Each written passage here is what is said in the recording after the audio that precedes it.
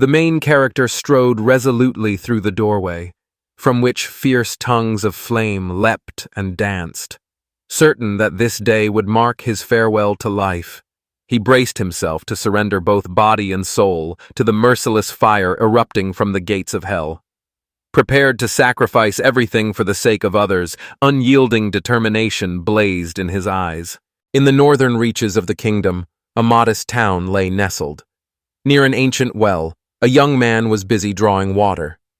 Without warning, something sharp soared through the air and struck him squarely on the head.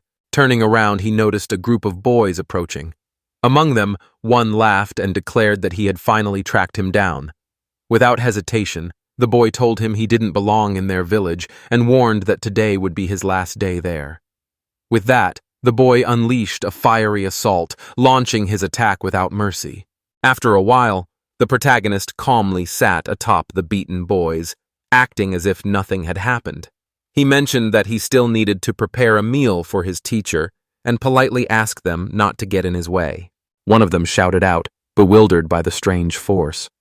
The boy replied calmly, explaining that he had simply kicked them. There was no magic involved. His teacher had drilled this technique into him every day. The battered boy finally recognized who stood before him. Memories surfaced. This was the very mage notorious not for his spells, but for settling disputes with his fists. Reflecting on this, he remarked that the teacher's apprentice truly lived up to his mentor's reputation. Both were cut from the same cloth.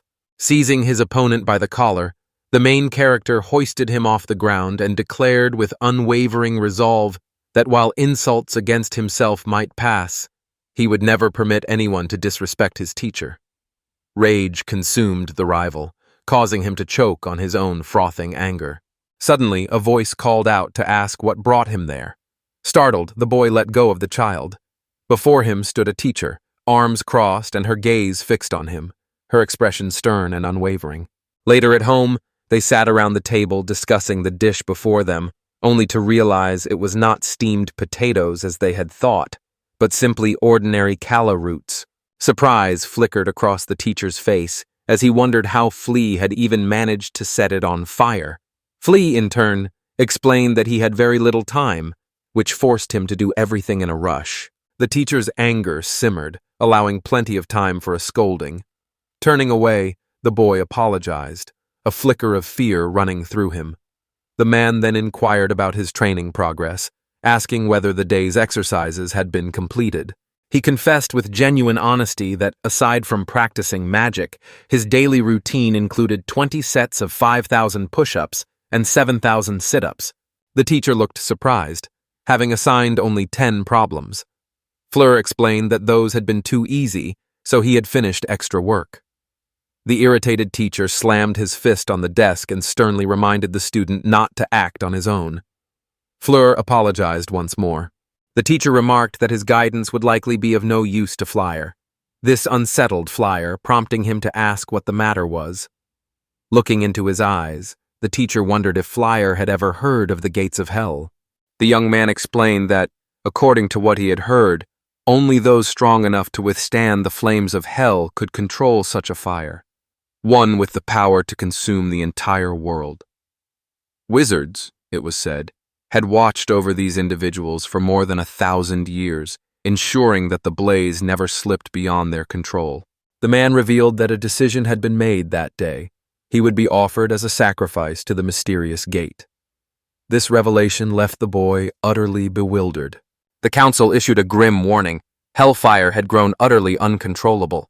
Without intervention, the entire world risked being consumed by flames. Only a single solution remained. Just as in ancient times, the sacrifice of a young mage could contain the destructive power of the fire. The old man declared that among them, it was the student Valflar who was best suited for this task.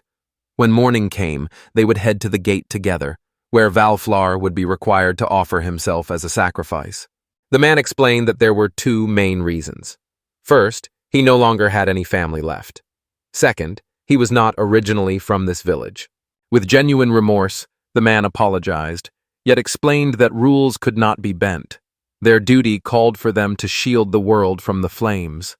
As a resident of this village, He had no choice but to fulfill his role. Before taking his leave, he gently reminded them that the ritual would commence at dawn and suggested they gather their strength before the day's decisive events. Motionless and pale, the boy stood in silent realization that tomorrow he would no longer exist. His story ended before it ever truly began. Yet, strangely enough, not a trace of fear touched his heart. When morning arrived, everyone set out on their journey. With neither family nor friends to call his own, he expected nothing good from life. The path had been broken from the very start. Only through his teacher's guidance had he survived to see this day. Regret never touched his heart. The teacher told him they had already arrived. The group gathered before towering doors adorned with intricate geometric patterns. It was explained to the hero that these were the very gates of hell. He remarked with surprise that they were far grander than he had ever imagined. The teacher clarified that these gates had been sealed with hellfire. In their appearance, they differed little from ordinary gates, except for their immense size and the strange fact that they floated in the air. For now, the gates remained firmly shut. The teacher reminded the boy to open them just as he had been taught before. Fleer approved of this approach. The young man retrieved the scroll and, murmuring an incantation, set about unlocking the gate. With a groan, the ancient doors swung open, releasing a burst of brilliant flames from the darkness. The teacher warned that in this moment, not only the boy's body but also his very soul was being burned, severing the endless cycle of his reincarnations for all eternity. After delivering this solemn message, the teacher fell silent, his gaze settling thoughtfully on the boy. The question hung in the air as he wondered aloud if resentment lingered between them. In response, the young man simply offered a gentle smile and softly replied that such words were unnecessary. Gratefulness filled his heart for everything that had been done for him, and he felt genuine happiness that fate had connected him with such a remarkable teacher. The man flinched at those words, bowing his head deeply. In a subdued voice, he explained that he had to leave, as the rules forbade him from accompanying the injured any further. In response, the boy quietly urged him to take care of himself. On his way back, he thanked Fleurbaude for everything she had done for him. With that, he walked toward the gates, his heart free of doubt or regret. Every part of him felt ready to move forward. As he stepped inside, a single thought echoed in his mind. The time had come to save the world. The door slammed shut behind him with a heavy thud, breaking the silence. Glancing around, he noticed with surprise that the flames had vanished. Confusion settled over him as he surveyed the room, unsure if any of what had just happened had been real or merely a figment of his imagination. Something unfamiliar started to materialize right above him. The difference from all the other lights he had encountered before became apparent at once.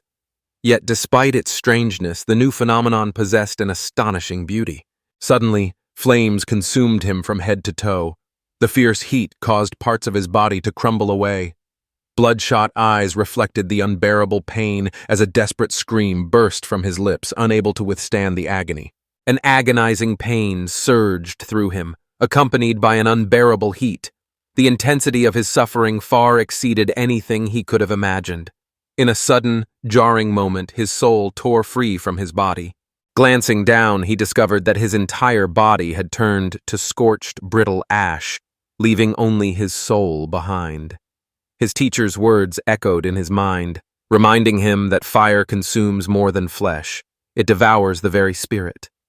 In that moment, he understood that his true torment was only beginning. A fresh, searing pain swept over him, pressing him down beneath its weight. Lost in despair, regret washed over his decision to go through with this. The fate of the world no longer mattered. Only a desperate longing for release remained. Burning away a soul, he realized, proved far more difficult than destroying flesh. A heavy silence settled over him as he wondered how much longer this ordeal would last. Time here slipped away like water seeping through his fingers, its passage almost impossible to grasp. It seemed he truly had no choice but to wait, powerless, until another victim emerged. Through this, he discovered how they managed to contain the flames. So he lingered nearby, left uncertain about when the pain might finally subside. His spirit clung tenaciously to existence, making each moment stretch on until it felt as though an eternity had passed. Over time, the pain became a familiar companion. Now he stood calmly amidst the flames, unbothered and indifferent to their burning presence. Time slipped away as he remained by the fire far longer than intended. Yet, through this, he mastered the unruly flames and claimed them as his own. The realization dawned that he'd long ago lost track of the hours. With curiosity reignited, he set out to explore the strange wonders that surrounded him. At first, indifference clouded his mood, but then something unexpected caught his eye, as if he had stumbled upon a hidden treasure. Restlessness settled in, having grown weary of simply sitting and waiting. Soon he noticed an opening high above, untouched by the flickering flames below. Compelled by curiosity, he decided to climb higher and get a better look at his surroundings. Soaring upward, he realized how utterly convenient it was to move anywhere simply by willing it. Glancing back, he saw fires burning in a spectrum of colors: crimson, sapphire, gold, emerald, violet, obsidian, and countless more. From his vantage point above, he admired the striking beauty of the scene unfolding below. Suddenly, something in the distance caught his eye, a lone stone that stood out against the landscape. Delight spread across his face as he caught the flickering flame. A crimson gem glowed deep within. The thought crossed his mind that selling such a treasure could bring a small fortune. Soon it became clear that not a single merchant could be found anywhere nearby. Without warning, the stone began to shine with a brilliant light, filling the boy with an unfamiliar sensation. That was when he realized the gemstone had vanished, as if it had melted away and merged with the very core of his soul. The realization struck him that this stone was the very essence of hellfire. Gems like these, scattered throughout the land, might hold the key to his survival. If he could uncover their hidden locations, they could not only keep him alive, but perhaps also offer a chance to save the world. Some time passed, and at last he gathered all the stones. Flames surged around his body, yet relief washed over him as he realized he could control their power. Realization washed over him. There was no longer any need to stay in this place, nor would any sacrifice be demanded of him. His life could finally move forward. Delight sparked within as he imagined sharing every detail with his teacher. In that moment, a realization dawned that he no longer possessed a physical form, and escape seemed impossible. Then, something strange unfolded as white flames flickered to life around him, and gradually, the shape of his body began to emerge once more. Amazement washed over him as the white flame transformed into living flesh. The how of it escaped his understanding. Perhaps the secret lay in his ability to absorb it. Suddenly, tears welled up in his eyes. Swiftly he brushed them away, unwilling to return to the village with such an appearance, which he considered far too undignified. Moments ago he had steeled himself to face death, but now an overwhelming sense of relief and joy flooded him at the realization that he was still alive. With joy lighting his face, he pushed the door open and considered what he might do once he returned home. A good meal topped his list of desires. Thoughts of the teacher's surprised reaction stirred his curiosity. Strong anticipation quickened his steps, eager for their reunion. Pure joy lifted his spirits as high as the clouds. There was no need to hurry, he reasoned. Better to return later with his teacher and consider the next steps then. Suddenly, heavy snores drifted from above, and a horseshoe flashed nearby. Strange figures thundered past, bristling with weapons and astride powerful horses, their voices rising above the hooves as they shouted for all to hear, commanding that no one allow their quarry to escape. After the people left, a careful hand eased the door open.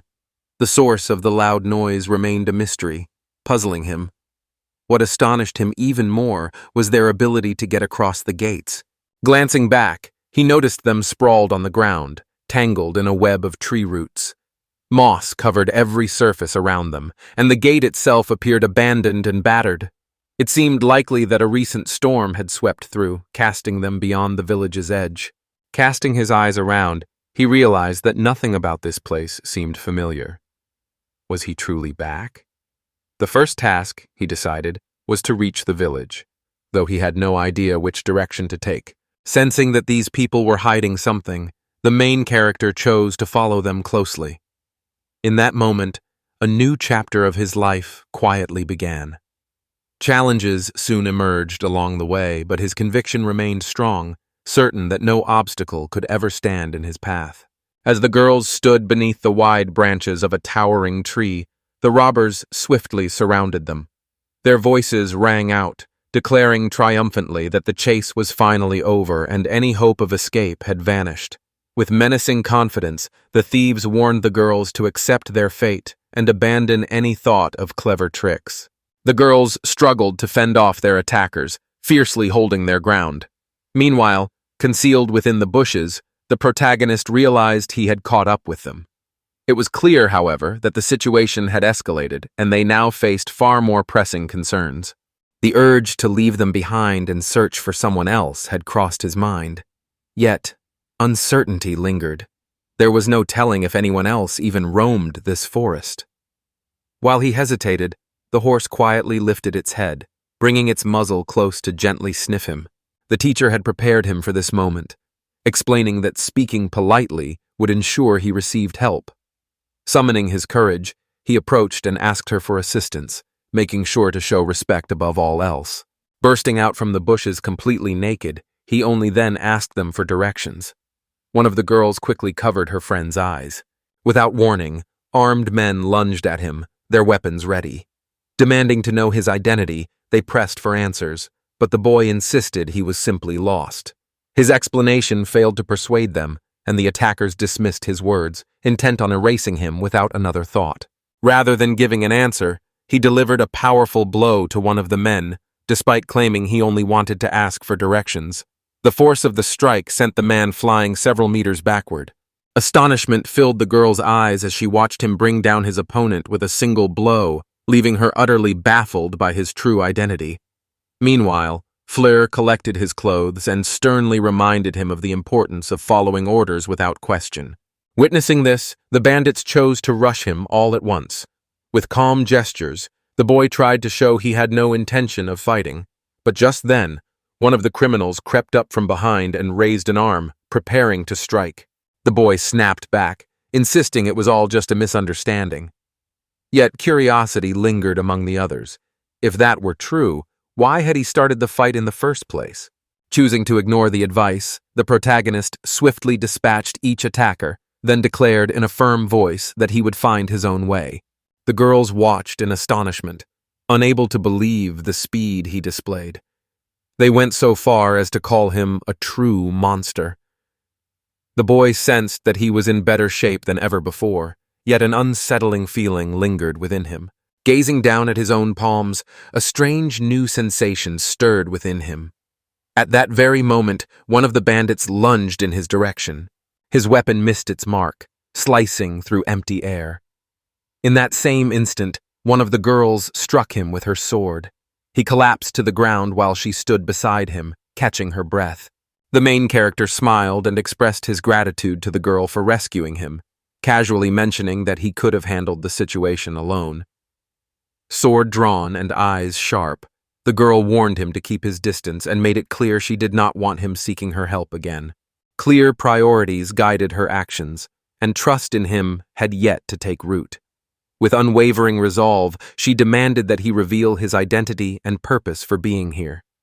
Any attempt at deception would seal his fate, for she promised to destroy him without mercy.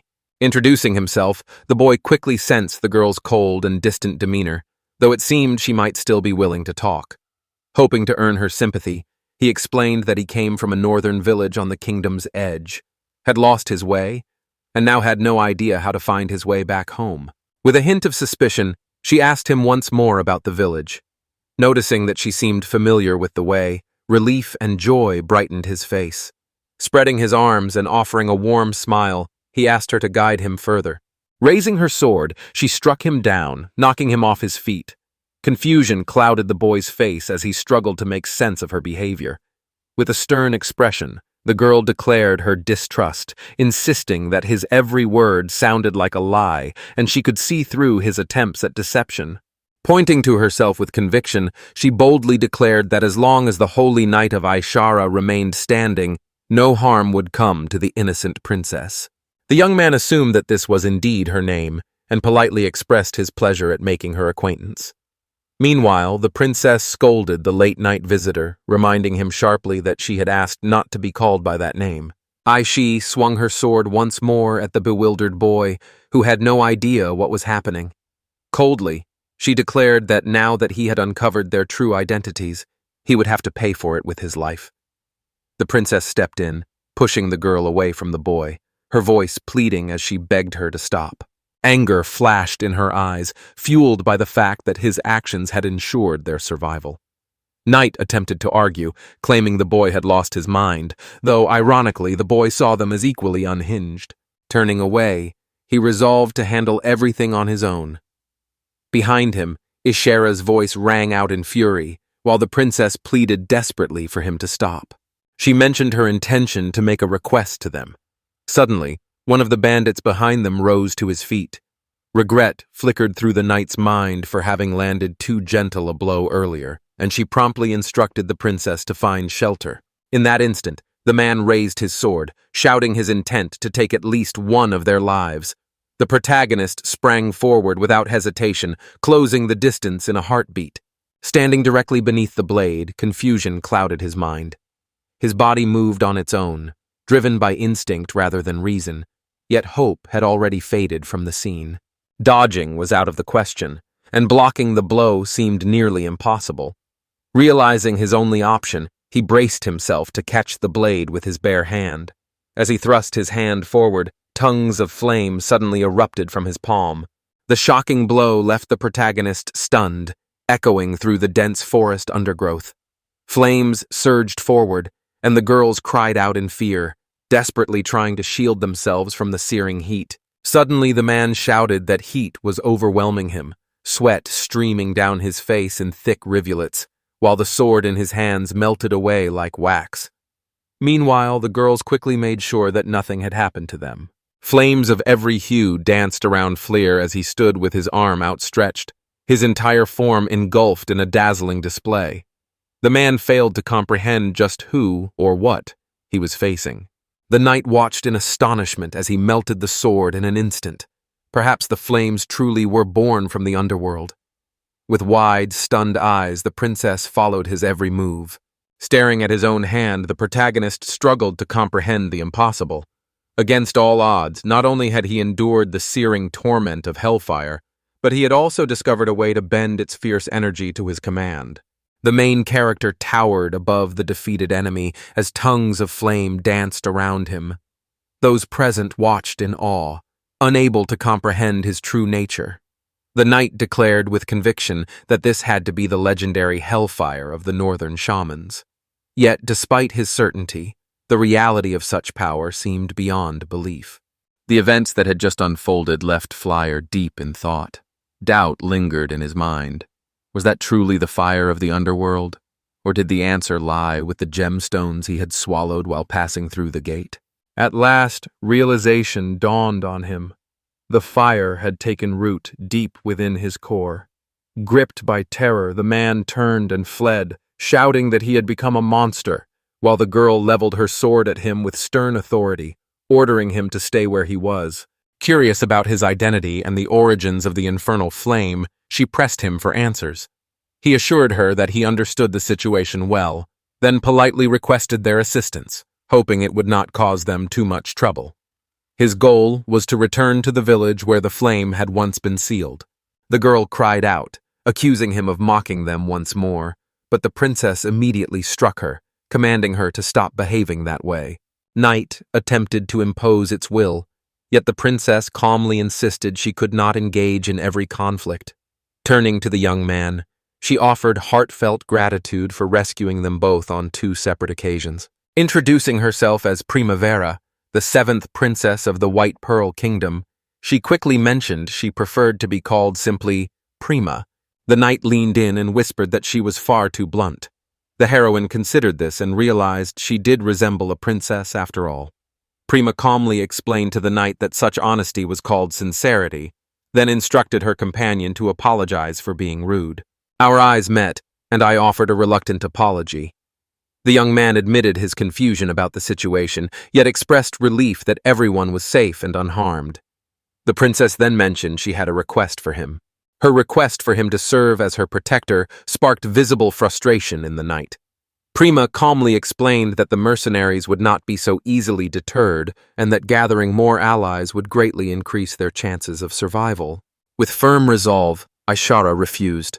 Traveling with a stranger seemed far too dangerous. On top of that, the princess found herself utterly baffled by the events unfolding around her.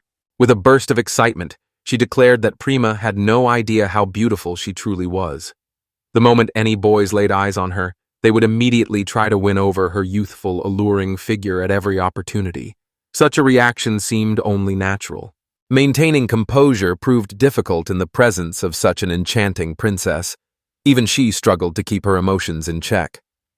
The young man noticed that Primo might be at risk precisely because of her, and she silently acknowledged the truth in his words. Once again, the princess turned to the boy for help, drawn to the calming effect of his presence. With a playful glint in his eye, the boy teased her, asking if she wished for him to become her bodyguard. He then gently reminded her that his life held responsibilities beyond the duties of a mere protector. Night descended upon him, offended by his hesitation to assist the princess, whose plea for help was so heartfelt. Prima raised her voice, commanding the knight to halt and spare herself further disgrace. With a commanding voice, she instructed the knight to sit, and the order was obeyed at once. The boy mentioned that his decision was not yet final. First, he needed to pay a visit to the northern village. Entering the gates of hell as a sacrifice, he emerged alive. The infernal flames, instead of consuming him, became part of his being. Now freed from the duty of standing guard at the gates, he walks back, transformed and unbound. Urgency pressed upon him to share everything he knew with the teacher at once. The princess had expressed her trust in his words, believing in his honesty. Yet for that very reason, if he truly spoke the truth, she had even greater cause to reveal the harsh reality to him. She mentioned that he was now in the northern village.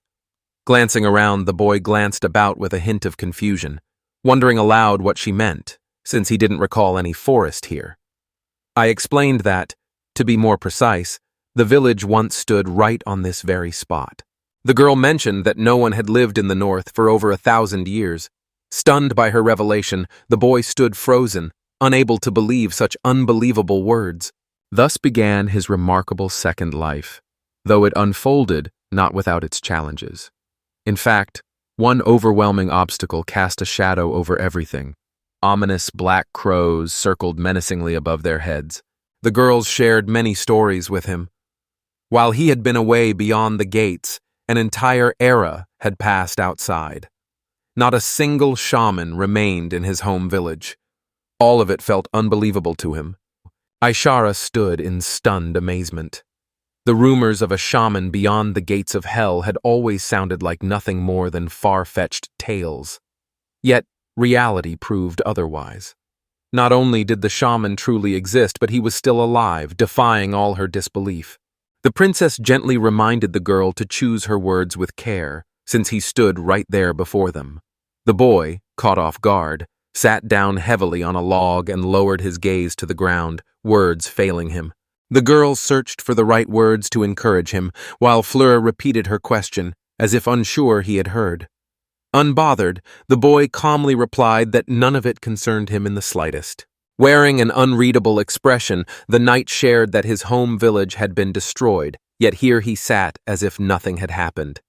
In response, the other remarked that 1,000 years had passed, making it feel as though he now lived in an entirely different world. On reflection, the locals had never warmed to him, though the reason remained a mystery even to himself. The only soul who had ever been close to him had been sacrificed to the gate. Memories of the village barely surface in his mind, leaving him with little sense of longing. The absence of sorrow surprises even him, as not a trace of sadness lingers. With a playful tone, Aishar called him a hardened soul, comparing him to a stale crust of bread. The knight informed the princess that he was free at the moment and could assist her.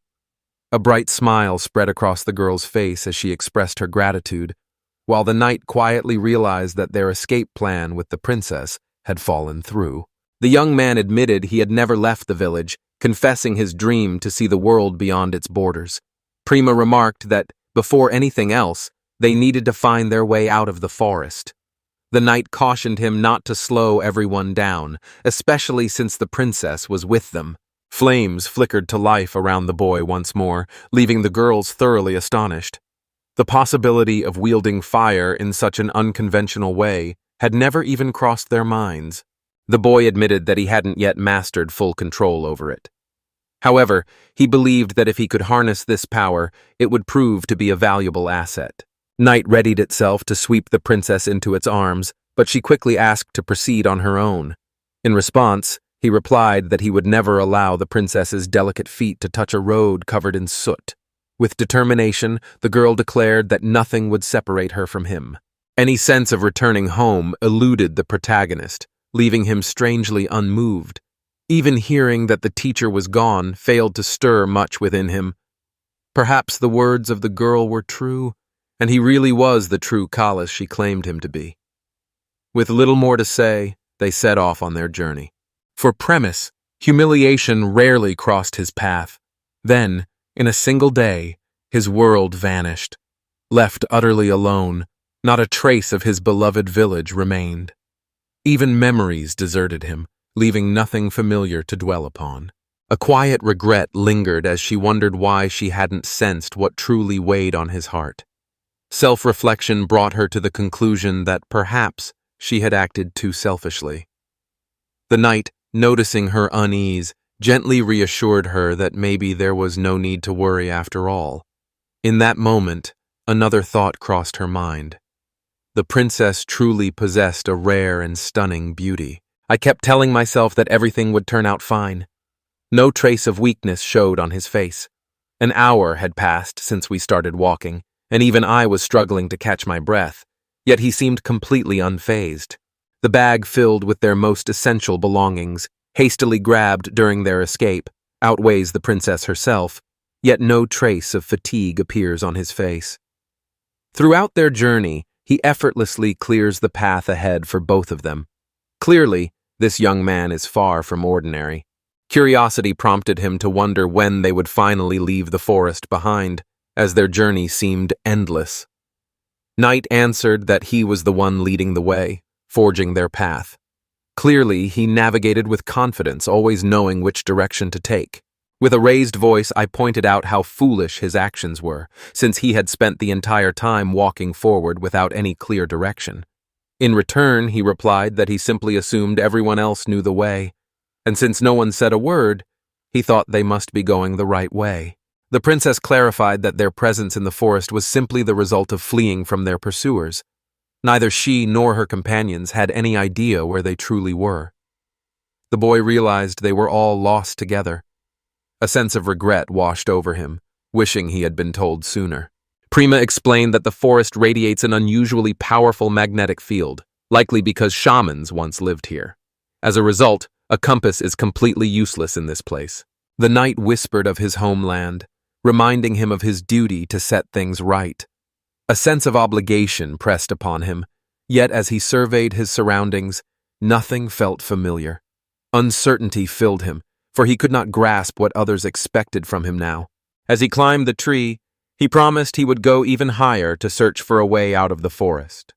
The princess watched in awe at the unwavering confidence with which he scaled such heights, while the impatient knight urged him to move faster. From his vantage point at the summit, the main character observed the vastness of the forest, its endless expanse stretching beyond the horizon. There seemed little sense in wandering aimlessly. Suddenly, something ahead caught his eye. The princess called out, eager to know if he had noticed anything unusual. He spoke of glimpsing a house amidst the trees. Prima, puzzled, asked whether anyone could possibly live in this forest. He calmly explained that the dwelling had stood for over 1,000 years. There was no mistaking it for any other. It was the home he once shared with his teacher. As they drew nearer, the young man regarded him with a hint of surprise. This house stood as the sole survivor from those distant days.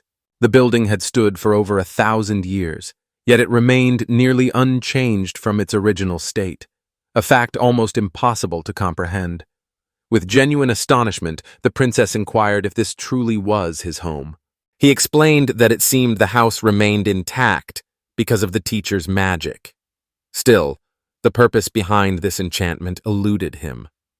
The girls speculated that perhaps the teacher had intentionally left the house for him. To this, the young man replied that he had never been certain he would return at all. As I warned, standing still reveals nothing. Action was needed to step inside and uncover the truth about that place. The princess seized her by the hair and yanked her sharply to the side. The main character received an invitation to step inside. Neither of them would be so inconsiderate as to intrude upon someone else's memories. He assured her that everything was fine and insisted he didn't feel sad at all. Still, the girl pressed on, unable to help herself, since she had watched him struggle all this time. Outside, they waited in silent anticipation. She wished for him to join their ranks, decisively and without a trace of regret. The boy stepped inside. The interior bore the marks of long neglect. The place had been abandoned for years, its structure slowly succumbing to decay. Fleer surveyed the scene, noting that the interior had inevitably crumbled into ruins. Yet, reflecting on it, the place had withstood the march of 1,000 years fairly well. Stepping into what remained of the kitchen, where he had once prepared meals for his master, a surge of memories washed over him. When all the food was burnt, the teacher punished him relentlessly. Not once did a single word of praise pass the teacher's lips. Memories surfaced of the man who had once been his mentor. A wave of reflection swept over him as he wondered why he hadn't even tried to stop him back then. Suddenly, a sharp knocking sound snapped him out of his thoughts. His eyes caught the fallen ladle, and beneath the floorboards, something seemed to be lurking in the shadows. Upon retrieving the book, surprise washed over him as he realized it was the teacher's diary. A fleeting concern crossed his mind. Was it right to read someone else's private thoughts? Until now, he hadn't even suspected that the teacher kept a personal journal. Flipping through the pages, his eyes landed on a candid confession. "I no longer know how to help this boy." He declared his intention to approach the gates, willingly offering his only life, not for his own sake, but for the village and the entire world. Such selflessness revealed the depth of his kindness. That was why he had no choice but to stop him, to keep you from ending up there. During the meeting, he raised his voice, insisting he couldn't understand why Val Fleur should be the one to go. Their decision carried great weight, as it concerned the fate of a young man's life. They told him he had no family, so there would be no one to mourn his absence. From the very beginning, his mischievous behavior only brought trouble to the village. From the very beginning, he stood apart from everyone, always choosing to risk his own life rather than endanger someone else's. This attitude troubled the man deeply. It was unfathomable that they had allowed the boy to be taken away when he was still just a child. The response made it clear that the decision had already been made, leaving him with only one option: to give up his pupil. Because of this, he had no way to save his beloved son. With regret, he begged for forgiveness. Tears had blurred the final lines of the diary. Still, a quiet grudge toward his teacher lingered in his heart, shaped by the belief that he had been abandoned. Only later did the truth come to light, revealing that the situation was nothing like what he had imagined. Yet the teacher's care remained unwavering until the very end. When the moment of farewell arrived, tears of sorrow slipped down his cheeks. The diary's pages overflowed with regret aimed toward the teacher. Upon further inspection, he realized the diary did not end there. Rumor has it that the gloves and armor once crafted for him with magic had now lost all their usefulness. Digging through his drawers, the boy sifted absent-mindedly through his belongings. The teacher had planned to give them to him as soon as the boy managed to defeat him for the first time. Inside the wooden box, the boy discovered a set of enchanted chaotic armor. The man often described a recurring dream in his letters. The boy unexpectedly returns home. Such a wish feels impossible, he would admit, yet stories of shamans performing miracles still lingered in his mind. His choice was to keep believing, to wait with patient hope. Meanwhile, the boy slipped into the armor he had received as a gift. The teacher offered a heartfelt prayer, wishing the boy a life untouched by harm or obstacles, hoping he would discover wonders beyond his wildest dreams and forge new friendships. Soon after, the teacher stepped out to meet the girls, who looked up in surprise at his sudden arrival. With a warm and genuine smile, he told them that their time together had come to an end. The teacher wished him a life filled with happiness and freedom. The hero asked for their thoughts on his new appearance. Prima offered a warm smile and assured him he looked wonderful. The knight remarked that clothes truly make the man, and now he looked respectable. With gratitude, the young man thanked the princess. Uncertain why he expressed his gratitude, she listened as he explained. Her support, he revealed, had guided him through countless challenges. Because of her, he experienced true freedom for the first time in his life. A wide smile spread across the girl's face as she confessed how happy she felt.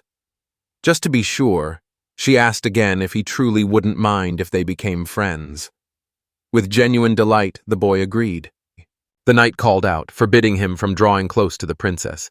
In response, Prima snapped back at the knight, demanding that it cease. Suddenly, the house collapsed in an instant. Bewilderment clouded my mind as everything suddenly fell apart without warning. The youth understood that the seal placed upon the house had been lifted immediately after it had served its purpose. Throughout this period, the teacher had wholeheartedly believed he would someday return. Bowing deeply, Fleer expressed his gratitude to the teacher for all the lessons he had received. With great effort, he secured another chance at life, and now sets out on a new journey, determined to devote this existence to himself. At the ruins of his former home, he left behind a diary and a single flower. Turning to the girls, he suggested they set off. Thus began his journey alongside the princess and the knight.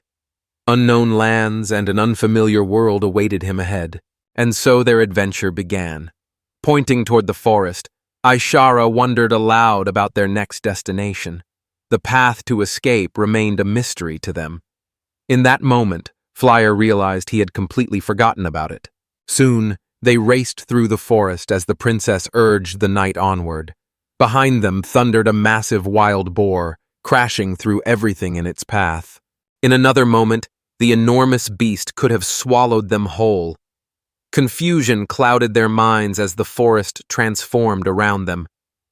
Trusting the boy's quiet command, they watched him step fearlessly in front of the wild boar. Summoning his flames once more, the hero commanded the beast to retreat. Wild tongues of fire erupted around him, devouring everything in their path. Glancing back, he asked if the girls were all right. The princess smiled warmly, expressing her gratitude and assuring him that everything was fine. In return, he calmly mentioned that there was nothing to worry about. No danger, only a few harmless rats. However, his words sparked the knight's irritation, and she sharply demanded that he finally learn to rein in the strength of his attacks. Outrage filled her at the thought that he had managed to harm the princess. Gazing into the fire, the young man explained that during battle, the surge of adrenaline made it difficult to hold back his strength. Resolving to train himself further, he prepared to face whatever lay ahead. Prima confessed her nagging feeling that they might never escape this endless forest. Jaishi pointed out that although their pursuers had been left behind, the odds still leaned heavily against them. The girl mentioned that as long as she and the princess stayed together, nothing else mattered to her. In fact, she was all for it. In response, the princess firmly ordered her to be quiet. Fleur asked about the reason behind their journey. The princess, after all, was no ordinary person. Uncertainty lingered in his mind as he wondered why they would willingly face such danger.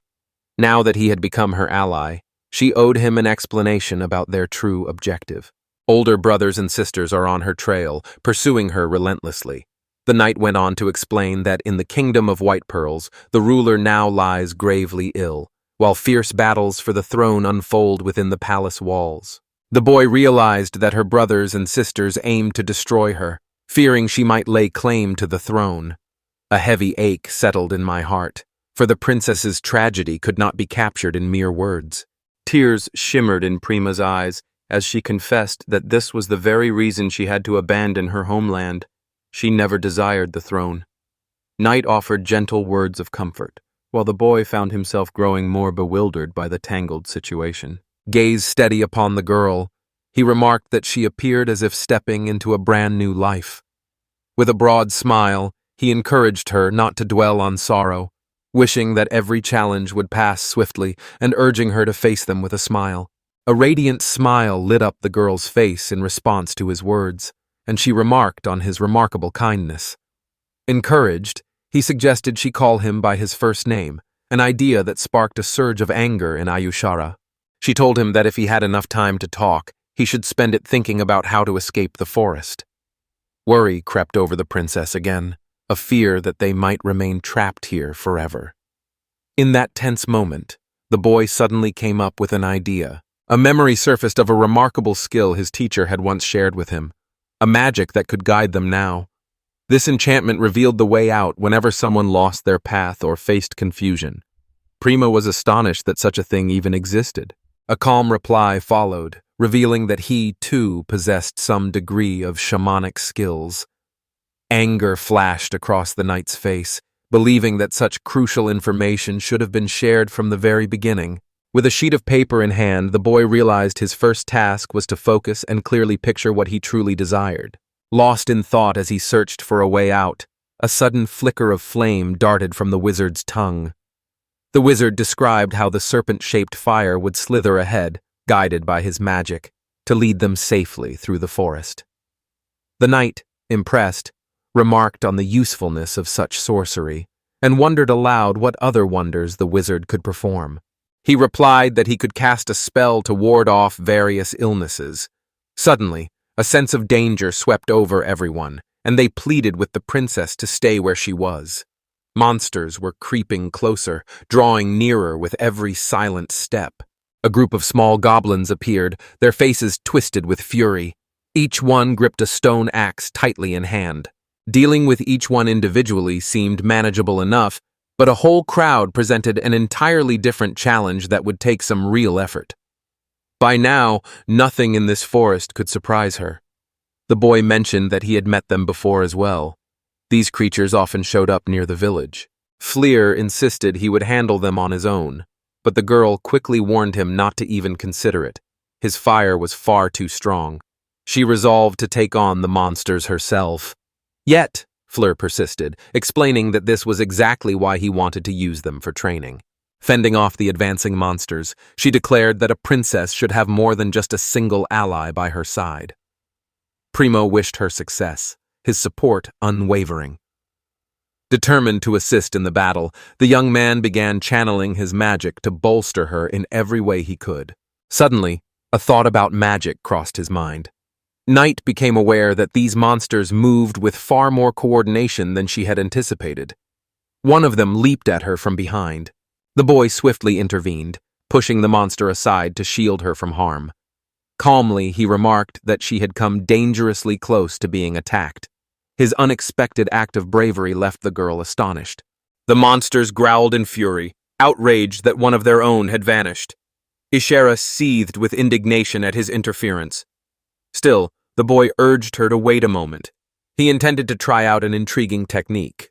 Confusion clouded her mind as his words made no sense to her. At that very moment, the monsters shrieked in fury, preparing to strike.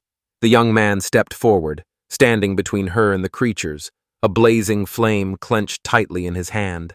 The girl pointed out that they had just discussed the sheer power of his fire, strong enough to harm the princess.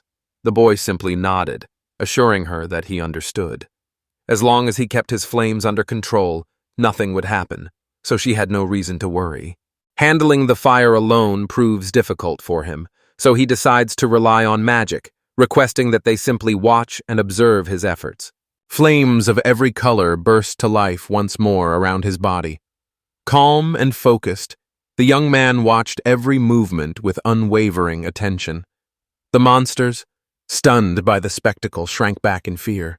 The knight noticed that his appearance remained unchanged from their very first meeting. Yet now, unlike before, he had mastered the art of controlling fire. Mastery lies in wielding fire as if conjuring true sorcery. Picture him harnessing magical energy, holding the flame steady within his grasp. Concentration is crucial. He must resist letting the blaze burst forth too soon, directing its power to a single precise point. He shared that he had mastered the task and now possessed complete control over the flames surrounding him. With this newfound confidence, the boy decided it was time to face the trials ahead.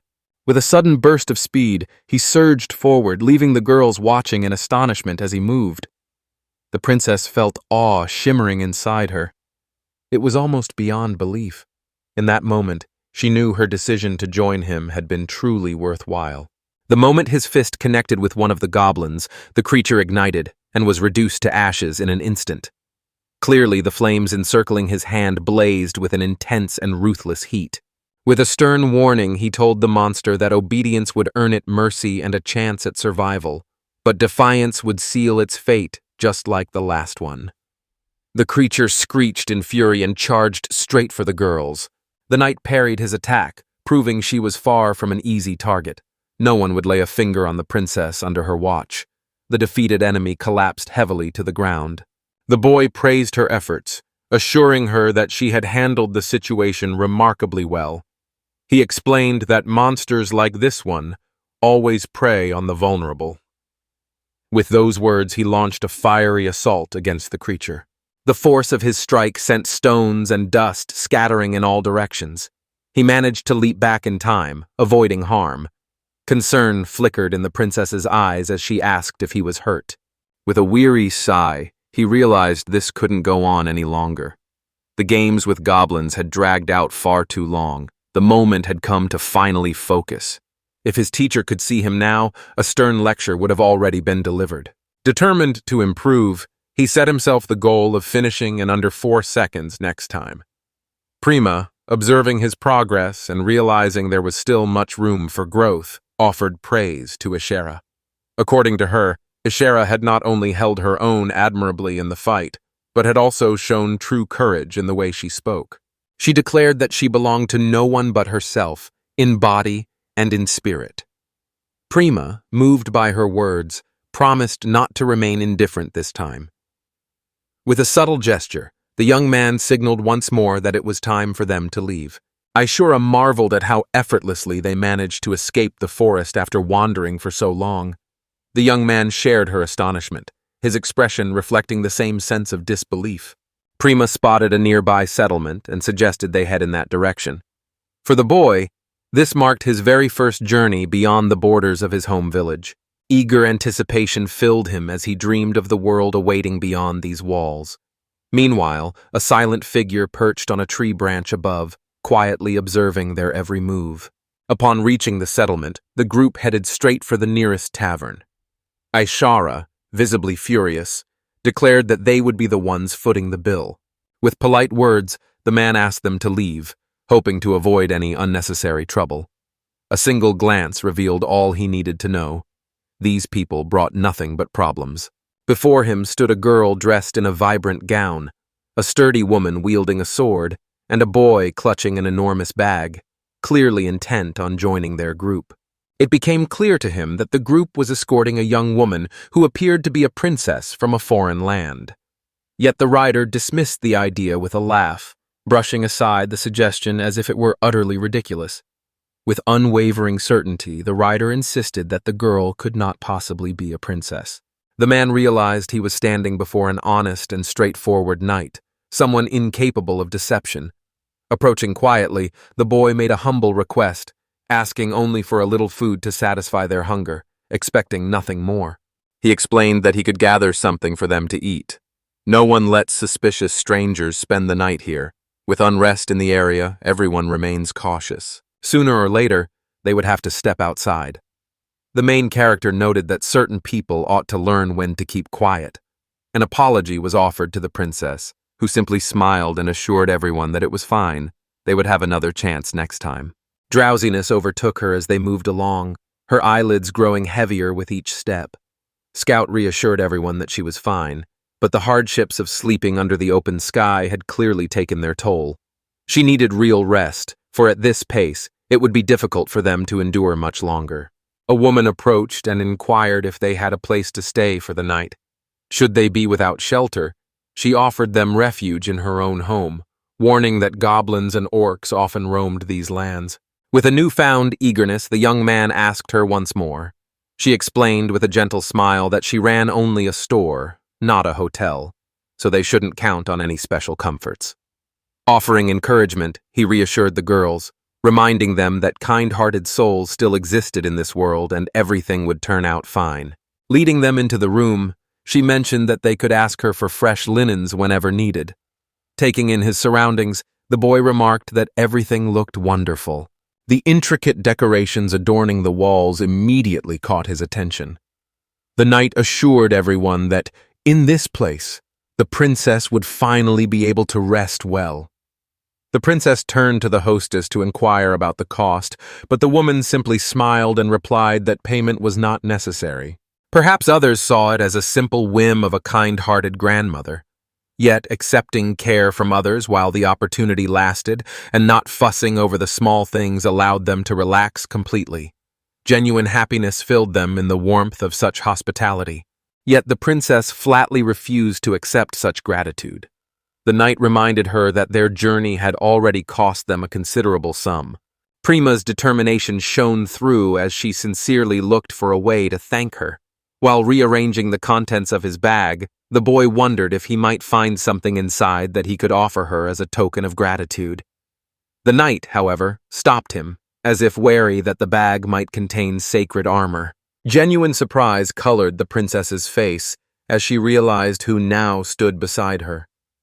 Earlier, she had warned him not to take anything unnecessary, and only now did the young man understand why her bag had been so enormous. Meanwhile, the girl clutched the gift tightly, declaring with unwavering confidence that she would never give it up since it came directly from the princess herself. Prima shouted for her to stop, urgency sharpening her voice. Their journey demanded that they reach the kingdom of the blue sapphire with all possible speed. The man asked again, seeking confirmation, and she assured him that this distant land was indeed the final destination of their quest. An island nation rises in the west, surrounded by the endless embrace of the sea. Its formidable fleet patrols the waters, while an impregnable fortress crowns its shores, turning the land into an unbreakable stronghold. Should they manage to reach this distant realm, no one will ever be able to pursue them beyond its borders. The boy pondered what the sea was truly like. Ever since he left his home village, everything around him felt unfamiliar and strange. I suggested he should change his clothes first. The princess agreed, realizing their unusual outfits were drawing too much attention. Each step forward promised Flyer new mysteries to uncover, and an impatient thirst for discovery already burned within him. Prima was about to leave in search of new clothes, but the young man stopped her. He assured her he could manage on his own, reasoning that they were both exhausted and she could rely on him. Prima thanked him sincerely. He walked on while the knight paused, quietly wondering if he ever truly felt tired. Curiosity tugged at the boy, eager to discover what lay beyond the edge of the world he knew. So he chose to look around, his eyes searching for new horizons. Turning back to assess their clothing and determine their sizes, he found them already fast asleep. Lifting the blanket gently, he realized there was nothing more he could do at that moment. He placed them side by side on the bed, and since the girls were in a hurry, swiftly began taking their measurements. Seated within her shop, the woman methodically wiped the blade of her knife. A gentle smile crossed her lips as she reflected on how the years had done nothing to change her old habits. At that moment, her gaze caught sight of a young man descending the stairs. Noticing sleep still eluded her, he observed her quietly. Curiosity sparked in her eyes as she inquired about his plans with such a large burden in tow. Calmly, he explained his intention to buy clothes for the girls, only for her to gently point out that every shop had closed long ago.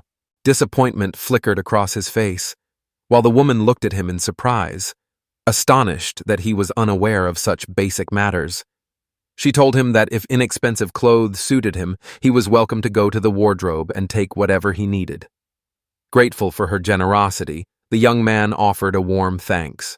Placing the armor gently on the counter in front of her, He explained that this was his way of expressing gratitude for her hospitality. Taking a deep breath, the woman insisted she needed nothing. The young man, however, was undeterred and gently reminded her of his gratitude. With a bright, wide smile, he encouraged her curiosity, and eventually she agreed to see what he had brought. Upon examining the armor, her heart sank as she realized that purchasing it was out of the question. This was sacred mithril plate. Its craftsmanship surpassed even the highest expectations, and not even 20 platinum coins would suffice to pay for such a treasure. Yet the young man beside her seemed completely oblivious to its true value. She explained that he was simply too wonderful, someone she felt unworthy of. Yet there was genuine happiness in her voice as she realized how earnestly everyone wanted to thank him. The boy, meanwhile, could only imagine how differently things might have turned out if he hadn't been so remarkable. Unable to grasp his intentions, she watched as he hurled the man upward and unleashed a relentless barrage of blows. Frozen in place by the sudden turn of events, she stood shocked, unable to comprehend what was unfolding before her. The armor handed to him was battered and completely ruined. Curious, he inquired about its condition. The response came swiftly. A minor flaw had appeared, which meant the price had dropped. Annoyance flashed across her face. Yet he merely shrugged, remarking that it was his own fault for carrying something so valuable, so he had no right to complain. Suddenly, laughter burst from her lips. She barely managed to compose herself, claiming he was simply too amusing. Once she finally regained her composure, she declared the item to be defective and insisted on taking it off his hands for the price of a few hundred lattes. The main character, bewildered, still had no idea how much that actually amounted to. In return, she promised to gather all the essentials for their journey as a gesture of gratitude and equality. The thought delighted the boy beyond measure. The children expressed their gratitude to the grandmother as they left. They felt as if there were even more things than before. The woman, meanwhile, remarked with admiration on the boy's excellent taste in selecting clothes. With a warm smile, the princess admitted the dress suited her perfectly and matched her taste. Knight nodded in agreement, teasing that, if nothing else, he seemed to have a talent for choosing the right size. A faint smile crossed the young man's face as he remarked how fortunate it was that he had taken measurements the evening before. Curious, the others asked him what he meant. Quietly, he explained that while they had been asleep, he had measured their clothing. Picture the scene. The girl stood frozen in terror. Her fear deepened as he mentioned the trouble he went through to measure her chest. The princess shot him an angry glance, sharply remarking that he had already said more than enough. Just then, a man from the hotel approached them. He recounted witnessing her transform the boys for a single night, even entrusting them with her most prized trophies. For the first time, she managed to find peace, though she had never let anyone so close before. It seemed to him that the heart of the former strongest assassin had grown gentler. In response, she confessed that she simply liked this boy. There was nothing she could do about it. He was just too good. As they walked through the forest, the young man admitted with a hint of sadness that things had not gone well for him, though such moments come to everyone. Despite his honesty, the girls remained upset with him. The reason behind their hurt feelings and their thoughts remained a mystery to him. He had looked forward to this trip, yet everything had fallen apart. Pulling out a sheet of paper, he made up his mind to stop caring. Magical incantations enveloped his legs, weaving a tangible circle of torment. Astonishment washed over the knight, unfamiliar as he was with such sorcery. Agreement flickered in his eyes. Indeed, the others had been right. The fundamentals of magical training, passed down to him by his mentor, formed the foundation of his abilities. Recently, however, disciplined practice had become rare. This particular spell enveloped his arms and legs with enchanted weights, gradually fortifying his muscles. He invited her to test the knight's limits. She assured him that if he was up for it, she would keep pace. With that, he began weaving enchantments around her feet. The weight brought her to the ground instantly, unable to bear the burden. Surprise flashed across the boy's face. These items should not have been so heavy. Concern colored the princess's voice as she asked if everything was all right. Meanwhile, Aisha silently reasoned that a human body simply could not handle such a load. Disbelief swept over her as she realized the bandages had to be wrapped around both her arms and legs. The boy apologized quietly, while Prima called out to him in a commanding voice. Delight sparkled in her eyes at the boundless possibilities magic could offer. Curiosity urged her to try it for herself, yet the knight remained firmly opposed. The boy believed they had already left their grievances far behind. Curiosity prompted me to ask whether he possessed any magical abilities suited for travel, such as the power to summon a carriage. He quietly admitted that he did not. Privately, the girl resolved not to let their emotions advance too quickly, sensing that rushing forward could lead them into danger. After careful thought, she concluded that they would need to find horses in the nearest town. The chances of someone soon following their trail seemed certain. The princess quietly agreed with the plan. The boy refused to agree, insisting they continue at the same pace. If someone came after them, they would manage somehow. The girl disagreed, arguing that they could only handle weak enemies that way, and warned that their pursuers might even send holy angels. The princess assured everyone that they would never go that far.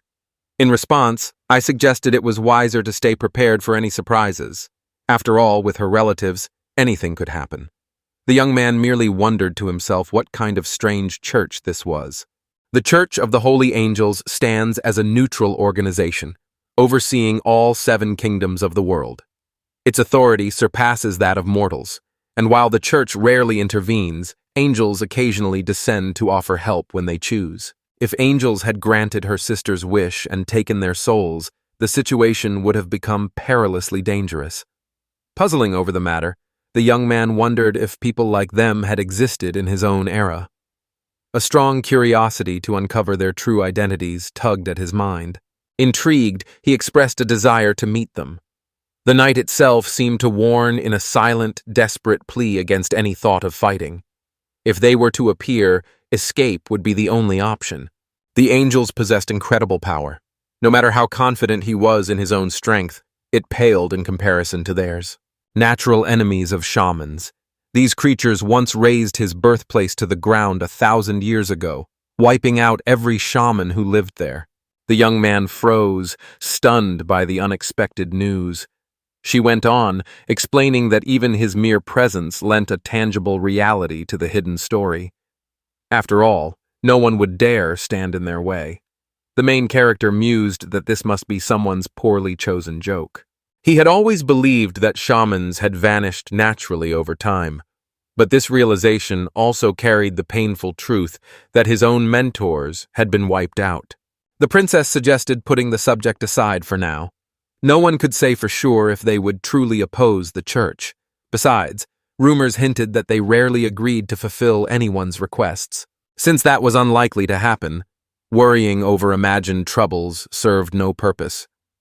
The knight picked up on her thoughts and suggested they focus on what could be done in the present moment. She went on to say that the princess's sharp mind made her even more captivating. Offering him some sweets, she noticed the boy still lost in thought, turning her words over in his mind. Meanwhile, events within the Grand St. Angel Cathedral continued to unfold at a rapid pace. A small boy soared through the air with a basket brimming with letters, calling out for Mr. Zuriel. Noticing stray papers scattered around the cathedral, he pointed out the mess. In reply, the boy explained that he carried a written petition from a lesser race. Zariel offered a word of praise before turning his attention to the petition concerning the destruction of the kingdom's 7th processor. After a quick consideration, he resolved to delegate this task to someone else. In the outskirts of the White Pearl's domain, a young man shared tales he had heard about the kingdom's wealth, though he mentioned an unusual silence lingering over the area. The memory struck. This was the very place where the matter of the royal heir was being settled. Danger lingered in every corner, and an uneasy fear began to creep in. Suddenly, a command to rise broke the silence. The bandits demanded payment if he wished to pass, declaring that this was no time for travelers to wander through their land. Ongoing conflict for the throne had turned the country increasingly dangerous with each passing day, a fact they assumed he ought to know. Forced to surrender everything he possessed, he realized there was no other way to save himself. Tears welled in his eyes as he admitted he had never imagined people like them would treat him with such contempt.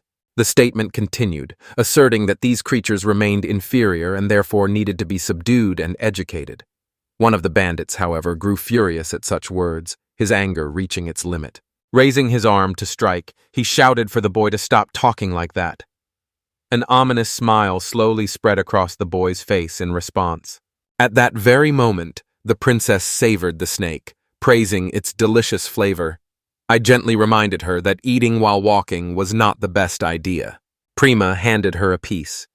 During their journey, Flyer realized that food tasted especially good outdoors. The princess responded by expressing her happiness for him as well. Earlier, he had seemed troubled, which had made her a bit concerned. He simply reassured her that everything was fine. At first, a wave of shock washed over him, but with time and reflection, acceptance settled in. The past could no longer be changed by his hands. While the truth had unsettled him, there was nothing more that could be done. No grudge weighs on his heart against the angels, yet doubt lingers that they truly defeated his master. Meanwhile, the knight, brimming with excitement, eagerly announced their arrival. Memories surfaced of a promise once made, to embrace life without restraints and never set limits. Before them stretched a vast city, sprawling and full of promise. Embracing life is a wiser choice than surrendering to despair. A wish grows within him, to start over, to live his days anew. In that instant, an assailant strikes, catching him off guard. The story unfolded with him explaining how those people had already apologized for their mistakes, even going so far as to beg for his forgiveness. In response, the angel calmly stated that he was merely carrying out his duties. For the sake of humanity's future, he cleanses the world of those unable to change for the better. The central concern remains whether he can muster even a hint of resistance. Immersed in his work, his focus never wavers. Yet, when everything runs smoothly, no trace of satisfaction appears on his face. There was even something he considered asking for. Suddenly the man turned and fled with a desperate shout. Wiping away his tears, the boy muttered his frustration, feeling betrayed once again. Disappointment settled heavily in his chest. In the end, he finished off his opponent for good. Lately, each day unfolded with a predictable routine, offering little in the way of meaningful purpose. It seemed as though nothing worthy remained. But then, a memory surfaced, a fresh assignment from his master. In the place where his blow had landed, absolute devastation reigned, leaving nothing but ruins behind. The Cathedral of the Holy Angels towers over the very heart of the world, keeping a vigilant watch over the fates of the 7 great kingdoms. Rumors whisper that, on occasion, the cathedral answers the prayers of those who seek its aid. Yet, given the overwhelming superiority of angels compared to humans, each of the 7 kingdoms faced the need for utmost caution. His only hope lingered on the chance that the next chosen one would possess greater strength and resolve, rather than proving as feeble as the last. Angels, beings far superior to humans, radiate an otherworldly grace. With a gentle smile, he revealed that a meeting with the 7th princess would soon take place. Footsteps echoed along the pavement as Fleer made his way down the sidewalk. His eyes wandered with fascination, taking in the vast expanse of the bustling city. Ahead, a broad avenue stretched outward, teeming with a lively throng of people. The princess asked if he liked it here. Eagerly, he replied that he could hardly wait for the adventures ahead. The knight, however, tempered his excitement and reminded him that finding a place to stay should come first. Prima confessed her desire for a refreshing shower. Niche immediately volunteered to scrub her back, but Prima declined the offer. With a curt reply, she insisted there were no additional intentions behind her words. Meanwhile, that boy wandered down the corridor, occasionally bumping into the people passing by. Aishira confessed her happiness at the thought of the order brushing against her soft, beautiful skin. With a worried glance over her shoulder, the princess pleaded for him to save her. It turned out the young man had lost his way. Wandering through unfamiliar streets, he marveled at the immensity of the city, and gradually, a quiet sadness settled in as he realized the girls were nowhere to be found. Hunger gnawed at the young man, nearly overwhelming his resolve. Suddenly, An irresistibly mouth-watering scent caught his attention, and he instantly recognized its source. Standing near the Happiness Bakery, a girl greeted him with a warm and welcoming smile. The delightful aroma surrounding her tempted him to try for himself. Her eyes lit up as she offered him some nut-filled rolls. Unfamiliar with the treat, he took a bite and found himself amazed by the rich flavor. Delight sparked in the girl's eyes at those words. The scent of the walnut rolls drifted enticingly, and each bite crackled with satisfying crunch. The flavors left him awestruck. Such treats were a revelation. Memories surfaced of simple buns from his village, but these pastries belonged to a world all their own, far above anything he had ever tasted before. With a grateful smile, the girl thanked him. She admitted that she hadn't managed to sell a single item and had already been considering returning to the shop empty-handed. The boy listened, surprised by her confession. The taste lingered delightfully in his memory, making the men's behavior seem all the more peculiar. At that moment, a group of strangers approached with an invitation to join in some entertainment. Anxiety flickered in her eyes as she quietly wondered aloud when their persistent advances would finally come to an end, tired of the constant annoyance from these familiar intruders. Word spread that one of them grabbed her. Just a single incident, they said. In response, she struck his cheek with the flat of her hand. Stung by her defiance, another grew enraged and hurled a loaf of bread at her. His voice raised in anger, demanding how she dared to lay a hand on him. Whispers spread that she didn't have a single customer, so her attempts to sell anything seemed pointless. They promised to show her truly fascinating things, the sort that would make her forget about ever offering her bread to anyone again. In that moment, Voshka realized that all of this was their doing. Gathering the loaves, she noticed how many times she had performed this same task before. With quiet determination, she promised to keep baking bread and to return again. But their constant mischief always interfered. Stung by their actions, tears welled up in her eyes and began to fall. The man ordered her to surrender, but the protagonist chose to stand by her side, inflaming the man's anger. Fleur asked if they had ever tasted her pastries. He curtly replied that he would never bother with such rubbish. The boy asked them to stop mocking the girl. He gently insisted that the bread she baked tasted wonderful, far from being anything like garbage. The girl glanced at him, her eyes wide with surprise. A crisp bite of bread broke the silence as laughter rippled through the group of men.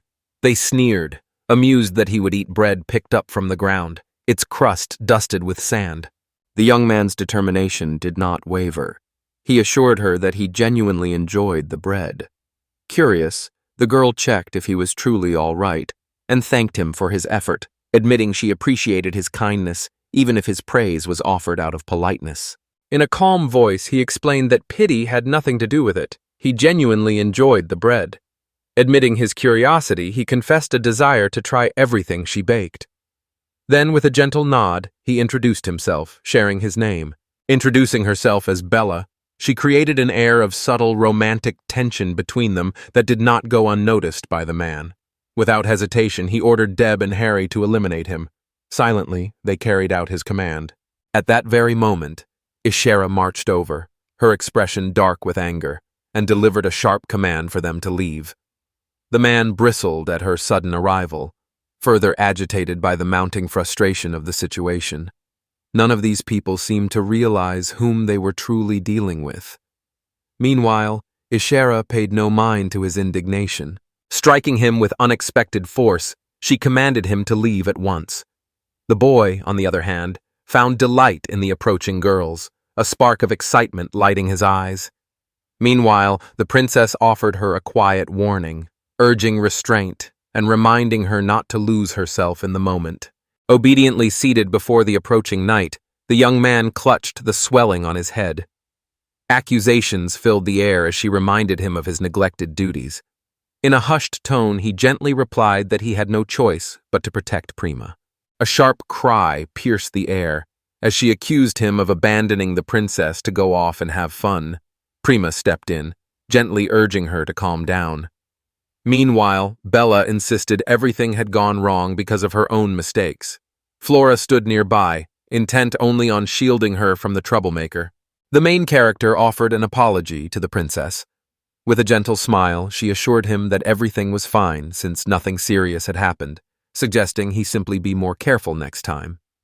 Right then, the sound of rumbling stomachs echoed from everyone in the group. The knight bristled with indignation at his incorrigible behavior. Interrupting the princess's majestic speech with such disgraceful noises seemed unthinkable. In response, he insisted that the fault did not lie with him. A blush crept across the princess's cheeks as she nervously raised her hand and asked if the sound truly was as dreadful as she feared. In a calm and gentle voice, Aisha reassured her, explaining that the sound was actually quite lovely. Bella suggested that, if everyone agreed, they could stop by her shop.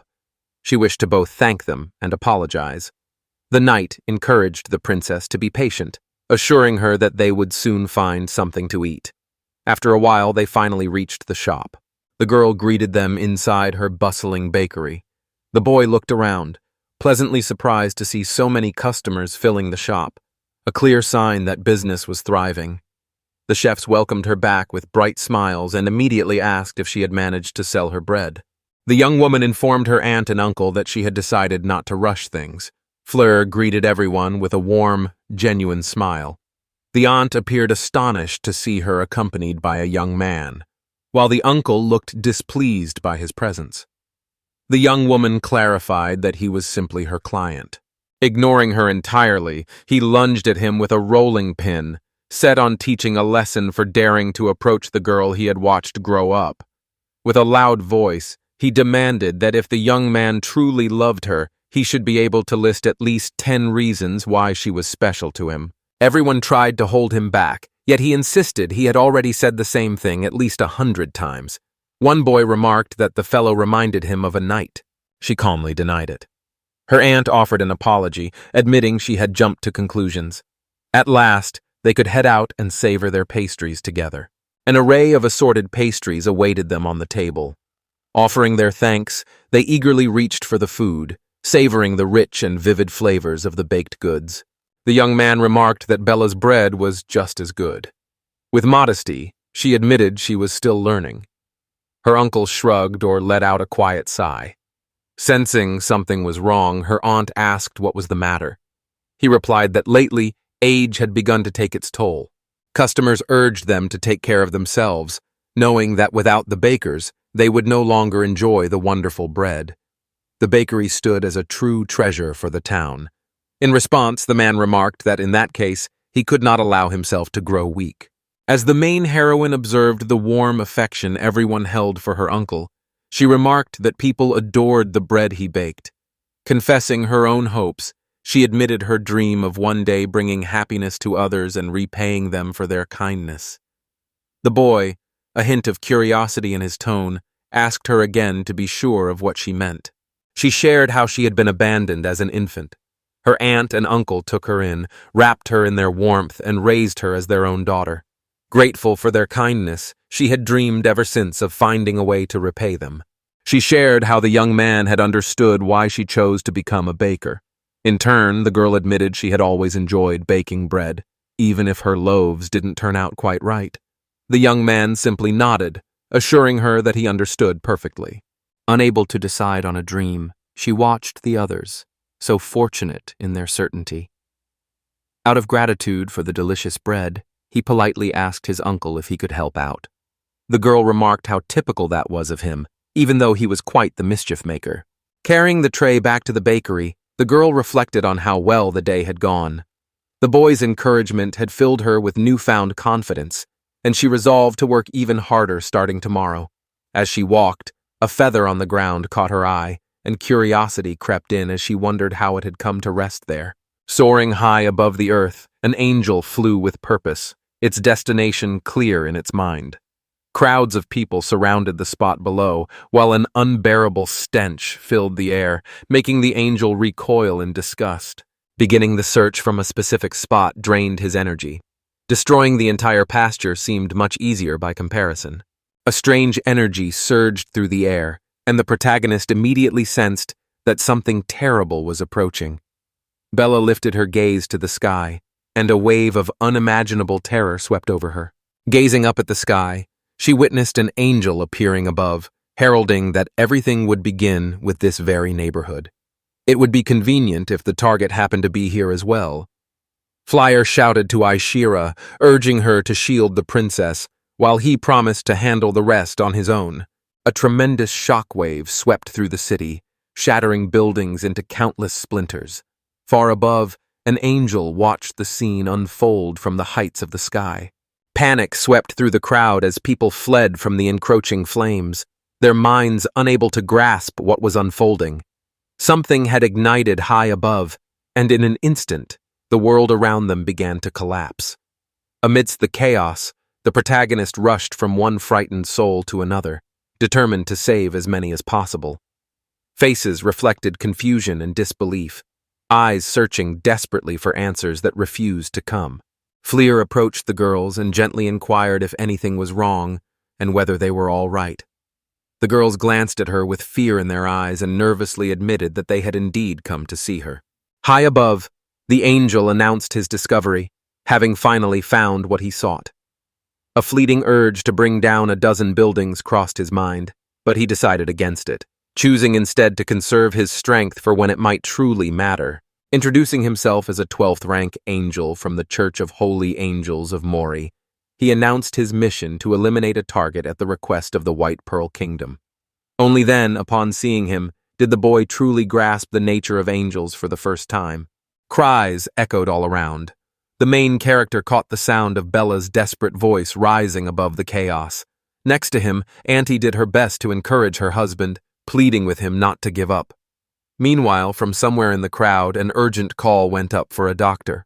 A man lay sprawled on the ground, while a boy nearby anxiously explained that a wooden stick was lodged in the man's abdomen. Immediate action was needed to stop the bleeding, or the man's life would slip away.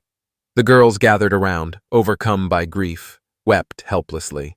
Night reflected on her actions, sensing she may have made a mistake. Forever on guard, she recognized that escape remained impossible under these circumstances. Given the circumstances, she had no choice but to sacrifice herself, hoping it would create an opportunity to defeat the angel. Mori praised her determination, admiring how she continued to fight even now. Ultimately, carrying out the task alone would have brought him far more satisfaction. Under the weight of his insistence, the girl let out a weary sigh. An unbridgeable gulf separated the strength of a human from that of an angel. At this rate, everything will be reduced to ruins. The main character turns to the girl and asks if the man in the sky is their enemy. The angel gazed at him with a look of surprise, trying to figure out who this stranger could be. Strangely enough, the assignment had not mentioned anyone like this at all. I tried to stop him, recalling her warning that people cannot even scratch angels. They are simply that much greater than us. Mori interrupted her, agreeing that it was true, and remarked that the creature was far too bold for an ordinary animal.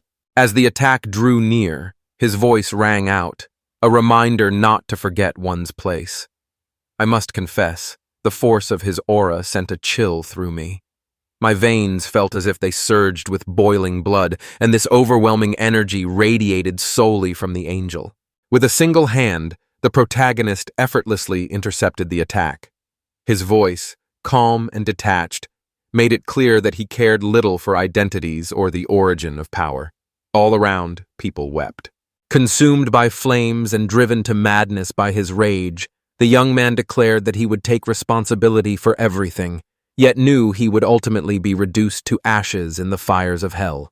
The kingdom of the White Pearl, also known as the Land of Precious Gems, gained renown for its opulence and wealth. Its prosperity rested on the extraction of healing springs and mastery in gemstone craftsmanship. The current ruler of the kingdom fell gravely ill, confined to bed by the weight of his sickness. The people mourned his condition, their hearts heavy with concern. Within the palace walls, a ruthless struggle for the throne unfolded. The children gathered anxiously around their father's bed, while the physician urged them to let the king rest as much as possible.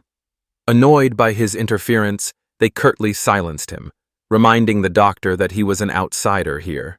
The first prince confidently declared to his father his readiness to take full command of the affairs of the state. In response, the second prince, Grandeur, calmly pointed out that such ambition might still be premature. Mackenzie replied that, in his opinion, having his brother involved would only create unnecessary complications. He assured their father that he was fully capable and could be trusted to handle everything on his own. Princess Feeny reminded him that he was the last person who should speak about anyone's troubles, given the harm he had caused to the mining industry. Princess Mana echoed her sister's words, remarking that trouble seemed to follow them wherever they went, and the people offered no support. The other brothers quickly chimed in, assuring him of their unwavering support. Yet the king only sighed darkly and urged them to quiet down. In his mind, a single worry overshadowed all else, the mysterious disappearance of Prima. He mentioned his wish to see her, but the reply came that she was away on a business trip. This explanation did nothing to ease Finny's discomfort. Prima had always remained close to the king. A suspicion crept into Finny's mind that perhaps Prima had orchestrated the entire situation on purpose. Just then, a servant summoned her. News arrived that the Church of the Holy Angels had accepted the mission. A 12th rank angel was already sent to retrieve the lady. Satisfaction welled up inside her. Her intuition had not led her astray. The enormous sum spent truly proved to be worthwhile. The maid remarked that it was excessive to send an angel solely for the lady's sake. Alone in her thoughts, the lady replied that she simply had no other option. At least now she no longer had to worry about her. While events unfolded, a girl with wide, attentive eyes watched the protagonist's every move. He instructed her and the others to find shelter in a safe place, assuring them he would confront the angel himself. At last, the angel realized that the words were meant for him. Meanwhile, Bella called the main character in a panic to break the devastating news. Their shop lay in ruins. Her uncle had been gravely wounded, and now uncertainty about his fate weighed heavily on her heart. Tears welled up in her eyes as she confessed how frightened she felt. One by one, her beloved possessions had disappeared, leaving her lost and unsure of what to do. He gently reassured her, promising that everything would work out in the end. With unwavering conviction, he declared that he would never let anyone take away what mattered most to him, gently asking her to dry her tears. The princess urged her to trust him, insisting that if she disappeared, everything would truly be lost. As for her uncle, a solution would be found. In the end, she promised, everything would work out. In silent prayer, she wished for the main character's safety. The angel remarked that they truly possessed courageous spirits. Surely, no one could have believed that the angel would let them slip away right under his nose. Before the enemy could strike, the protagonist materialized in front of him. The angel watched, captivated by the display of fire magic. He realized that Flyer manipulated currents of air using the heat of the flames, allowing him to rise smoothly into the sky. Blow after blow landed on the boy, each one pronounced as the angel's spear. This was no ordinary light. It grew tangible, shifting its shape with every strike, a power reserved for angels alone to command. Mori inquired whether he noticed any difference. Calmly, Mori advised him to stay relaxed and keep still.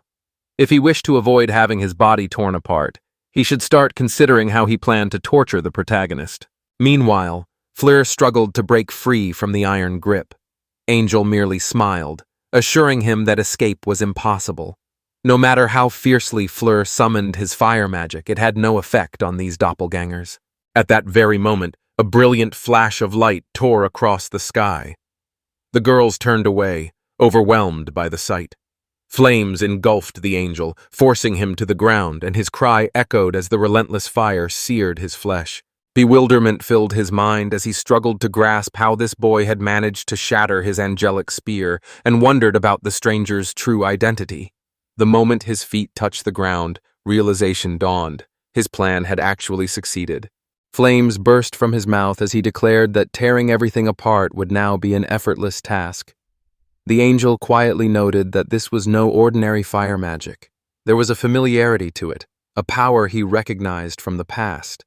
In a sudden flash of memory, the truth revealed itself to him. A cry tore from his lips as he claimed it was the very flame of the Lord of Hell. The boy kicked him away, sending the fire rolling several meters farther. The flames grew even more intense, raging with newfound force. The princess asked the knight if she had seen anything. Astonishment lingered on the girl's face, disbelief still weighing heavily on her. This angel, so radiant, had been completely powerless before Fleur, cast aside with barely a flick of his hand. The angel veered off to the side and soared upward, voicing his astonishment. Confusion clouded his thoughts, for this flame should have vanished along with the Lord of the Underworld more than 1,000 years ago. Flyer found himself completely puzzled, unable to grasp the conversation's meaning. The angel gently clarified, revealing that only now had he truly understood the purpose behind creating angels long ago. They were meant to face a special trial, one that was always destined for them. The mission was clear: eradicate every last shaman and wipe this cursed flame from the face of the earth. Meanwhile, the 12th rank archangel from the Church of Holy Angels began to shift and alter their form. His body expanded, towering high enough to rival a multi-story building. With bold confidence, he declared his intention to crush the protagonist and warned against underestimating the power of angels. A self-assured smile played across his face. The boy insisted that he had simply grown larger, claiming nothing else had changed. Mori's anger flared at these words. Without warning, he lunged at the boy, demanding silence. The force of his blow made the surroundings tremble. Each clash of their blows sent tremors through the ground, shattering buildings into pieces. The girls called out to Bella, urging her not to stop and to hurry after them. The angel's fury showed no sign of fading. Demanding to know if there existed any way to withstand his power, he searched for an answer. The true source of his anger burned within, a longing for vengeance, fueled by memories of loved ones hurt in the past. Memories of his teacher surfaced in the boy's mind. Meanwhile, the angel continued to proclaim that history itself had proven it. A shaman could never stand as a true rival to an angel, unable even to disperse their regrets. The young man moved into the offensive, rumors swirling that angels possessed a curious trait, the tendency to miss their mark. This thought eased his mind, sparing him from worry even if he went too far. Yet, people dwell here, and nothing infuriates him more than those like himself who so calmly strip them of what they hold most dear. Shamans served as warriors guarding the gates, fully aware of the risks they faced and prepared to meet their fate. Ordinary townsfolk, however, belonged to another world entirely. Such a terrifying end was never meant for them.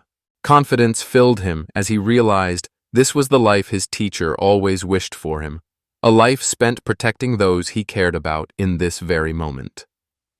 Shaking off fear, the boy struck the angel for a second time, drawing from it a piercing, furious scream. Darting aside, he challenged the angel to catch him if he could. Launching himself from the ground, he warned sternly not to even think about escaping. They raced through the city streets with the furious angel hot on his heels. After some time had passed, they found themselves beyond the city limits. The angel mentioned that the shaman had been cornered. No obstacles remained in his way, granting him the freedom to deal with his foe as he pleased. The young man wholeheartedly embraced this notion. Casting aside his cloak, the protagonist declared that he had yet to reveal his name. With that, he announced the true battle would now commence, and from this moment on, both would be bound by a code of honor. Wreathed in flames, he introduced himself as Valfier, a first-class battle shaman of the 3rd category. Suddenly, recalling an important detail, he glanced over and asked if the angel was prepared. Concentration etched on his face, the young man tenses with determination. Flames gathered at his fingertips as the giant surged forward with wild fury, hurling fire at the boy whose brazen stance had called him forth. The main character focused his energy, and flames burst from his fingertips, racing straight toward the enemy. The young man called this move the magical fire projectile. Several blazing missiles shot forward with a crackling hiss. The enemy stared in disbelief and asked what this was. The boy replied with a slight confession, admitting he had just come up with something new. Offering a quick apology, he added that he simply wanted to test out a few different techniques on him. Irritation flashed across the man's face as he ordered the boy to stop acting so insolently, calling him a brazen brat. Extending his arm, he conjured a shield of spears made of pure light before him. The shield had always offered steadfast protection against fireballs, and the enemy took pride in the fact that not a single strike had ever pierced its defenses. But without warning, the relentless blaze of the firestorm overwhelmed the barrier, shattering it completely. The man was thrown backward as the shells struck him, a sharp cry tearing from his lips. Unmoving, a young man stood before him, his face calm and composed. A satisfied smile played on the protagonist's lips, inwardly acknowledging the effectiveness of this new technique. Mastery over the fire's power felt almost complete in his grasp. The opponent cast a quick, skeptical glance and muttered that he seemed like quite the oddball. Suddenly, spears rained down from above, all aimed at the young man. The man with a smug grin declared that these were the 30 spears of light, the very weapons that once destroyed a city. Now, he proclaimed, justice would take the boy's life. In response, the young man calmly raised his hand. With fingers interlaced and arm lifted confidently toward the sky, the protagonist effortlessly parried the assault, all while the enemy laughed with smug delight. The man witnessed the scene with disbelief, unable to grasp how such a thing could be possible. The young man offered only a smile, calmly affirming that everything had happened just as he had described. Meanwhile, from a distance, the girl spotted a sudden flash in the forest, bright as an explosion. Concern flickered across her face as the group cautiously eased the wounded man to the ground. His condition appeared grave. A wooden splinter jutted from his wound, and blood oozed steadily, refusing to slow. Those nearby watched with anxious eyes, whispering their doubts about whether this girl could possibly save the man. Her lack of medical knowledge was obvious at a glance. Meanwhile, she calmly gathered her hair into a neat ponytail. Tears streamed down Bella's face, her entire body tense with worry. A dark-haired woman gently tries to comfort her, offering quiet words of reassurance that her uncle will be all right and that he will pull through. With steady hands extended, the lady set to work, imagining Fleur pouring her heart into the task for all of them. The protagonist stands with unwavering confidence, eyes fixed on what lies ahead. Meanwhile, his opponent, revered by many as something of a deity, mutters incoherently about how an angel could never lose to a mere human, believing his kind to be the superior race. The young man realized he was more stubborn than he had ever imagined. Long-range attacks had proven to be a solid strategy, yet he sensed the flames beginning to wane. Still, the angel remained engulfed in fire. The moment the enemy shouted and lunged forward, the boy darted back without hesitation. Swiftly raising his fingers toward his adversary, he unleashed another fiery projectile that struck directly in the eyes. The man howled, his scream wild and agonized. The protagonist drew back, channeling every ounce of strength into his fist to deliver a formidable blow.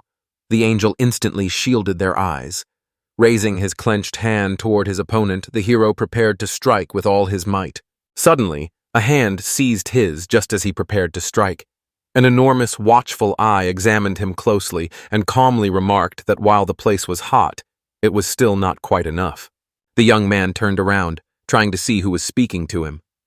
A massive mouth asked if he was satisfied with this small spark of fire, then added with audible disappointment that with an owner like him, their paths could no longer align, and they would be better off without each other. The voice pressed on relentlessly, insisting that it still wasn't enough. Greater power was needed, a fire burning even higher. It demanded the hand burn red hot. The glove on the boy's hand, which had only smoldered before, now began to heat rapidly, nearing its very limit.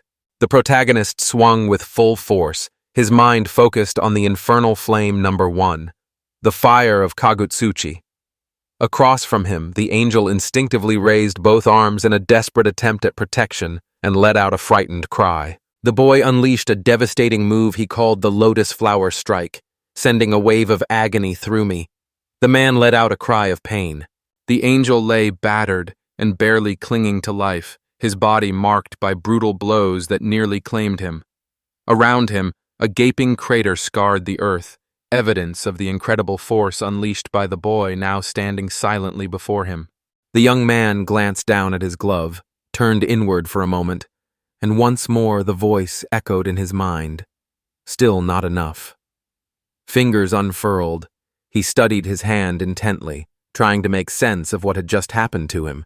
The protagonist fixes his gaze on the angel he has just struck, a look of astonishment settling on his face as he wonders what has just happened.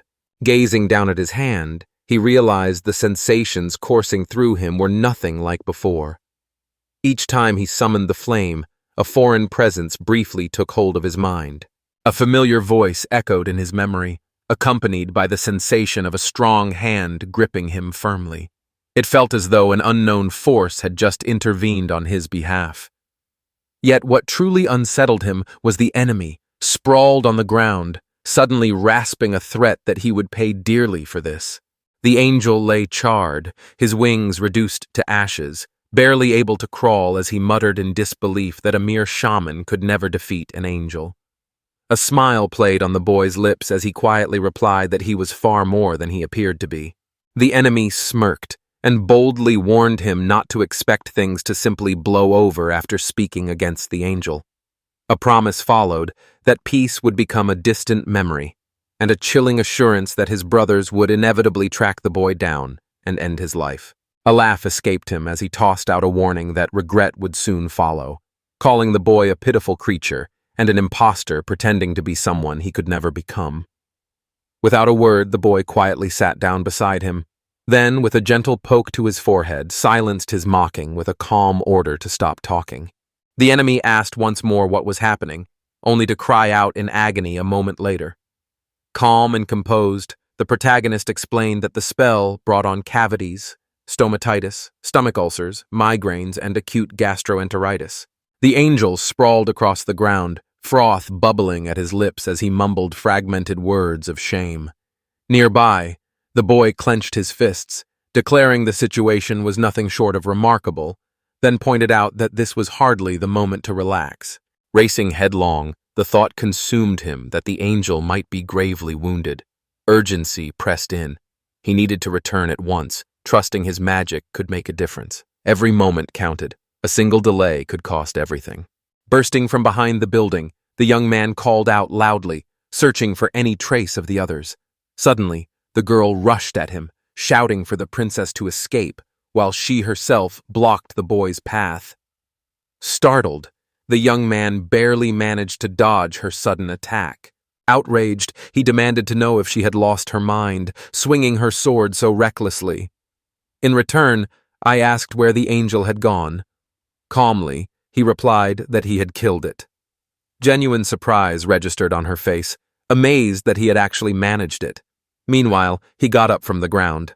Flyer's eyes widened in surprise at the sight of his uncle, healthy and unharmed. Tears glistening in her eyes, the girl rushed forward, embracing him tightly. With a look of confusion, the man asked if he had fainted and wondered aloud why everyone seemed so delighted. Around them, the others could not hide their joy, relief washing over their faces at the proof that he was alive. The young man asked Aishara if he had already recovered.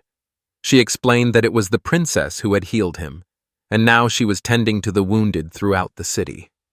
Amazement shone in his eyes as he learned of the girl's remarkable abilities. Prima carefully bandages the wound on a townsman's leg, then, catching sight of the protagonist alive and unharmed, allows a relieved smile to brighten her face.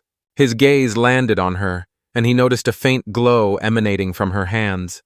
Unease flickered across the girl's face as she grew flustered, her words tumbling out in a rush as she insisted he had misunderstood everything. A grin spread across the young man's face as he admitted it looked impressive and asked for a slower demonstration.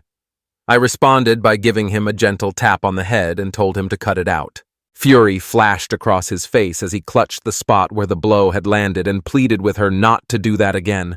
Without missing a beat, she snapped back, warning him to stop meddling in matters that didn't concern him out of mere curiosity.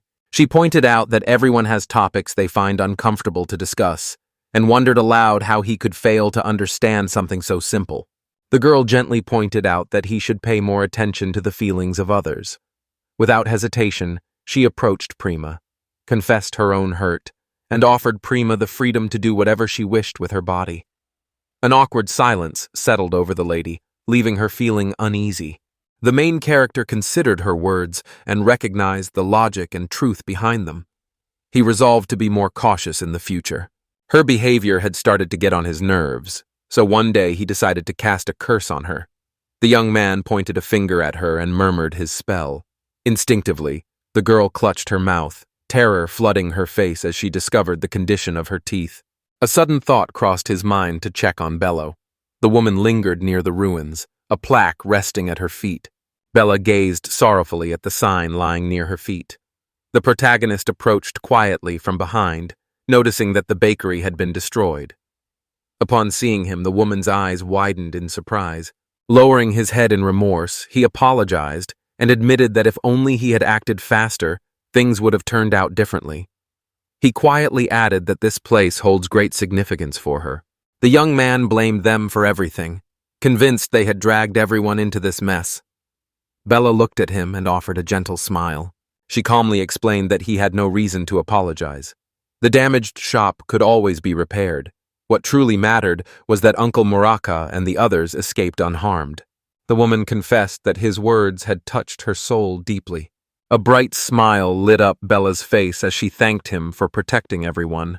He met her gratitude with his own warm grin, promising to help rebuild the shop. With a playful glint in her eye, she teased that he always seemed eager to be everywhere at once and accomplish everything. A quiet sigh of relief escaped the boy as he took in the sight of his friends, all safe and unharmed. Unbeknownst to him, watchful eyes remained fixed on their every move. The protagonist stumbled to the ground and quickly glanced over his shoulder, sensing someone's gaze fixed intently on him. Bella caught sight of his reaction and called out to him. Fleur, after scanning the ruins and finding no one there, concluded that he must have imagined it and assured the girl it was only a trick of his mind. Behind the ruins, a figure lingered in the shadows, and for a fleeting moment, she felt as though she had almost been seen. As townsfolk busied themselves rebuilding the shattered city, the uncle inquired if their group was preparing to depart. Belle watched the people at work, a gentle smile touching her lips. Quietly, she admitted that she would feel lonely without their companionship. The main character, Ivasha, and Prima greet them with warm smiles. Prima's expression glows with gratitude as she thanks them sincerely for everything. A young man steps forward, lifting their baggage onto his shoulders with ease. Their uncle invited them to settle down in the city, but the girl gently declined, explaining that their journey needed to continue toward the kingdom of Sapphire, and they could not stay any longer. The young man offered Bella his well wishes before they departed. Their journey began, and the man, noticing they had already set off, playfully remarked that he wouldn't mind marrying Bella off to that young man if she wished it herself. Embarrassed by his comment, the girl asked him not to say such things. The uncle wondered aloud if she liked him, but the girl quickly denied having said anything of the sort. She insisted that the boy had his own life entirely separate from hers. Suddenly, someone called out her name. With a bright smile, the protagonist promised he would come back to savor her freshly baked bread again. Until then, he wished her continued growth in her baking craft and waved goodbye before departing. With a cheerful wave and a bright smile, the girl called out that she would be waiting for them. In her mind, she made a promise to herself to give it a try no matter what. Ava recounted how, in the end, they failed to acquire a horse and had to set out on foot once again. Prima mentioned that, after the angels' attack, finding a horse for purchase had become nearly impossible. The young man remarked that this slower pace of travel actually suited him just fine. Raising his gaze, curiosity sparked within as thoughts wandered to who else fate might bring their way, anticipation for new encounters quietly growing. Within the hallowed halls of the Cathedral of the Holy Archangel, a messenger angel delivers solemn news. An angel of the 12th rank has failed in the attempt to eliminate the princess of the White Pro-Royal Kingdom and has been defeated. She added that Mori managed to return on his own, despite severe injuries, serious burns, and a damaged throat. However, the details of what happened remained unknown. She went on to explain that he had cavities, stomatitis, and a host of other ailments that angels could scarcely imagine. Clutching his head, the man pleaded with her to stop. He understood everything already. With irritation in his voice, he declared that only a female knight should protect the princess, insisting that no man could possibly defeat an angel. In response, The angel offered nothing more than a gentle, silent smile. Zuril admitted that he never imagined the mission would end in disaster. The apostles hadn't even begun to discuss the matter. If things continued on this path, the situation would quickly become a real problem. Despair weighed heavily as he wondered why no one ever came to meet him. Seated at the table, shoulders slumped in quiet resignation, he seemed lost in his solitude. Zuril protested indignantly, insisting such a thing was impossible, and asked whether the fallen angels might have been involved. In response, the angels stated that nothing of the sort was mentioned in the report. Grasping the bottle, he uncorked it and remarked that shifting the blame onto the fallen angels would make his own guilt far easier to bear. Suddenly, another angel burst into the room, urgency sharpening his voice as he demanded to know Aldebaran's whereabouts. The man, caught off guard by this abrupt intrusion, showed clear signs of panic. The man called her Madame de Surprise, but before he could react, her fist connected sharply with his face as she indignantly demanded an explanation for why he had called her an old woman. Anger clouded Gabriella's face as she announced that a critical emergency had arisen, one demanding immediate report to Aldebaran. Among the 12 apostles, she held her place with unwavering resolve. Tears welled in Zuriold's eyes as he informed her that the person she sought was nowhere to be found. He was away. Without hesitation, she issued a sharp command, demanding that he be summoned back at once. Sinking into the sofa, Gabriel was met with her husband's immediate curiosity about what had happened. He reminded her that she had been examining Marie. Gabriel explained that the angel's burns proved far more unusual than she had expected. The woman declared with conviction that his burns were unmistakably caused by the flames of hell, adding that this was the handiwork of shamans guarding the gates of the underworld. The man reminded her that the fires of hell had been extinguished 1,000 years ago. With a gentle smile, she replied that if these burns had come from ordinary flames, she could have healed them in an instant. Yet she confessed her inability to perform the task, offering a solemn warning. This very flame stands as the only poison that can harm angels. Gabriel pointed out that this issue was meant to be resolved by none other than the 12 apostles themselves, and that this time they needed to call their own council. Suddenly, someone noted that they certainly possessed a knack for handling intrigue. Relaxed with his hands behind his head and a confident smile, the young man volunteered to handle the matter, reminding everyone that he too was one of the apostles. Zuril turned to the young man, his mind briefly caught by surprise as he wondered when the youth had arrived. The woman asked if he had overheard their conversation. A faint smile played on Raphael's lips as he remarked that this was the very same battle with the shamans from long ago. Admitting he had missed it back then, due to his own laziness, he now wondered with genuine curiosity if those shamans had truly been powerful. Gabriel remarked that showing contempt for shamans would only bring trouble in the end. Rising to his feet, the young man gently pleaded with her to show some kindness and not to lump him in with those of lower rank. In addition, he mentioned that despite being the youngest among the apostles, confidence filled his heart, and he requested a chance to prove his strength. Wings unfurled, and a powerful gust swept through the air, forcing Zuril and Gabriel to shield their faces with their hands. The young man announced with confidence that he had become much stronger lately, and now felt ready to prove himself to everyone. Meanwhile, the man watched his display of strength with growing unease while the woman remained calm and silent, her gaze fixed intently upon him. Raphael, counted among the 12 apostles, smiled warmly and admitted his eagerness for what was to come. He remarked that meeting the shaman promised to be a truly unforgettable experience. The protagonist took a seat, admitting they had covered quite a distance today. As Prima reached for a drink, she realized her flask was already empty. Ivashi reacted with surprise to this discovery. At her request, the young man made his way to the nearby river. Reaching the bank, he crouched down, dipped his canteen into the clear water, and filled it with the cool, fresh river water. Relief washed over the young man once he had dealt with the angelic girl. A sense of calm settled within him, and his thoughts turned to the journey home. On the way back, he would need to catch some snakes, since Prima was so fond of them. The thought crossed the protagonist's mind to prepare snake soup for dinner that evening. Meanwhile, 2 eyes watched him intently from the shadowy bushes behind. their gaze fixed on the unsuspecting boy. The protagonist took a seat beside the hand and listened in silence to the uneasy stillness that lingered in the air. In an instant, the young man realized he was being watched again, but sensed this gaze was different from the one that had followed him at sunset. Curiosity grew as he pondered who might be observing him this time. Rising to his feet, the young man gripped the wet flag and studied the figure emerging from the bushes with keen attention. The boy called out to the girls and hurried over. Prima noticed his eagerness and asked her friend if she thought he seemed in a rush.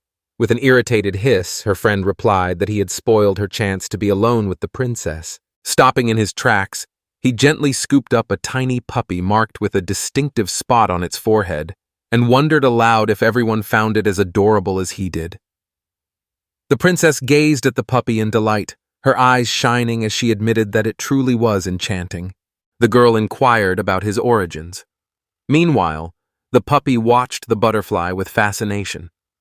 Flyer explained that he had only just met the puppy and then suggested they go together. Prima immediately agreed, but Yashara politely declined. She pointed out that their journey had nothing to do with leisure.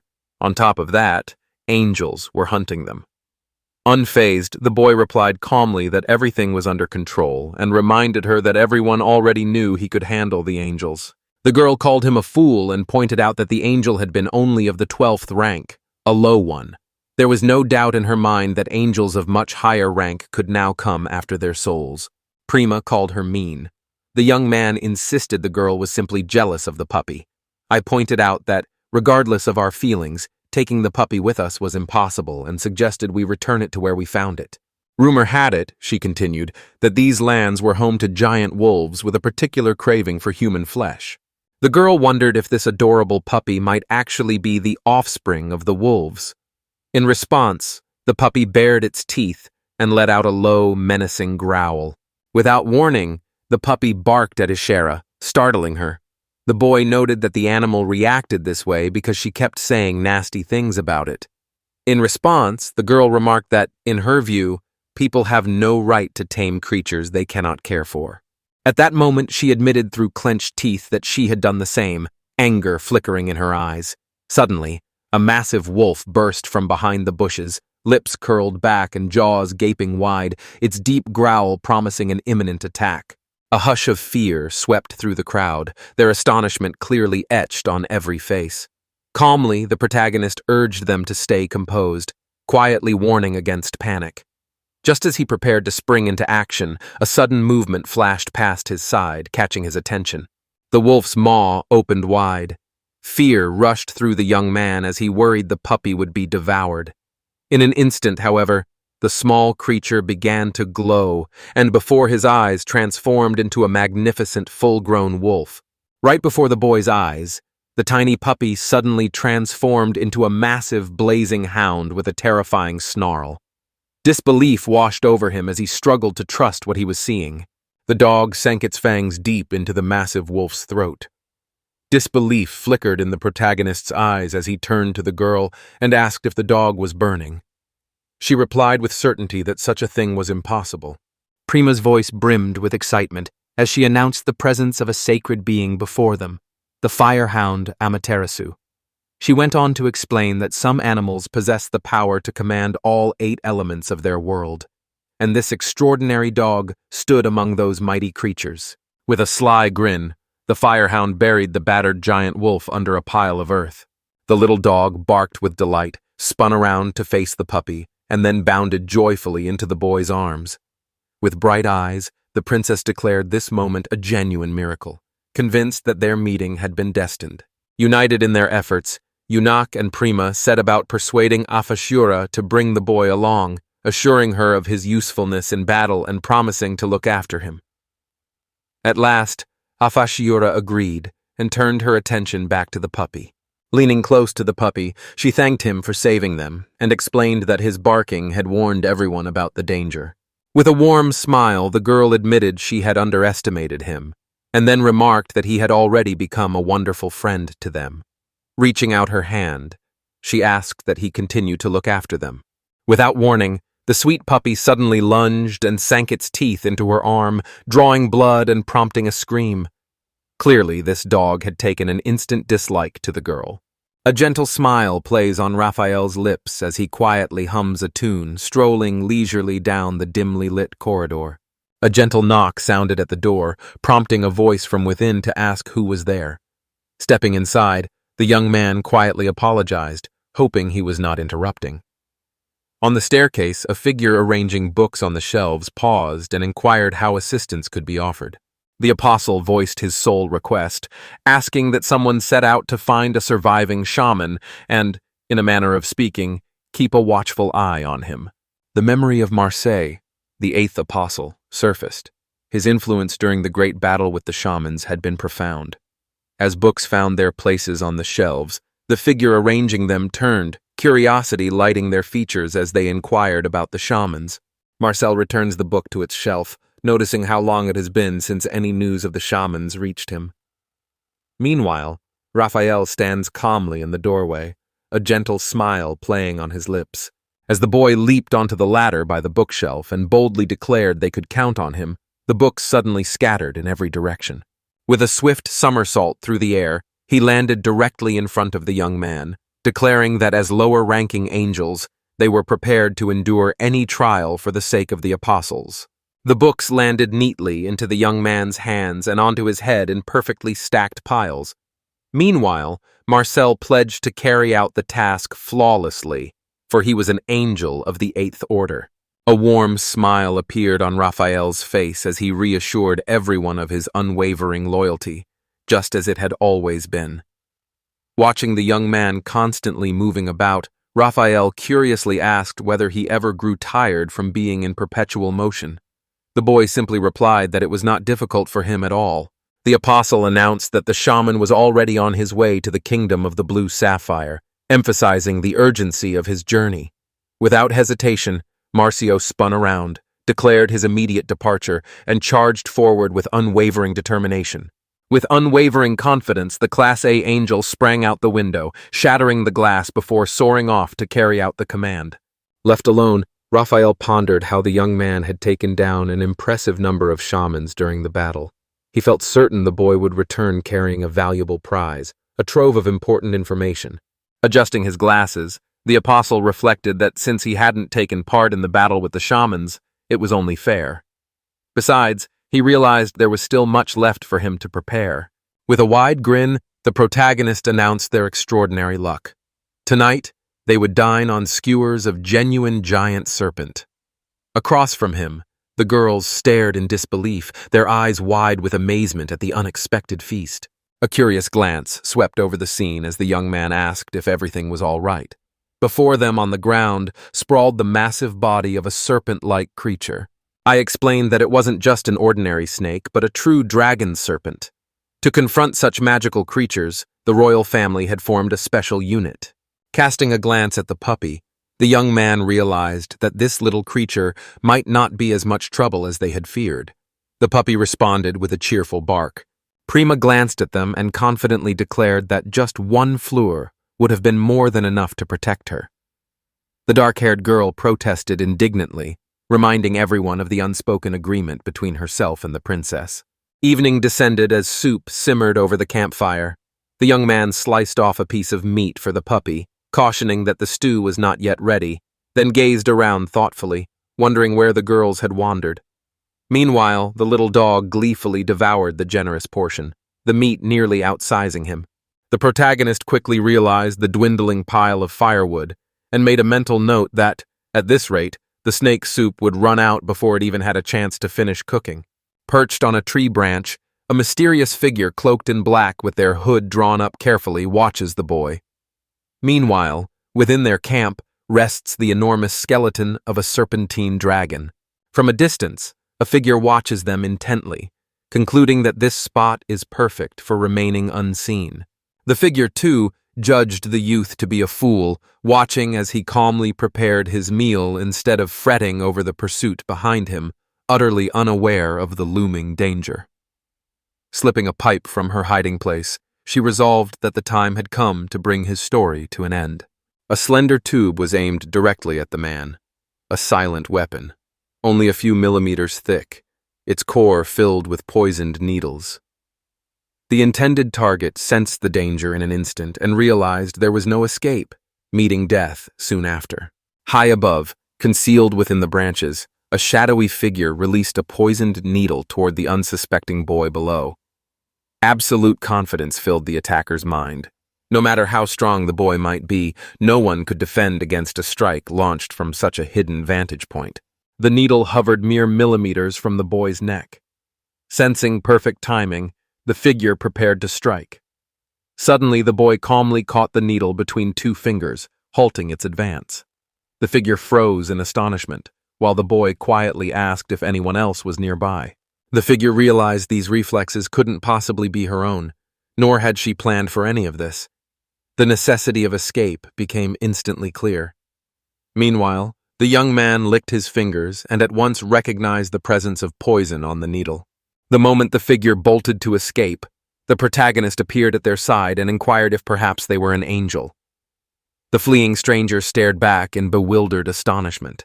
He revealed the needle and questioned the logic behind targeting him, reminding them that he was merely a guard. It would make far more sense to go after the princess directly. In response, the figure bared its teeth in a menacing grin and lunged forward, slashing at him with a clawed paw. The attempted strike meant nothing as the stranger slipped away with agile precision. The man's gaze settled on the moving hand, its motion wild and untamed like that of a feral beast. There was nothing angelic about the mysterious figure before him. The figure bolted, desperate to escape. Intent on stopping them, the main character unleashed one of his signature techniques. Spiked projectiles, linked together by sturdy chains, whirled through the air as he hurled them toward the fleeing target. As he tumbled down with a cry, the boy glanced at the puppy and pleaded for it to summon the girls. Emerging from behind the bushes, the young man realized that playing tag in the forest at night might not have been the wisest choice. He recalled how, long ago, his teacher had a habit of ambushing him from behind without warning. Meanwhile, someone lay sprawled on the ground nearby. Drawing closer, he announced it was time to learn more about this stranger. Before anything else, he questioned him about where the weapon was hidden. The stranger warned him not to interfere. Ignoring the caution, the boy pressed on with his search. While searching for a weapon, the hero's hand pressed against the chest of the statue, leading to a surprising discovery. The boy inquired if she was truly a girl, only to receive a cold reply from the shadow, who simply said not to expect any apologies. Unfazed by her response, he continued searching for the spot where she had hidden her weapon. In protest, the figure stomped her foot in irritation. At last, his hand reached her head, and his fingers brushed against her ear. The girl gave a startled flinch. Noticing her reaction, the young man fixed her with a curious gaze and asked what was wrong, guessing it might be some kind of ornament. For the first time, he encountered a person with feline ears. A girl, dabbing at her tears and shooting fierce glances, vowed that she would be the one to kill him. Animal-like ears perched atop her head, and a tail peeked out from behind her back. The heroine absent-mindedly touched her ear once more, and in that instant, she realized just how sensitive it was. A faint blush colored her cheeks as a gentle "nya" escaped her lips. Noticing the commotion, Prima and Shara hurried over, their eyes filled with concern as they asked what had happened. The princess struck the protagonist across the face with her staff and declared him wicked. She scolded him sharply, offended by his actions and questioning how he could attack a girl. In her anger, she called him a true beast. Stepping forward, I asked what was actually happening here. The young man replied that she had tried to kill him and looked at us in confusion, unsure what words like girl or beast even meant. Prima explained that beast folk were a people whose veins pulsed with the blood of animals. No matter how one looked at it, this girl clearly belonged to the feline branch of their kind. A low growl rumbled from her throat. Upon hearing this, the protagonist immediately realized that the world holds people of every imaginable kind. The young man glanced at the girl bound before him and inquired why she had chosen to attack him instead of the princess while he was alone.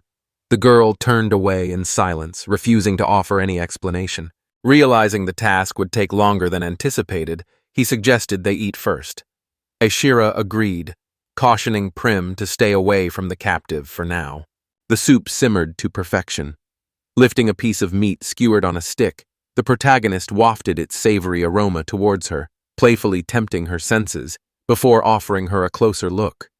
A gentle smile curled on his lips as he inquired if she felt ready to talk now. He remarked that keeping secrets can be utterly draining, and suggested the girl would soon find herself growing hungry. She remained silent. The girl turned her head away. It struck me that she was tough as steel, a fortress no one could breach. Although she stood on the enemy's side, her unyielding spirit demanded respect. She mentioned that if the enemy was after him specifically, then neither she nor the princess had any part in it. The boy asked if she truly intended to leave him there and instead suggested tying the enemy to a tree without any clothes. The remark slipped out that things had gone too far, considering the captive was a young woman. Unfazed, the boy replied that his teacher used to tie him up just like this whenever annoyance struck. The princess glanced at the girl bound before them and declared she wished to ask the boy for a favor. To everyone's astonishment, Prima calmly requested that the girl be set free, leaving those nearby in a state of disbelief.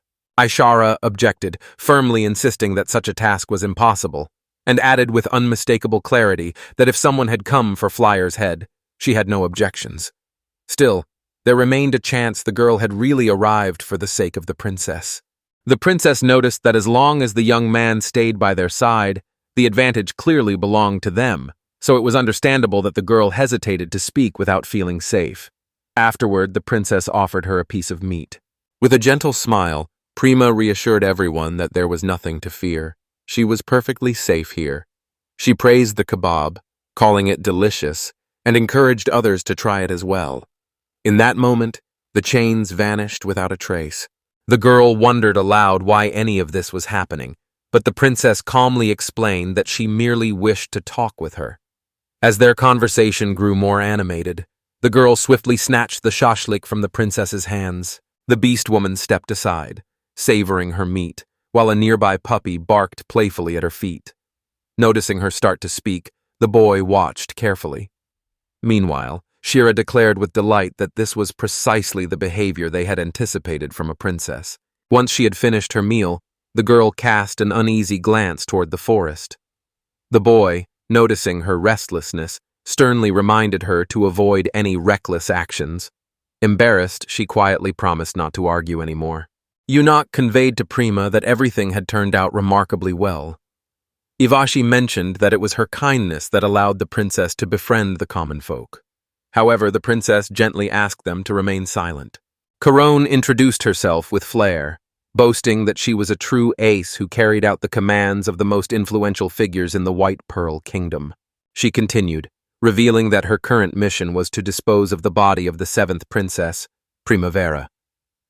At these words, Prima grew pale with fear and, unable to hold back, confessed that she knew the truth about her brothers. With the boy's defeat of the angel, everything shifted. Her mission transformed, and now she bore the responsibility of killing the princess herself. When the boy asked if she had begun watching them only from the moment they met the angel, the girl replied that her surveillance had started long before that encounter. Peroni admitted she had been watching them ever since they hired that young man as their guard. The main character listened to her confession with genuine astonishment. Prima, puzzled, asked again why that girl had never once tried to kill her. The girl replied calmly that her mission was only to dispose of the body, not to commit murder. She spoke of her guiding principle, never taking on extra tasks. Yet when fortune favored her and she managed to defeat an angel, word of her victory quickly spread. The boy now understood why she had chosen him as her target. The girl explained that for an assassin, failure meant the same as death. If things continued this way, she would simply be discarded, or worse, eliminated. Even if she managed to escape, trust would be forever lost, and she would be left with nothing, without any hope of finding another job. The girl admitted her greed was simply too great to overcome. Uncertain, the boy wondered what their next move should be. At that moment, Prima stepped forward with an idea of her own. The princess announced with unwavering confidence that she would take the girl into her service. Murmurs spread through the crowd as those gathered exchanged astonished glances. Such an offer had caught everyone off guard. Prima explained that her mission was to return to her former employers and inform them she had successfully eliminated the girl, after which the girl would be free to do as she pleased. The princess handed her a necklace that once belonged to a member of the royal family, instructing her to take it. Should she ever need money, selling the necklace would provide it, and if she found herself in need of proof, the jewelry would serve as undeniable evidence. She mentioned that if the proposal was accepted, a generous reward would follow along with the preservation of her status. The girl gazed at the necklace, her eyes alight with fascination. After a brief moment of thought, she accepted the necklace from her hands and agreed to carry out the task. A joyful smile lit up Prima's face as she declared it was wonderful. Fleer and Iwashi once again set out to praise the princess for her brilliant strategy to distract the enemy sent to kill them. The dark-haired girl let slip a remark that turned her cheeks bright red with embarrassment. Prima, unable to endure the scene any longer, pleaded for everyone to fall silent at last. Overhearing the conversation, Corona turned to the princess and inquired if she truly was as heartless as rumored. The princess refused to admit to such a thing. After seeing the mercenary off, Prima reassured everyone, explaining that, for now, their trouble with pursuers had come to an end. Mentioning that their sole task was to reach the kingdom of the blue sapphire, she expressed her trust in their protection. Iwashi agreed with a nod, while the young man realized how little distance remained until their destination. As the girls playfully chased each other around, the realization dawned on him that their shared journey was nearing its end. Lost in a whirl of thoughts, the protagonist fell deep into contemplation. The puppy, ever observant, immediately noticed this shift and then caught sight of his own paw beginning to smolder. Sensing imminent danger, the little dog let out a warning growl. Nearby, a faint chuckle drifted through the air. Gazing out over the endless stretches of forest ahead, the young man reflects on the vastness of this world. According to the latest information, the person he seeks is hiding somewhere in these woods. Failing to find the shaman and returning empty-handed would surely earn him Raphael's wrath. Lost in thought, he wondered where the shaman had disappeared to. Suddenly, a piercing cry echoed from the depths of the forest. Prima offered the girl a quiet wish for good fortune while Fleur lingered nearby, keeping her distance. The towering orc swung his fist with a roar, only for the girl with the sword to halt his attack in an instant, her blade meeting his knuckles with swift precision. With swift precision, Ayuri lunged forward, effortlessly slicing off several of the monster's fingers. Orca grasped his hand, her grip steady and confident. The boy noticed how composed she remained. Prima explained that next to someone as powerful as him, her own strength might not seem extraordinary. Yet, among the holy knights in their squad, she stood as the strongest of them all. A smile played on the protagonist's lips as he realized he had yet to truly study the girl's fighting style. Even without close observation, it was clear to him. Her strength was undeniable. His keen eyes caught how skillfully the girl handled her sword, waiting patiently for the perfect moment to strike back or defend herself at the very last second. Meanwhile, the orc lifted his heavy, massive foot, bracing to crush her beneath its weight. At the final moment, she lunged forward, severed his leg, and sent her opponent sprawling to the ground. With a confident cry, Iwashi swung her sharp sword, declaring that this strike would mark the end. Without a moment's hesitation, she delivered the final blow to the orc, then turned with a smile to ask the princess if she had witnessed everything. The princess responded with heartfelt praise, her admiration clear. Pride gleamed in her eyes as she announced she hadn't even managed to eat breakfast, yet she stood ready to prevent him from earning the princess's trust alone. In response, he admitted his opinion of her combat skills had risen considerably. A strange noise drifted out of the forest. The birds perched among the branches suddenly took flight, scattering into the sky as if escaping some unseen danger. Another orc emerged from the shadows of the forest.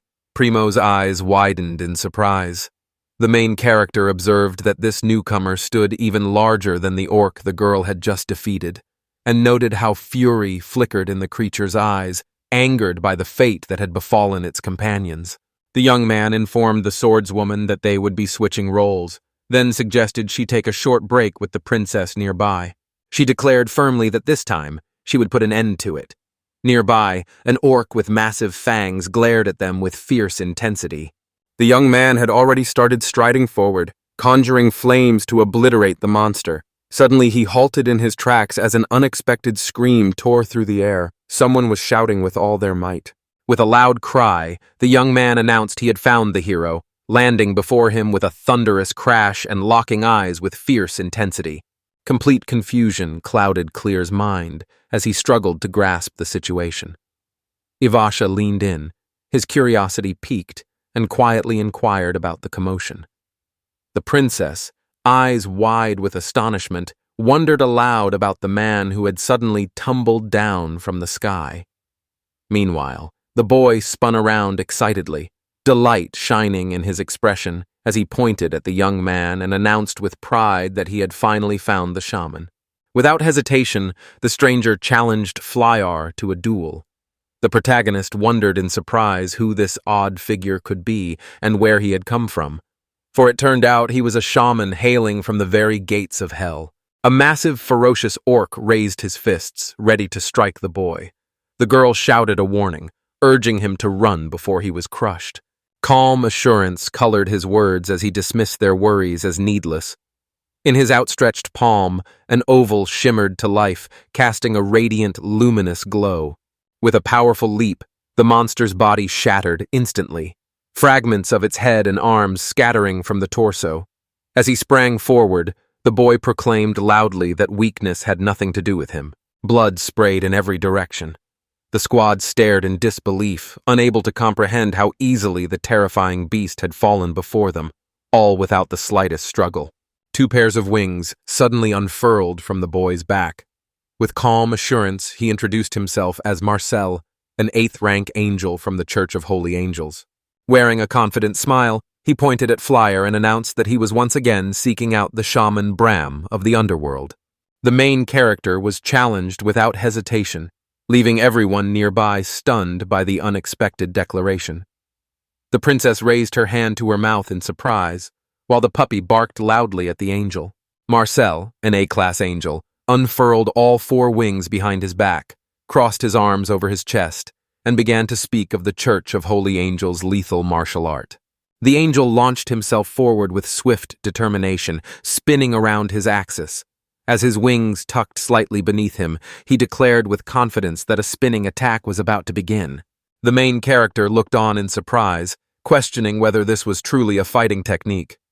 Meanwhile, Marcial crashed down beside the frightened girls, shattering the solid earth beneath him.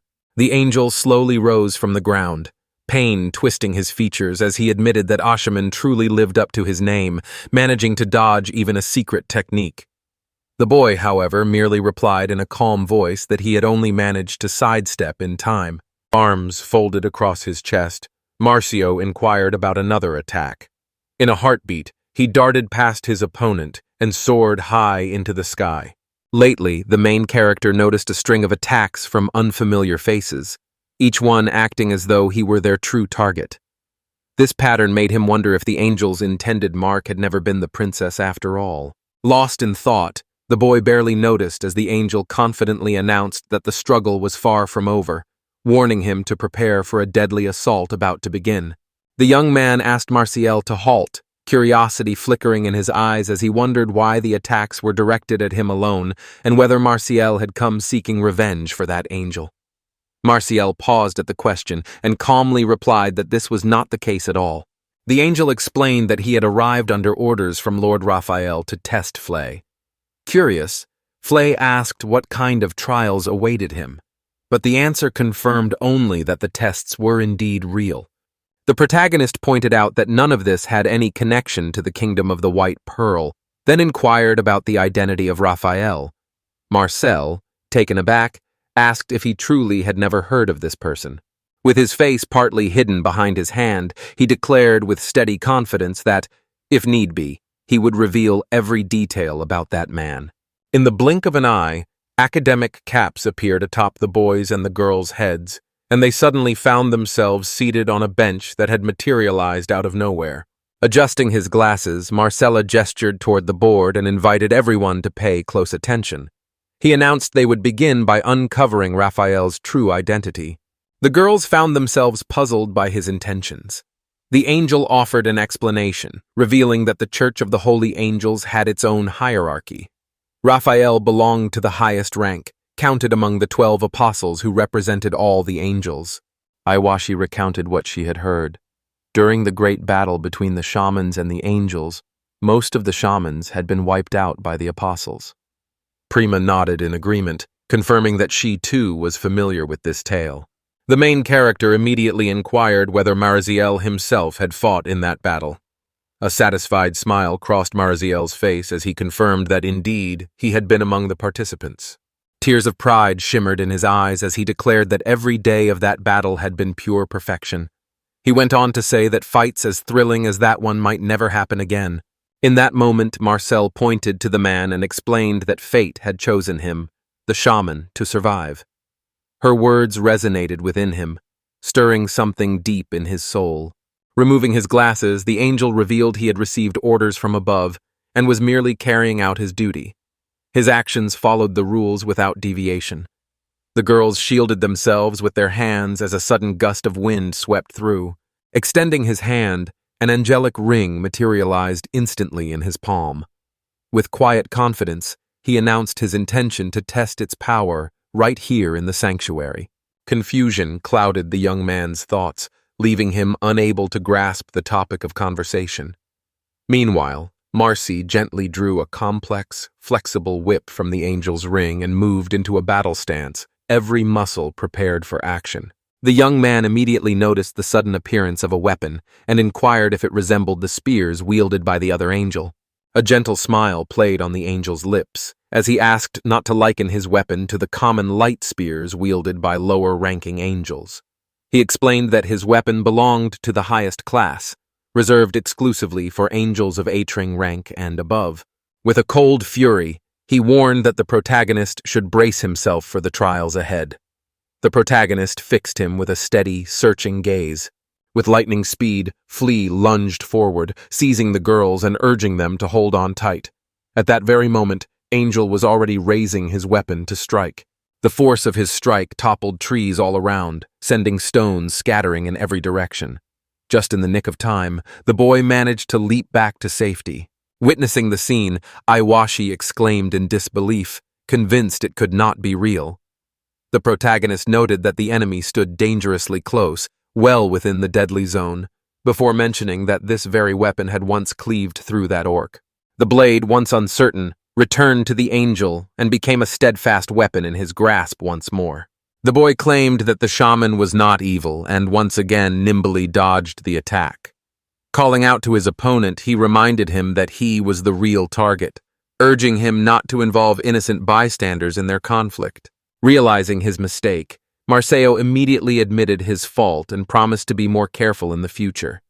Escape or letting the girls go had been options, but instead, he chose to show he wasn't so bad after all.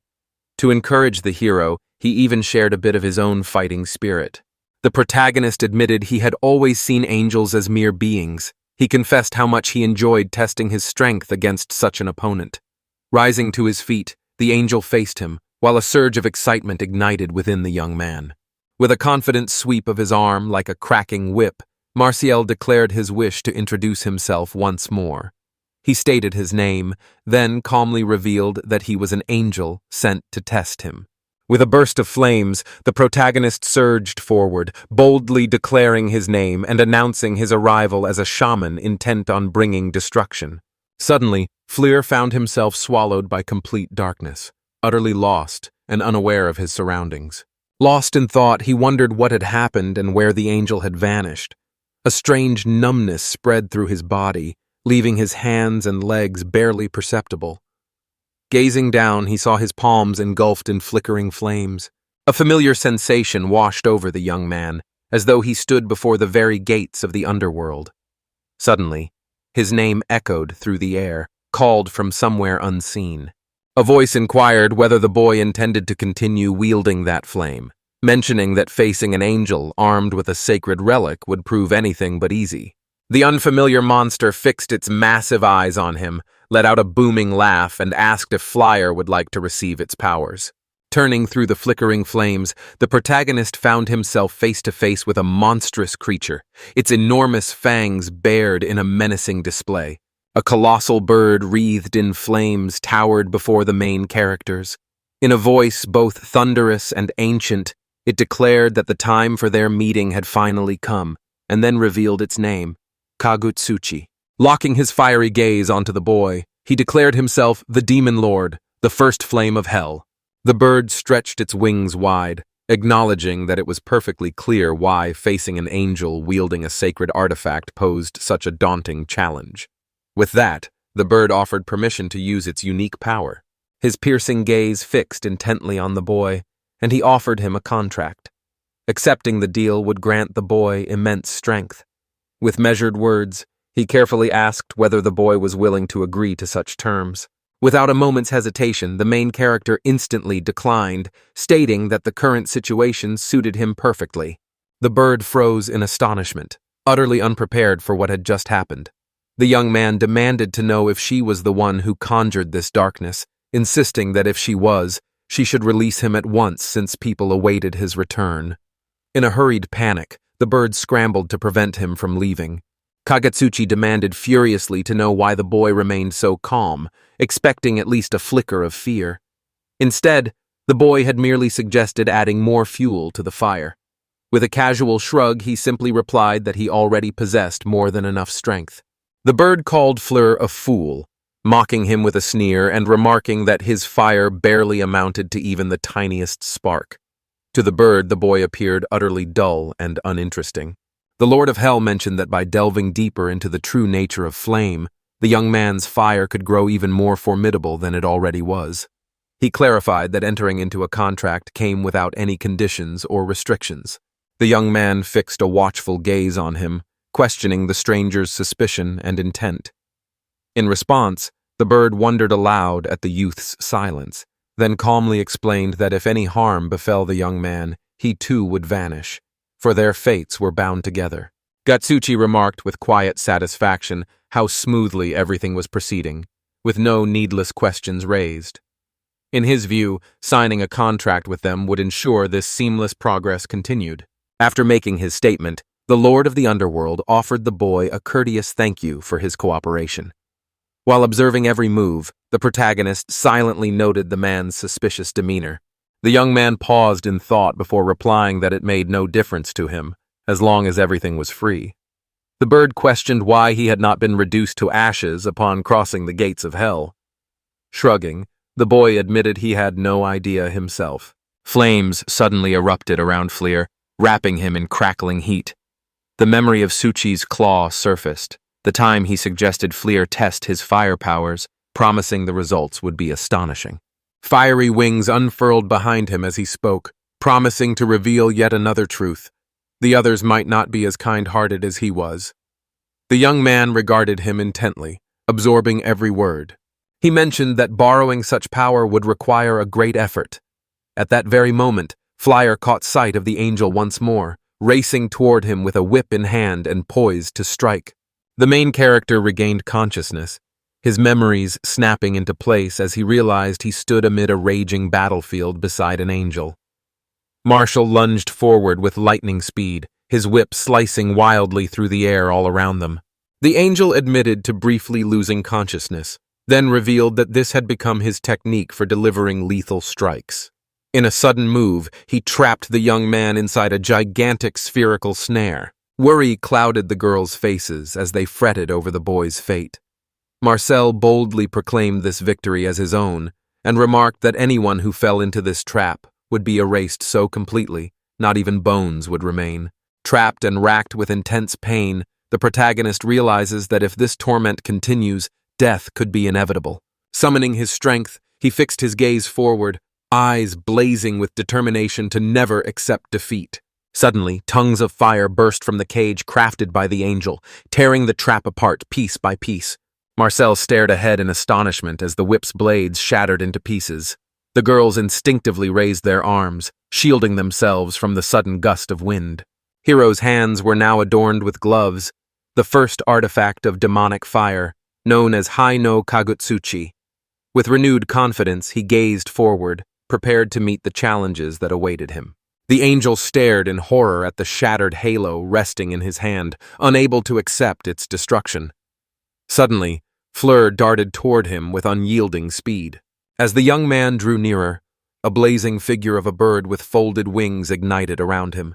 Fleur drew back his flaming fist, poised to unleash the mightiest secret technique of infernal flame upon the angel. Yet the angel cast only a brief glance his way, and with calm certainty declared that Fleur's end had come. The protagonist drove a blazing fist straight into the opponent's stomach, landing a powerful blow. The force of the blow hurled the Class A angel far into the sky. The protagonist basked in the thrill of victory, his newfound strength fueling his joy. Prima offered the young man a warm smile and words of praise. Meanwhile, Iwashi gazed up at the sky, lost in thoughtful reflection. The princess glanced at the blazing glove on the hero's hand, curiosity flickering in her eyes as she asked what it was. In response, the young man smiled warmly and eagerly wondered if she agreed that it looked absolutely extraordinary. Fleur often spoke of a bird dwelling within his heart, whispering strength into his spirit. He had also come to a quiet decision. Should fate bring their paths together once more, gratitude would be best kept unspoken. Prima gestures for the girl to come closer and shows off her gloves. The young man shifts his gaze to Iwashi's face and admits that today he feels worse than ever. Iwashi immediately senses the presence of an angel who has come for him. The young man agreed, admitting it seemed he had been the real target, while the angel hadn't shown the slightest interest in the princess. At that point, Iwashi suggested that the next step should be left entirely to the princess. She could decide for herself how to proceed. She remarked that, considering the task Prima had entrusted to the assassin, perhaps it was time for them to say their farewells to the young man. The princess, brimming with indignation, demanded an explanation. The girl calmly replied that the angel was targeting the boy specifically, which meant their pursuers had finally been shaken off. However, the boy's presence put everyone at risk and threatened to render all their hard work meaningless. She also pointed out that the situation had become so critical that apostles could appear at any moment, making it pointless to stay together. Additionally, she advised ending the relationship with that boy in the next town. Prima protested, insisting it was impossible because he was being hunted. She asked again if the girl truly meant they should abandon him and run. Iwashi simply nodded, making it clear that was exactly what she had in mind. Without a moment's hesitation, the princess firmly spoke her mind, unwilling to accept the idea. He was their friend, a companion through countless trials, and parting with him felt impossible to her. She reminded everyone that, above all, he had set out as their protector. Prima responded that in that case, she wanted him to fulfill his duties to the end. With unwavering resolve, she looked straight at the boy and firmly declined the offer. She asked the young man why he disliked the way the girl treated him, then remarked that it seemed as though he had simply used her and now intended to abandon her. Her words left him deep in thought. Wearing an expression of complete indifference, the protagonist calmly announced that he had absolutely no interest in this girl. Prima inquired about his words, and he explained that his greatest wish was to travel with them for as long as possible. Yet he pointed out that, as Shira, had already mentioned, the journey would become even more perilous for the princess if he accompanied us. Therefore, if her safety is truly your highest concern, the wiser course would be to continue on without him. Fleur recalled the girl's advice to consider the feelings of others. She also pointed out that if Prima had asked him to continue on with her, he would not have refused. However, the princess responded by saying that such an attitude was cruel of him. Tears welled in her eyes as she quietly asked if this journey had truly meant nothing to him. She admitted that, despite being hunted, she had found joy in their adventure, and life beyond the palace walls had revealed itself to be astonishing. Camping out in tents and cooking meals over an open fire brought her genuine delight, though she realized that she might be the only one truly savoring the experience. At the moment, the princess shrieked and bolted, loudly proclaiming she wanted nothing to do with him. Iwashi suggested giving chase. He recommended that it would be wiser for him to stay with them at least until they reached the port city, where everything would be settled. Flay, puzzled, asked what exactly he had said wrong. The girl acknowledged that he had explained everything accurately and expressed her gratitude for placing the princess above all else. With that settled, they set off toward the city, dispatching any monsters they encountered along the way. The boy and girl managed to defeat the monster, yet a heavy gloom lingered in the air. Throughout it all, Primo's somber mood cast a shadow over their victory, leaving an oppressive feeling that weighed on everyone nearby. The mood lingering between them, they finally arrived at the bustling port city. Ivashi announced their arrival. Before them stretched a vast sea bordered by a sandy shore, with the distant city skyline rising beyond the waves. Prima and Flyer stood in awe, captivated by the breathtaking scene. Curiosity sparked in the boy as he caught a peculiar scent in the air. The princess explained that it was the fragrance of seawater, the very essence of the ocean itself. Prima fought to suppress a laugh, masking her amusement with a carefully composed expression as she turned aside. She mentioned that the appointed meeting time was approaching and suggested they wait here a little longer. Settling herself atop the barrels, the woman surveyed her surroundings and confirmed her arrival. She inquired whether this was the very princess she had written about. With that, she set aside the bottle of liquor and drank no more.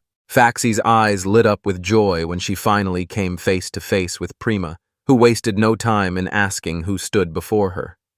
With a calm confidence, Elizabeth introduced herself as the Vice Admiral of the Naval Patrol and the captain of a warship. She reminded Prima that this meeting had been arranged in advance. Ivashi inquired if she was tipsy as usual, then expressed his gratitude for her agreement. Elizabeth gently placed a hand on his shoulder, assuring him that everything was fine, and asked just one thing in return: to bring her back safe and unharmed. The desire to see her again grew stronger. Prima admitted she felt exactly the same way. Elizabeth approached the boy and turned to the fencer, inquiring about his identity. Flyer greeted her with a mischievous smile, calling her grandma. Offended and surprised by his lack of manners, Elizabeth protested, but the woman abruptly seized him. Elizabeth burst into cheerful laughter, praised his courage, and admitted that she found him likable. With a playful glimmer in her eyes, she then offered him a job and turned to the girl, asking if she might take him with her. The girl simply shrugged, replying that Elizabeth was free to do as she pleased. The moment to say goodbye finally arrived. Firmly grasping Elizabeth's hand, Fleur looked into her eyes and gently asked if she truly wanted to let him go. With an apologetic smile, the girl admitted her impatience and inquired about the exact location of the ship they were to board. Elizabeth nodded in understanding, acknowledging their eagerness to depart without delay, though she quietly mentioned a minor issue stood in their way. Marcel sprawls on the ground, his body scorched and battered. A voice observes how severely he was beaten, remarking that this stands in stark contrast to their angelic sanctuaries.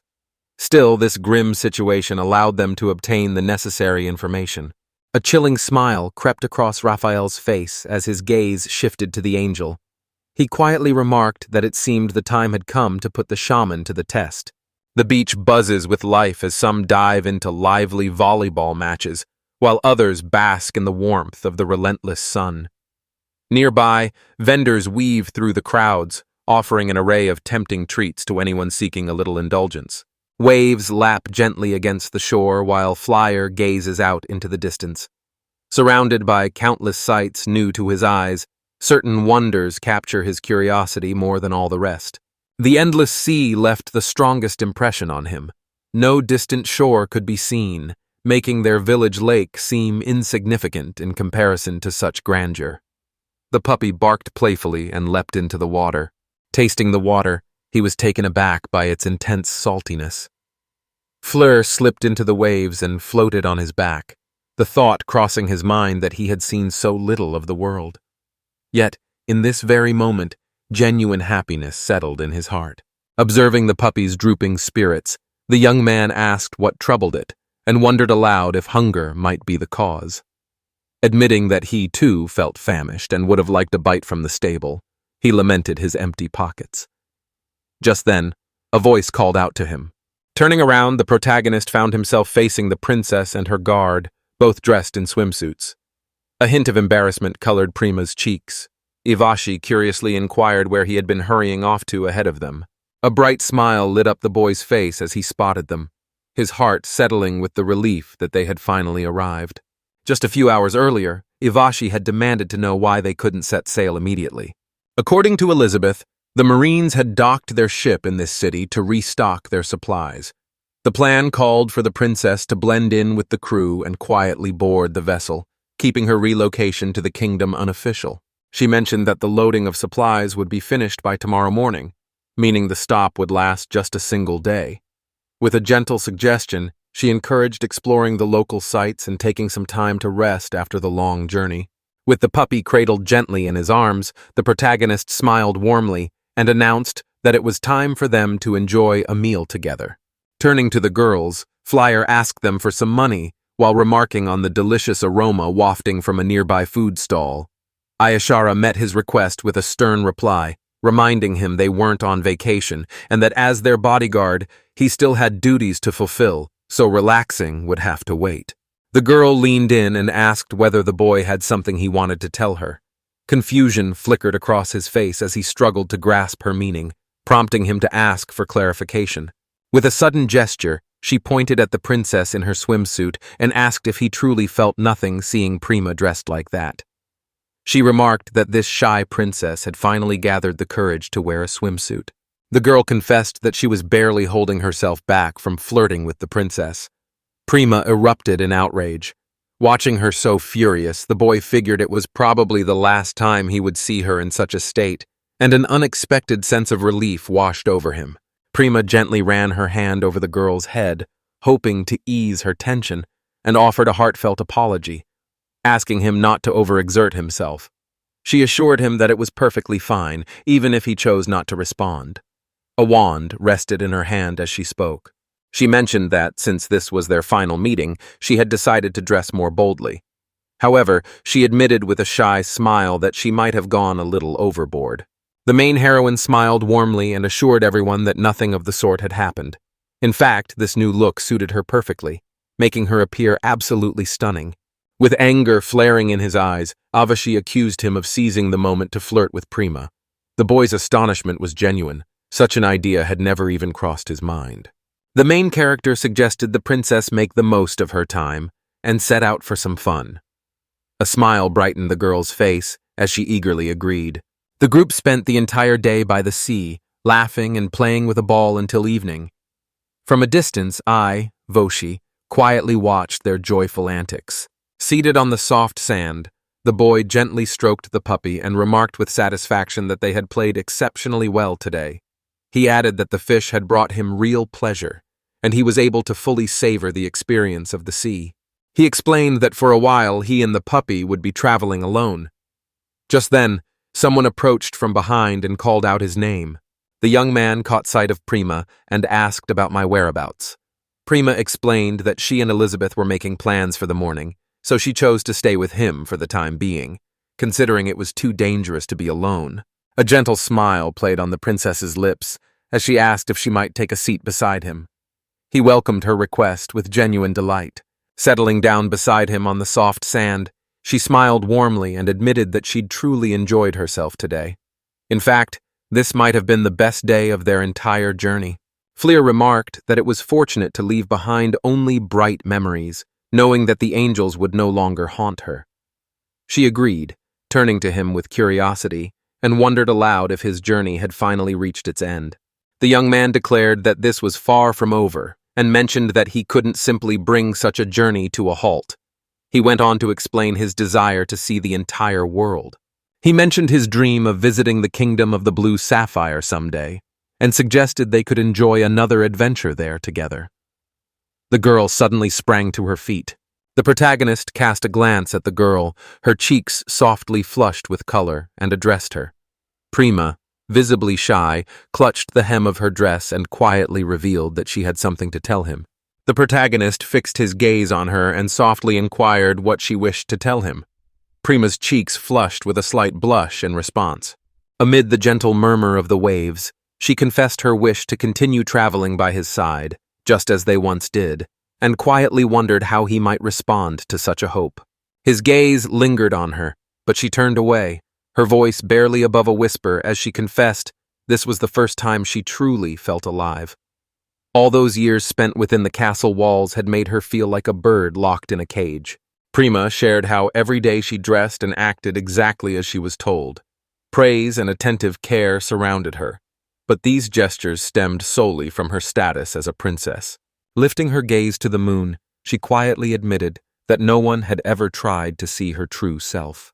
The young woman explained that everything began with the struggle for the throne, a conflict that allowed her to cast off the title of princess. For the first time, she considered the possibility of living as an ordinary person. She went on to say that after renouncing her royal title, she instantly became just an ordinary girl, lost and inexperienced in this unfamiliar world, feeling utterly powerless. Memories of Iwashi always shielding her came rushing back. Prima realized how careless and naive she had been, and as regret and remorse flooded her heart, an unexpected figure appeared before her. Prima shared how she had already met him before. His spirit was always bright and carefree. Even when trouble found him, he never left her side and remained close throughout every challenge. She noticed his words always rang with honesty, his actions radiated sincerity, and he lived unfettered, following his own desires. An inner light seemed to glow within him, a living testament to true freedom and happiness. Watching him delight so openly in life, a pang of envy flickered within her, and a quiet wish to be more like him took root. Memories of his gleeful enjoyment as he savored treats from the market stalls floated through her mind. Arms pressed tightly to her chest, she held the feeling close. Through tear-streaked cheeks, the princess shared a heartfelt smile and confessed her deepest wish, to travel at his side and see the wonders of the world together. Prima confessed that, when by his side, she could truly be herself. Through tears, she admitted her longing to continue sharing every joy life had to offer with him. With tears shimmering in her eyes, Prima stands before him and pleads earnestly for permission to remain by his side. The puppy dozed quietly as Fleur nodded in agreement and asked if they would go together. Lost in her own thoughts, the girl failed to hear him and muttered under her breath, calling him nothing but a burden, always stirring up trouble and getting in her way. As the girl finished speaking, realization dawned. He had agreed to take her with him. Surprise flickered across her face. She had not anticipated this turn of events. With a warm smile, Fleur suggested they continue moving forward and seek out new adventures together, mentioning that both he and the puppy would enjoy having such great company along the way. The girl hesitantly asked if permission was truly being granted, while the boy calmly reminded her that he had mentioned this from the very beginning. He assured her there was no need to worry about the angels, promising to ensure their safety himself. Freed from the constraints of her former title, she now found herself able to pursue whatever her heart desired. Wiping away her tears, the girl looks ahead, ready to embrace the extraordinary adventures that await her by his side. Tears shimmering in her eyes, Prima offered a radiant smile and confessed that this was her greatest wish in the entire world.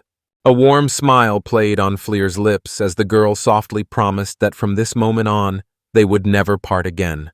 He explained that their first priority would be to prepare a home for her in the kingdom of Blue Sapphire, giving her a place to return to.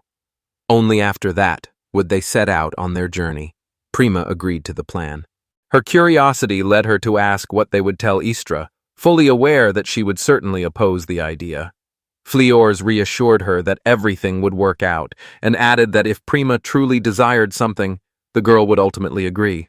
Suddenly, Aishera emerged before the couple standing by the sea and calmly declared that nothing like that would ever happen. Elizabeth remained at the girl's side. Aisha vowed not to let it happen and assured them their journey was far from over. Without hesitation, she set out to rejoin them. The girl explained that their journey continued because the princess had been forced to flee abroad when an attempt was made on her life. The thought that someone would choose to abandon everything for the sake of adventure struck her as unbelievable. Surprise flickered across Prima's face when she noticed the girls. Elizabeth offered an explanation. Ishera had been feeling anxious, so she stayed alone with the boy, which left them unable to prepare for the next morning. Instantly recognizing that her worries were well-founded, I called out sharply to the protagonist. With a stern tone, she forbade him from filling Preemy's head with nonsense and made it clear that from that moment on, he was no longer permitted to serve as her bodyguard. The princess stepped forward and confessed that everything had been her idea from the start. Fleur calmly remarked that the girl did not belong to her. Pushing Prima aside, he remarked that he understood Aisha very well. Her attachment to the princess bordered on obsession. However, the young man realized that trying to dictate her way of life was not the wisest approach. Flyer chimed in, remarking that there is only one life, so it's important to seize every opportunity and find joy in each day. He also suggested she try to take things a bit more lightly.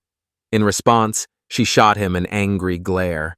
Furthermore, he promised that if she was afraid of angels, she had nothing to worry about. He would defeat them all. Yet she interrupted him before he could finish. I remarked that there was no point in dragging this conversation any further.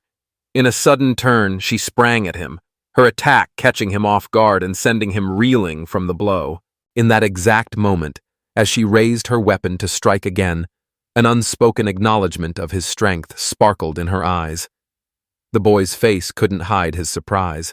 She declared that as long as even the slightest danger remained for the princess, she would never allow him to travel with Prima.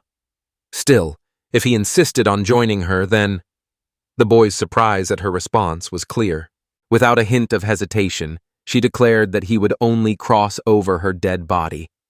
Gathering every ounce of strength, she drove her foot hard into his abdomen, sending him sprawling backward. The boy stumbled, nearly losing his balance. Prima looked on with concern, her voice calling out to them, worry evident in her tone. Elizabeth offered gentle reassurances, hoping to ease her friend's mind. The princess urged everyone to keep their distance from one another. With agile movements, Fleur dodges the girl's sword strikes and pleads for her to stop. He points out that just as she said herself, the princess means a great deal to her. With agile movement, the boy dodged the attack. The girl calmly declared that if protecting her meant becoming her enemy, then so be it. All she wished for was to see Prima's dreams come true, but in the end, she could not make it happen. With unwavering resolve, she moved toward him. The young man found himself taken aback by her words. She asked him to swear that he would protect Prima until the very end, devoting all his strength, and that he would never allow her to be unhappy. With tears shimmering in her eyes, she pressed the blade to his throat and pleaded for an oath. Observing the tense exchange, Elisaveta quietly remarked that the young woman seemed prepared for just such a turn of events. Sharing my thoughts, I raised my sword at the young man once more, demanding his vow. The protagonist intercepted the blade with his bare hand, stopping my strike cold. For a moment we both stood motionless, locked in each other's gaze. Flyer met her gaze with unwavering confidence, promising to protect Primed no matter the cost. The blade of his sword sliced into his arm. She examined him closely, her eyes sharp and attentive. With a grateful nod, I acknowledged the girl who had thrown aside her sword and was now moving toward the princess, standing just a few steps away. She confessed that, despite understanding her wishes, she still intended to hold her back, lacking the strength to protect her and feeling she had failed as a guardian. In closing, she admitted she no longer had the right to remain by her side. Prima glanced at her, curiosity flickering in her eyes, and asked if she still remembered their daring escape together. The princess remembered the day she was the first to sense the looming danger. Guiding her companion out of the palace, she had managed to save her life. She also recalled how Aishara had given up her sacred knight title, but despite that, she swore loyalty. Then she asked, if she no longer had the right to stand by her side, who else could possibly deserve it? A bright smile lit up the princess's face as she gently took the girl's hand, assuring her that no sword in the world had ever offered her as much trust and protection as the girl herself. Continuing, she admitted that she still relied on her. Tears welled in the sheriff's eyes as she promised she could bow before her as many times as needed, always remaining by her side, loyal as a steadfast blade.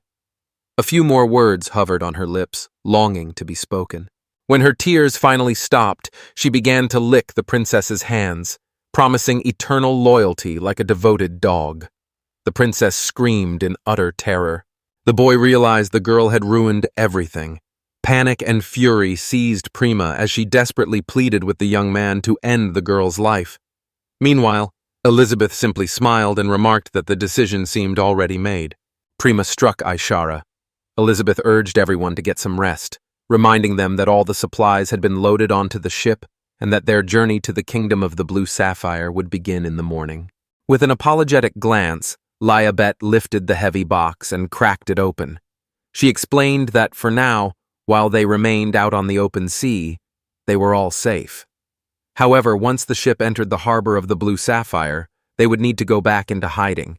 Irritated, Ishara shot a sharp glance out of the box and wondered aloud if it was truly necessary for all of them to be packed together, her words heavy with irritation at the stifling heat. Meanwhile, Flyer became tangled in the princess's dress, leaning in to ask whether night had finally fallen. Blushing and flustered, Prima did her best to halt the boy's awkward advance. Elizabeth pointed out the importance of staying unnoticed, as they would have to sneak into the kingdom illegally.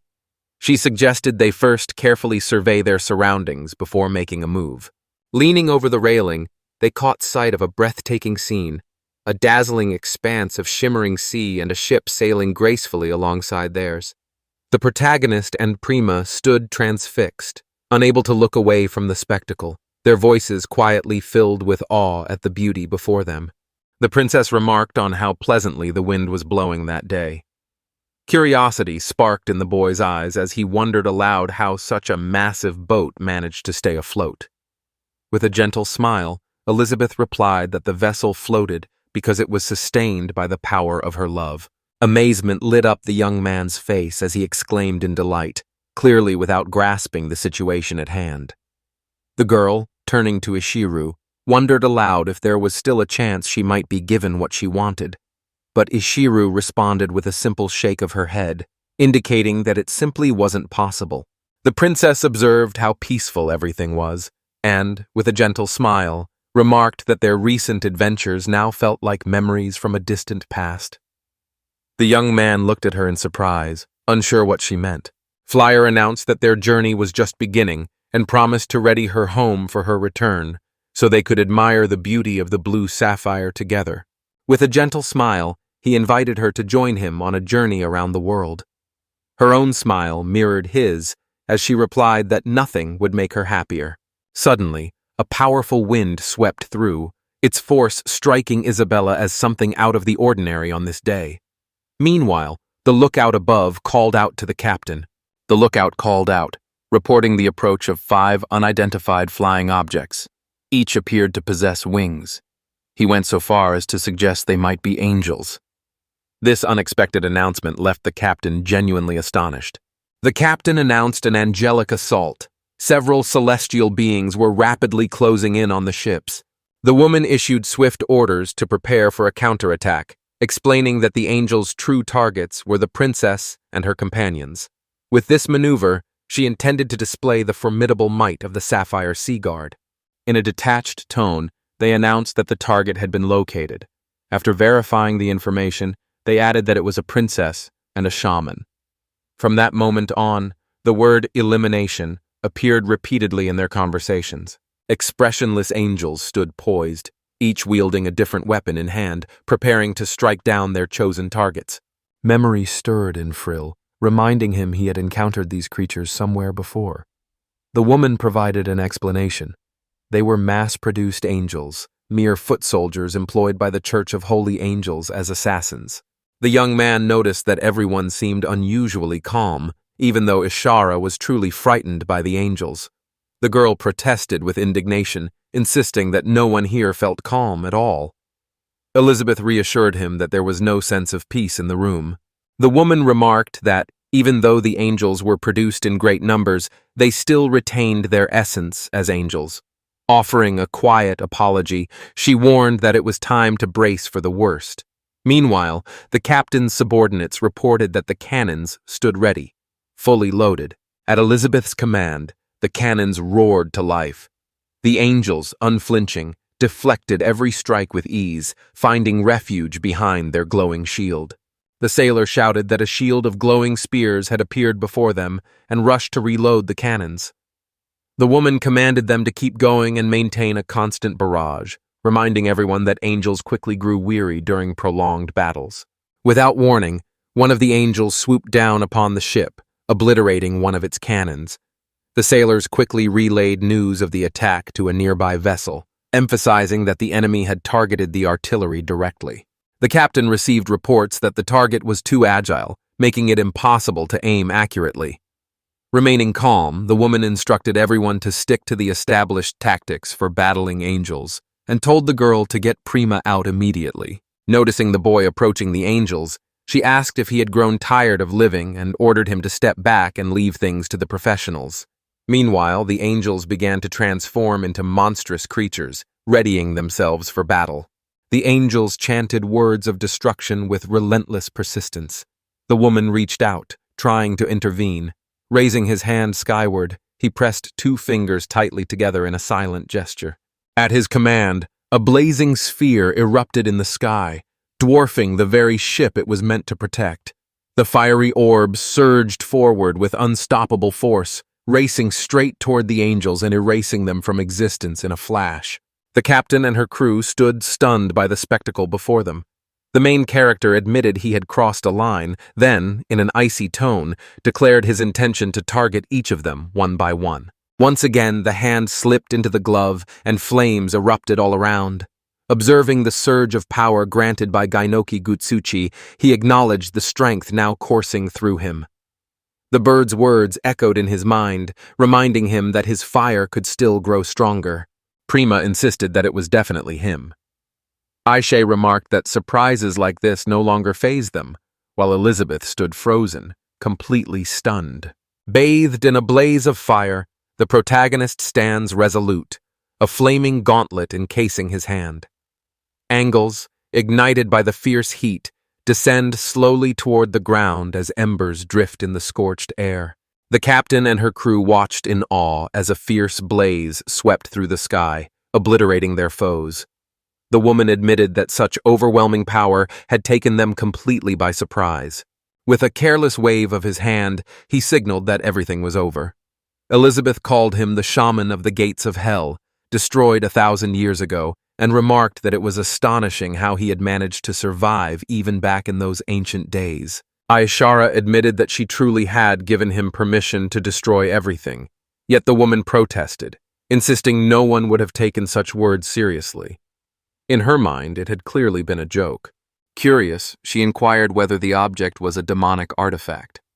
The sailor, caught off guard, remarked that she appeared to know something about angels and shamans, subjects she had once dismissed as mere fairy tales. Meanwhile, unseen eyes watched his every move with silent vigilance. Suddenly, a figure emerged behind the boy and explained that all of this was happening because a fallen angel resided in the kingdom of the blue sapphire, and the people here possessed far more knowledge than those of other lands. He also noted that, as expected, the mass-produced angels proved to be useless. Still, he managed to catch another glimpse of the demonic artifact and greeted the shaman with swift formality. Introducing himself as Raphael, he explained his role as one of the 12 apostles belonging to the Church of the Holy Angels. The sailors could not fathom where he had come from. I stepped onto the princess's path, blocking her way, and whispered softly, urging her to sit down. The girl realized that even more formidable enemies could be on their trail, yet disbelief lingered at how Flor had completely missed the danger lurking right under his nose. Lisbeth smiled warmly, expressing what an honor it was for them to welcome the apostle in person. With genuine curiosity, she wondered what had earned them such special attention. The apostle simply waved his hand dismissively, replying that there was nothing remarkable about it. He had just decided to take a little break. He announced indifferently that their presence meant nothing to him, explaining further that he had come solely to see the shaman. With a cold request, he told them not to stand in his way. In response, the woman calmly informed him that would not happen. Their weapons were already aimed in his direction. Elizabeth declared with unwavering confidence that this was her sea and her ship, and that the young man stood as a distinguished guest. Her crew trained their weapons on him, ready for whatever came next. She pleaded for the mockery to end. Raphael admitted his fear, quietly revealing that fallen angels lurked behind the kingdom's walls. Rising to his feet, he remarked that even fallen angels might lend them strength in their darkest hour. In response, the woman firmly insisted they had no intention of simply waiting around for death. The captain commanded the crew to unleash a volley from every cannon, all the while watching the storm of bullets with a predatory smile. Suddenly, every bullet seemed to slow to a crawl. Raphael Grinder allowed a slight smile and remarked that the move was bold. With a gentle touch of his finger against a bullet, he mused that, over the centuries, humanity had invented far more intriguing weapons. However, he remarked that this weapon was useless against angels. The apostle cast a stern glance at them, reached out to touch the bullets, and declared that he was returning them. Instantly, the bullets reversed direction and sped back toward their origin. The bullets curved in their path and struck the sailors and the captain, who clenched her teeth and raised her arms in a desperate attempt to shield herself. Dropping to her knees, she clutched her side in pain. The young man, having just called her grandma, rushed over to help. Gritting her teeth through the discomfort, the woman sternly ordered him never to call her that again. He studied her face intently, concern flickering in his eyes. The deck of the ship was strewn with people clutching their wounds in agony. Striding over to Flyer, Raphael announced that the commoners had been dealt with and now it was time to turn his attention to this boy. The apostle spotted the girls and wondered aloud if one of them might be the seventh princess from the kingdom of the White Pearl.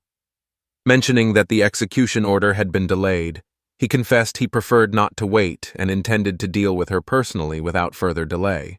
At those words, the small puppy transformed once again into a massive, fiery hound and charged directly at the apostle, poised to attack. Raphael observed closely, soon realizing that this was no ordinary creature but a sacred being, and the revelation only deepened his fascination.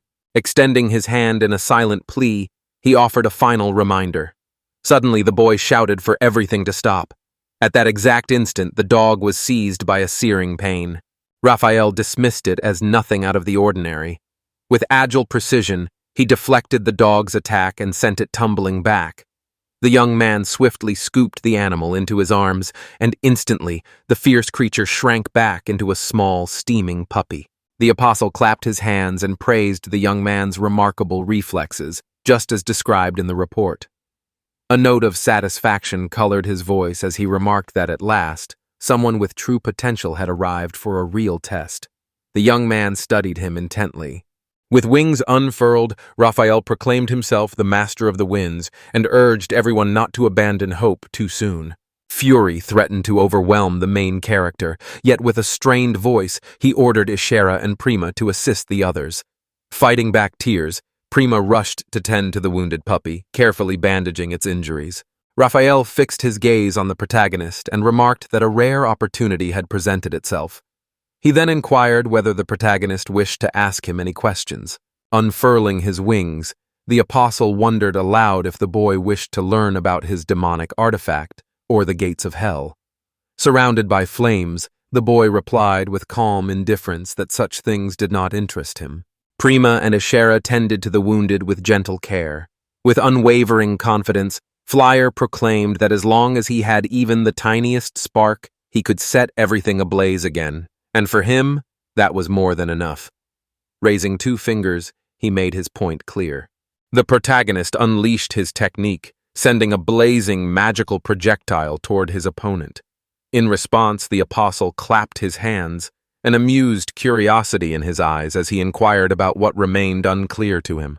With a sharp clap of the angel's hands, a swirling shield of wind instantly sprang up around him, forming the protective barrier known as wind waltz. Calm and unshaken, he remarked that the boy's flames were nothing more than a mere spark in his eyes. The young man stared at the angel in disbelief, unable to hide his astonishment. Emerging from the blaze of the fire projectile, he calmly declared that angels were destined from birth to withstand the flames of hell. Extending his hand, he unleashed his technique while the boy clenched his teeth, straining under the tension. The protagonist was struck with tremendous force, sent flying across a considerable distance. crashing through sections of the ship's metal framework.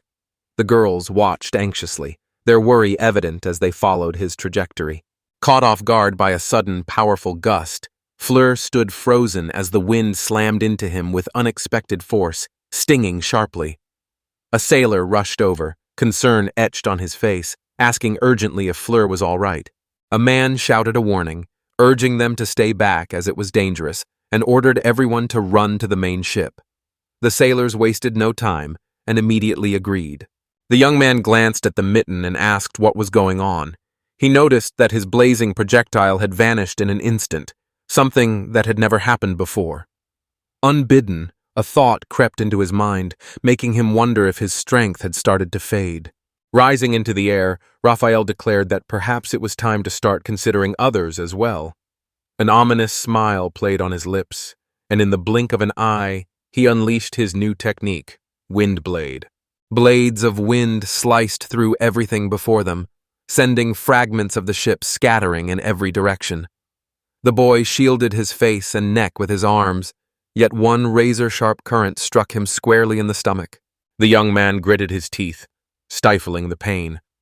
Apostle observed that, despite knowing of his remarkable combat skills, the boy faltered when it came to close-quarters fighting.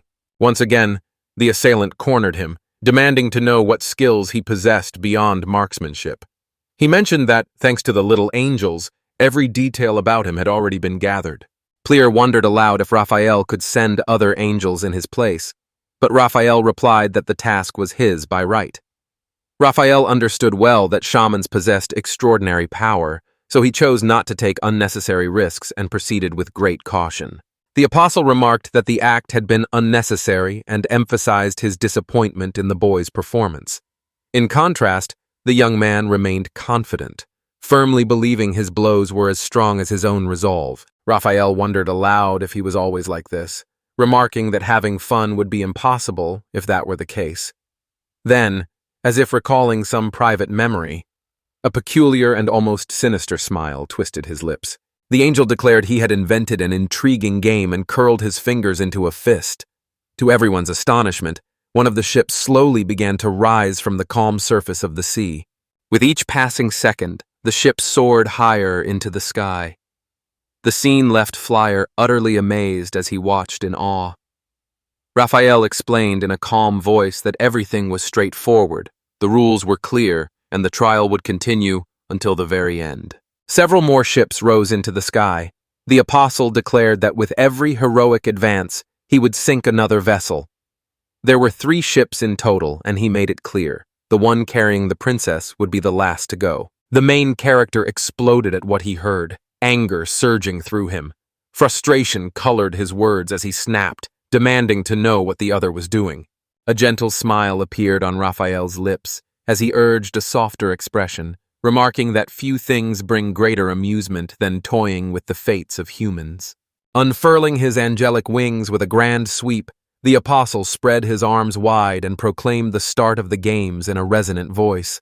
3 ships hovered in the air behind him, forming an impressive backdrop. Meanwhile, Fleur, barely containing her excitement, watched him intently. A black-winged angel taunted the boy, laying down a daring challenge. If the boy managed to land even a single blow, victory would be his, and their paths would never cross again. Still, should the angel manage to strike the boy even once out of 3 attempts, disaster will follow.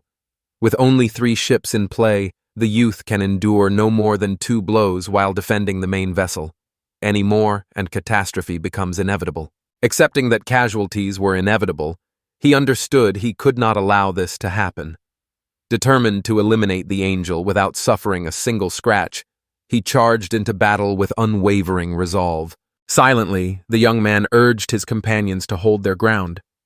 The aerial battle seemed to slip from his grasp with each passing moment, and his only viable option was to force the angel downward. Yet his adversary only laughed, mockingly questioning if he intended to launch a fiery assault. With a swift motion, he hurled needles of wind and swirling wind swallows toward the young man. The youth reasoned quickly. Since these were nothing more than gusts of wind, setting them ablaze was useless. Dodging remained his only option. The boy imagined the angel manipulating the wind with a simple movement of his hands. With enough insight to unravel an opponent's tricks, even a powerful foe becomes possible to defeat. Yet the man with wings effortlessly saw through these thoughts. Drawing on these guesses, he managed to catch the boy and land a punch straight to his stomach, openly admitting that all the wild motions of his arms were merely a distraction without any real purpose. With effortless mastery, he guided the wind, scarcely shifting from his place, a feat nearly invisible to the naked eye. The angel noticed at once. His strike had found its mark. His warning about punishment had not been in vain. Fueled by anger, he detonated the first ship and, in an instant, the terrified boy lost his life. The ship plunged rapidly into the depths, leaving the boy frozen in shock, powerless to save his loved ones as the ocean seemed to swallow them whole. Angel's laughter echoed through the air, but soon his gaze settled on the two remaining ships. If the shaman failed to act, their companions would surely be lost to the sea. It was time for the boy to put aside all hesitation and take matters into his own hands. Fury surged within him as confusion clouded his mind. The angel's demands remained a mystery, and he could not fathom what he had done to provoke such irritation. The man's laughter faded abruptly, his expression tightening into stern resolve. He explained that the boy had arrived alongside the demon lord and was now laying waste to the world with infernal flames. As an angel, he could not allow such evil to roam unchecked, and felt duty-bound to put an end to it. A booming laugh erupted from him as he reveled in his own clever remark, clearly pleased with how well it landed, while the young man watched him with wide-eyed astonishment. The angel then openly admitted that there was no special reason behind his visit. He simply wanted to have some fun, as opportunities to unleash his full power had become quite rare. So he chose to spend some time with this boy. As the shaman pondered the words he had just heard, an angel silently took his place behind him. Gentle fingers brushed the shaman's shoulder, and in a soft voice, the angel inquired whether it was truly wise to leave his back so exposed. Startled, the boy jumped, having completely failed to notice the angel sneaking up behind him or understand why it happened. As the man suddenly lunged toward him, realization dawned that he had been caught off guard once again. Everything transpired in a flash, as swift and silent as a whisper of wind. The angel's mocking smile lingered as the boy, having let his guard down, made the foolish choice to leap into the air on his own. In that instant, razor-sharp gusts of wind shot toward him. Hundreds of needles pierced the young man's body, easily slipping through even the toughest armor. Yet, a faint smile played across his lips, for wounds no longer mattered in a moment like this. The battle had already ended. With those words, he aimed his weapon at the flagship. Realizing the enemy's intent, the young man shouted in desperation, pleading for mercy, for his friends were aboard that very ship. The angel, a look of satisfaction on his face, calmly bid farewell while methodically dismantling the ship. With a shout, he called out objections and the names of his friends, and in an instant Prima, the very one he had promised to take on a journey, appeared vividly in his mind. Meanwhile, the angel watched everything unfold with quiet delight.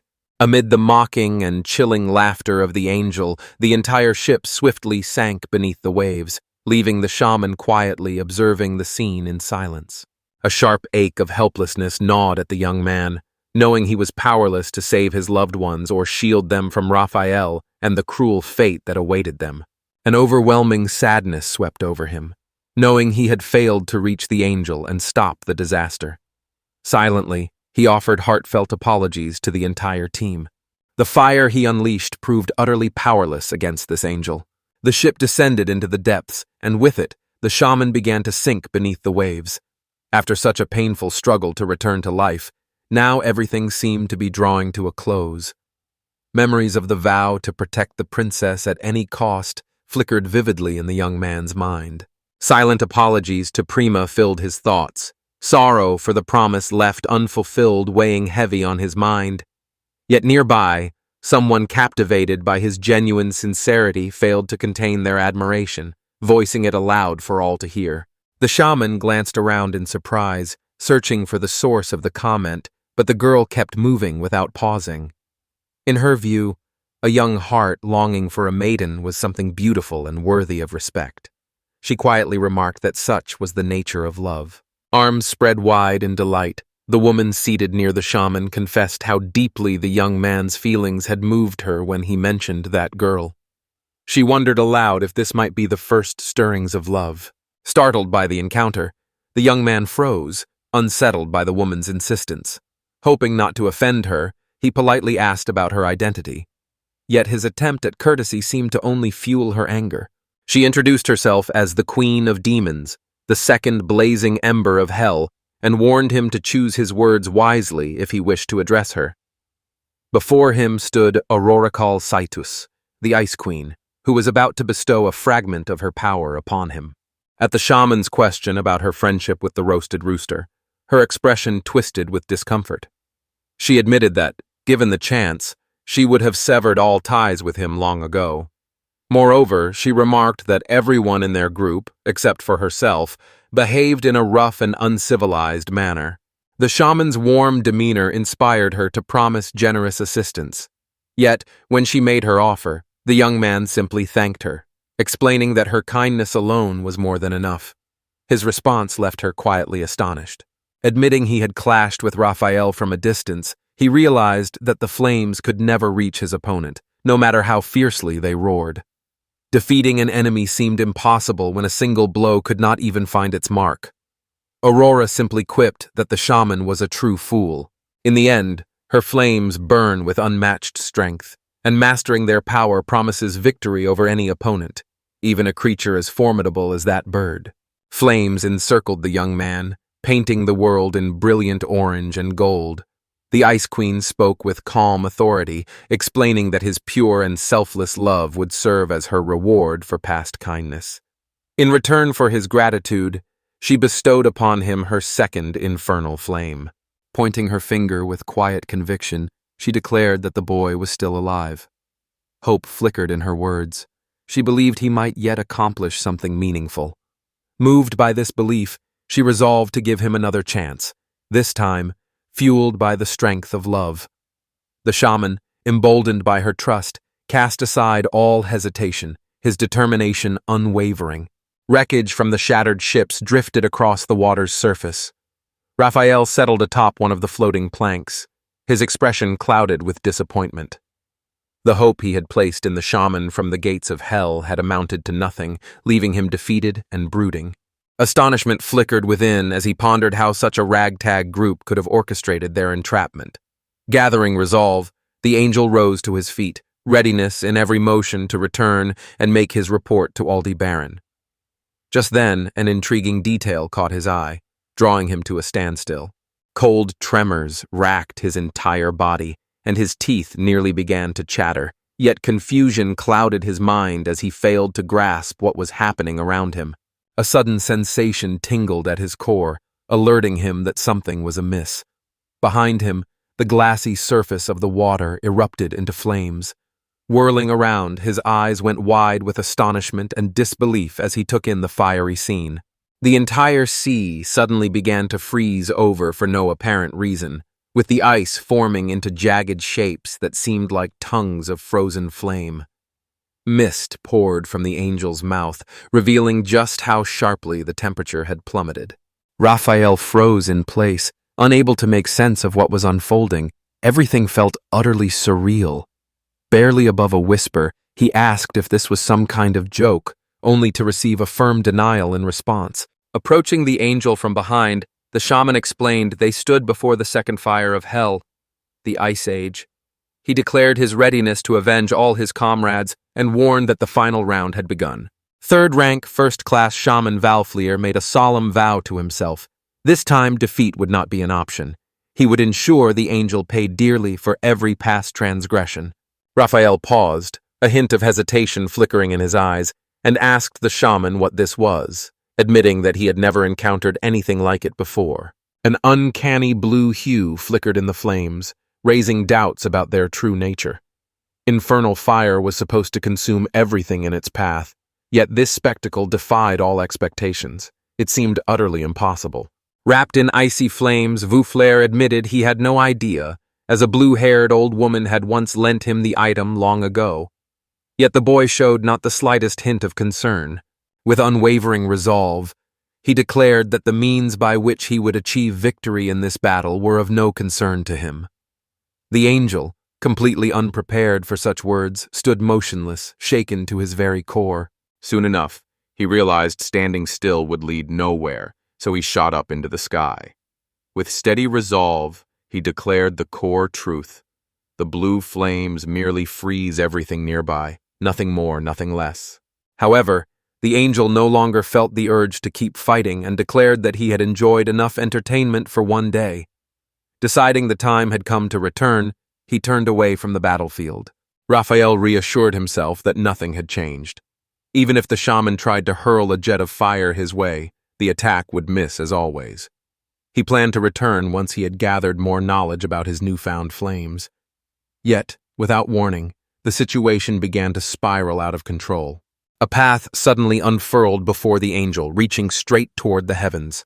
With unwavering confidence, Foulflyer raced upward, never once glancing behind. The angel's surprise was clear as an icy pathway materialized in the air, yet no explanation reached him. The secret lay in the flame itself, which possessed the power to freeze everything around it, for this was a fire born from absolute zero. Moisture in the air has already been taken into account, so the advantage angels once held in the sky no longer poses an obstacle. As the shaman draws nearer to Raphael, a firm grip seizes his wing, preventing the angel from lingering in place. Raphael raised his shield in a desperate attempt to defend himself, yet the effort proved futile. The shaman recalled Aurora's words. Should the boy learn to withstand attacks in the sky, the angel would become nothing more than an easy target. The boy landed a powerful blow to Raphael's face, causing blood to immediately stream from his nose. The angel's glasses shattered into pieces, fragments flying in every direction. Knocked off balance by the forceful blow, the angel tumbled down. The shaman took aim once more, preparing to strike. Raphael tried to reassure himself that his opponent's earlier success was merely luck, that he had simply been about to take flight. Yet the comfort proved hollow, as his wing refused to respond. Horror gripped Raphael as he realized that the wing the shaman had lowered earlier had frozen solid and was now crumbling away piece by piece. No time remained for hesitation, as Valfler was already launching another attack. The angel plunged from the sky in a sudden dive, piercing the icy water like a bolt of lightning. Shards of ice fractured instantly beneath him, scattering in every direction. The shaman asked Raphael if he understood that even if he took to the skies, he would still fall short in speed. As long as death had a place on this earth, the boy would remain undefeated, so surrender would be the wiser choice. Raphael opened his eyes, his face contorted with rage.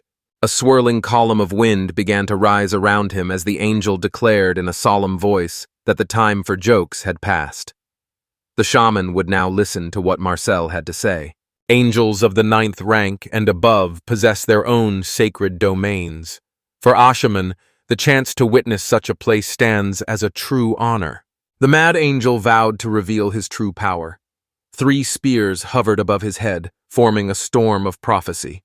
Breath coming in ragged gasps and lips curled in a feral snarl, the angel swore retribution on behalf of the 12 apostles of the Holy Angels Church. Undaunted, the shaman simply met this threat with a bold challenge of his own. Already poised for action, the newfound power of the second infernal spark braces him to respond. The shaman gathered every ounce of power and unleashed a swift attack, sending razor-sharp ice spears hurtling toward the angel with the speed and precision of a flying blade. Raphael countered with his protective barrier. 2 powerful forces clashed in a fierce duel, unleashing a raging storm and scattering icy light in every direction, each straining to overcome the other. A smile spread across the angel's face as he realized how long it had been since he last fought with all his might. The sensation thrilled him, filling every fiber of his being with pure exhilaration. Laughter burst from his lips, raw and wild, as though sheer joy had driven him to madness. Fortunately, the shaman always possessed a clear vision of how to employ various techniques. Yet despite this inner knowledge and confidence, The presence of Raphael's spears continued to unsettle him. From the very beginning, it was clear that the power of the angel who commands the wind greatly enhances the accuracy of his attacks. Even in the face of icy strikes from his opponent, he can effortlessly shatter them with his overwhelming might. Given the current circumstances, the shaman stands a strong chance of acquiring a trump card, which could severely undermine his own position. For this reason, coming up with a strategy becomes essential to avoid being left vulnerable. Raphael emphasized that underestimating the true power of this shaman would be a serious mistake. The divine wind of the gospel possesses the unique ability to manifest its power as spears, each one embodying the true force of the wind itself. Such strength can lay entire cities to waste, obliterating everything in its path. Stunned by the spectacle before him, the shaman stood frozen in place, struggling to accept that this was truly happening. He had never imagined that such a phenomenon could be connected to materialization. Meanwhile, the angel had already hurled 2 piercing wind spears in his direction. The shaman prepared to shield himself from the spears, calling upon the second flame of the underworld. Judging by his focused demeanor, a solution had already come to him. An enormous killer whale, sculpted from solid ice, emerged at his command. At first glance, the daring display seemed almost reckless, bordering on desperation. Observing this spectacle, Raphael burst into laughter, mocking the young man's attempt to shield himself from something sacred with such an unusual magical feat. Spears sliced through the icy beast with unwavering confidence and determination, streaking toward the shaman without even a moment's hesitation. The boy stood pierced through, the angel breaking into laughter. He now resembled nothing more than a kebab. Certain of his victory, the angel grew complacent. Yet the boy, far from defeated, offered only a sly smile in return. Spears gripped firmly in his hands. He watched in awe as his teacher's strikes darted through the air with astonishing speed. Surprise flickered in Raphael's eyes, yet the young man calmly explained that these spears, formed from materialized wind, could indeed be grasped. Simply touching was enough to freeze, making it no longer a challenge. Upon hearing this, the angel hurried to intervene, but the boy followed through with his intentions regardless. Spears froze solid before shattering into countless icy shards that scattered in every direction. The boy took a moment to admire his handiwork, while Raphael seethed nearby, infuriated that such chaos had erupted within the sacred grounds of his sanctuary. The angel realized he still had 1 spear remaining, and prepared to strike the young man from afar, determined to keep him at bay. Just then, an unfamiliar sensation washed over him. Massive chains of ice wound tightly around the angel, trapping him as securely as iron shackles and forbidding even the slightest movement. Summoning every ounce of skill and strength, the shaman strained with tremendous effort, dragging Raphael closer. The young man who had wielded the demonic artifact insisted once more that he could even surpass an angel. Yet, despite his bold words, he continued to stall for time.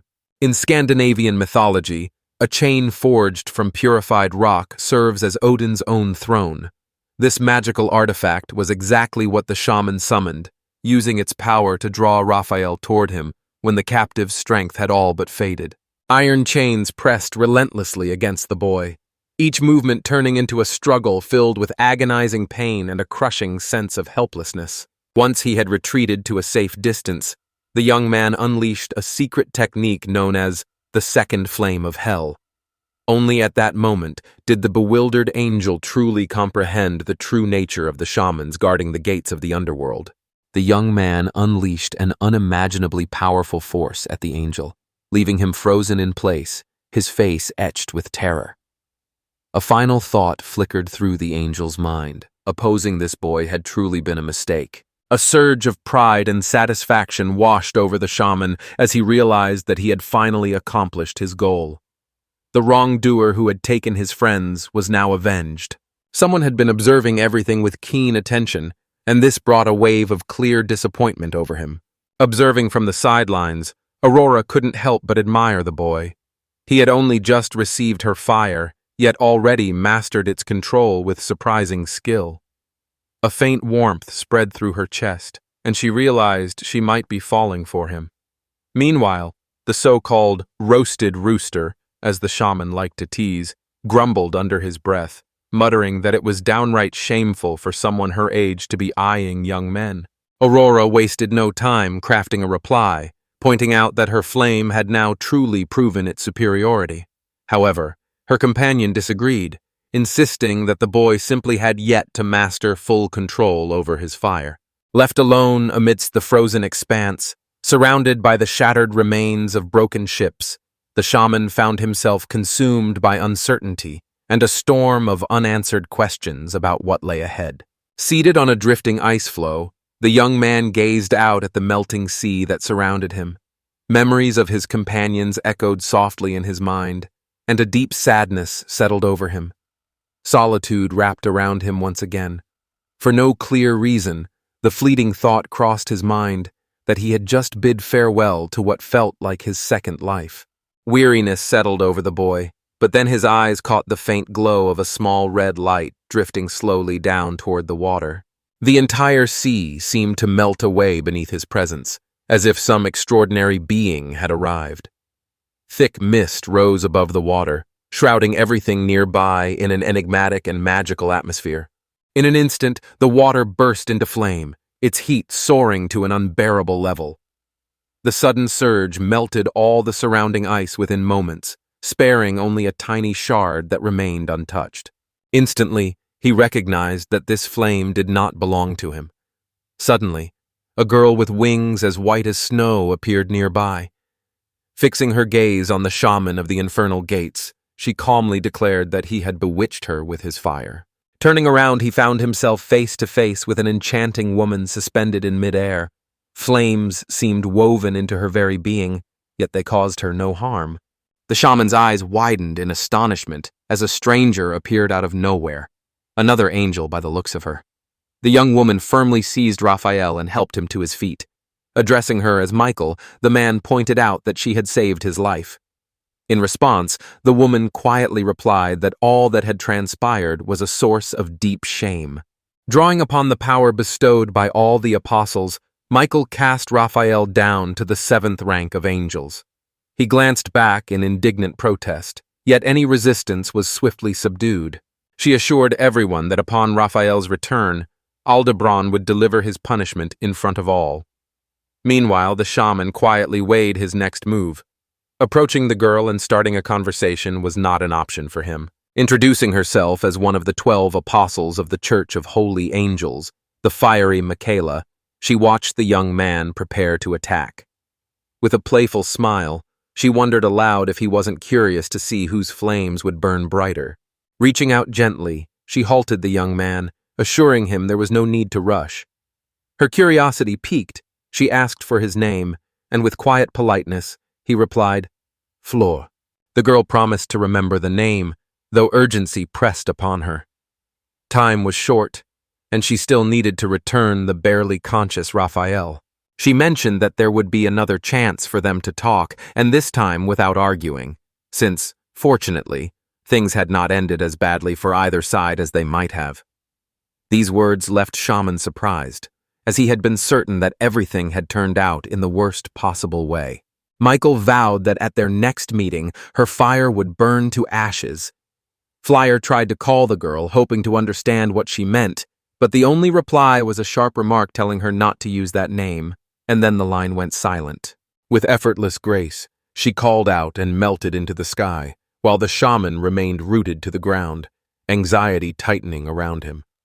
It seemed to him that Mika simply had no idea. Raphael had already lost everyone, and that was why she spoke the way she did. Suddenly, a colossal figure surged from the depths of the sea, knocking the shaman off his feet and shattering the ice floe beneath him. Thrown high into the air, the shaman cried out, his exhaustion from today's endless surprises leaving him with little strength for astonishment. Something mysterious emerged from the depths of the sea. The shaman immediately sensed its uncanny presence. It appeared almost unreal, and belief that this was a living being did not come easily. Unsure of what to do, he made a quick decision to set the strange creature alight. At that moment, a door on the deck swung open and a girl ran out. Princess Prima, unable to hold back tears of joy, leaped straight into the water and rushed into Flea's waiting arms. Wrapping her arms around the boy with unexpected strength, she unleashed a forceful embrace. The sheer power of it surged outward like a detonated bomb, sending waves rippling around them and churning the sea into a frenzy. Joyful faces glanced about, their eyes shining with relief. Some gently urged the princess to take greater care and avoid such reckless risks in the future. Others marveled at the power of love, amazed that such a force had conquered even an apostle. The shaman cradled the princess in his arms, still lost in a haze of confusion. Joy filled his heart, yet the mystery of how it all transpired and why the young men survived lingered unanswered in his mind. Eliza explained that before him stood a remarkable piece of technology found only in the Blue Sapphire Kingdom, a submarine. This vessel always stayed nearby in case ships were threatened or danger appeared. Because of the boy who distracted the enemy, everyone managed to escape in time. Wrapped in the shamaness's embrace, the princess confessed her overwhelming fear, not of the angel, but of the looming dread that something terrible could unfold right before her eyes, leaving her utterly powerless. With these words, her tears streamed even more freely. She brought to mind the promise he made to her by the sea, a promise to explore the world together. The young man gave his word with unwavering confidence, leaving no room for doubt. Relief washed over him as he saw that everyone had made it through unscathed. Later, as their journey continued, curiosity turned to the shaman, prompting someone to ask what had truly transpired during that fierce battle. Eliza recounted how, just as they decided to return to the surface, they discovered the sea locked beneath a sheet of ice. She explained that, as far as she knew, an angel could never cause such a thing. The shaman then confessed that the icy transformation was his doing. For the first time, he admitted to using the second flame of hell, and in doing so, he had gone overboard with the cold. The girls exchanged surprised glances, their curiosity piqued by what seemed like a brand new trick. Could fire truly have the power to freeze? Prima asked for clarification, wanting to be sure she understood that the word shaman had truly intensified his flame. Once she received confirmation, a joyful smile spread across her face as she remarked on his remarkable abilities. Yunak moved closer to examine Eliza's wounds, as well as those of the others, but she assured him that they were all right. Eliza realized that Prima's extraordinary healing power had truly worked. Never had she imagined she would experience such rare magic herself. The princess quietly reminded her that she did not wish anyone to find out about her unique gift. Fleer pondered the reasons behind the girl's hidden strength, but concluded there was no point in questioning her silence. At that moment, the door swung open. Suddenly, one of the crew members dashed over to his companions and excitedly announced that land was visible ahead. The sight meant their journey had brought them close to the kingdom of the Blue Sapphire. While the team searched for a pier, the shaman, unable to contain his joy, let out a triumphant shout. Instantly, everyone clutched their heads and covered their ears, trying to shut out the sharp, piercing sound that filled the cramped submarine. The noise echoed even louder in the confined space. The boy quickly apologized, his face full of regret. He truly hadn't meant to cause such a commotion. Brimming with enthusiasm, the young man eagerly invited everyone for a stroll along the harbor to sample the local seafood specialties. However, Eliza quickly interrupted his excitement, reminding the group that they had arrived illegally and such leisurely adventures were simply out of reach for now. The original plan involved hiding the boys among the cargo and leaving them behind at the port. However, unforeseen circumstances forced a change of course, requiring a detour and the need to drop some of them off along the way. In strict secrecy, the seventh prince of the Kingdom of Blue Sapphire, Gishu, awaited them. Eliza issued a warning about the dangers ahead, pointing out that if the prince changed his mind, the repercussions would reach far beyond a simple report to the king. With calm assurance, Aishira stated that everything would turn out well. When the priest inquired about the source of her confidence, she explained that she had already encountered him before while watching over the princess. Known as the seventh prince of this kingdom, he also holds the title of Princess Primavera's fiancé. After a long and arduous journey, Primavera and her companions finally arrived at a place where warm welcomes awaited them. They learned that only a handful of people in the kingdom knew about this port, hidden away on the far side of the island. Relief washed over the travelers, allowing them to breathe easily and at last feel secure. The man in the hooded cloak bowed respectfully, introduced himself as an envoy of Gishi, and announced he would serve as their guide from that point onward. She mentioned she would step away for a short while. Stepping closer to Elizabeth, she offered heartfelt thanks for the support she received. With a gentle smile, Elizabeth assured Prima that her help would always be available, inviting her to reach out whenever necessary. Afterward, Eliza turned her attention to the shaman. As a token of gratitude for saving her and the crew, she handed him a curious scroll. The young man almost declined, convinced he hadn't truly earned such a gesture, yet the moment his eyes landed on the scroll, something made him hesitate. This weapon once belonged to a ship's arsenal. The boy inquired if he could truly claim it as his own. A reassuring answer followed, along with the explanation that the weapon was a token of gratitude and deep respect for him. Eliza added that anyone who dared to take up this weapon must forever bind themselves to it, as if marrying it. Noticing the confusion on everyone's faces, she quickly clarified that she was only joking. Prima, along with her team, bid farewell to Eliza and her companions before setting off on their journey, led by the guidance of their assistant. With that, their adventure began. The shaman proudly displayed his extraordinary treasure, delighting in his newfound wonder. Prima's joy for him was genuine, her eyes shining with happiness. In contrast, I regarded the whole event with skepticism, suspecting the gift was more burden than blessing for the young man. Despite my doubts, he quietly admitted that recently the thought of settling down and marrying had begun to cross his mind. In that moment, he suddenly remembered. Prima had her own noteworthy secret, one that had completely slipped past his notice. Though she was clearly embarrassed, the girl ultimately chose to share her story. The engagement had been arranged by the allied kingdoms, so with the princess now a refugee, the agreement likely held no weight. Uncertainty clouded the girl's mind about whether Guisho would still be willing to help her relocate. Aisha revealed that it was her idea to travel to the kingdom of the Blue Sapphire. Confidence filled her words as she insisted that Prince Guisho would assist the princess, regardless of her current circumstances. Even though Aisha had only encountered the prince once, she sensed with absolute certainty from that brief moment that he could be trusted.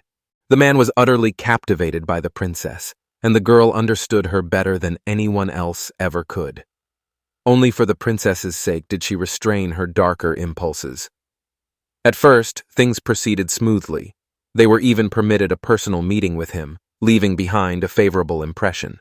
The shaman quickly realized that difficult negotiations still lay ahead. Showing unwavering resolve, Aishara stood her ground. Her trust in Gushu remained absolute, for their invitation had come directly from him. Their guide, however, suddenly halted in the center of a small courtyard and calmly announced that they had arrived at their destination. The group concluded that this spot, which resembled an abandoned village, suited their needs perfectly. The entire matter carried exceptional importance. Remaining unseen was absolutely essential for them. The setting perfectly suited the need for a secret meeting. A tense silence hung around the shaman, who couldn't shake off the sense of an impending trap. Meanwhile, the princess quietly inquired about Geisha's whereabouts. Without so much as a backward glance at his companions, Escort announced that his master was not present, and this revelation clearly left Flyer stunned. As soon as he glanced back, the stranger realized that the final decision on the matter rested entirely in his hands. Without warning, a massive spear burst from beneath his cloak and shot straight toward Flyer with incredible speed. Concern for their friend weighed on the girls' minds, while the man in the cloak stood resolved, determination radiating from his every move. The shaman retreated a few steps, revealing the layer of ice armor that had saved him at the last moment.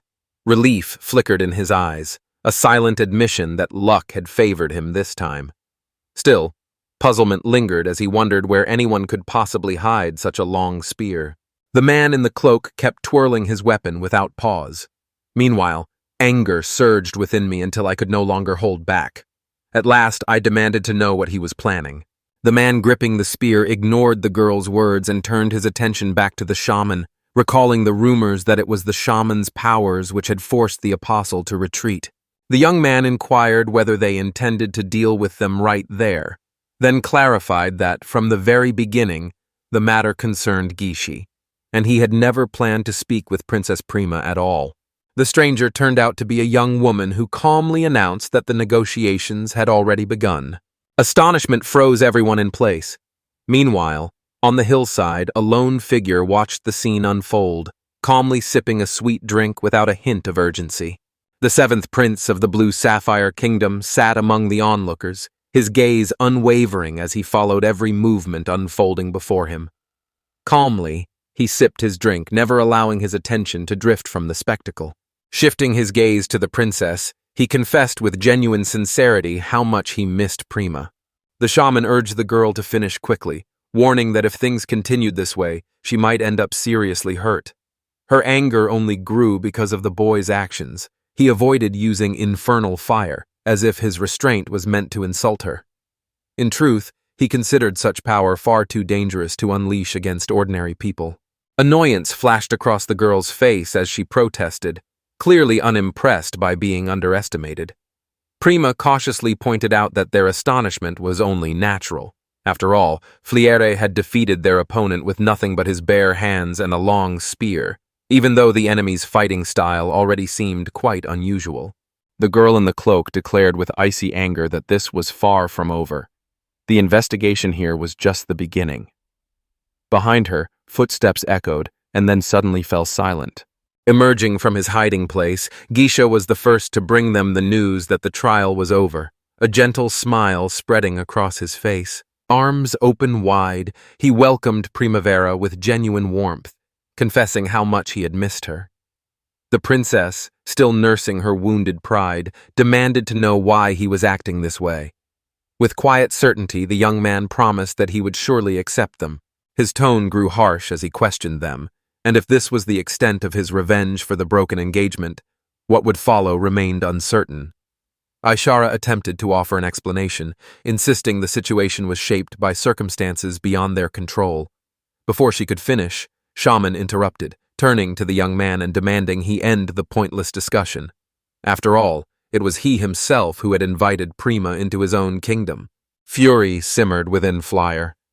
If all this turned out to be true, and the prince had acted purely out of a desire for revenge, the thought alone felt utterly repulsive. A heavy sigh escaped the prince as realization settled in. The shaman was a person of extraordinary kindness, which meant that Geisha stood no chance at all. At the entrance of the Primavera company, Geisha Bod and Bod appeared together, offering sincere apologies for their abrupt arrival. Their unexpected courtesy left everyone in the room quietly astonished. He apologized for his rough behavior, but Prima, slightly flustered, gently asked him to lift his head.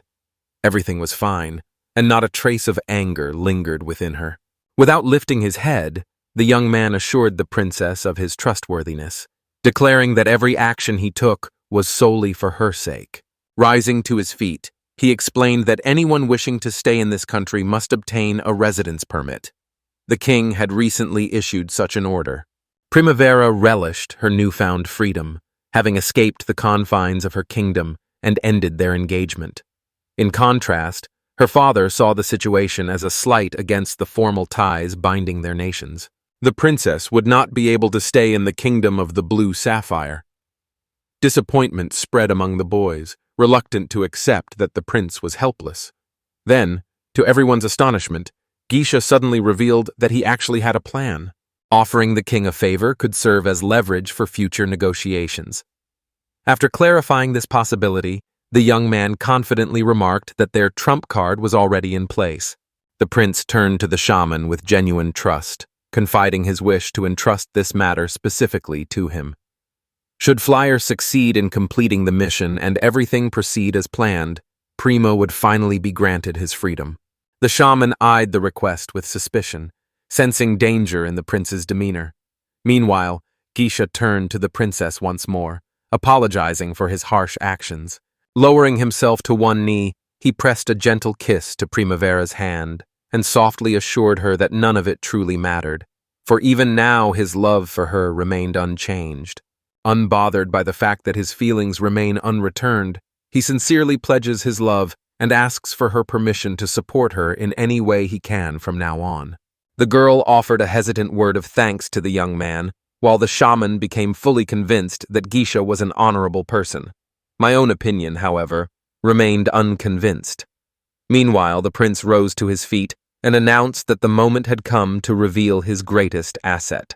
The young woman, who not long ago wielded a massive spear, gently guided the little boy over to the group of boys. When the shaman inquired about the child's identity, Geisha introduced him as his younger brother. He then turned to Fleer, asking her to escort Nia to the Red Ruby King. The girls were taken aback, puzzled at the thought of sending a child to such a remote place. The kingdom of the Red Ruby, often called the Land of Red Deserts, seemed an odd destination. The shaman, recently arrived in the kingdom of the Blue Sapphire, faltered with uncertainty, his spirits weighed down by concern. The girl in the cloak suggested that the boy abandon the task if fear overwhelmed him. While she harbored no doubts about Geisha's plan, the shaman remained a stranger to her. With those words, she tore off her hood, her eyes blazing with anger as she glared at the shaman. At last, the prince introduced the young woman beside him. Her name was Rachel, a holy knight and his personal guardian, who would now serve as his protector and aid. The thought of embarking on a new journey alongside strangers sparked Shaman's curiosity. The shaman stretched, shaking off the last traces of sleep. In the port, the boys waited, their determination shining as they prepared to set off on their journey. Yusha apologized for sending the boys off so early, explaining that it was the only way to avoid drawing unwanted attention.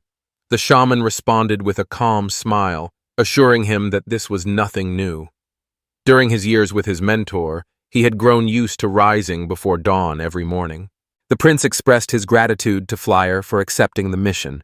Yet, the young man reassured him once more, explaining that there was no need to worry, as he had long ago decided to travel the world. Just yesterday, Primavera wondered aloud how such a thing could have happened, since Geisha was known as the youngest of the princes. He offered only a quiet reply, explaining that story was merely the official version. Since the matter was strictly confidential, he could share nothing further. The young man urged trust in his words, promising that, should everything end well, they would finally secure their freedom. He placed his hopes in Fleer and felt certain that as long as the shaman stayed close to Nia, she would remain unharmed. The prince acknowledged he would now owe a debt to the shaman, yet the young man reassured him. For Prima's sake, he explained, he would have done anything regardless, and with a new companion in their group, their adventures promised to become even more lively and enjoyable. Yet Geisha interrupted the boy, calmly explaining that since Ashera and Prima were in danger, there was no point in wandering elsewhere.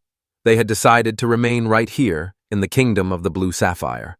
Flyer strode confidently toward the ship, a bag of belongings swinging at his side.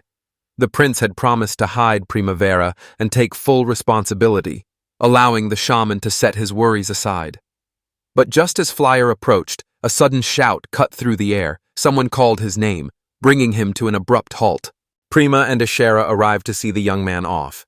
They hurried along, determined not to be late and to have a chance to say their goodbyes. The young man pointed out that their company wasn't necessary, yet Prima insisted, reminding him that this journey was for her sake. Ishara reminded him not to forget that the princess's fate now rested entirely in his hands. Strength alone set him apart, yet his blunt honesty could easily become a weakness. It was vital to ensure no one used this trait against him. The girl reached out her hand to the boy, offering reassurance as she gently urged him to let go of his worries and focus on his goal. With a smile, she added that growing stronger would only benefit him. Prima called the boy and insisted that she should bear all the blame herself. Embarrassment washed over her when she realized he had chosen to shoulder all the concerns on his own. The girl was about to insist on accompanying him, but the boy gently stopped her, his hand coming to rest softly atop her head. With a reassuring promise, he assured her he would finish his task quickly, return right away, and then they could embark on their adventures together once more. He asked her to wait just a little, and with a gentle smile, The princess promised she would certainly remain until his return. She assured him that Aishiroi would be waiting for him instead of SS. With a parting wish for success from Gishio, the shaman finally boarded, ready for departure. Clearly, someone had grown quite weary of waiting. Perched atop a wooden crate, the guard cast a reproachful look at the boy, while Nez settled in beside him, completely absorbed in his book. Rachel urged the young man to stay focused, reminding him that this trip was far from a leisurely outing. Buoyed by the thought that these two would be his companions this time, the shaman extended his hand and introduced himself as Val Flyer. Yet the girl turned away sharply, her stern expression making it clear that she had no interest in engaging with him. Traveling with him was simply a part of her mission, and she had no intention of pretending to be the shaman's friend. The young man froze at her bluntness, his eyes wide with surprise as he looked at the girl. He asked her if she was upset with him for defeating her the day before. Abandoning any further attempts at understanding, he set his sights on building a connection with Niar instead. Extending his hand and offering a gentle smile to the boy, he managed to startle him quite a bit. As soon as he inquired about what Naya was reading, the boy suddenly tossed the book aside and darted toward his guard, who instantly drew her spear and hurled it at the shaman with swift precision. Irritation flashed across her face as she demanded to know what this young man had done to her master. When he calmly explained that he only wished to meet her, the girl replied with unwavering certainty that no introduction between them was necessary at all. Holding the boy close, she explained that his duty was to protect their master only until a red ruby appeared in the kingdom, so for now, he should simply try to bother him less. A red mark surfaced on Nai's forehead, prompting the girl to instantly request antiseptic. Watching her, Fleur found himself struck by how much she resembled Ishiru. This moment brought back memories of the early days of his journey with Primavera. The shaman asked the princess to wait for him. While this adventure bore little resemblance to what he had once imagined, excitement flickered in his chest as his eyes searched the horizon for the distant ship.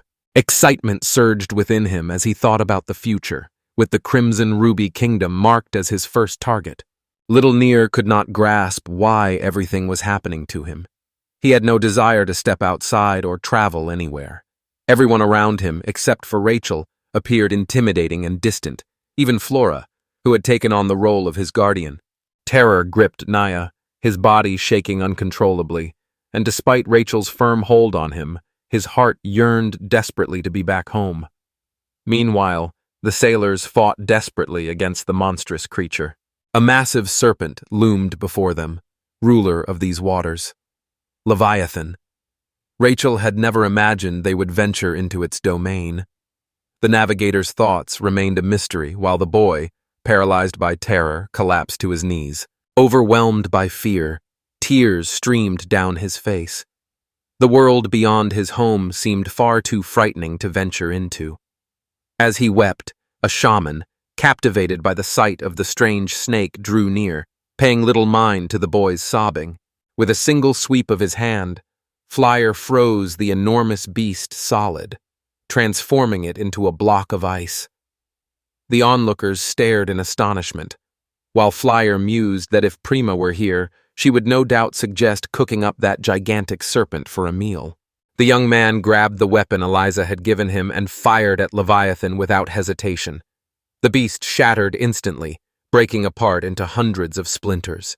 Watching with amusement, the shaman remarked that he now had yet another tale to share, and suggested they call him if anything unusual happened again. Approaching Rachel and Nia, he asked if they were all right, surrounded as they were by an astonishing array of strange creatures that filled the area with a sense of wonder. Fear overwhelmed Nier, and he couldn't endure it any longer. With his trousers hanging to dry on the clothesline, he stood there awkwardly, murmuring apologies to Rachel. The shaman remarked that it was embarrassing, having assumed Neo was simply surprised. Rachel gently asked him to refrain from speaking that way, reminding him that the boy was only 6 years old and had never once left the village of Gishivilla. The shaman recounted how, at the age of 6, he had been abandoned in the jungle and commanded to survive alone for 7 days. Rachel gently requested that he not compare Nia to himself. She also observed that it would be worthwhile to show this man a greater measure of respect. Suddenly, Nia turned to the shaman, drawing every eye in the room to himself. With a hint of embarrassment, the young man asked what it would take to become as courageous. He admitted earnestly that he longed to be as strong as the shaman. Rachel rushed over to the boy, her voice sharp with urgency as she pressed him to explain what he meant. Unwilling to let him fall under the sway of that man, she confronted him directly.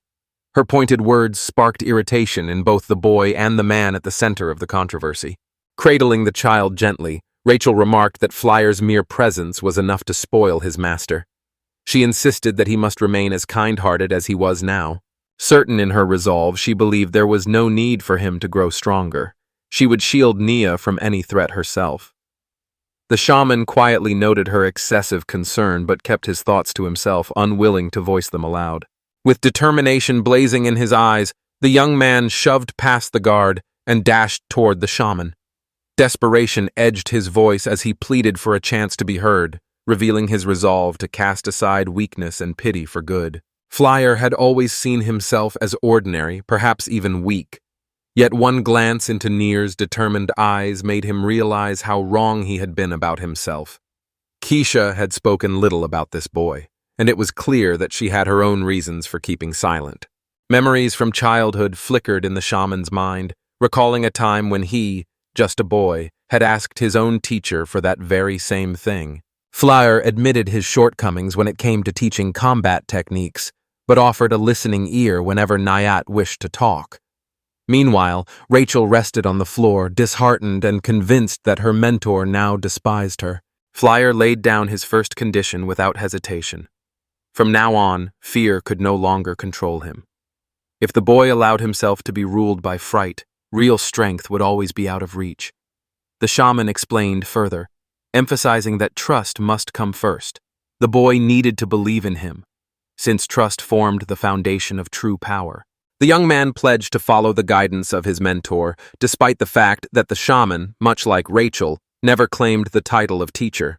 Just as Fleur launched into an enthralling tale from his past, a sailor suddenly broke through their quiet. Navigating through the noisy crowd, he found them at last, urgency etched into every movement, compelled to deliver important news without delay. News arrived that the kingdom of the Red Ruby lay just ahead. A gleam of anticipation lit up Fleur's face as excitement and impatience mingled with dreams of adventure.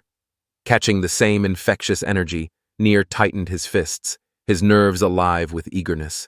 Meanwhile, across the sea, the princess gazed thoughtfully out her window, admiring the landscape as her mind wandered to Flora, wondering quietly if she was safe and well.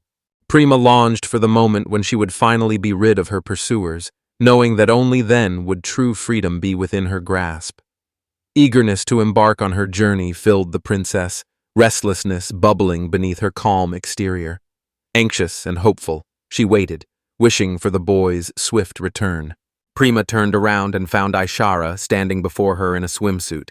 Without hesitation, Prima asked what she was wearing. Aishara had come to invite the princess to the beach and explained that if Prima kept drowning in gloomy thoughts, she would lose all zest for life. The princess managed to escape from the kingdom of the White Pearl and gained her freedom, albeit with a few lingering restrictions. As she prepared for her next adventure, her companion suggested she rest for a while, even if the calm felt a little dull. With confidence, I assured them there was no need to worry any longer about the situation with Prince G. He had already done everything in his power to help them win their freedom. Since the conversation had turned in this direction, I decided to share my own thoughts as well. Tugging lightly at the princess's dress, she promised her a delightful outing and insisted she change into a swimsuit. The suggestion, however, immediately flustered the princess. Aishara confessed her true desire from the start was to see the princess in a swimsuit. Realizing this had been her real plan all along, Prima lost her composure. Overwhelmed by Aishara's persistence and bold emotions, Prima slapped her. A gentle knock sounded at the door. Geisha appeared, politely inquiring if she was disturbing the princess. The princess, however, simply apologized for the commotion. Spotting a small basket, the girl grew curious about its contents. Inside, she discovered sandwiches, each one prepared personally by Geisha. An invitation to stroll along the shore was his gentle attempt to lift Prima's spirits, having noticed the shadow of sadness clouding her in recent days. Determined to support her, he found it unbearable to witness the sorrow etched on her face. Meanwhile, the girl believed that her actions had been selfish. Though Geisha was no longer her fiancé, his concern for her remained unchanged. These thoughts brought a gentle smile to her lips as she softly agreed to go. The prince urged her to set out at once, though his curiosity led him to ask about Aishara's whereabouts. Prima replied briefly, explaining that Aishara simply needed some rest. Throughout their exchange, a stranger perched on the windowsill watched them with keen interest. The moment Ishara awoke, she immediately sprang up and began searching for the princess. The girl seated opposite her calmly explained that the princess had gone out for a walk. After offering a polite greeting and settling comfortably onto the sofa, the stranger apologized to Ishara. Recognition flickered across Ishara's face as she realized who sat before her. Koroni, the infamous assassin. Calm and collected, the girl simply decided to brew some iced tea. Slipping past the guard at the door hardly troubled her.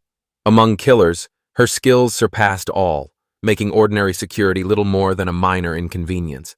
She confidently claimed she could distinguish people's classes by their scent and would easily find them if she knew where they had gone. Instantly, I rushed to search for the princess, certain she must be with Geisha. The girl halted me, gently reminding me that dressing properly should come first. Nearly free and ready to make her escape, she was stopped by Corona, who had an important request for her. She was entrusted with the somber duty of informing the family that Prima had passed away. The assistant gave her a stern look and demanded to know what had happened.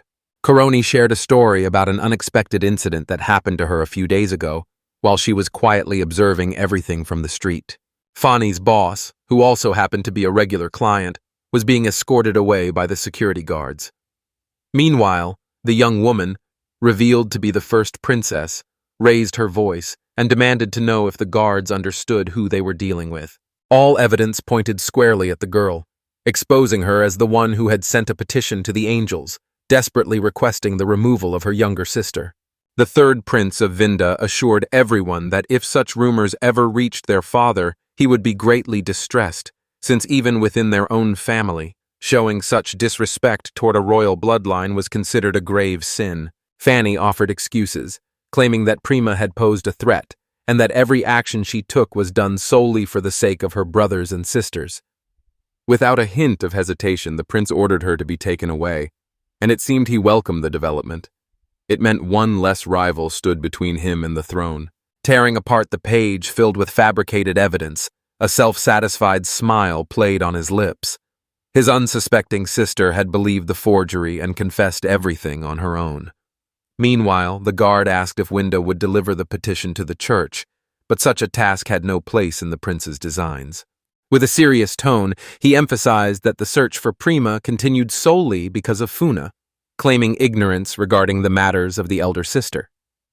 He had intended to resolve both issues in one move. That was exactly what Corona reported after overhearing their conversation. A surge of anger washed over me as the girl presumed herself superior, even though her attitude did nothing to alter our predicament. Kironi suggested she remain within the borders of the Blue Sapphire Kingdom for a while and refrain from traveling elsewhere. My thoughts, however, drifted down a different path.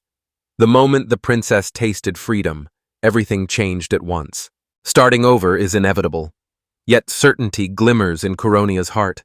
For within this very kingdom dwells a fallen angel whom even the Church of the Holy Angels dares not approach. Without warning, Aishar sprang to her feet, tossed on her clothes in a hurry, and raced out the door. Determination set in. She would ask the prince to introduce them to the fallen angel. Even with Flyer absent, unexpected situations already loomed ahead, and another surprise threatened to unravel everything. The assassin froze in surprise, then asked once more if I had truly shared a candy with that very Prince Gishu. With a confident nod, the girl confirmed that it was indeed so, and pointed out that he was now protecting them. A pensive look settled across the heroine's face. This particular prince stood closer to the king than anyone else, making him the subject of countless rumors within Sieran's circles, most of them unfavorable. The hired assassin had warned her to stay vigilant around him and keep her guard up at all times. While rumors swirled in the background, the princess quietly savored her lunch by the seaside, undisturbed and at ease. The boys marched beneath the relentless, scorching sun, yet the heat seemed to amuse them more than bother them. Fliera found himself genuinely surprised that the desert was nothing but endless sand. Rachel glanced over and asked if he was worried about getting sunburned. The shaman replied that the heat hardly bothered him, thanks to his command over fire magic, but Rachel pointed out that this wasn't the only reason. Sliding the cover aside, the shaman gently asked how Naya was feeling. The boy's condition spoke for itself. He lay sprawled, drenched in sweat, utterly drained by the oppressive heat. Rising with quiet determination, he assured everyone that he was fine. Still, the shaman advised the boy to take it easy and avoid overexertion. Fleer picked up the towel and conjured a second flame upon it, this one made entirely of icy fire. As the towel was returned to the prince's forehead, delight illuminated his entire face. The prospect of resuming their journey brought him quiet happiness. Meanwhile, the shaman turned to Rachel, asking if their destination was near, but her reply was a gentle refusal. For some reason, the usual route was not an option this time. The journey would lead them across the desert, with stops in several small towns along the way, and the entire trip was expected to last around 30 days. The shaman's displeasure was clear. 30 days in the desert would weary anyone, the dull monotony almost unbearable. Yet Rachel warned against letting their guard down, for the desert teemed with terrifying monsters. She added that, hardened by the harsh conditions of this place, the monster inhabitants had grown both fierce and powerful. Among them, finding anyone ranked below A would be nearly impossible. The shaman, caught off guard, inquired about its meaning. The girl then clarified. The Guild of Adventurers had established a classification system for magical beasts based on their strength, though the shaman admitted he had never encountered such a concept before. Flyer summed everything up and remarked that there would hardly be any time left for boredom, which only irritated the girl even more. She pointed out that he acted as if he didn't care about anything that was happening. Flyer handed the girl a glass of chilled water, cooled by his own efforts, and invited her to drink, hoping it would refresh her and help her feel better. With hesitation, the girl reached for the water, but suddenly regained her composure and shouted loudly.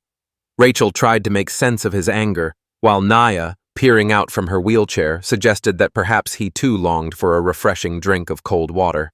Raku eagerly quenched his thirst, an act so expected among travelers that it raised no eyebrows. The shaman offered a word of praise, acknowledging the boys' thoughtful care for their guests. Nayat convinced himself it had only been a trick of his imagination and put those thoughts aside. Meanwhile, the girl calmly explained that Rakuda was a magical creature, unbothered by heat and always reliable when journeying across the desert. The girl explained that his species fell under the E class, which meant they were frequently hunted by other magical creatures. Travelers, too, often ended up as prey for these predators. Suddenly, they caught sight of something violently tearing through the sand, racing straight toward them. As they drew near, a sand boar suddenly burst forth from beneath the desert's surface, a magical beast of B rank, and this time, its sights were unmistakably set on Rakuda. Rachel cautioned the young man to stay alert, comparing the creature's danger to that of a serpent from the western lands. Yet the shaman's tracks had long since vanished. Drawing upon sand and the primordial flame, the young man conjured a swirling tornado of fire and grit. Once the monster had been thoroughly roasted, Flyer declared it snack time. Nia gazed at the shaman's power with admiration, yet disappointment clouded her face as she realized he had gone so far that almost nothing remained of the creature. Not even the bones had survived the blaze. Meanwhile, a small group of people nearby took notice of the suspicious explosion. The boy clutched the fang, brooding over whether it might be edible, though the answer was obvious, it was not. Without warning, a newly arrived group began shouting loudly at the travelers. The group voiced their outrage, accusing the boys of stealing their job of slaying the monsters, a real insult in their eyes. Curious, the team pressed for the boys' rank within the Adventurers Guild. Rachel's frustration simmered, convinced they had rotten luck to cross paths with these troublesome youths. With pride gleaming in his eyes, one of the men produced a card and held it up for all to see, declaring their status as fourth-rank adventurers. This mission, he announced, would be their opportunity to rise to the third rank. Outraged voices erupted as the group pressed their demands for compensation, their confusion about the incident doing nothing to lessen their determination. Surprise flickered across the shaman's face, uncertainty clouding his thoughts as he tried to discern whether he had misstepped. Rachel gently encouraged him to let it go and pay no mind to the matter, assuring him there was no need to trouble himself. With nothing more to discuss with these people, they were free to continue on their way. Meanwhile, the rest of the search party grumbled in frustration, left with nothing but ashes where the monster once stood. Suddenly, one of the boys spotted a small hole in the nearly intact fang that his companion was holding. Without hesitation, they pressed him to hand over the fang, insisting it was the only thing left. The boys chatted excitedly, certain that third place was already in the bag. The man clad in armor teased them, saying luck had favored them. If they were real adventurers, they would have faced a serious scolding. With angry voices, they shouted at the shaman, warning him never to set foot there again. At that instant, Nia rushed outside, anxiety etched across her face, and quickly asked if his friends were all right. Without hesitation, the girl rushed into the boy's arms and began apologizing for having to witness such an unpleasant scene. The shaman remarked that those adventurers were, to put it mildly, not the most agreeable company. Throughout the world, the Adventurers Guild maintains forts that serve more as dens for rogues and criminals than as bastions of honor. Their core principle remains straightforward. Possessing the strength to become an adventurer earns you a place among them. Interestingly, adventurers do not answer to the laws of any nation. Although this independence can be frustrating at times, in the end, no matter how hard one tries to resist, it is fortune alone that determines the outcome. Nia caught an impolite word from Rachel, echoing it almost immediately. Rachel quickly reassured him that there was no need to speak that way. With that small lesson behind them, the group pressed on. Their journey through the desert unfolded quietly, without incident. Upon reaching the first way station city on their journey, the boy found himself astonished. The entire city stood empty, yet it bore none of the usual signs of abandonment. The group was searching for a place to stay when their eyes landed on a massive building. Drawn by curiosity, they decided to ask for directions there. Shock rooted the boy to the spot as realization hit. He was standing right before the Adventurers Guild office. Inside, lively conversations and hearty laughter echoed through the doors. Rachel explained that this place accepts requests from people and turns them into tasks for others. It turned out that the guild also serves as a gathering spot for rather dubious characters. Deciding there was no point in getting involved, Rachel chose to move on without a second thought. With unwavering resolve, the shaman stepped inside, following Nia's instructions exactly as she had described to the girl. The young man opened the door confidently and greeted everyone in the room with warmth. Without wasting a moment, Clear asked if anyone nearby knew of a decent inn where he could stay the night. His question instantly caught the attention of the somber men gathered there. Anger flared in Rachel's voice as she scolded the boy for ignoring her entirely. In contrast, the shaman remained calm, explaining that they simply had no other options left. Escape was impossible. Just then, someone among the group noticed the newcomers arriving. Fleer instantly recognized those same unfriendly faces, their anger simmering at the sight of the unexpected encounter. How could these outsiders have the nerve to show up here? Thanks to this spiteful group, the adventurers had been denied their promotion. The tusk they had handed in was dismissed, and their efforts to deal with the boar went unacknowledged. The Flyers group took offense and immediately called for revenge. Yet the shaman himself remained oblivious to their grievances. Since the task hadn't been completed in the first place, this simply seemed like a new chance to try again, only this time without any tricks. Grabbing the shaman by the collar, the man warned in a low voice that any further attempts to underestimate him would quickly reveal the shaman's proper place. Laughter bubbled throughout the guild as everyone watched the fourth-rank members put on a show, each eager to flaunt their strength. A heavy sigh escaped Fleer, the weight of the situation pressing down on him. Realizing that a peaceful resolution was already out of reach, he offered a quiet apology. Yet the adventurers showed no intention of letting him go so easily. With a burst of courage, Prince Naya seized the man's leg and firmly pleaded for the shaman's release.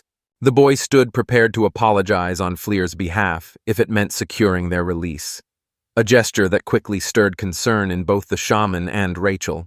The man's anger only intensified, his eyes narrowing with contempt as they settled on the child. Without warning, he pressed his foot down on the man's chest and issued a sharp command to keep his distance. Laughter erupted even louder throughout the room when Nia toppled over from the gentlest of taps, while Jabul basked in smug satisfaction at his own antics. Unable to let this pass, Flyer sprang forward and lunged decisively at Jebul. With barely a fraction of his strength, his blow sent the man flying several meters backward. In that moment, he realized Rachel had been right all along. Adventurers truly were repulsive. The guild members stood in disbelief at the shaman's audacity to challenge them, their faces twisting in anger as they declared that such defiance from someone so ordinary would not be forgiven. Fleur turned to his companions and asked how they were holding up. Rachel erupted with a furious cry, loudly proclaiming that she would never forgive anyone for splitting her master's lip. Suddenly, a towering figure loomed ahead, advancing toward them. Suddenly, the guild leader known as the Chief of Muscles descended to the scene and demanded an explanation for the commotion. His arrival instantly stirred the group, and one guild member wasted no time shouting accusations against the shaman, blaming him for the surprise attack on Gibble. Gibble expected the guild leader to punish Fleer himself, considering Fleer was among the strongest and most seasoned adventurers. Yet the leader approached the young man with measured caution. Next, he seized his subordinate by the head, gripping tightly while accusing Gable of first claiming credit for someone else's work on a completed task. Later, he added that Gable had even gotten into a fight with a respectable person. Convinced that someone like him had no place in the guild, he simply threw him out the window, casting him away from that world. Gable's friends could only watch in disbelief as the scene unfolded before them. Musculus, the leader, greeted the shaman and his companions with a calm smile, inviting them over for an important conversation.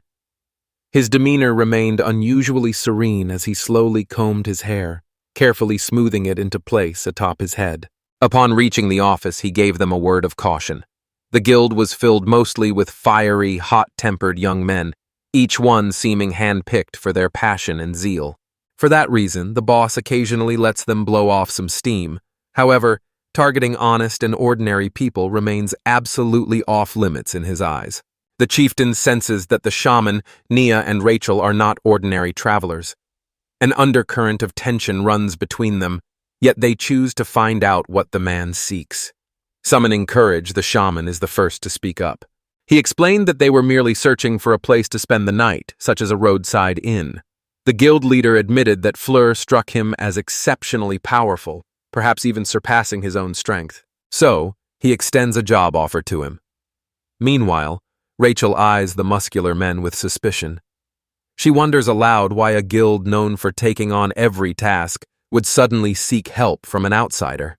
The man simply shrugs, as if to say unexpected things happen in life. The leader of the Muscle clan wasted no time and immediately suggested punishing the peculiar adventurer. He also promised that if the shaman agreed, he would provide them with shelter, food, all essentials for the journey, and even a map of the desert. The shaman, unable to grasp the intricacies of this scheme, recalled Prima and her magic. Perhaps she was the one being discussed. Rachel remarked that, from their perspective, these were favorable terms for an agreement. Still, she could not comprehend why the chief was willing to go to such lengths to punish a fellow comrade. According to Mayaz, this adventurer spelled nothing but trouble, always acting on her own impulses and ignoring everyone else. If such behavior continued, she could become a real challenge for the guild, eroding its reputation and trust through her reckless actions. The shaman considered asking why the boss hadn't dealt with the girl himself, but the towering man just shrugged, admitting such an act would never go unnoticed if he tried it. Fleer's surprise is unmistakable. The boss's strength is evident at a glance.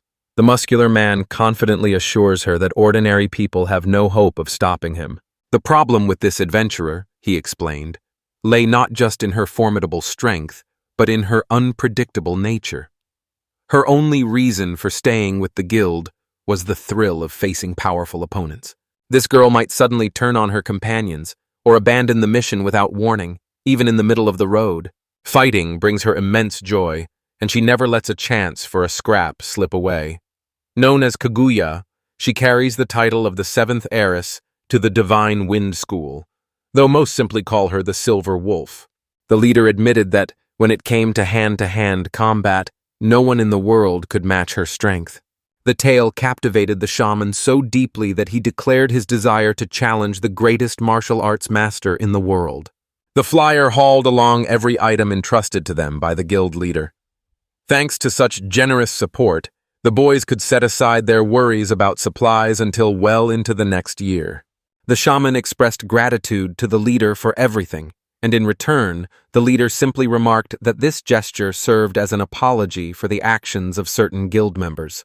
The young man noticed the guild had finally started to care about the people living in this city, and Mr. Muscle promised to add this concern to the guild's official rules. With a sense of purpose, he slid his hand into his pocket, searching for something important. Extending a card toward the shaman, he revealed it to be an official adventurer's license. As a newcomer, Flyer would begin his journey at rank 5.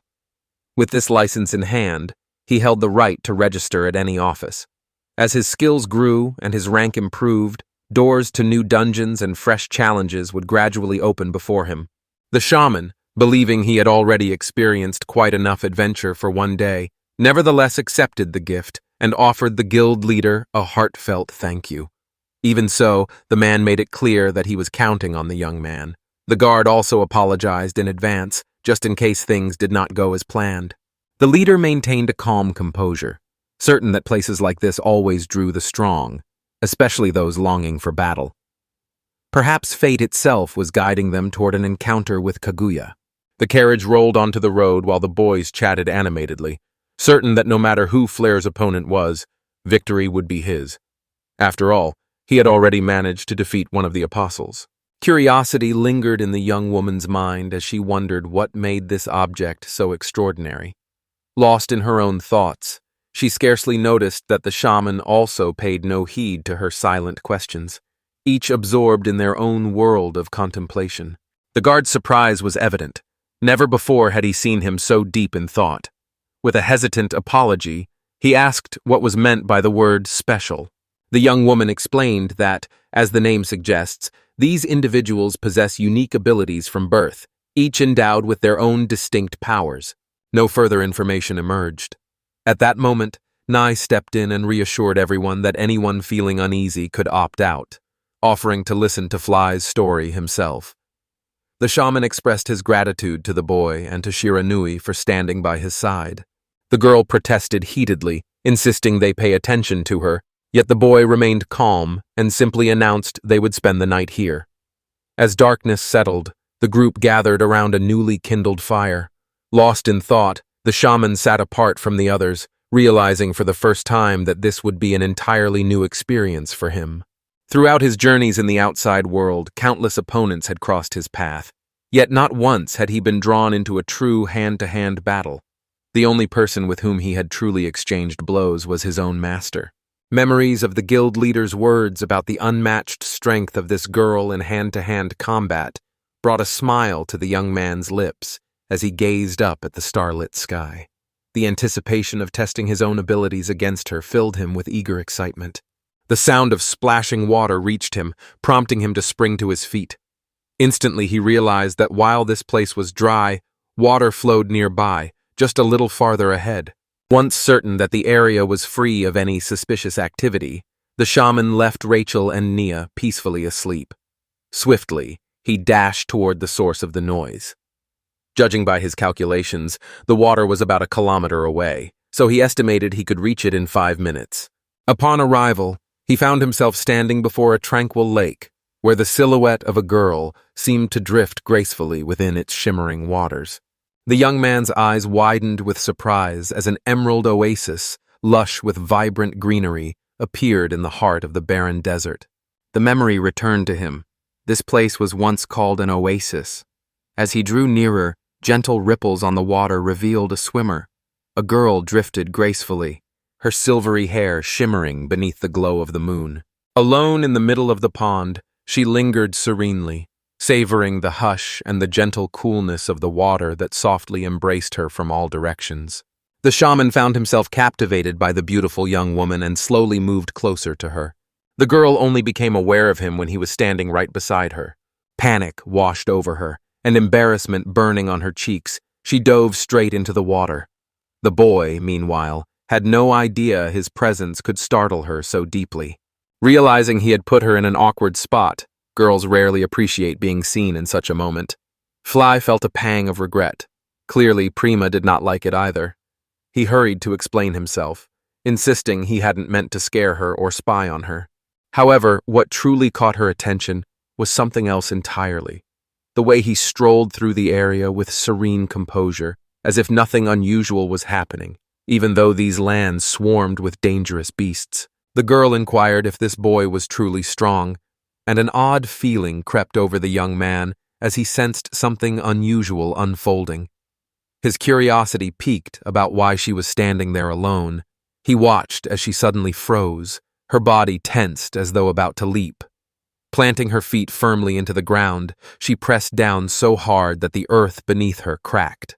With a sudden burst of energy, she sprang to her feet, declared her certainty with unwavering confidence, and strode purposefully toward the boy. The shaman, taken aback by such boldness, hesitated for a moment. Yet the girl didn't retreat an inch. With unwavering resolve, she challenged the young man to face her in battle. Right away, it struck him that this girl was unlike anyone he had ever met. The girl hurtled toward Flyer, urging him not to give up so easily, while the shaman struggled to hold her back and to understand what had caused her sudden berserk transformation. The girl closed the distance between them, her arm swinging back with full force. Fortunately, the boy noticed in time. Without hesitation, she strikes at Flyer with her foot. He barely manages to dodge in time, realizing in that instant just how determined she is to fight him in earnest. Upon landing, she confidently used the tip of her shoe to dig up small stones and flicked them one by one toward the shaman. She pressed forward with every ounce of determination, striving to overcome him, while he dodged each move with agile ease, quietly marveling at her astonishing speed. At last, the girl managed to land a blow, prompting a grimace of discomfort from her opponent. Convinced that her greatest strength lay in her legs, he adjusted his strategy. Meanwhile, she prepared to unleash the divine wind style. In a swift motion, the mysterious woman wrapped her leg around the young man, employing a snake-like hold, and pressed herself firmly against him. With her right leg wrapped tightly around her opponent's waist, the girl delivered a swift strike with her left leg, landing it directly on the unprotected stomach. The shaman instantly senses the shift and prepares to summon fire. Sensing the threat, the strangers quickly leap to the side, putting more distance between themselves and the shaman. The skirmish comes to an abrupt halt when the stranger shields herself with her hands, asking Flea to stop staring at her. With a hint of embarrassment, she explains that such looks make her uneasy, especially since she is a girl. She mentioned that only the shaman had managed to withstand her in battle for so long, which indicated he possessed some crucial knowledge. A smile spread across her face as she pointed at the astonished boy, suggesting they start over since she wanted to fight him on equal terms. The girl asked the boy to wait for a moment and dashed off to change her clothes. Watching her hurry away, Fleer silently noted that she was quite the restless soul, a bit eccentric in her own way. The girl's impressive strength inspired him to fight with all his might. Dressed for battle, she charged toward the shaman, prepared to restart the confrontation, when the boy suddenly stepped in and brought her to a halt. Lost in his thoughts, he forgot how little time remained, so with a sorrowful wave, he bade her farewell. The boy hurries away, making excuses that turning his attention from Nee, even for a moment, would only spell trouble for him. He suggests postponing their fight for another time. Meanwhile, the girl calls after him in frustration, insisting he completely misunderstands Flyer's situation. As he sped forward, her voice rang out behind him, demanding to know why he postponed their duel and what she was supposed to do with her pent-up urge to fight. Yet, no matter how fiercely she called, her determination alone could never match the shaman's uncatchable pace. On the way back, the shaman's mind lingered on the girl's power. Her abilities stood out as truly exceptional, her defenses seamless, her attacks swift as lightning, and every movement executed with flawless precision. Although Fleer had once vowed never to unleash the hellfire against another human, her relentless pursuit drove him into a corner, leaving no other option. In the end, the power of the flames became his only salvation, a force without which the outcome may have been far more dire. The shaman turned around, feeling a desire for the first time to defeat the girl in a fair duel, relying solely on skill and not on any magic. That morning, Rachel noticed Fleur's weary expression and tired eyes. Eventually, he confessed that he had met a girl the previous night. All through the hours until sunrise, his mind replayed their battle over and over, leaving him unable to find any rest. Fear flickered in the girl's eyes as she mistook him for a robber. The shaman, however, calmly launched into a detailed account of the mysterious woman and the astonishing force behind her powerful kick. A sense of unease settled over Nee as she became convinced that the man standing before her was the very adventurer they had been warned about. The moment Fleer saw the photograph, curiosity flashed in his eyes as he inquired about its origin. Rachel began to reproach him for not even glancing at the photo of the person he was supposed to teach a lesson, but Nia intervened, gently asking her not to scold the shaman. Meanwhile, the boy's thoughts raced with surprise as he realized that she was, in fact, the most formidable hand-to-hand combat master among them. Summoning his courage, Flyer quietly asks if they might return to the oasis, secretly hoping for another chance to meet that mysterious girl. Rachel immediately shuts down the idea, pointing out their tight schedule and urging him not to be stubborn. Suddenly, Rakuda freezes in terror, while the girl, filled with curiosity, tries to grasp what has just happened and what exactly has caught his attention ahead. A mysterious figure blocked their path, a sinister smile playing on their lips. With a triumphant shout, Kaguya declared she had finally caught up to Fly along the road between the cities, leaving him with no hope of slipping away from her grasp. The girl steps forward, suggesting they continue the fight so he can atone for yesterday's mistake. She admitted that happiness would overflow her heart if Fleur returned her feelings. The boy, his eyes alight with a quiet glow, offered only a gentle smile in response. He was the very target chosen by Mazel and reputed as the finest hand-to-hand combatant. Amid the vast desert, a girl encountered a patrol. With a sly smile, she curiously inquired whether Kaguya truly stood before her. A spark of competition shone in her eyes, her demeanor radiating both confidence and challenge. Inside the carriage sat two young women. Fleur silently observed, thinking that for a man who had already conquered angels, this task seemed trivial by comparison, almost effortless. The girl pleaded with the man to unleash his flames upon her, but suddenly her cloak whipped upwards, striking him squarely in the face like a bold provocation. Warming up with deliberate movements, the man calmly announced there would be no flames here. He hinted at a different approach to the fight this time, promising an absence of fire in the coming battle. Choosing to rely solely on his own body and mastery of hand-to-hand combat, he set aside all magic and prepared to face his opponent with raw skill alone. The man quietly requested a brief moment away from the group, and those nearby offered words of caution, fully aware of the peril that awaited in the coming battle. Turning toward his rival, the hero realized that perhaps he had been searching for her all along. The man nodded, acknowledging that the Adventurers Guild had indeed assigned him the task of stopping this girl, no matter what it took. No longer concerned with the guild's demands, the hero made up his mind to follow his own path, determined to ignore the orders of others from that moment on. Determination and unyielding courage burned in the girl's eyes as she prepared for battle, her every movement certain and deliberate. The hero stood ready, meeting the challenge with unwavering resolve and a steadfast determination to fight.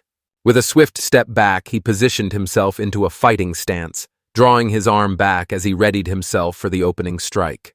Both stood frozen in tense combat stances, prepared for the clash, while nearby, a scarab beetle slowly rolled its ball of dung, offering a striking contrast between human conflict and the serenity of nature. Lowering his hands, the hero remembered that he had never introduced himself, yet before he could say a word, the moment slipped away. With a determined kick, the girl declared that the show could wait. The fight had begun. A brilliant flash erupted at the moment of impact, prompting Nia and Fleer to instinctively shut their eyes, shielding themselves from the blinding glare. Bathed in a radiant glow, the silhouette of a woman emerged, her intent fierce and unmistakable as she charged toward the hero, determined to bring about his destruction. The hero barely managed to block the blow with his leg, instantly registering the overwhelming strength and lightning speed of his opponent. Spinning gracefully through the air, the girl unleashed a swift kick with her other leg, showcasing her impressive range of combat techniques. The hero watched with amazement as she transitioned seamlessly from one combat technique to the next, her movements fluid and precise. The hero faced a relentless barrage of lightning-fast strikes, while his opponent's satisfaction grew as confusion took hold of him and his sense of direction began to slip away. The girl's smile twisted with fury as she prepared to strike at three of her opponent's most vulnerable spots in a single, calculated move. Relying on the reinforcement technique, the hero skillfully parried each powerful blow, maintaining complete command over the flow of the battle. Summoning the full force of his shamanic mastery, he unleashed the formidable Iron Man technique, then surged forward with relentless speed, unleashing his signature move, the Bull Rush. The girl moved so swiftly that the hero barely noticed her slip away. Standing quietly behind him, she seemed poised for greatness. With even the slightest encouragement, he believed she could move mountains. The girl praised the hero, admiring his strength and confessing that she enjoyed the thrill of clashing with him in combat. Offering his own praise in return, he watched as dissatisfaction lingered on the girl's face. She quickly reproached him, insisting that he hadn't fought with his full strength. She likened their battle to the events that unfolded at the Oasis, then remarked that he had clearly been holding back and had yet to reveal the full extent of his true power. The girl admitted that ending the fight so swiftly was never her intention.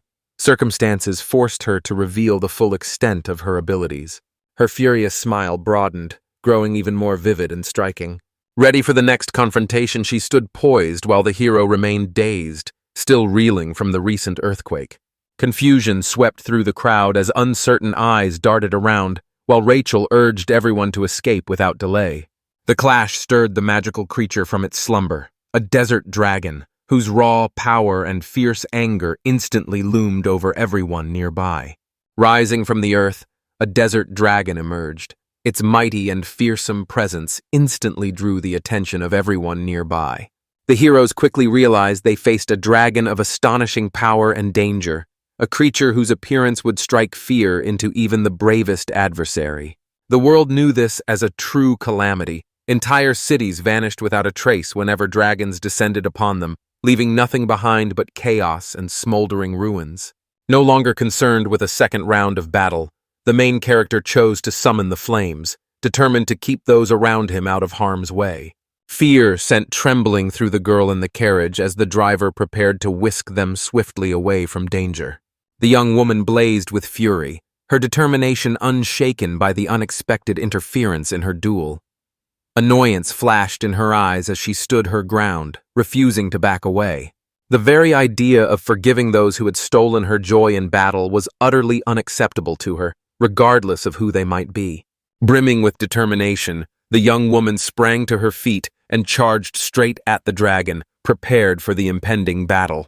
Doubts crept into Flyer's mind as she realized how unlikely it was for her to stand against such a powerful being. Drawing upon the art of the celestial wind, the girl enveloped herself in extraordinary power and moved with the swiftness of lightning. The transformation began, plunging everyone into utter confusion as the true nature of unfolding events eluded them. With a swift, commanding motion, she unleashed the mighty iron hammer of destruction, a technique so formidable it left even the dragon stunned. The blue arrows struck the dragon with such force that a thunderous roar of pain erupted from its jaws. The girl accused the dragon of meddling in her battle, and in that moment her leg began to grow, swelling to colossal proportions. This sudden transformation revealed an extraordinary power hidden within her. Despite this, her assault continued, a silent acknowledgement that the dragon was indeed a formidable foe. At that moment, her strategy shifted dramatically as she unleashed the reverse side of the divine wind technique.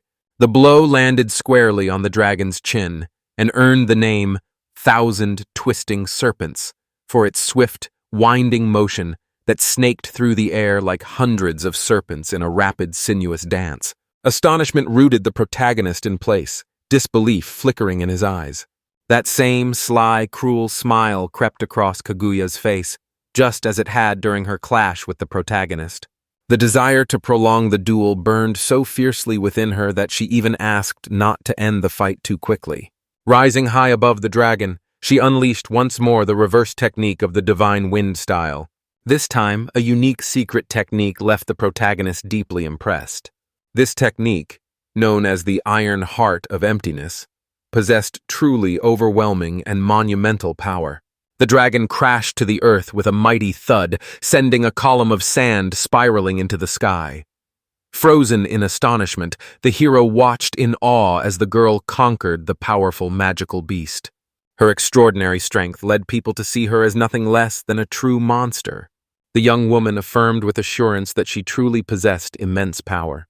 A faint smile played at the corner of her lips as she glanced over her shoulder, as if she already sensed what was about to unfold. With genuine embarrassment, the young woman apologizes for the delay caused by the dragon.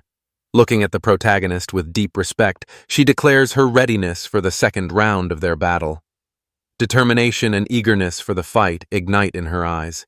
With quiet pride, the young woman acknowledges that her legs are truly one of a kind. Capable of remarkable feats and so much more, they have earned a unique reputation among her peers.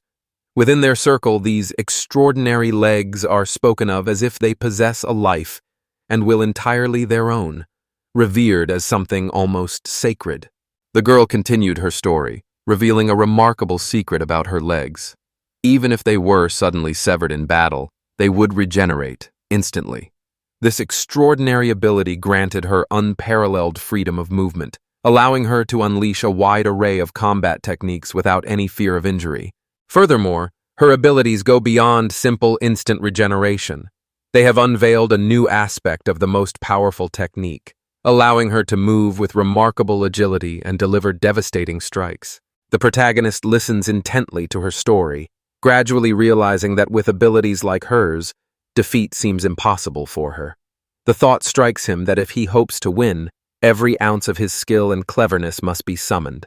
Only by giving his absolute best could he stand a chance against her prowess. Without warning, a mighty blow from a heavy iron hammer, wielded by the girl, crashes down upon the protagonist. The force of the strike echoes through the air with a thunderous roar, shaking the surroundings. Fleur moves to counter the attack, but at the last possible moment, he narrowly dodges aside, escaping a serious injury by a hair's breadth. The sheer ferocity and breathtaking speed of her strikes astonish him, far surpassing anything he had ever imagined. A realization forms in the hero's mind. As long as he remains within range of her attacks, the danger reaches beyond just himself, putting everyone nearby at risk. With every new strike, the threat intensifies, not only for his allies, but also for any bystanders caught in the crossfire.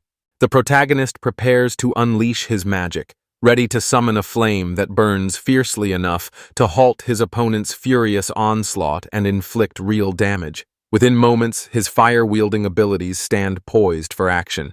At that moment, an important realization dawns. Fire must be handled with the utmost care, especially with comrades nearby whose safety could be threatened. Attacks involving flames demand exceptional accuracy and control. The hero chooses to face the battle without resorting to fire magic. Relying solely on his strength, skill, and quick thinking, he aims to protect his friends from harm. To achieve this, the decision was made to harness an ancient shamanic technique known as flow form. This art minimizes the harm from incoming strikes and dramatically speeds up movement, granting a clear advantage in close-quarters combat. Keeping a sharp eye on his every move, the girl leans in with curiosity and asks if he truly intends to fight her bare-handed, relying on neither magic nor any extraordinary powers. Utilizing the flow technique, the hero deftly slips out of the path of the girl's fierce strike, a blow delivered with astonishing might. Surprise flashes in her wide eyes. Cracking his defense proved far more difficult than she had imagined. Seizing the split-second opportunity, Fleur suddenly shoves the girl aside. His strike lands with such precision and surprise that, for a moment, the momentum of the battle shifts. The girl hurtles backward, skidding several meters across the ground, astonishment and admiration for the hero's abilities clear in her wide eyes. In an instant, she regains her composure and counters with the thousand serpent strikes technique, unleashing a flurry of swift, winding blows that slice through the air like serpents on the hunt. With unwavering focus, the hero tracks every motion and subtle shift in the opponent's assault, determined not to miss a single strike and always preparing to defend in advance. Every strike is parried in rapid succession, each movement displaying remarkable skill and unwavering focus in the midst of battle. Despite the boy's skilled defense, relentless blows had already battered his hands. Recognizing that he only blocked her attacks without launching any counterattacks, the girl saw a clear advantage emerging for herself in the duel. A sly grin spreads across the girl's face as she braces herself for another flurry of blows, her confidence and fiery determination growing stronger with every passing second. She chooses to reveal her favorite technique, the one she reserves only for the most perilous moments of battle. This technique relies on stretching each movement and amplifying every strike, resulting in incredibly powerful attacks. Mastering it demands a high level of concentration. Flyer's friends grow increasingly concerned as they notice the tension etched on his face and the blows he's taking, worry for his well-being clouding their expressions. At that moment, the girl unleashed a flurry of blows known as the 1,000 Serpents, her every strike executed with dazzling speed and precision. Laughter dances on her lips, radiating confidence in her imminent victory, until a sharp pain suddenly surges through her body. The agony forces her movements to falter, and her once relentless attacks begin to lose their speed. The equipment fades away at a languid pace, granting the hero a brief stillness. In this quiet interlude, he gathers his resolve and focuses his spirit, preparing for the pivotal step ahead. Ascending into the air, the girl broke into a sweat, nearly crying out as a stabbing pain ripped through her, so intense it felt as if she might be torn apart at any moment. The friends exchange bewildered glances, struggling to grasp what has become of their opponent as they watch the unexpected turn of events unfold before them. The rival herself cannot grasp the severity of her wounds and remains numb to the pain from her injuries. A subtle smile appears on the protagonist's face as realization dawns. This moment holds the power to determine the fate of the entire battle. Pain forces a low moan from the girl as she realizes her strength is fading fast, and defeat may soon become inevitable. Clutching her abdomen tightly, the girl's face contorts in agony. Each breath comes in short, shallow bursts as sharp pain refuses to let her go. Desperately, she struggles to steady herself, but the relentless discomfort keeps her captive. Flyer weaves spells around her that gradually sap her strength and undermine her health. The magic works slowly, preventing her from recovering quickly. Such subtle techniques are the hallmark of his tactical mastery. He clarifies that casting those spells was never intentional. Everything occurred as a reaction to self-defense. Blending magic with hand-to-hand combat techniques, he aimed to minimize harm while still presenting a serious threat to his adversary. Disbelief washes over the girl as she witnesses the impossible. To her, the fusion of spellcraft with expert swordsmanship feels like an unfair advantage, a cunning ploy no one should possess. Stunned, she realizes the enemy wields not only strength, but also the sly art of magic in battle. The hero offers a heartfelt apology for the pain he caused, but Kaguya stands resolute in her decision. Although hardship has marked her path, surrender never crosses her mind. Determination continues to burn brightly within her, her fighting spirit unbroken. The protagonist reveals his tactical strategies, carefully explaining the reasoning behind each decision.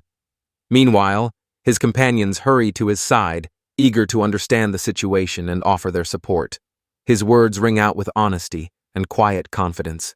Refusing to accept this clash as a defeat, the girl argues for a rematch, convinced the outcome was unfair. Determined to continue the fight, she vows to prove her strength and claim victory. Satisfaction settles over Fleur after the fight, having tested his strength and at last found a worthy opponent. The young woman, despite her impressive power, cannot hold back tears and sobs. Her her disappointment and exhaustion laid bare for all to see. Rachel and Naya approached the hero, eager to learn more and offer their support after the intense battle. Concern and worry for Kaguya's fate were clearly etched across their faces.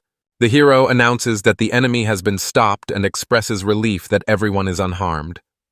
Gently placing a reassuring hand on the girl's shoulder, he offers comfort and support, his voice calm and full of encouragement.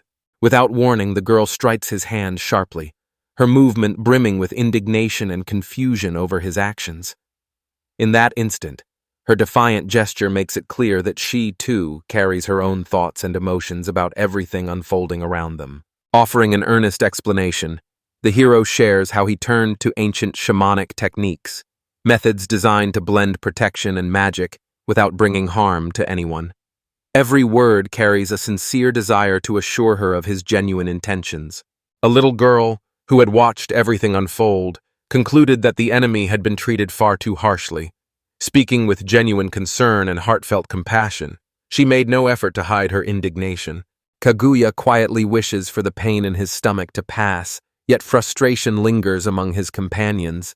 Doubt clouds their eyes, and tension hangs thick, as none of them can agree with his methods or actions.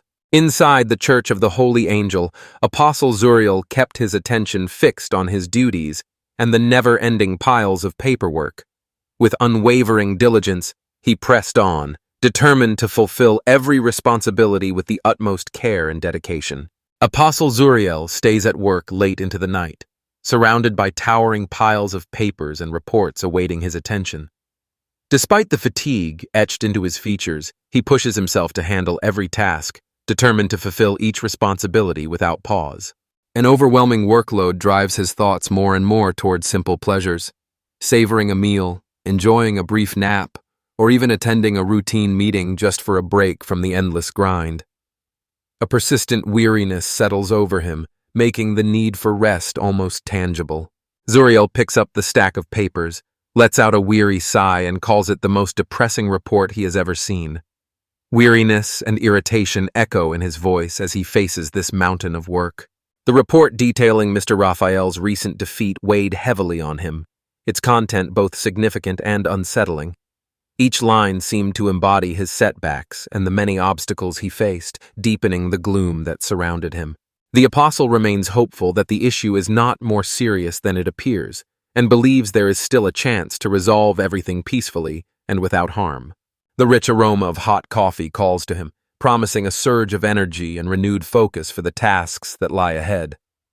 On this hectic day, the warmth of each sip feels like a genuine rescue. Zuriel had not anticipated encountering anyone at such a late hour, yet from the depths of the darkness, Raphael emerged, catching him completely off guard.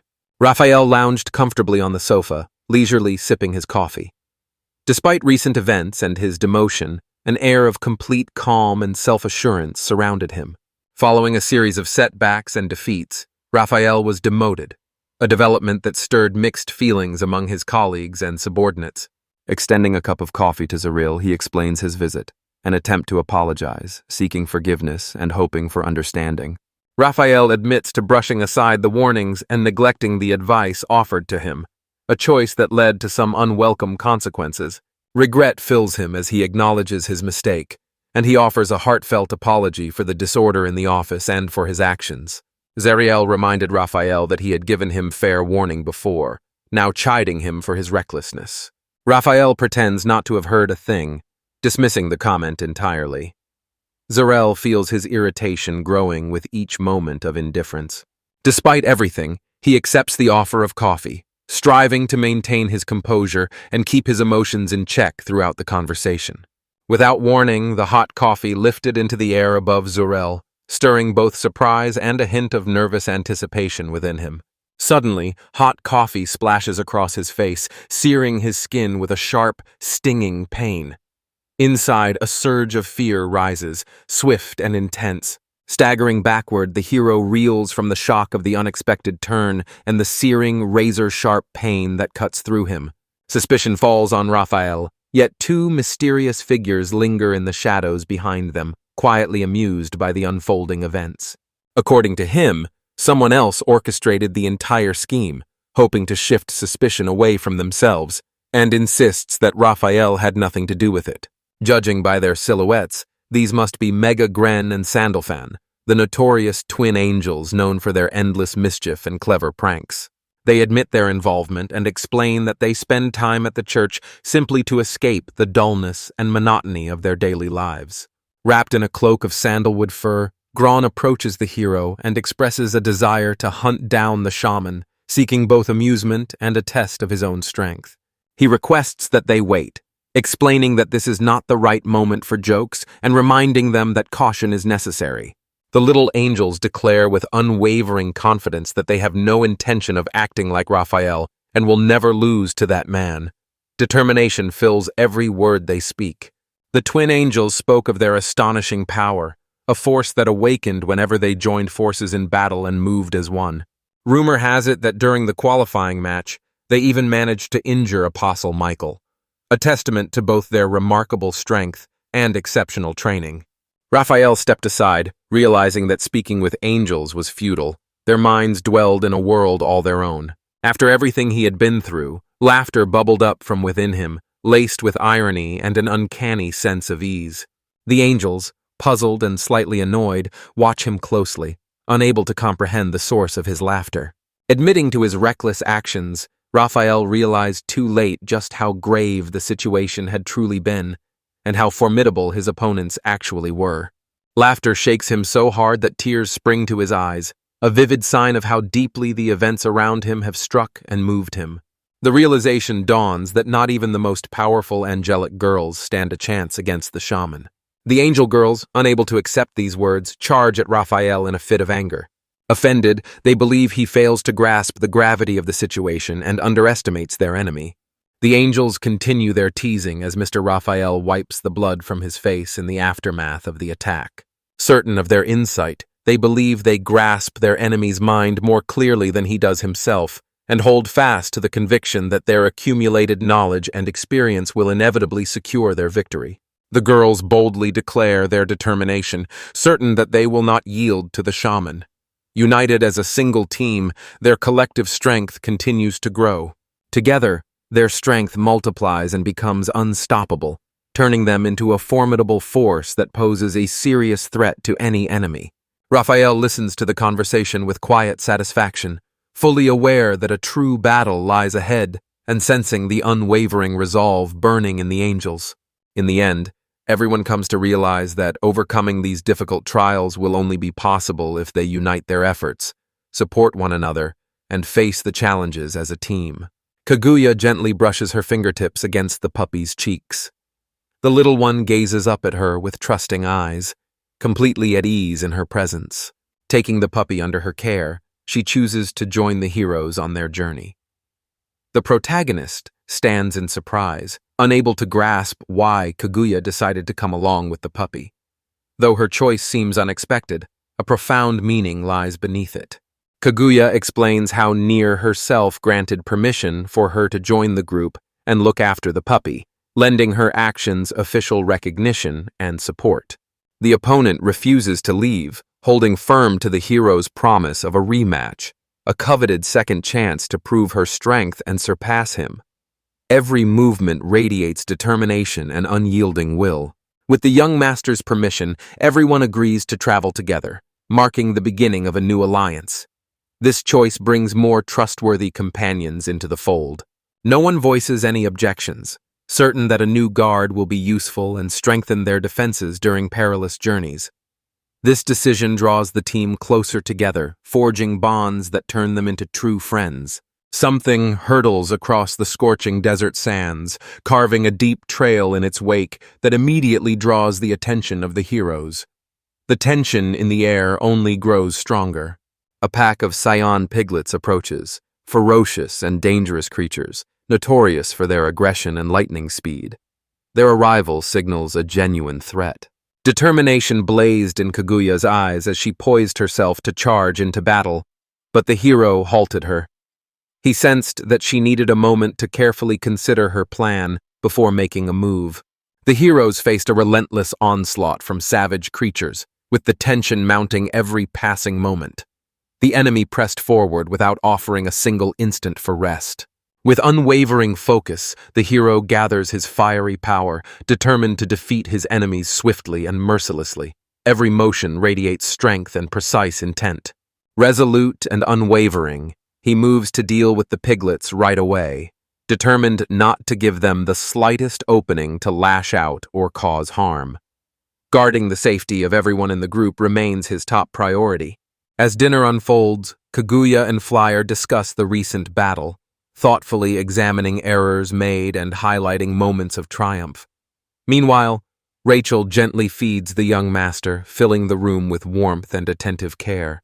The protagonist openly admits to having deliberately refrained from unleashing the deadly inferno of hellfire upon others, choosing instead to remain true to his principles and show mercy. To the new companion, tales of infernal flames had always seemed nothing more than fanciful stories and old legends, never something to be taken as truth. Despite the hero's assurances, doubt still lingers in the girl's eyes. An air of skepticism hangs between them, while the young gentleman quietly rubs his weary eyes, struggling against fatigue and tension. Night had already fallen, casting a hush over the room. The hero declared it was time to rest, so everyone could gather strength for the adventures awaiting them. Without hesitation, the group quietly agreed, understanding the wisdom in his words. Under the cover of night, Fleur and Kaguya set out on patrol, determined to protect the camp and ensure no enemy could catch them off guard. Yet a weary Kaguya admits her own exhaustion, expressing a desire to rest for a while and conserve her strength for the coming duel. Despite the others already fast asleep, the main character insists she stays up a little longer, convinced that her help is absolutely necessary right now, and refusing to let her head to bed just yet. Thoughts of injustice trouble her. While Rachel easily drifts into peaceful sleep, she must remain alert, always watching over their safety. With a rare moment of free time on her hands, the girl scans her surroundings in quiet uncertainty, unable to settle on any particular activity as her eyes wander aimlessly.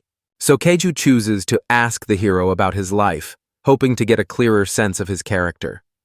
Through this open conversation, she aims to uncover who truly travels by her side and to discover the reasons driving his journey. Attempting to spark a conversation, she politely apologizes for her curiosity and gently praises Fleur, hoping to encourage a response. Her words carry an air of sincerity and restraint. In truth, this conversation serves as an excellent opportunity for Kaguya to uncover the hero's weaknesses and gain insight into his strengths and vulnerabilities. Carefully choosing her words, she observes his every reaction with keen attention. Flyer chooses to let down his guard and reveal a glimpse of his mysterious past to Kaguya. Memories from days long gone surface as he shares personal moments and the dreams that still quietly guide him. Through his candid words, new facets of his character come into view, shedding light on the man he once was and the future he hopes to build. In sharing his story, he reaches out for her trust. Captivated by his words, Kaguya eagerly showers him with new questions, her fascination growing with every answer he shares. He recounts tales of distant monasteries, the ominous gates of hell, and the hardships endured during those trying days, unveiling for her the intricate and challenging chapters of his past. Sympathy stirs within Kaguya as she imagines the trials Flyer must have faced. Her feelings deepen, and a subtle, invisible bond forms between them. She shares a childhood rule with him: never touch angels, or they will follow you. Her words carry a magical and mysterious note, a blend of caution and forewarning lingering in the air. Kaguya quietly harbors a secret ambition to one day face an angel in battle, eager to test her own strength and courage. This desire grows into a personal and hidden goal. She admitted that until now, the thought of battling angels had never crossed her mind, and she had no idea just how difficult it could be. Yet angels seldom enter battle without a compelling reason. Each of their actions is driven by profound purpose and pressing necessity. After their conversation, Kaguya set a bold new goal for herself. She would stay close to the hero, hoping that this path might finally lead her to an encounter with the demon and a chance to prove her strength. Now, a newfound realization dawned within her. standing by Fleer's side offered a real chance to pursue her dreams and prove herself in the heat of an actual battle. Her desire to grow stronger stemmed from a deep longing for revenge against those who had taken the life of her mentor, a figure who had meant everything to her. The girl's mentor had lost her life under puzzling circumstances, leaving Kaguya orphaned, and her determination only sharpened. Kaguya shares that she was once an orphan until a compassionate mentor took her in. This kind and caring man taught her not only the art of combat, but also the deeper lessons of life itself. The hero recognizes a connection between his own past and the current situation, drawing parallels between their destinies. This realization deepens the understanding they share. He confides that his training demanded relentless effort, while his mentor devoted every ounce of energy to shaping him into a true warrior. The heroine explains that her mentor chose her name. It is the same as the Queen of the Moon Country from a fairy tale, which gives it unique significance and deep symbolic meaning. Kaguya's hair and name had become her source of pride and strength, standing as emblems of her unbreakable spirit and deep-rooted connection to her heritage. Her appearance stands as her other source of pride, a clear reflection of her character and inner strength. Kaguya assures Fly that this time she has truly decided to stay with them and has no intention of running away or abandoning the team. Hope fills her heart as she longs to be accepted and recognized as a true member of the team, ready to stand alongside everyone in battle and offer steadfast support to her companions. Yet uncertainty lingers for Fleer about their luck in finding this new companion. The journey has only just begun, and many trials still await them. Still, countless questions linger in the girl's mind, urging her to delve deeper into their mission and uncover more about each other. Lost in thought, she wonders about the purpose behind their journey, soon learning that they are searching for a ruby, a mysterious artifact of immense value. Dissatisfaction lingers in her eyes. She longs to uncover more, eager to grasp the true intentions and underlying goals. Fleer launches into an explanation of the plan, cautioning about the dangers that lie ahead. As the conversation unfolds, odd inconsistencies begin to creep into his words, making him pause and take notice. These odd little things prompt him to reflect on how tangled and complicated life can be, and how often uncertainty clouds his own mind. Yet no new details from Gish ever come to light. Certain truths remain veiled or left unsaid, shrouded in silence. The question lingers in his mind, fueling an ever-growing curiosity that refuses to let go. Determined to uncover the truth, the hero resolves to investigate thoroughly and discover what is truly happening. Evening darkness gradually envelops the grand residence of the princess. The princess moves with deliberate care as she prepares her sandwich, arranging each ingredient as if performing a quiet ritual that helps her collect her thoughts and find a moment of calm. As she cooks, a gentle and simple tune escapes her lips, quietly filling the air. The melody seems to carry her back to childhood or stir up some bright memory from the past. Her singing weaves a warm and tranquil atmosphere throughout the room. Aishara suddenly enters the room, and the princess greets her with a warm smile.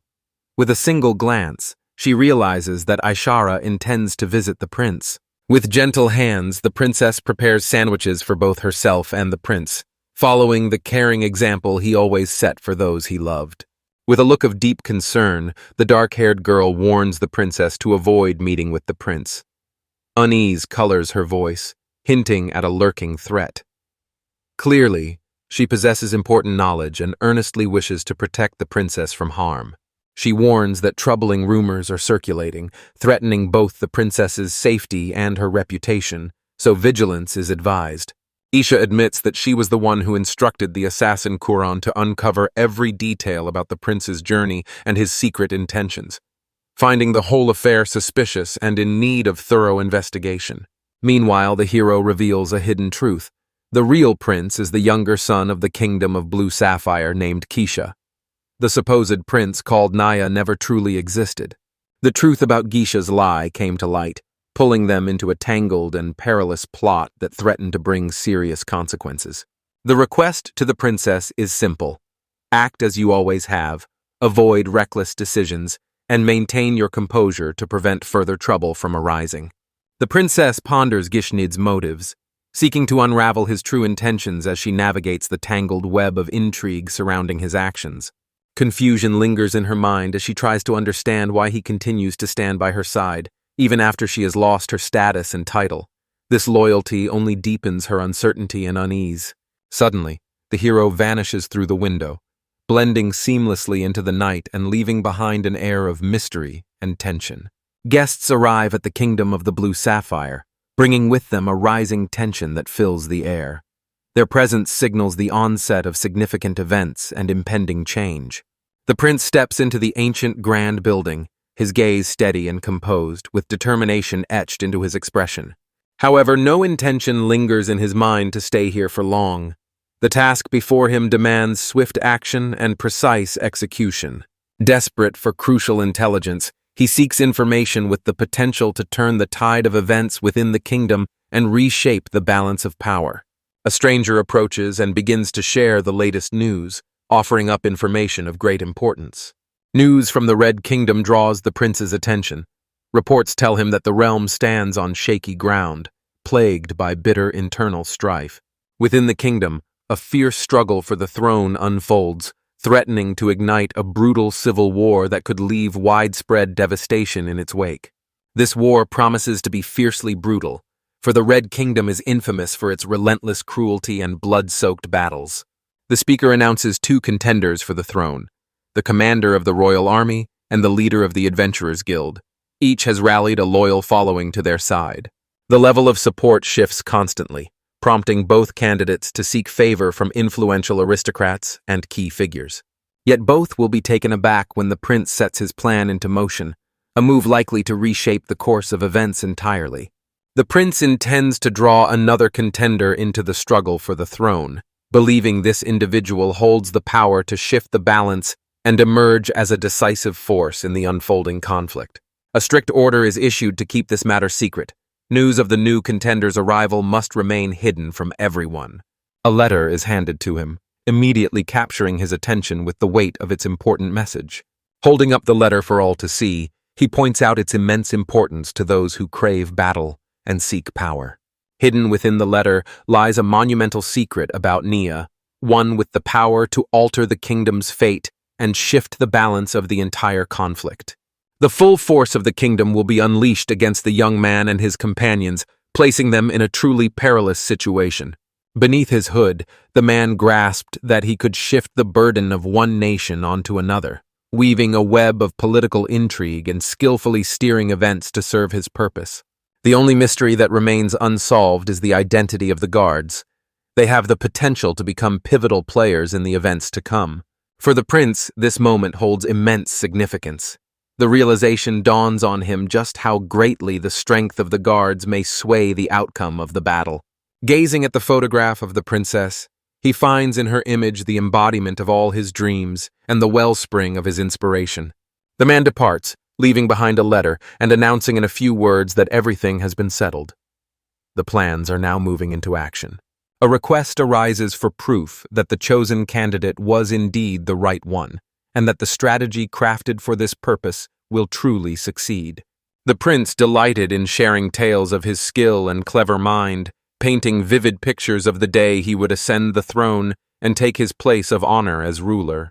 According to the prince, nothing lies beyond his grasp. Boundless confidence fuels his every move, and his sharp mind only deepens this unshakable faith in himself. A wave of powerful emotions and inner turmoil breaks over the prince, and tears begin to stream down his face.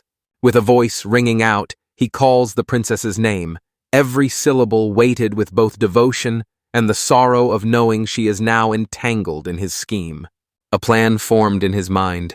Prima would remain by his side while Flyer's fate would be sealed, no longer blocking the path ahead. Admitting Fleur's formidable power, he understands that challenging an entire nation lies far beyond his reach. His gaze lingers on the photograph once more, tracing the words etched there, a quiet promise that nothing will stand in the way of his feelings for Prima. Unbeknownst to him, watchful eyes tracked his every move, threatening to expose secrets he believed were his alone. While Verl asks his question, Rachel and Kaguya race away at full speed, never daring to glance behind them. Urgency drives every step as they push to leave the danger far behind. Each breath comes quicker. Heartbeats drum wildly in their chests, and adrenaline surges through every fiber of their beings. Massive insects rush forward in relentless pursuit, their loud buzzing sending chills down spines as they draw nearer. The girls desperately urge the horse to run faster, clinging to the hope of escaping this terrifying trap. The dense, shadowy jungle envelops them as they move deeper, searching for refuge from their pursuers. Tall, tangled undergrowth hides countless threats, but for now, this risky path offers their best chance at escape. Suddenly, one of the insects launches itself straight toward the heroines. Its enormous eyes glint in the light, and powerful mandibles stand poised to strike a lethal blow. Sensing the imminent danger, the girl braces herself, determined to fight back with all her strength. At the most critical moment, Fleur dives down from above and dispatches the pest with a lightning-fast strike. Every movement lands with uncanny precision, as if foreseeing the flow of the battle ahead of time. The insect's body bursts apart from the impact, showering Fleur with a sticky liquid that clings to his skin, leaving him feeling both disgusted and uncomfortable. Each attempt to shake it off only heightens his irritation and distraction. Flyer calls out to Korea, urgently requesting her to clear the way so they can press on without delay. Every moment counts, and nothing must hinder their advance toward their goal. He remains fully aware that the slightest obstacle or enemy interference could jeopardize their mission. With a powerful kick, Kaguya effortlessly clears the path, sending branches and stones flying aside as she carves a wider passage for the entire group. Every movement radiates confidence and determination, her strength and fighting spirit apparent in each decisive gesture. With each action, the route for escape grows more open and accessible. Meanwhile, the hero balances skillfully atop the carriage roof, unwavering as the wheels speed along. With swift, precise motions, he fends off the relentless swarm of insects. His gaze remains sharp and focused, every muscle taut in anticipation, prepared for whatever comes next. A fierce desire to unleash the power of fire burned within the hero, promising a quick end to their enemies. Yet caution restrained him. Traveling with trusted friends in the wagon, he recognized that a single careless spark could bring them irreversible harm. Without warning, one of the insects lands on the protagonist and bites, sending a sharp, burning pain through him and leaving his body weak. He flicks the creature away in a sudden motion, yet the discomfort lingers, refusing to let go for quite some time. Another insect lunges at the wagon, tearing at its frame and threatening to push them off the road, endangering their escape. The ominous crunch of wood and the shrill squeal of wheels fill the air, heavy with an uneasy sense of impending disaster. As soon as one of the insects dares approach the young master, the dog steps in front, growling and baring its teeth. Loyalty and courage radiate from the devoted guardian, driving threats away and filling everyone nearby with newfound confidence. Flames burst forth from the dog's fiery powers, engulfing the insect in a brilliant blaze that consumes it instantly. The creature disintegrates under the intense heat, while the other insects freeze in place, paralyzed by terror. Both guardians, Kaguya and the dog, fight side by side with unwavering courage, repelling each assault and shielding the carriage from the relentless onslaught. Their seamless coordination and unshakable resolve inspire hope, sending their enemies fleeing. The young lord receives insistent requests to remain inside the carriage, sparing himself unnecessary danger. His safety stands as the foremost concern for the entire group, who do everything possible to shield him from harm. Despite his anxiety, he obediently stays within the confines of the carriage. Tears stream down the young boy's face, fear clouding his understanding of the situation's gravity and leaving him utterly bewildered. His childlike vulnerability stands in stark contrast to the tense atmosphere pressing in around him. The hero prefers to face his enemies all at once, swiftly and decisively resolving conflicts without wasting energy on insignificant matters. Years of experience have taught him that splitting up opponents rarely leads to the best outcome. Suddenly, the insects snap their heads forward, as if they've spotted something significant, and in perfect unison, surge into the air. The heroes stand frozen in place, enveloped by a profound silence, watching the sudden departure in confusion. A whirlwind of emotions stirs within them. Relief mingles uneasily with disbelief at what has just unfolded. The sudden retreat of their enemies leaves the heroes puzzled, driving them to unravel this unexpected turn of events. A sense of unease lingers after the strange encounter, sharpening their awareness and preparing them for whatever trials may lie ahead. Uncertainty grips Rachel as she hesitantly asks if they are truly safe and out of harm's way. A trace of anxiety lingers in her voice, softened by a fragile hope for better days. Her eyes dart forward, falling upon a fresh threat looming ahead, and any sense of relief vanishes instantly. Shock and fear swiftly take over her expression. Without warning, the cart plunges downward, throwing the heroes into a perilous situation. A steep drop and their total lack of control over the vehicle sharpen the tension of the moment. The cart comes to an abrupt halt, filling the air with an odd creak and crack, while the travelers sit bewildered, struggling to comprehend what has happened and why they have suddenly lost control. Noticing that her strike against the stone likely triggered the strange disturbance, Gugi is abruptly thrown backward. In the nearby sand, something begins to surface slowly, sending a wave of anxiety through everyone present. From the earth emerges a colossal monster, instantly seizing one of the insects with astonishing strength, striking terror into all who witness its power. The creature towers with an immense and fearsome presence, its entire body sheathed in thick, rugged scales, while sharp, menacing claws jut from its powerful paws. The creature, anticipating a feast, runs its tongue greedily across its lips and crouches, ready to pounce upon the heroes. In its predatory eyes, an untamed rage flickers alongside an insatiable thirst for blood. With 3 arms unleashed, he charges forward, launching a ferocious assault against Kaguya and the others. Excitement flickered across Kaguya's face as she sensed an imminent clash. A fiery intensity burned in her gaze, fueled by a strong desire to prove her strength. Worry etched across her face. The girl anxiously inquires about Raduko, troubled by the absence of any news regarding his condition, which leaves her restless. Fear jolted Rachel backward, and she spun around, dashing away as fast as her legs would carry her, desperate to escape the monster and reach safety. Flyer halts Rachel, asking her to stay by Kaguya's side and offer comfort while he rushes off in pursuit of the carriage.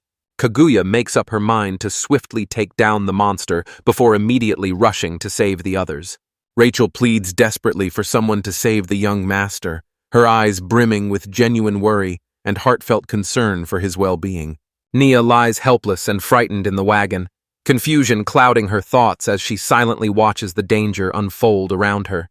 Fierce debates erupted across the kingdom concerning Nia's fate.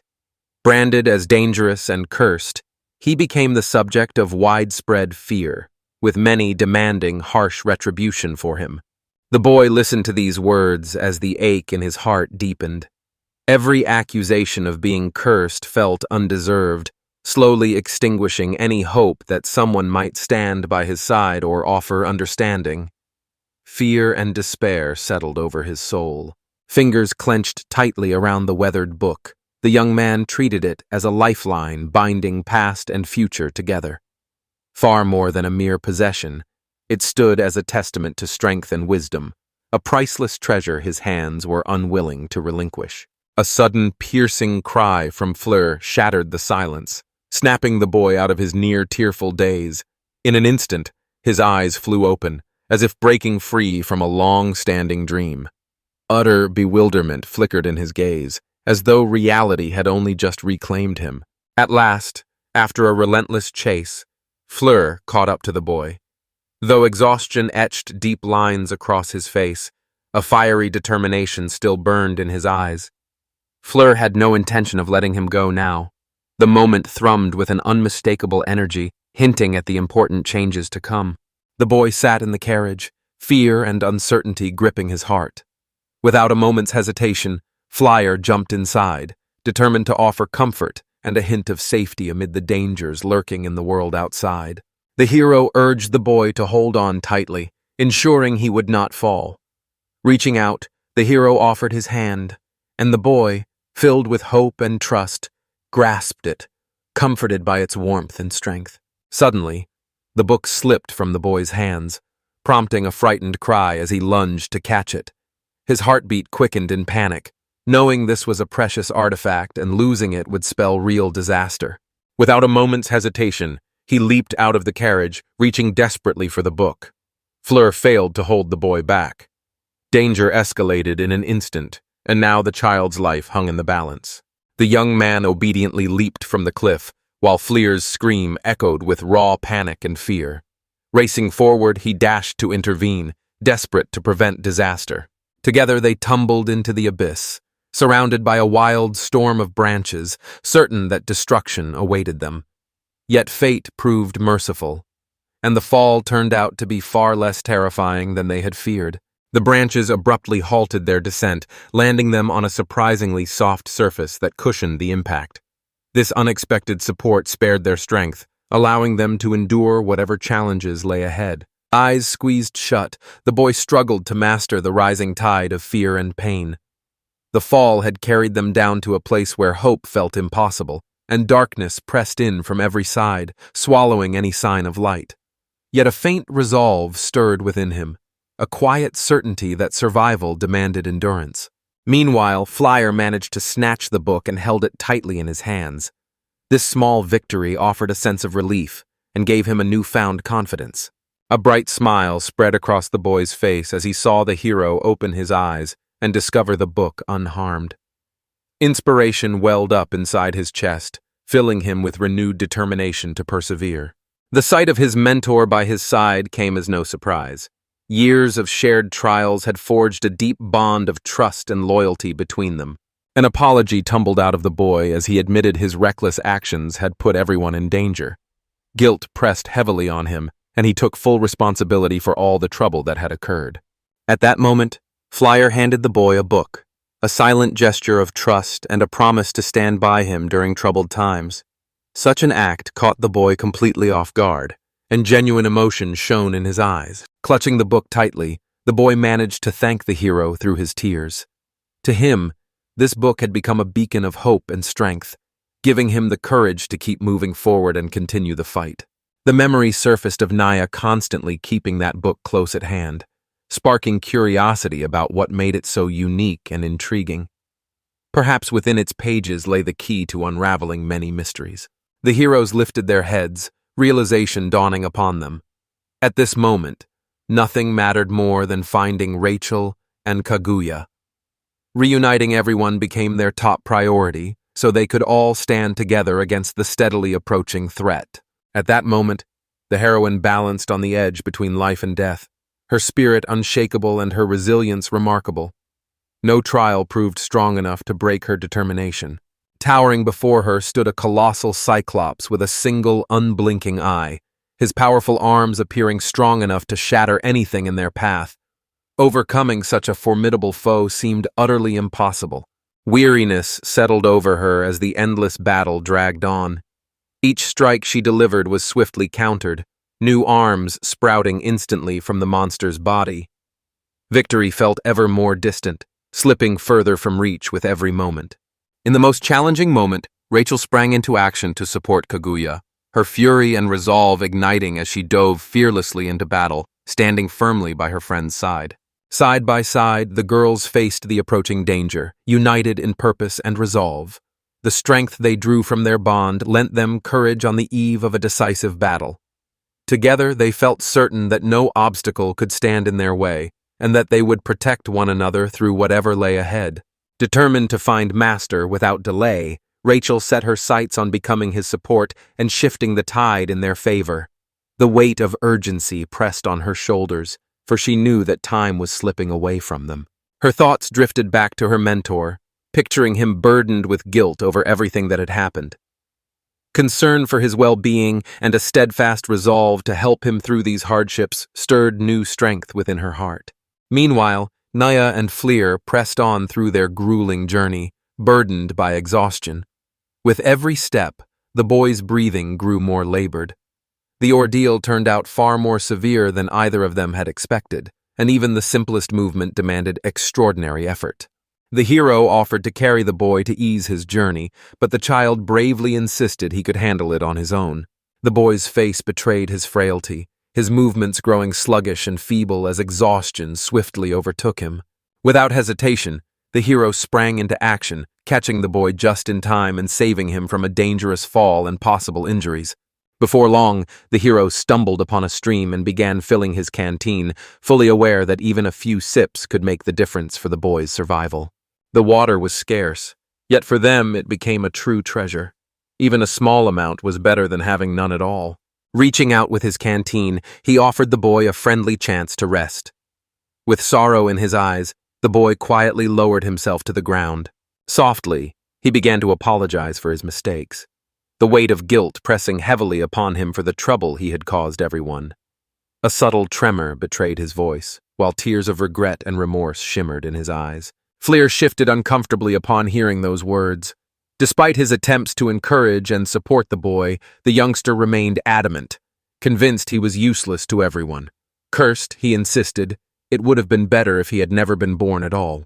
The hero found himself deeply moved by these revelations, surprised by what had been shared. Compassion filled his heart, stirring within him a strong desire to support the young man, even as his own thoughts remained shrouded in darkness.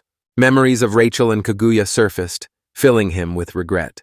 Once again he realized he was only a burden to those around him, finding neither peace nor hope for himself. Tears welled up in the young man's eyes as memories of Gish surfaced.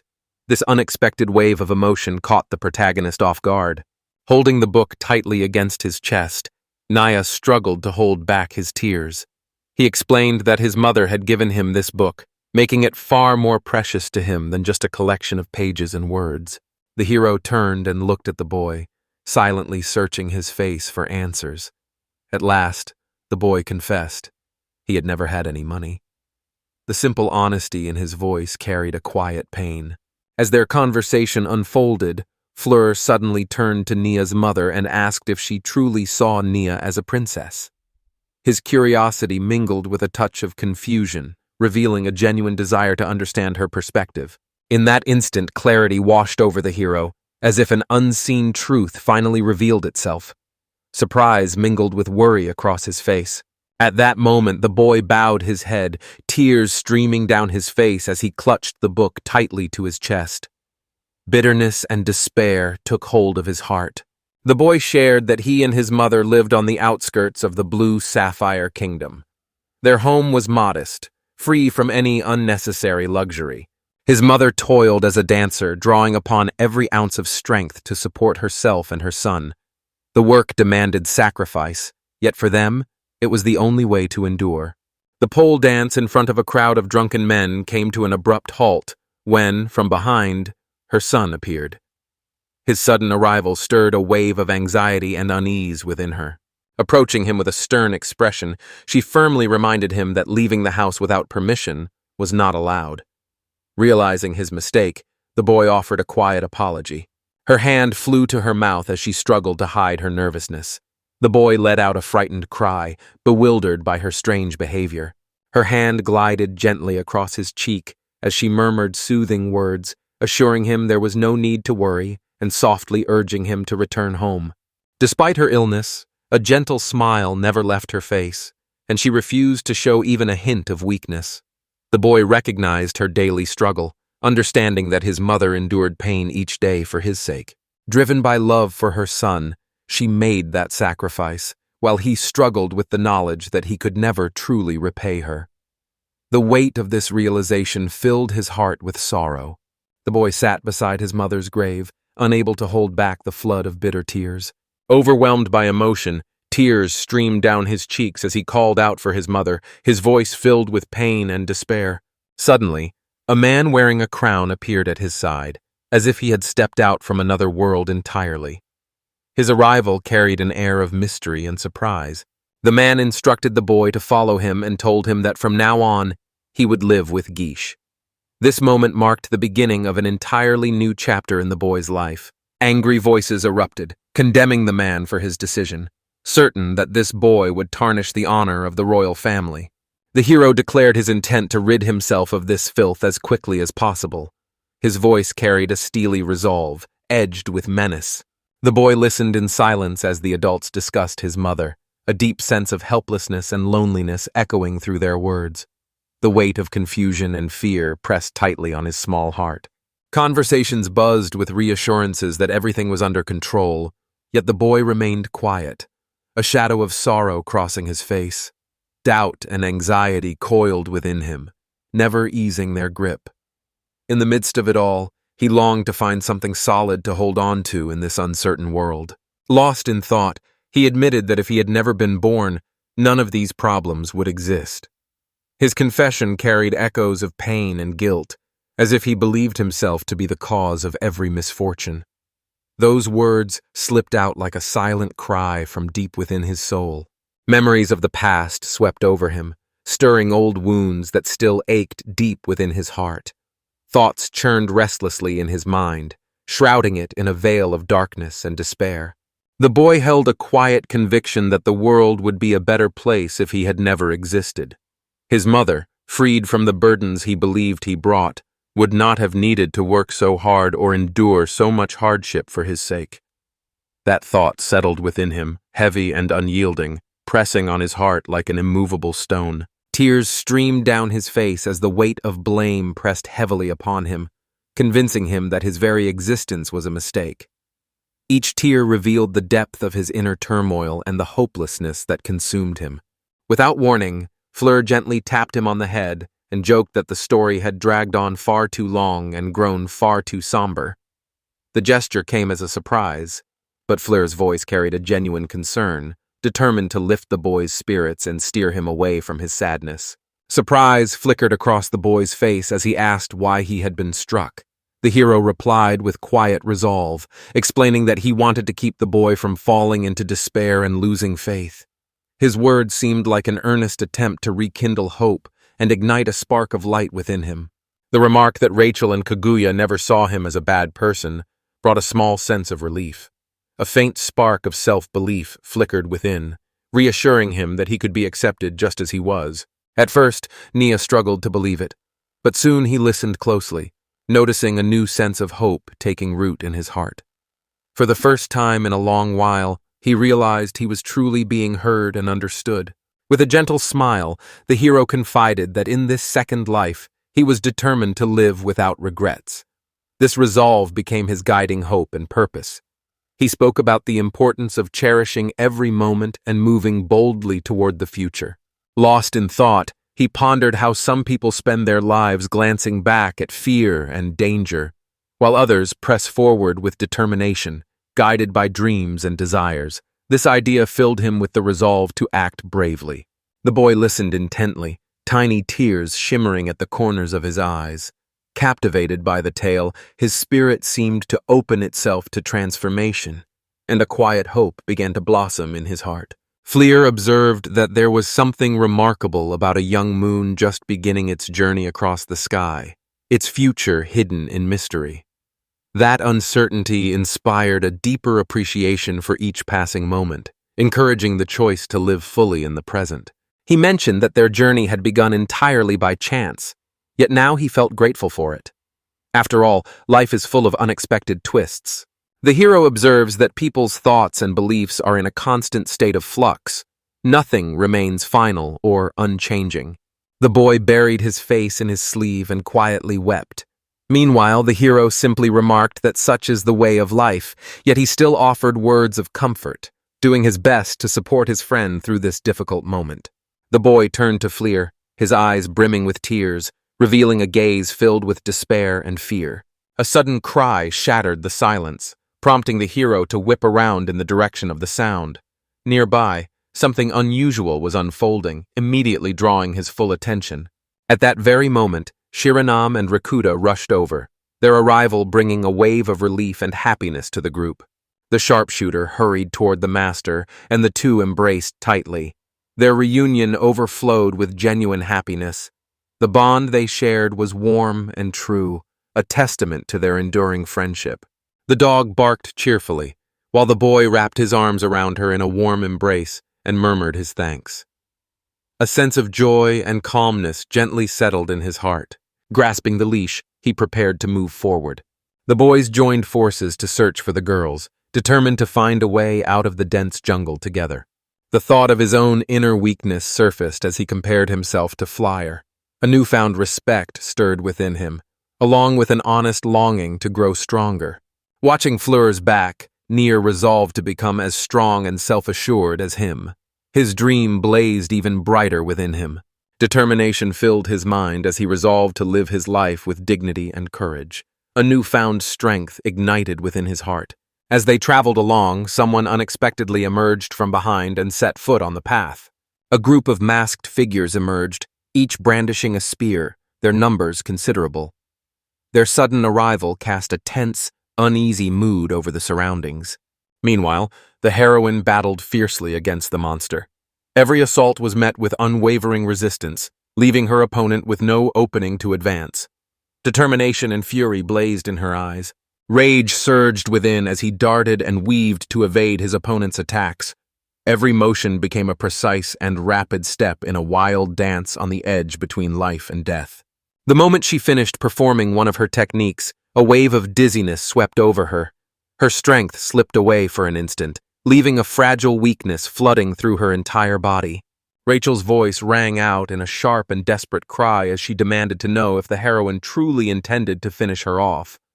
In response, Kagura answered calmly, reminding Rachel that she had already warned her about what she would do next.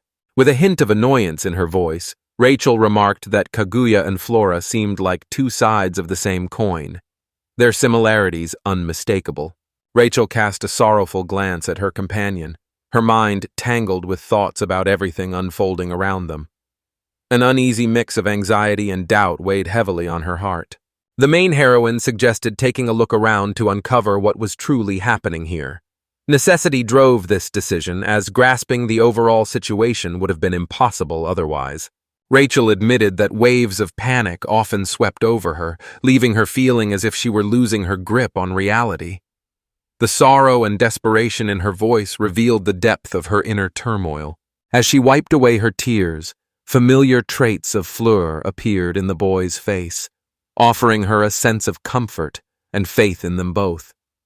Holding on to these thoughts gave her the strength to carry on. With unwavering confidence, Kaguya assured everyone that the hero would protect the boy. Her faith in his strength and skill remained absolute, her words a reflection of genuine belief. As previously mentioned, Rachel recognized that the girl placed her trust in Flora and held high hopes for him. This realization offered her a sense of calm and lent her renewed confidence. Meanwhile, the young people eagerly gathered an abundance of mushrooms, already imagining the moment they would later roast them over an open fire. Amid worries and burdens, the simple joys of life found their way back to their hearts. Flyer gathered the mushrooms in his hands, thoughtful about where to find water next. Seeking out a source became his new top priority. A young man approached and offered him some unusual-looking mushrooms. The hero regarded them with surprise, immediately noticing their suspicious appearance. The man explained to the boy that these mushrooms were poisonous, and the young man immediately threw them away. This proved to be the right and perfectly timed decision. The hero acknowledged that enthusiasm was valuable, yet pointed out that the boy did not need to shoulder every burden alone. Taking care of himself and making wise decisions would serve him better. The boy shouted with all his might, passionately declaring his desire to be useful to someone. Suddenly, a gigantic serpent appeared behind him, its jaws wide open. Danger had crept up on him without warning. The boy spun around, catching sight of Fleur racing toward him, ready to confront the serpent. Rescue drew nearer with every moment, and his heart pounded even harder. For the first time, hope hovered above him. With a firm grip, the man held the snake tightly in his hands and turned to the boy, asking if he was all right. The boy assured him that he was fine, unharmed and safe. Relief washed over both the hero and his companion at these words. Fleur watched the serpent with wide-eyed astonishment, pondering how such perilous creatures could thrive in the untamed heart of the jungle. All around, nature ruled in its wildest and most unpredictable form. Frozen in place, the boy struggled to steady his breathing after the recent danger. A wave of fear and anxiety still pulsed through him, his heart racing wildly as he tried to recover from the ordeal. The character invited the young man to come closer. Curiosity and caution flickered in the youth's eyes as he glanced over, yet a quiet sense of mutual trust lingered between them. The hero extended a large pistol toward the boy, who took it with a hesitant grasp, his fingers curling carefully around the unfamiliar weapon. Its weight pressed into his palms, cold and alien, as though it didn't belong to him at all. The young man instantly recognized the very same pistol once used aboard the ship. Memories of those past events surged through his mind all at once. Fleur emphasized that the pistol was meant solely for self-defense, urging the boy to carefully heed every piece of advice. He intended for the boy to understand the gravity of the situation. The hero pointed out that while the boy might not yet know how to handle a weapon, it would still be wise to keep one close, just in case. Truly, it was a sound piece of advice. The young man silently regarded the gentleman, his mind turning over the likelihood that Rachel would not be pleased to learn about the weapons. Swirling inside him, anxiety and doubt tangled together in a restless storm. With a steady gaze fixed on the weapon in his hands, the young man tightened his grip. In that instant, a fresh sense of responsibility settled upon him, awakening a desire to grow stronger. The young man assured them he would do everything in his power and vowed that one day he would surely be of help to Flyer. Determination and hope rang clearly in his voice. The dog watched every movement with keen attention, as though sensing the emotions in the room. Bright, inquisitive eyes sparkled with curiosity. Without warning, Sharon barked loudly and dashed forward, as though intent on drawing attention to something. This sudden outburst instantly put everyone on edge. At first, the hero failed to grasp what had happened to the dog. Meanwhile, everyone around fell silent, their eyes fixed on the animal. In an instant, the atmosphere became charged with tension. Guided by the dog, the group followed her to a hidden spring where fresh water flowed. Discovering this brought immense relief and a surge of joy. Everyone sensed that they had truly made a significant advance. Relief swept through the group when, after a long and weary search, they finally stumbled upon a source of clear water. This discovery was nothing short of a lifeline, offering salvation when hope had started to fade. After confirming the water was clean and safe to drink, disappointment lingered in his expression. Hoping to lighten the mood, he playfully tossed the dog into the air, trying to lift their spirits. Out of nowhere, a bow was drawn and aimed their way, shattering the calm as unseen danger crept ever closer. The masked men who had watched them silently from the shadows now stepped forward. Their bows were drawn, arrows fixed, all aimed directly at the boys near the spring. Annoyance simmered among the masked figures as they discovered someone polluting their water source, prompting them to adopt a determined and confrontational stance. The crowd claimed that people like them deserved nothing less than the death penalty, and soon arrows began to rain down around the boys. The atmosphere quickly turned perilous. Sensing danger, the hero deftly caught the flying arrows with his bare hand, a display of remarkable skill and unwavering courage. The masked men never anticipated the young man's swift intervention. In an instant, their carefully laid plans teetered on the edge of collapse. Flyer warned the boy to keep his distance from Shiranui if he carried arrows. Confusion flickered across the boy's face, unable to grasp the reason behind such caution. Flyer studied the arrows with keen interest and realized that even in these untamed jungles, traces of civilization could still be found. This discovery heightened the tension, making the atmosphere even more charged. A group of masked figures brandishing spears emerged before him, their presence radiating hostility. From the chill in their piercing eyes, Fleur instantly sensed their unfriendly intentions. Masked figures stared menacingly at Fliere, their hostility plain to see. The heavy silence and deliberate movements hinted at the looming threat. Behind them, the dog began to growl, a low warning rumble that signaled danger approaching. Every muscle tensed, his demeanor turned fierce and vigilant. One of the forest dwellers knelt before the people of the sand, addressing them with remarkable reverence. His words carried a solemn tone, resonating with deep importance. The villagers began to explain that a sacred spring flowed here, treasured deeply by their people. This spot was revered as holy ground and was guarded with utmost care. The masked man delivered a stern warning. Those who defile this land should abandon any hope of forgiveness. His words rang out with a chilling finality. Suddenly, the entire crowd surged toward the boys, desperate to rid themselves of the unwelcome intruders. Chaos erupted as a wild and furious scuffle broke out. Suddenly, a loud growl erupted from her as the protagonist signaled the animal to join the fray. The dog let out a short yelp in response and boldly charged straight into the heart of the conflict. Shouts echoed as people scattered in all directions, cursing the invaders and wishing for their downfall. At that very moment, Flyer surged forward, determination blazing in his eyes, ready to protect his friends at any cost. With a single blow, several opponents fell before him, a display of astonishing strength. Every movement came with lightning speed and unwavering determination. The masked men glanced about in confusion, unable to grasp the situation unfolding around them. Flyer's power had struck so suddenly that shock and disbelief were etched across their faces. The heroes received orders to surround the area, prompting everyone to cautiously edge closer to the dog. Tension mounted with every passing moment. A low, menacing growl rumbled from the animal, a clear warning that surrender was not an option he would accept easily. The dog drove off the enemies with a booming bark and swift, lightning-fast movements. His defense appeared unbreakable, forming an impenetrable barrier around him.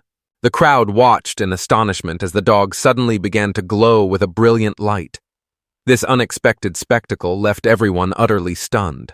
News from his fellow tribesmen painted a grim picture. The enemy was far too powerful, leaving little hope for victory. Anxious doubts began to take root in the commander's heart, clouding his confidence. At that moment, Naya and Rakuda watched from the sidelines, gripped by fear and helplessness, unable to influence the unfolding events before their eyes.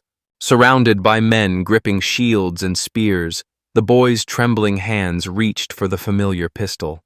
Tears streamed down his cheeks, yet determination steadied his gaze. He would stand and fight. Suddenly, something mysterious materialized behind them. The unexpected arrival instantly infused the moment with fresh intrigue and tension. The young man and his ally found themselves ensnared within a crystalline prison of ice, sealed away from any hope of rescue. All those nearby stood frozen in terror, their faces drained of color as dread gripped the air. Before them stretched a mysterious sheet of ice, baffling the Indians as to its nature. An invisible force once again repelled their advance, leaving them surrounded by wild, untamed lands thick with ancient forests. Out of nowhere, Flea appeared and launched himself at the lead attacker with astonishing speed. Each movement was precise and decisive, striking with the swiftness and impact of a lightning bolt. With astounding speed, his fist connected with the opponent's face, leaving no chance for a response. The blow struck with remarkable force, catching his adversary completely off guard. The entire group of Indians stood with their hands bound and heads lowered, the last remnants of resistance crushed beyond repair. The young man spoke earnestly, explaining that their only intention was to fill their canteens with water. No malice or desire to defile anything lay behind their actions, and sincerity rang clearly in his voice. The chief failed to mention that a sacred being known as Lord Auresia resided in this lake. To the tribe, this creature held immense importance. The hero learned that for these people, their ruler was regarded as a deity. Outsiders were strictly forbidden from even approaching his dwelling, a rule upheld with sacred reverence. A sense of familiarity washed over Fleur, as though he had encountered something like this before. Suddenly, a large, watery bubble emerged behind him, drawing his attention at once. Gradually, the soap bubble took on a distinct shape, leaving the hero deeply astonished. Witnessing such a sight firsthand had seemed unimaginable to him before this moment. The bubble slowly took on the shape of eyes, and with growing wonder, the protagonist realized that Mr. Auresia stood before him. A majestic and enigmatic being revealed itself in the shimmering light.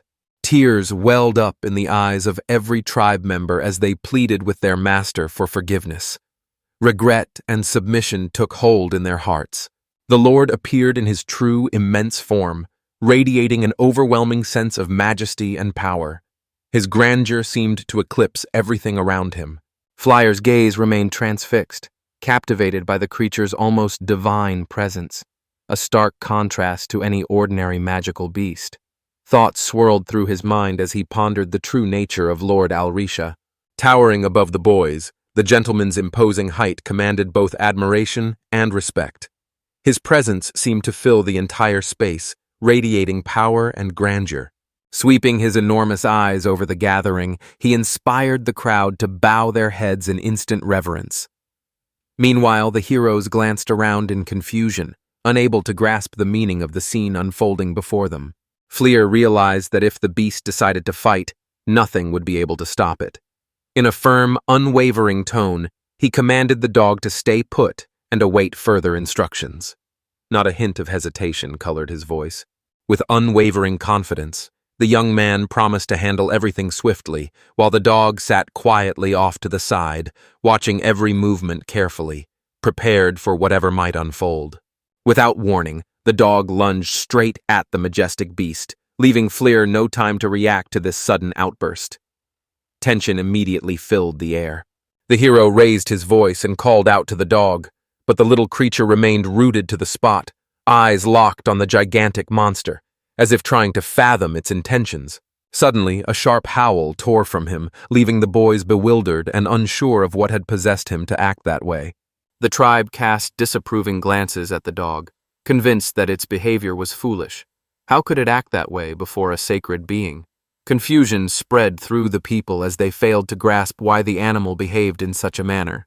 Despite the rebuke, the dog continued barking, while a spark of curiosity lit up in Alrisha's eyes. To everyone's surprise, the deity began to purr, clearly enjoying the dog's barking. The villagers could hardly believe such an unexpected reaction from this mysterious being. The dog stretched out its paws toward the gigantic beast, and in response, the creature extended itself as well, purring softly as if a newfound friendship had already blossomed between them. Confusion spread through the room as everyone glanced around uncertainly, unable to grasp either the events unfolding before them or the origin of the strange sounds echoing nearby. The tribal chief's eyes opened wide, clearly revealing his astonishment. Clearly, the gentleman took genuine pleasure in conversing with the dog. Flyer turned to Shirani and asked if they could consider themselves friends. In response, the dog barked loudly, making it clear their friendship was real. Doubt crept into the chief's mind, for he believed it impossible that the sacred beast would ever allow an outsider to draw near. The group realized that Shiranui was also a sacred being, a revelation that left them deeply astonished and bewildered. Among the tribe, a voice rose above the rest, as one member argued passionately, determined to uncover the true identity of the legendary fire dog. Introducing himself with a calm demeanor, the young man explained that he was holding his beloved pet in his arms, his loyal dog. The eyes of the tribe's people grew wide in astonishment as the word pet reached their ears, stirring both surprise and bewilderment among them. At last, they understood that it was Valfer who had defeated the creature resembling a deity, a truth that struck them as almost impossible to believe. The warriors of the tribe dropped to their knees before the boys, conceding total defeat and honoring them for their unwavering strength. Heads bowed in genuine remorse, they openly admitted their grave mistake and pleaded for forgiveness. Flyer commanded them to lift their heads, making his dominance clear. In that instant, admiration shone in his eyes as he looked over his shoulder at his mentor. Strange, guttural noises tumbled from Mr. Alrisha, their rhythm oddly reminiscent of commands or half-formed words. The chief of the tribe declared his understanding, even though the young man had not yet managed to explain anything. It turned out that the beast had commanded the boys be treated as honored guests, a surprising turn that swiftly shifted the entire course of events. The natives pledged to escort their guests safely to the city, ensuring their protection and offering steadfast support along the way. The group assured everyone that they had enough food and water, and even offered their assistance to the travelers. Floor stepped forward and unlocked the prisoners' shackles, granting them freedom. With this bold act, a new chapter in their adventure began. Despite the fears that had haunted him, everything turned out far better than he had ever imagined. Fleer held on to the hope that his friends were safe, no matter how far into the forest they wandered. or how deep a cave they found themselves in. Amid ancient stone walls and scattered skulls, two heroines stood poised with unwavering resolve and fierce aggression. The intensity of their determination and fury hung heavily in the air. Each stride rang out confidently across the damp earth, signaling with certainty that their purpose was clear and unwavering. A towering man stood in their path, his grave voice echoing through the trees as he declared they had disturbed the sacred forest's peace, an offense that could not be forgiven. Anger radiated from him as he shouted loudly, his enormous backpack slung over his shoulders, adding to his imposing presence. The man in glasses inquired whether the girls were truly searching for this specific color, his voice carrying a stern and guarded tone. The appearance of the man caught the girls off guard, while Kaguya immediately sensed an absence of power and energy from him. Calm, yet unwavering, she warned him that any attempt to approach them would end with her effortlessly striking him down right where he stood. With measured steps, Rachel and Kaguya ventured deeper into the shadowy cave, their eyes straining to find the source of the water. Each footfall sent a sharp echo rippling through the silence. Venturing further into the depths of the cave, the group halted as something peculiar caught their attention ahead. The air grew heavier, shadows thickened around them, and a sense of unease rooted them in place. The area before them stretched out like an abandoned mine, with crumbling walls and scattered fragments of wooden beams jutting from the ground. The girls quickly noticed the untouched state of their surroundings, as if no one had set foot there for ages. Kaguya remarked on how everything looked ancient and abandoned, and Rachel agreed with her assessment. Suddenly, their eyes were drawn to a human school standing close by. The unexpected discovery left them uneasy, stirring a deep sense of concern. The sight of so many human bones scattered about filled the girls with wonder and unease. They guessed that a brutal battle or a terrible tragedy might have taken place here long ago. This suspicion lingered in the air, deepening the sense of danger that surrounded them. The truth of what happened in that place remained a mystery to them, igniting restless curiosity and stirring their minds in an endless search for answers that refused to come. A man with a large backpack suddenly emerged behind them and began to speak in a calm, steady tone. He explained that in the past, a battle for land had raged between the people of the desert and the inhabitants of Jalahandra. The measured quality of his voice lent a unique gravity to his words. Spotting the girls, he immediately inquired about their identities, prompting Rachel and Kaguya to tense with caution. Both of them swiftly turned to face the stranger, prepared to defend themselves at the first sign of danger. The main heroine made no attempt to hide her distrust, and went so far as to threaten the man, making it clear that she was prepared to fight if it came to that. The man studied them intently, his gaze unwavering and calm, betraying not the slightest trace of fear. Such composure led the girl to suspect she faced a seasoned fighter, perhaps even a master of martial arts. Their eyes met in a silent exchange, both gazing intently into the depths of the other's gaze. With a cheerful exclamation, the girl announced that smearing it was no trouble at all for her. The man simply regarded her with calm composure, unable to grasp the source of her hostility, and remained entirely unbothered. He explained that it was never his intention to frighten anyone, and confessed that the incident had scared him as well. His honesty eased the tension between them. The girls stood motionless, their attention fixed on the man as they weighed each of his words, trying to uncover his true intentions.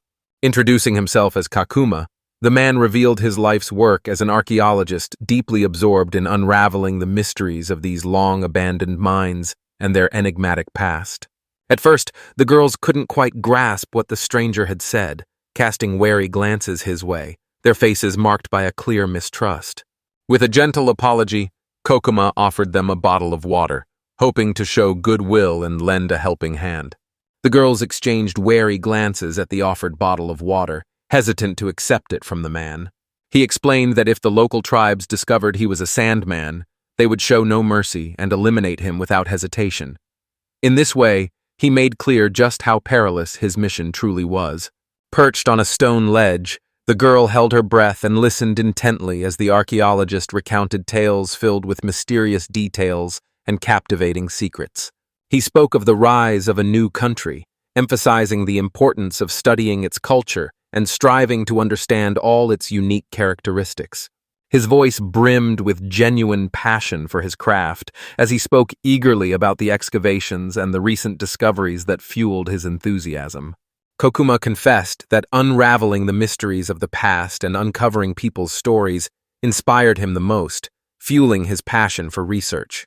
The main character observed that, despite his enthusiasm, a certain lack of sincerity lingered in his demeanor. Some of his words struck her as insincere, as if he spoke without true conviction. Kaguya paused, her thoughts swirling with doubt. The scientist's words often diverged from reality, and now suspicion crept in. Perhaps he was not as straightforward as he appeared. She faced him directly and demanded to know his true identity, insisting he speak the truth. The man, caught off guard, struggled to find the right words, confusion clouding his expression. Eventually, he once again insisted he was nothing more than a regular archaeologist, but the girls continued to watch him closely, their eyes filled with suspicion and doubt. With a stern tone, Gugua ordered him to be silent. A subtle reminder passed between them as they sensed someone drawing near.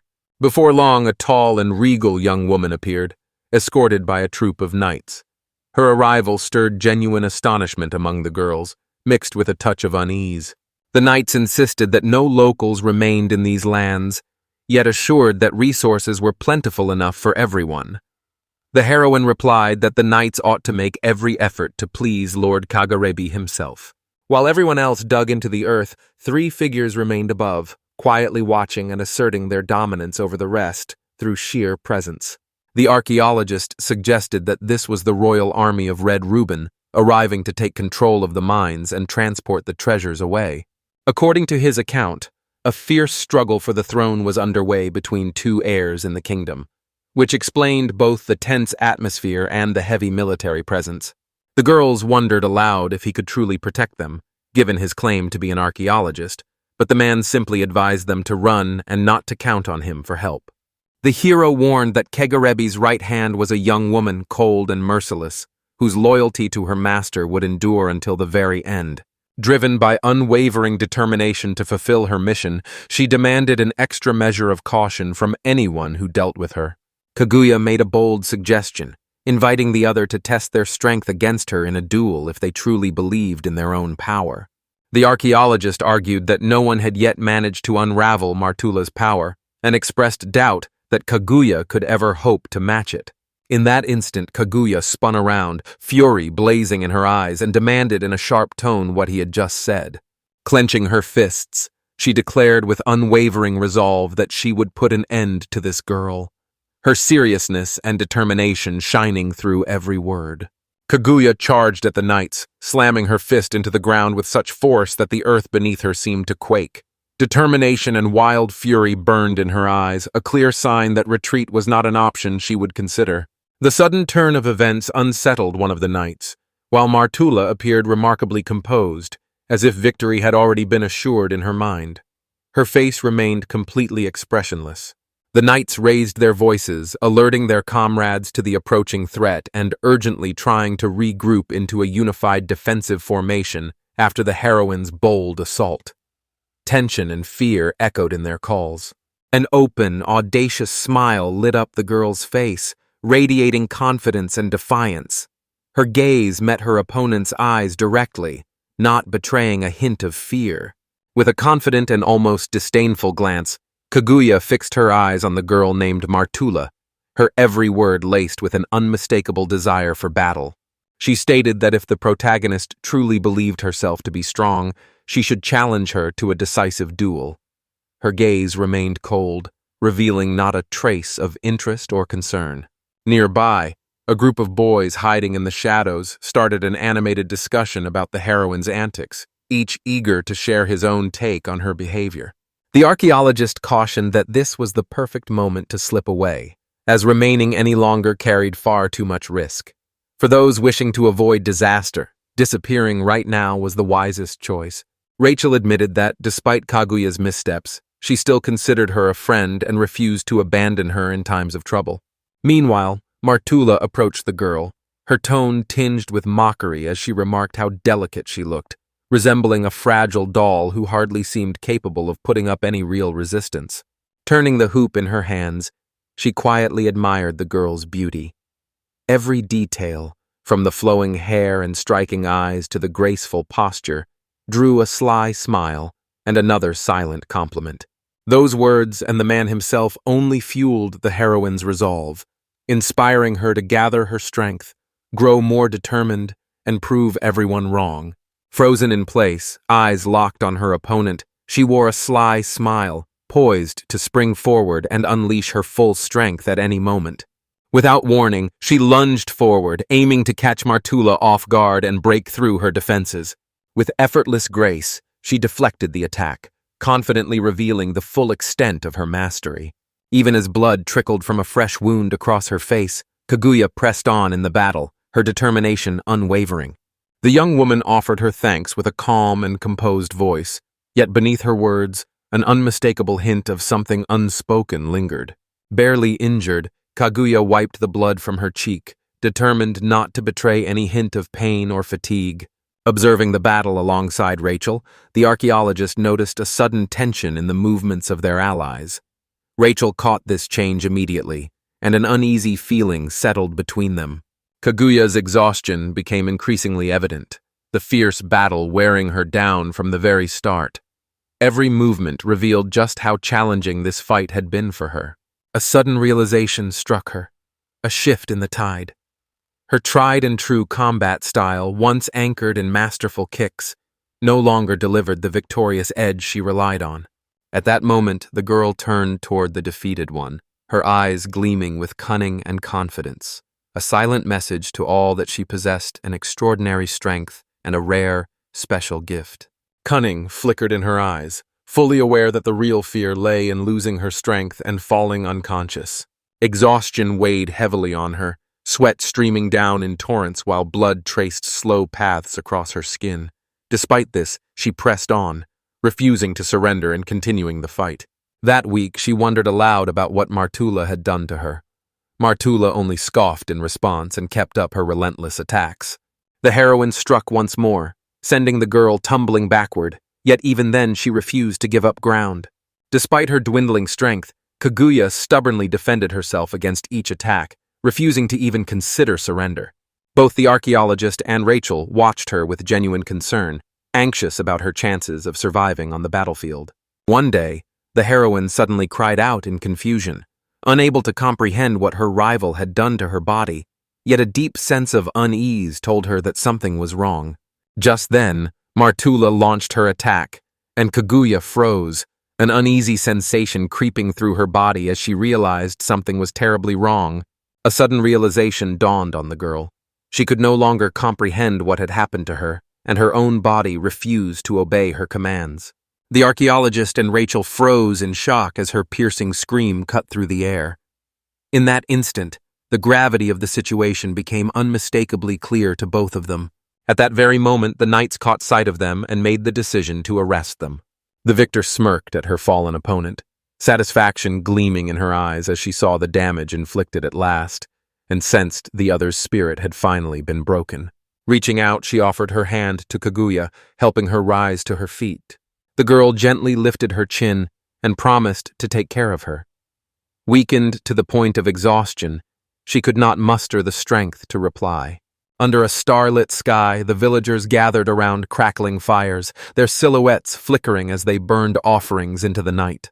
Loud cries in their native tongue filled the air as if they called upon spirits or ancient gods, blending seamlessly with the crackling of the fire. This union of fervent voices and dancing flames shaped a strange, slightly eerie yet utterly captivating atmosphere. Standing right in the heart of the crowd, Fleer observed everything around him with sharp attention, never letting his guard down for even a moment. Without warning, a towering man in a mask lunged at him, shattering the calm in an instant. The clash that followed crackled with intensity as each fighter battled fiercely to gain the upper hand. The opponents closed in, engaging in fierce close combat. Each powerful strike and confident movement revealed their mastery as they displayed formidable strength and skill without hesitation. Though his opponent towered above him with a giant's frame, the young man seemed small by comparison. Still, calm confidence never left him, and each of his moves during the fight revealed careful planning. The hero kept his composure, skillfully seizing the perfect moment to flip his opponent over his shoulder, demonstrating remarkable mastery. The opponent slid across the ground, a startled cry escaping due to the sharp sting of pain. The crowd erupted in enthusiastic applause and joyful cheers as Floor was declared the victor, celebrating his brilliant triumph. The crowd celebrated his victory while he moved through their midst, a broad smile lighting up his face, pride swelling within him for having bested a mighty warrior and earned the admiration of all around. While getting dressed after the battle, the hero found himself reflecting on Jalahandra, a truly peculiar and amusing place brimming with surprises. Just then, Naya called out to him, drawing his attention as he turned toward the sound of her voice. A crowd of women gathered around Niasat, tenderly embracing and caressing him. A respected village elder, known for her wisdom, approached Flyer. With genuine warmth, she praised his skill in combat and acknowledged the remarkable strength and courage that had captured the admiration of everyone around him. With a warm smile, the old woman remarked that, had she been younger, she would have gladly challenged him herself. Curious, Flyer asked if she had ever possessed such strength. With a gentle smile, Grandmother replied that her true power did not rest in her fists, but in the mastery of nocturnal arts she had honed over many years. Just then, one of the settlers shared that the guards were already searching for the missing friends, reassuring the boys that there was no need to worry. They were certain to be found soon. With steady strokes, she kept rowing while savoring the meat someone had brought her. The delicious taste filled her with satisfaction as she relaxed, letting the weariness of a long day slip away. At last, Fly remembered their purpose and turned to the elder, politely asking for directions to the capital of the Red Ruby, the very destination he and his friends needed to reach. The elder advised maintaining distance from the kingdom for now. She shared that her uprising might soon ignite right here, a revelation that left Fly deeply surprised. She explained how two princes were locked in a fierce struggle for the throne, a conflict teetering on the edge of war, threatening to plunge the entire kingdom into chaos and upheaval. A memory surfaced for Flyer, recalling a similar incident that had once occurred in the land of Prima. The thought left him uneasy and on high alert.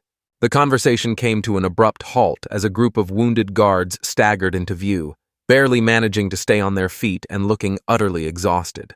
The wounded rested on the ground while the officer in charge questioned them about recent events and the latest news from the front lines. News reached her that warriors from the Sand Tribe had once again stormed the abandoned mine, crushing the settlement's defenders. Shock rippled through the crowd, leaving everyone speechless. No one could grasp that this had truly happened, especially since every previous attack had always been repelled without fail. The name Martula surfaced in Bloka's mind, the very same warrior whose reputation had already sent fear rippling through everyone nearby. A questioning glance swept across the faces of the others as he waited for them to either confirm his suspicions or dismiss them altogether. The wounded knight explained that enemies had arrived in search of precious minerals stored in the mine, and seemingly they had also taken two girls with them. Neo's urgent shout shattered the air as he announced that Rachel and Kaguya had vanished, possibly abducted. Instantly, an uneasy tension swept through everyone in the room. With unwavering determination shining in their eyes, Nil and his loyal dog stood ready to dash forward and rescue their friends. Floor turned toward the boy, called him by name, and reached out in an effort to keep him from making a reckless decision. At that moment, the settler warned that it would be wise to stay away from the kingdom, as danger currently ruled over those lands. Observing the conversation in silence, the elder wore a mask of discontent, already aware that difficult trials awaited them all. She spoke of destiny shaping their every moment, insisting they must embrace the challenge ahead and discover within themselves the strength to stand against their foes. Determination and courage filled the settler's heart, fueling a steadfast resolve to face danger head-on and continue fighting until the very end. Leaning in closer to the settler, Fleer quietly asked if he was truly certain about his words, then added that no one should pressure the boy to go on if fear held him back. The settler responded with calm determination, expressing complete trust in Fleer and a readiness to follow him through every obstacle, no matter how daunting. Flory realized the first step was to earn the boy's trust, understanding that true strength could only be built on mutual belief. A sense of unity settled over the group as they realized that together, no obstacle or enemy could stand in their way. Encouraged by this, the settler made the decision to join their journey. The boys stood resolute, their minds sharpened with focus, prepared to face whatever challenges awaited them ahead. Setting out for the kingdom of the Red Ruby, they carried with them a heavy sense of responsibility and the awareness of their mission's profound importance. Waking brought the sight of a vase before my eyes, while frost crept slowly across the room like winter's first cool breath. The world felt unusual, touched by a hint of enchantment. Her eyes fluttered open to an unfamiliar world. A grand bed stretched beneath her, while a spacious room unfolded around her. Nothing like the memories etched by her recent experiences. Memories of everything that had happened washed over the heroine, leaving her tangled in worry and confusion as events continued to unfold around her. Without warning, she sprang from the bed, her eyes wide with astonishment and confusion. The event had arrived so unexpectedly that accepting its reality felt nearly impossible. Only then did the realization strike her that she was completely unclothed, a discovery that deepened her embarrassment and fear. At that moment, Rachel stepped into the room. She praised Martula for doing an excellent job and mentioned that this was simply a new game she had started with the prisoners. A fashionable dress graced her figure, yet frustration and annoyance were etched across her face, as if the elegant attire served as nothing more than a cage. From the moment she awoke, the dress seemed to fuse with her skin, clinging tightly and refusing to let her rest. Not once since morning had she been able to slip it off. Kaguya burst into laughter at her friend's mishap, her genuine mirth cutting through the tension and easing the atmosphere in the room. A sly smile would play on my lips as I gently teased Rachel about her quirky outfit, hoping to lift her spirits and coax her out of that gloomy mood. Curiosity pressed me to ask if Kokuma had been found at last and whether he had finally been caught, hopeful that some joyful news awaited me. With palpable irritation, the girl replied that he had vanished without a trace, as if he had dissolved into thin air, and at this moment, no one had any idea where to even begin looking for him. Memories of his sudden disappearance returned, leaving everyone around him in confusion and worry. Fingers clenched tightly around the bedsheet, the heroine couldn't shake the thought that this man was far too suspicious to trust. The girls made up their minds to escape as quickly as possible, moving cautiously to avoid any new traps lurking ahead. Along the way, they encountered Martula, who admitted she might have gone a bit too far in exerting her influence over the captives. Fury blazed within the heroine as she confronted her captor, his recklessness and unpredictable actions fueling her anger. Determined to prove her strength, she challenged Martula to another duel, eager to meet her opponent head-on. Suddenly, Rachel called out, urging Kaguya to halt. She warned that they had already been lured into a trap, and pressing forward with a fight would only make things worse. A sense of paralysis swept over the girl once more, her body refusing to respond to her will. The protagonist shared that the dose of the drug affected her in the same way as it did the other captive, yet Kaguya still managed to move, if only a little. She explained that this remedy turns everyone into obedient little creatures, stripped of their own will and freedom. A gentle smile spread across Martula's face as she confessed her fondness for sweet girls. In response, they dismissed her as troublesome, their expressions twisting with disdain. Their conversation with Kaguya lingered on, filled with unhurried words and gentle laughter. Eventually, the time came to pause their diversions. First, they needed to arrange a meeting with the king. News of the king's existence took Rachel by complete surprise, revealing a whole new dimension to their predicament. Martula revealed that only her master holds the potential to become the true king of this land. For now, he remains the heir, his full authority yet to be claimed. At that moment, the curtains in the room swept open, allowing a flood of brilliant light to pour in and momentarily blind the girls, filling their eyes with a new sparkle and a sense of hope. The heart of the Red Ruby's capital unfolded before them, a grand, vibrant city pulsing with life, where important events constantly shaped its history. Meanwhile, the allies raced to offer their aid. Every passing moment tilted the balance in favor of the rescuers. Racing through the Cactus Valley, Nia and Fleer urged their horse forward at full speed. Hope flickered in their eyes, knowing that only a short distance remained before they could rescue their friends. With every stride, their determination grew stronger. 3 girls advance gracefully along a carpeted path toward the throne. Atop the regal seat waits a mysterious figure, whose voice carries a hint of reverence when praising her subordinate, Martula, for bringing back a precious prize from the sacred forest. With measured respect, Martula addresses the Lord, calling him, "Your Majesty." She guides 2 girls behind her, each held by a long leash. Neither girl can escape. Both remain utterly subdued, powerless before the overwhelming might of Martula. News arrives from the throne. The organization has managed to secure funding for itself, giving them the means to wage war against their own brother. The leader inquires about the identity of the person brought before him. At last, the figure seated on the throne reveals his face. This is Kaga Ruby, the second prince of the Scarlet Ruby Kingdom. Taking a slow drag from his cigarette, he addresses the young girls brought before him, inviting each one to introduce herself. With a swift tug on their restraints, Martula demanded the prisoners reveal their identities. Among them, one summoned the courage to speak first. Turning to the prince, she introduced herself as Rachel from the Kingdom of the Blue Sapphire, explaining that her presence in this place was a mistake. An important task was entrusted to her, to escort a gentleman from the Kingdom of the Blue Sapphire to the homeland of his maternal grandmother. At this moment, no further details could be coaxed out of her. The message arrives with news that the kingdom has agreed to accept Nia, ensuring a smooth path ahead. Kagaribi loudly repeats the rumors circulating around him, tales picked up along the way. Yet for him, all of this amounts to little more than a trivial nuisance, nothing worthy of real concern. In this moment, a dreadful secret comes to light. While Prince Geisha outwardly agreed to welcome Nia, he was secretly conspiring with Kagaribi, instructing him to eliminate both Nia and her companions.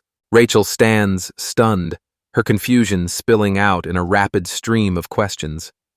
The second prince, a mocking smile playing on his lips, suggests that this must all be news to her, hitting the mark with ease. With a calm, icy demeanor, he proceeds to unravel the truth behind the unfolding events. Contrary to what the boys believed, Nia's mother was far from an ordinary girl. In truth, her name was Faiza, a true princess and the younger sister of none other than Kaga Rebe herself. As a result, Naya, just like the second prince and his brother, now holds every right to claim the Red Ruby throne. From this moment forward, the path ahead demands her involvement in the fierce struggle for power. To both princes, this boy amounted to nothing more than an unwelcome complication. Prince Quisia never mentioned him, choosing silence to lure the travelers straight into his trap. Kagaribe saw things with perfect clarity. Naya himself posed no real threat. The true danger lay in his elevated position at court, a point on which the prince shared complete agreement. Rivalry between the brothers fueled the second prince's determination to locate Nia before anyone else and put an end to him. The ruler's army scoured the area in search of the boy, certain that sooner or later the girls would stumble upon his lifeless body. Moreover, it soon becomes clear that Prince Kagaribe holds an unwavering belief that the heavens themselves endorse his every action.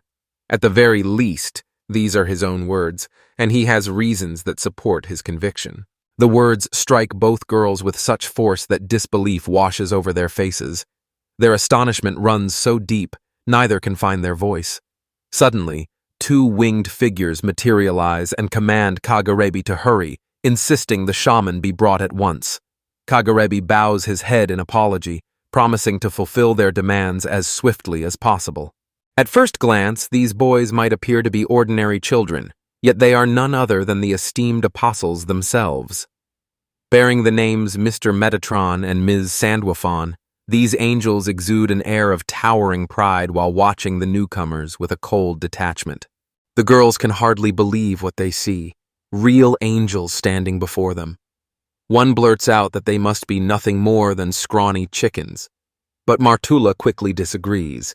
As it turns out, these angels are searching for someone they call the shaman. According to them, the country hiding the shaman sprawls so vast that the very thought of searching it alone seemed exhausting. Instead, they decided to look for a way to make the task easier. The simplest solution appeared clear: use their influence and authority. Kekarabi became involved in the mission, offering the apostles his unwavering support in their search. With diligence, every task entrusted to him by the angels was carried out without hesitation, and in their eyes, he was nothing more than an obedient servant. Yet behind their commanding presence, these angels stood as some of the most powerful guardians. Faith in the power of angels fills the second prince with hope, convincing him that victory over his elder brother is within reach. Once his brother falls, the throne and the absolute authority he has long desired will at last be his.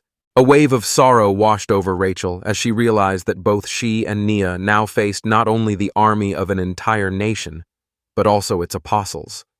The turn of events baffled her, leaving her unable to comprehend how circumstances had shifted so drastically.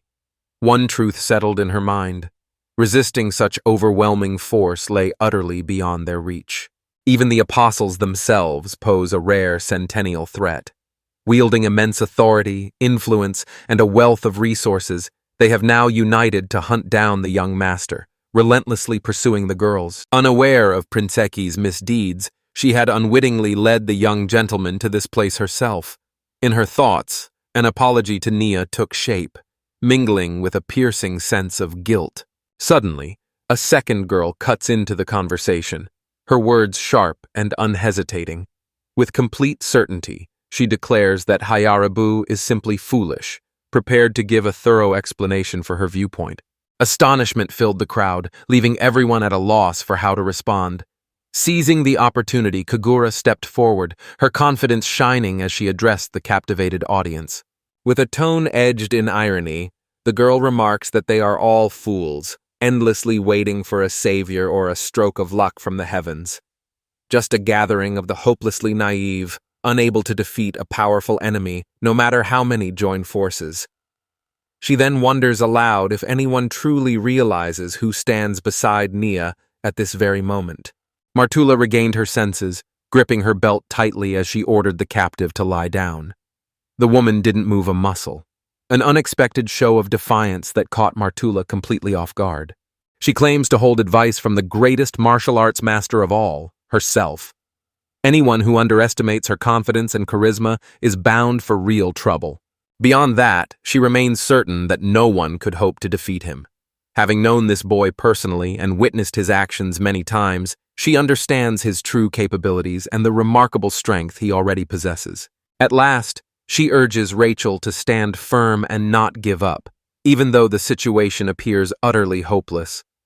This is where fate has brought them, and now, with so little under their control, there is nothing they can do to change it. Yet both girls find themselves relying on Flyer as their protector, a thought that kindles a small hope within them. Tears shimmer in her eyes as she turns back to Kaguya, longing to speak, weighed down by the sadness of her own predicament. After overcoming countless obstacles, the hero and Naya finally reached their destination. Perched atop a massive riding bird, the boy took the front seat while the girl settled just behind him. From a short distance, the city comes into view, capital of the kingdom of the Red Sapphire, standing proud and imposing. The majestic castle atop the mountain dominates the skyline as he prepares to step through the gates. Urgency rings in the boy's voice as he urges everyone to hurry and rescue Rachel and Kagura. The dog gives a nod of agreement, and the hero quickly lends his support as well. Though the group remains uncertain of the girl's exact location, suspicion lingers that they might be trapped inside the castle. Suddenly, a sphere of dark energy materializes nearby, twisting in a spiral and bristling with countless rays. The scene, both strange and mesmerizing, leaves no doubt this is the unmistakable work of black magic. Two luminous eyes suddenly ignite at the heart of the gathering, and the air fills with a thunderous noise. From within the shadows, a hidden figure studies them with an intense, piercing gaze. Those eyes hold a chilling menace, betraying a silent intent to obliterate everything in their path. At last, a giant centipede bursts out from behind the bushes, hissing loudly as it lunges toward the boys. Its jaws snap furiously, making clear its dangerous intent. The group stood stunned, caught off guard by an ambush no one had seen coming. The true shock set in when they realized that hidden within the black void was an enormous centipede. Narrowly avoiding a collision, the hero manages to halt the monster's attack by thrusting out his arm. The enormous insect head jerks to a stop. With astonishment, the boy notes that he has never encountered such bizarre creatures before. With a playful apology, he tells the monster that a fight must wait. Time is short and haste is needed. Even as the words leave his lips, a hand ignites with the first infernal flame, casting a fierce glow and preparing to deliver a devastating blow. A blazing attack strikes the centipede right in its heart. Flames engulf the creature, and the boy dares to hope that this time the monster will finally be destroyed. Yet nothing holds her back. The monster plummets like a stone, driving its massive head toward the heroes in an attempt to knock them down. With only a split second to react, they narrowly manage to dodge the attack. Flyer lifts both of them, along with the bird, urging a swift departure from the scene. A wave of concern washes over the hero. The infernal fire has failed to inflict the slightest harm on the monster, a stark contrast to all previous battles. Typically, his flames would overwhelm any adversary, but this encounter signals a troubling turn. Fleer watches intently as the centipede slowly transforms, its many legs retracting while its shape shifts, gradually taking on the outline and features of a human. From the creature's gaping maw, a torso emerges, eerily reminiscent of a human form, complete with elongated arms and slender fingers. Atop its shoulders sits a head sheathed in a bizarre, brain-like mass. The sheer scale of the being adds a suffocating sense of dread to its appearance. Suddenly, countless eyes burst open across his head. A long tongue slips from his mouth as a piercing cry fills the air. The boy's mind fixates on the terrifying thought that something will burst from the monster's gaping jaws, and he curses loudly. Meanwhile, the creature lets out a roar and charges straight at him. Confidence surges within him as he lowers himself into a sprinter's stance, ready to conquer the beast at last. Flames gather at his command, forging a cannon blast born of hell's very first fire, poised to obliterate his foe. To his astonishment, the creature effortlessly smashes through the barrier and lunges straight at him. Fleer dodges the blow with agile grace, his gaze locked on the monster before him. Unlike any magical beast he has ever encountered, this creature radiates a chilling thirst for blood. A fierce determination wells up within the hero, urging him to rush to Rachel and Kagura's aid without delay. Yet, an ominous beast blocks his path, presenting a challenge that must be conquered before any rescue can begin. Lost in thought, Fleur pondered his next move, fully aware that his own strength would not be enough to overcome the enemy this time. From afar, someone watches their struggle with keen interest, floating high above the ground. Thoughts spill aloud as he wonders if the hero truly finds it difficult to deal with a mere black insect. That is the name he has chosen for this creature. He explains that if the fight continues at this pace, he might unintentionally kill the hero, despite having no such desire. Urging the hero to focus and put forth greater effort, he addresses him as a shaman standing at the very gates of hell. With a determined blow, the boy strikes the monster, igniting a second inferno from the depths of hell. Channeling every ounce of strength, he struggles to freeze his relentless foe, yet his efforts fall short. An icy whirlwind whirls to life at his command, swirling fiercely to halt the enemy's advance. Encased in a frozen prison, the adversary stands immobilized in an awkward posture, unable to lash out at the hero for now. At last, Fleer seized a brief moment of respite and collapsed wearily onto the ground beside the giant. Thoughts churned in his mind as he considered his next steps, fully aware that a difficult challenge still lay ahead, one that could not be overcome in an instant. Yet the silence proves deceptive. Suddenly, the beast surges forward once more, shattering its icy restraints with raw power. The ice splinters helplessly beneath its blows, unable to hold back such a relentless foe. With a swift leap to the side, the hero once more narrowly dodges the incoming blow. Surprise flickers in his thoughts as he wonders why the attack has failed again. Certain of his victory, he had poured nearly all of his strength into the strike and had already begun to celebrate in his mind. With swift insight, he He perceives that the air surrounding the red ruby is parched to the point of being nearly devoid of water vapor. As a result, his second attempt at conjuring hellfire barely leaves a mark. At this moment, he finds himself powerless to halt the advancing monster. At that moment, he unleashes the most powerful technique he knows for such dire circumstances. The first hellish flames ignite at his command, roaring to life with unrestrained force. Watching from the sidelines, Nia witnesses a colossal blaze erupt, tongues of fire darting in every direction. In that fleeting moment, only the hushed whisper of his protector's name escapes his lips. With swift determination, Fleur lunges at the centipede and delivers a fiery punch, known as the Devil's Fist. This powerful attack proves enough to obliterate the monstrous creature. Yet something goes awry. The enemy doesn't budge an inch from the blow.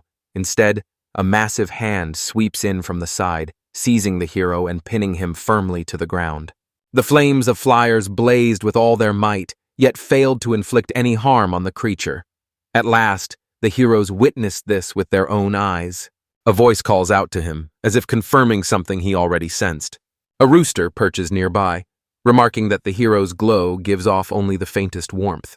Fleur turns toward the roasted rooster and asks what all this means, reminding him that the agreement promised the hero increased strength. The bird disagrees, explaining that while Fleur did gain power, true benefit requires skill to wield it. At this moment, he finds himself losing to nothing more than a puppet controlled by angels. There is a certain fascination in discovering that his opponent shares a similar nature to his own, yet the bird insists with unwavering confidence. Her conviction leaves no room for doubt. Admitting the truth, he concedes that his adversaries possess the strength of apostles, a level of power he simply cannot match for now. Memories drift back to 1996, recalling how the first infernal blaze he unleashed barely scratched Raphael, leaving the demon virtually unharmed. The second hellfire erupts with fierce intensity, yet its flames flicker with instability, their strength swayed by everything that surrounds them. Clearly, this blaze demands greater power, but for now, no solution presents itself. The year is 1998. A bird utters a single word: illumination. The main character cannot grasp its meaning at all. The rooster stirs things up by pointing out that Flyer completely misses the true essence of fire. Important details have slipped right past his notice. Before disappearing for a moment, the little bird offers a final piece of advice, suggesting it is wiser to trust in one's own abilities rather than relying on someone like our protagonist. Flames rose in a perfect circle around Fleur, trapping her inside with only the bird for company, the world beyond swallowed by heat and light. Curiosity sparked in the hero's eyes as he wondered aloud about the strange yellow flames swirling around them, but the bird refused to answer, grumbling instead about the hassle the hero had caused. But now Gaia stands before us, the third infernal flame and the ruler of earthbound demons. The hero exclaims with delight, recognizing this as the true third fire. The bird continued its tale, explaining that this fire holds sway over the entire land, consuming the earth itself. Judging by its immense scale, it stands as the mightiest among them all. Guy had dealings with Flyer. A sense of curiosity drew him to discover what this powerful demon truly looked like. A sudden thunderous crash shatters the silence as something enormous begins to swirl around the hero.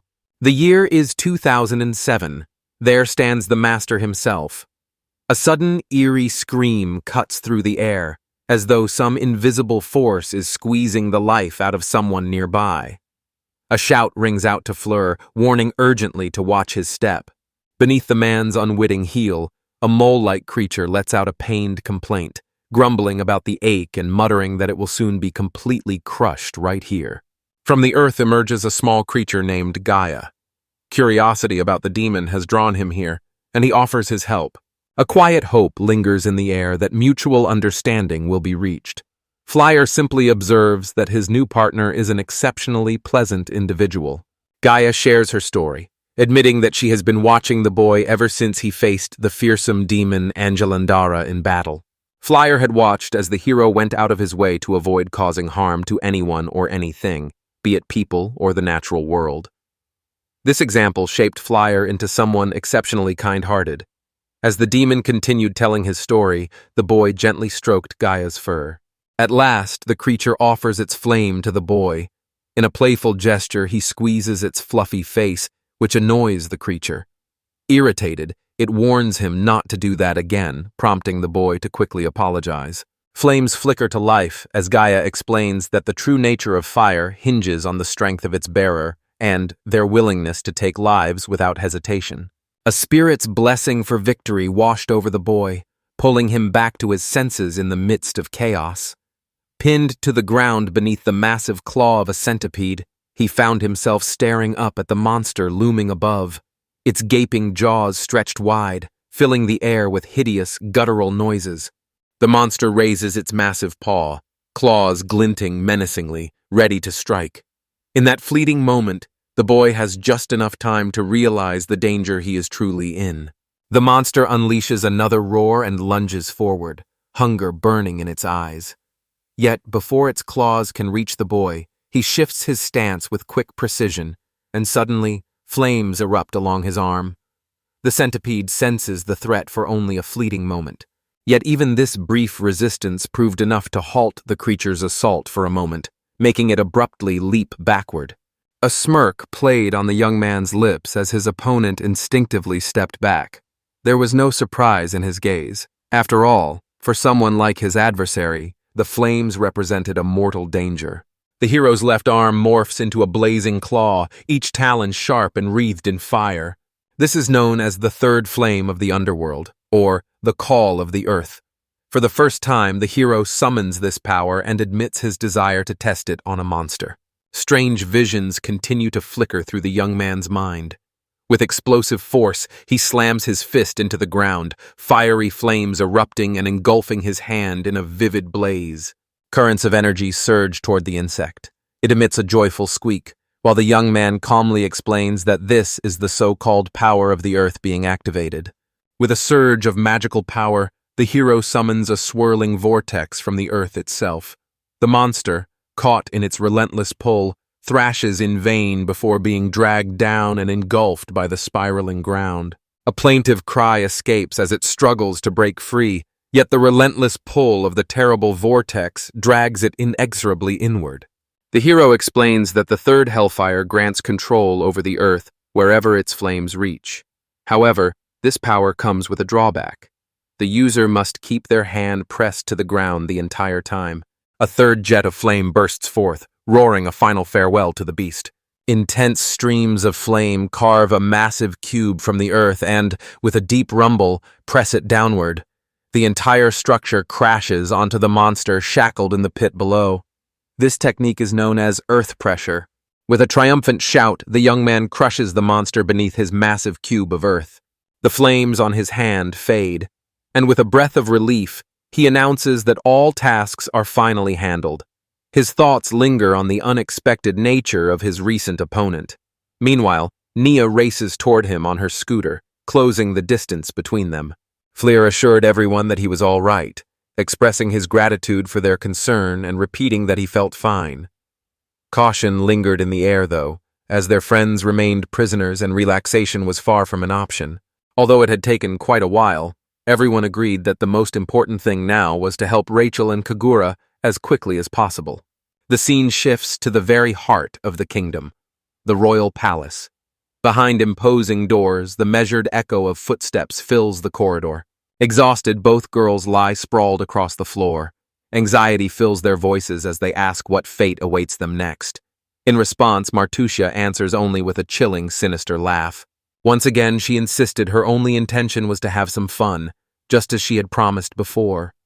That was the reason she brought the girls here. But now, a genuine sense of fear settled over them. Unable to endure any longer, Martula announces her decision with determination.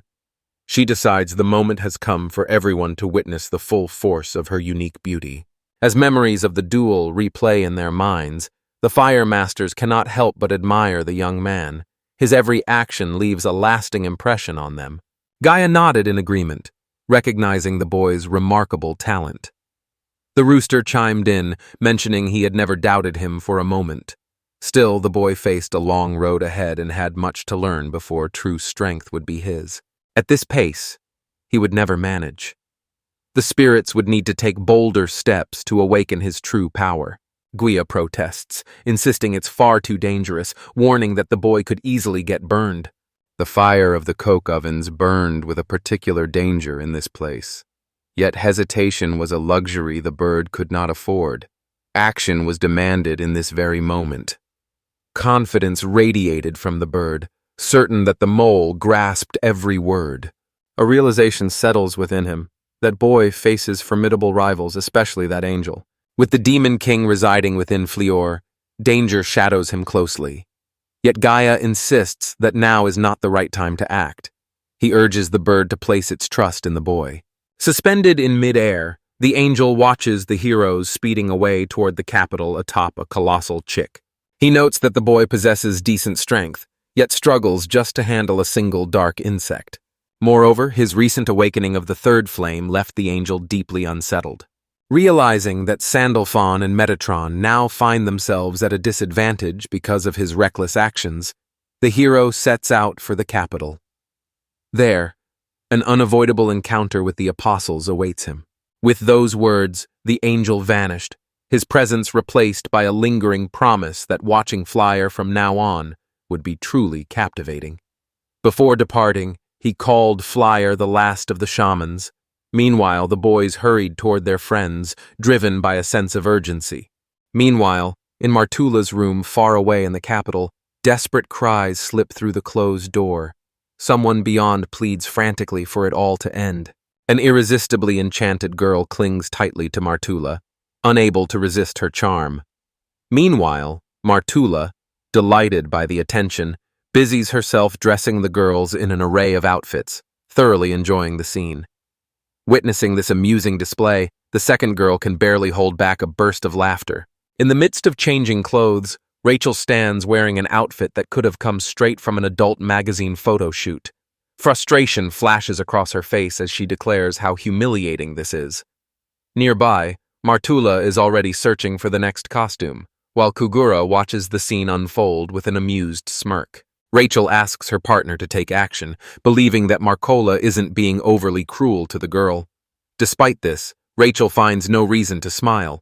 The owner of the room observes that Rachel has a beautiful face. Kagura suddenly appears and wonders aloud if her face is really that frightening. Martula hears her and bursts into laughter, unable to contain herself. Her hand gently strokes Kagura's hair as she assures her that she is already enchanting just as she is. Saving the boy, she adds, is impossible, so all efforts would be in vain. Taking advantage of Kagura's inability to fight back, she simply tosses her onto the sofa. Zeit notes with indifference that any attempt to escape would be futile, as there is no way out of this place. Moreover, Kaguribi commands such overwhelming power that the girl's friends would be utterly destroyed, bringing everything to an abrupt end. The prince has already surrounded the city. With a mysterious smile, the enchantress reveals that her master possesses another identity beyond his title as prince. Beyond possessing royal blood, which entitles him to the throne of the Red Ruby Kingdom, this man stands as the leader of the Adventurers Guild and commands deep respect among masters of the trade. The order had already been given. 5,000 destitute residents of the kingdom were gathered into bands and dispatched in groups. Each followed the leader of the guild and carried out missions meant to bring his vision to life. According to the second prince, their new mission is to capture Naya alive.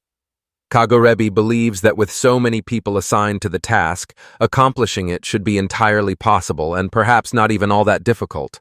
Capturing and delivering the head of his escort, in this case Fleur himself, to Kagorebi too stands as the mission. The leader views this as an entirely achievable goal and sees no obstacles in the way of its success. The story unfolds in the heart of a bustling city, the capital of the Red Ruby Kingdom. To the south, beneath the imposing castle, a settlement sprawls behind sturdy protective walls. The entire setting resonates with the elegance and refinement of Eastern architecture. A weary girl in a cloak whimpered softly after a gloved hand struck her face. A rough traveler towered over her, treating her harshly as he followed his leader's orders to find Nia. Two soldiers in uniform examine her closely, holding a sheet of paper with an official notice. Their eyes search her face, trying to decide if she matches the wanted description. An elderly woman wraps her arms protectively around the girl and tries to protest, but the soldiers silence her with harsh words, forcing her to fall quiet. In truth, these adventurers operate under the direct orders of the rightful ruler, Prince Kagurabi. Should anyone spot individuals matching those in the notice, they are to report this information to the adventurers at once. News spread through the city that enemies lurked somewhere in the capital. A reward of 50 platinum coins promised to anyone who captured them. Adventurers strolled the streets, loudly reading the proclamation to passers-by. Two figures walked along the deserted street when an uncanny sensation pressed in on them. The ground behind them heaved upward, arching into a sudden hill, only to smooth itself out and return to its usual flatness a moment later. Along another deserted street, faint voices echo from beneath the ground.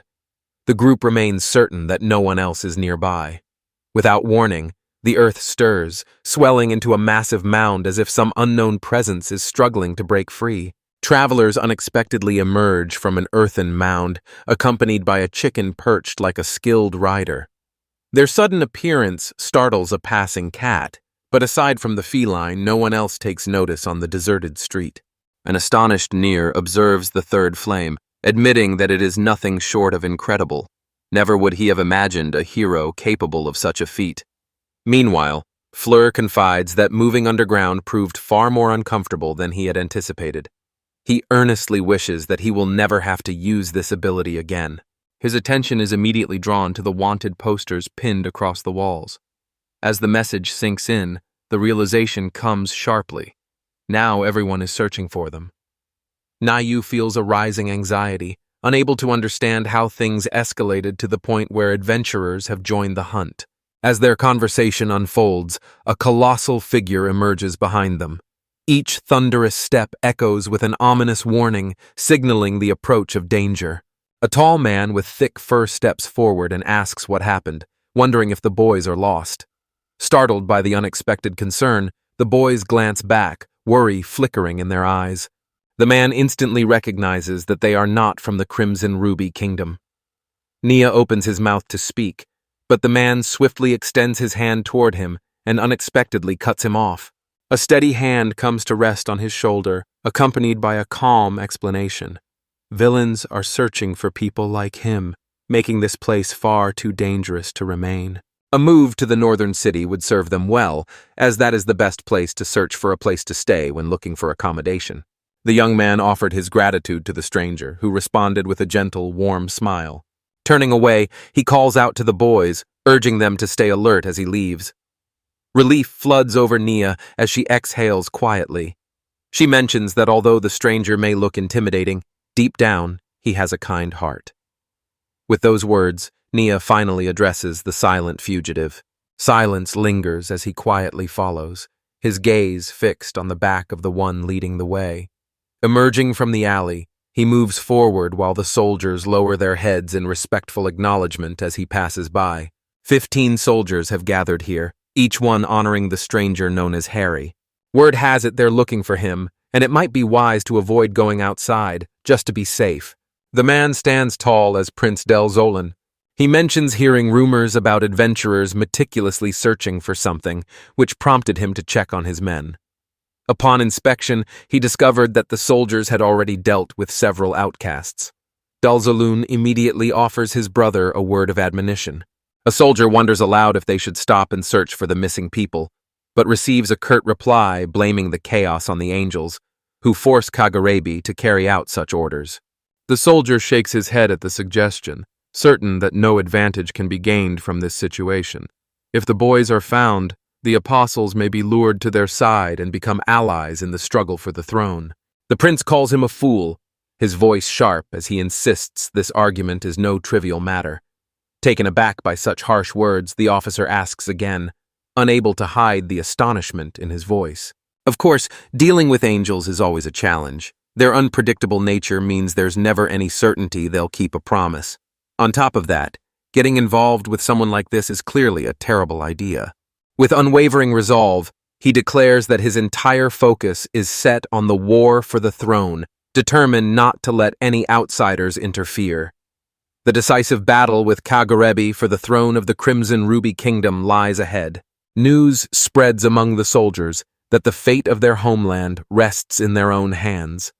The angels must refrain from interference, allowing the people themselves to shape the future of their country.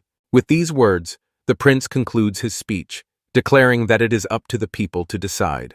Prince Tarzalin holds on to the hope that he can rely fully on each of his warriors. In return, they reply with determination, assuring him of their unwavering readiness. The scene then shifts northward, to a city hotel, where someone lounges comfortably on a bed, arms folded behind their head in a gesture of ease. Fleer lounged back against the pillows, marveling aloud at the wonderful hotel they had discovered. The room even boasted its own private bathroom. Meanwhile, the dog leaped onto him, tail wagging with delight. Naya glanced out the window, unease flickering in his eyes. Flyer noticed the tension and asked what was wrong, but Naya quickly masked his worry, offering only a calm facade. A persistent sense of being watched crept over him, and it wasn't just his imagination. Someone truly was following their every move. A strange noise catches the boys' attention, prompting them to ask what's going on. Fleer shouted for Nia to hit the ground, and at that exact moment, the wall erupted. Arrows whistled through the gaping hole. Confusion hangs heavy in the air as they exchange bewildered glances, each trying to make sense of the chaos around them. The room lies in utter ruin, with debris scattered everywhere, and a gaping hole yawns open in the wall. Bursting into the room, the man shouted in disbelief that such a vile creature had been chosen as the target. On top of that, he would be paid for it. For him, it was like killing two birds with one stone. 3 courageous warriors stand firm in the breach, bracing themselves for the coming battle. The man in the center admits that he has missed that damned scoundrel, as he calls Flyer. Confusion clouds the hero's thoughts as an unknown assailant lunges at him without warning. The attacker is revealed to be Gil, a 4th-rank adventurer from the Red Guild. Naya leans in and softly whispers to the young man that this is the very adventurer they met on the road. The news clearly surprises him. Meanwhile, Gil struggles to contain his irritation at being completely overlooked. Suddenly, someone launches an attack from behind, catching the boys off guard. A towering giant wielding a hefty hammer swings it with all his might toward Flyer, but Flyer manages to dodge just in time. From behind her visor, Yule shouted her orders with authority. The boys were to be captured, Nia needed to be taken alive, and Fleer did not matter as much. He simply could not be allowed to escape. The hero swears, it all began while he was resting after his bath.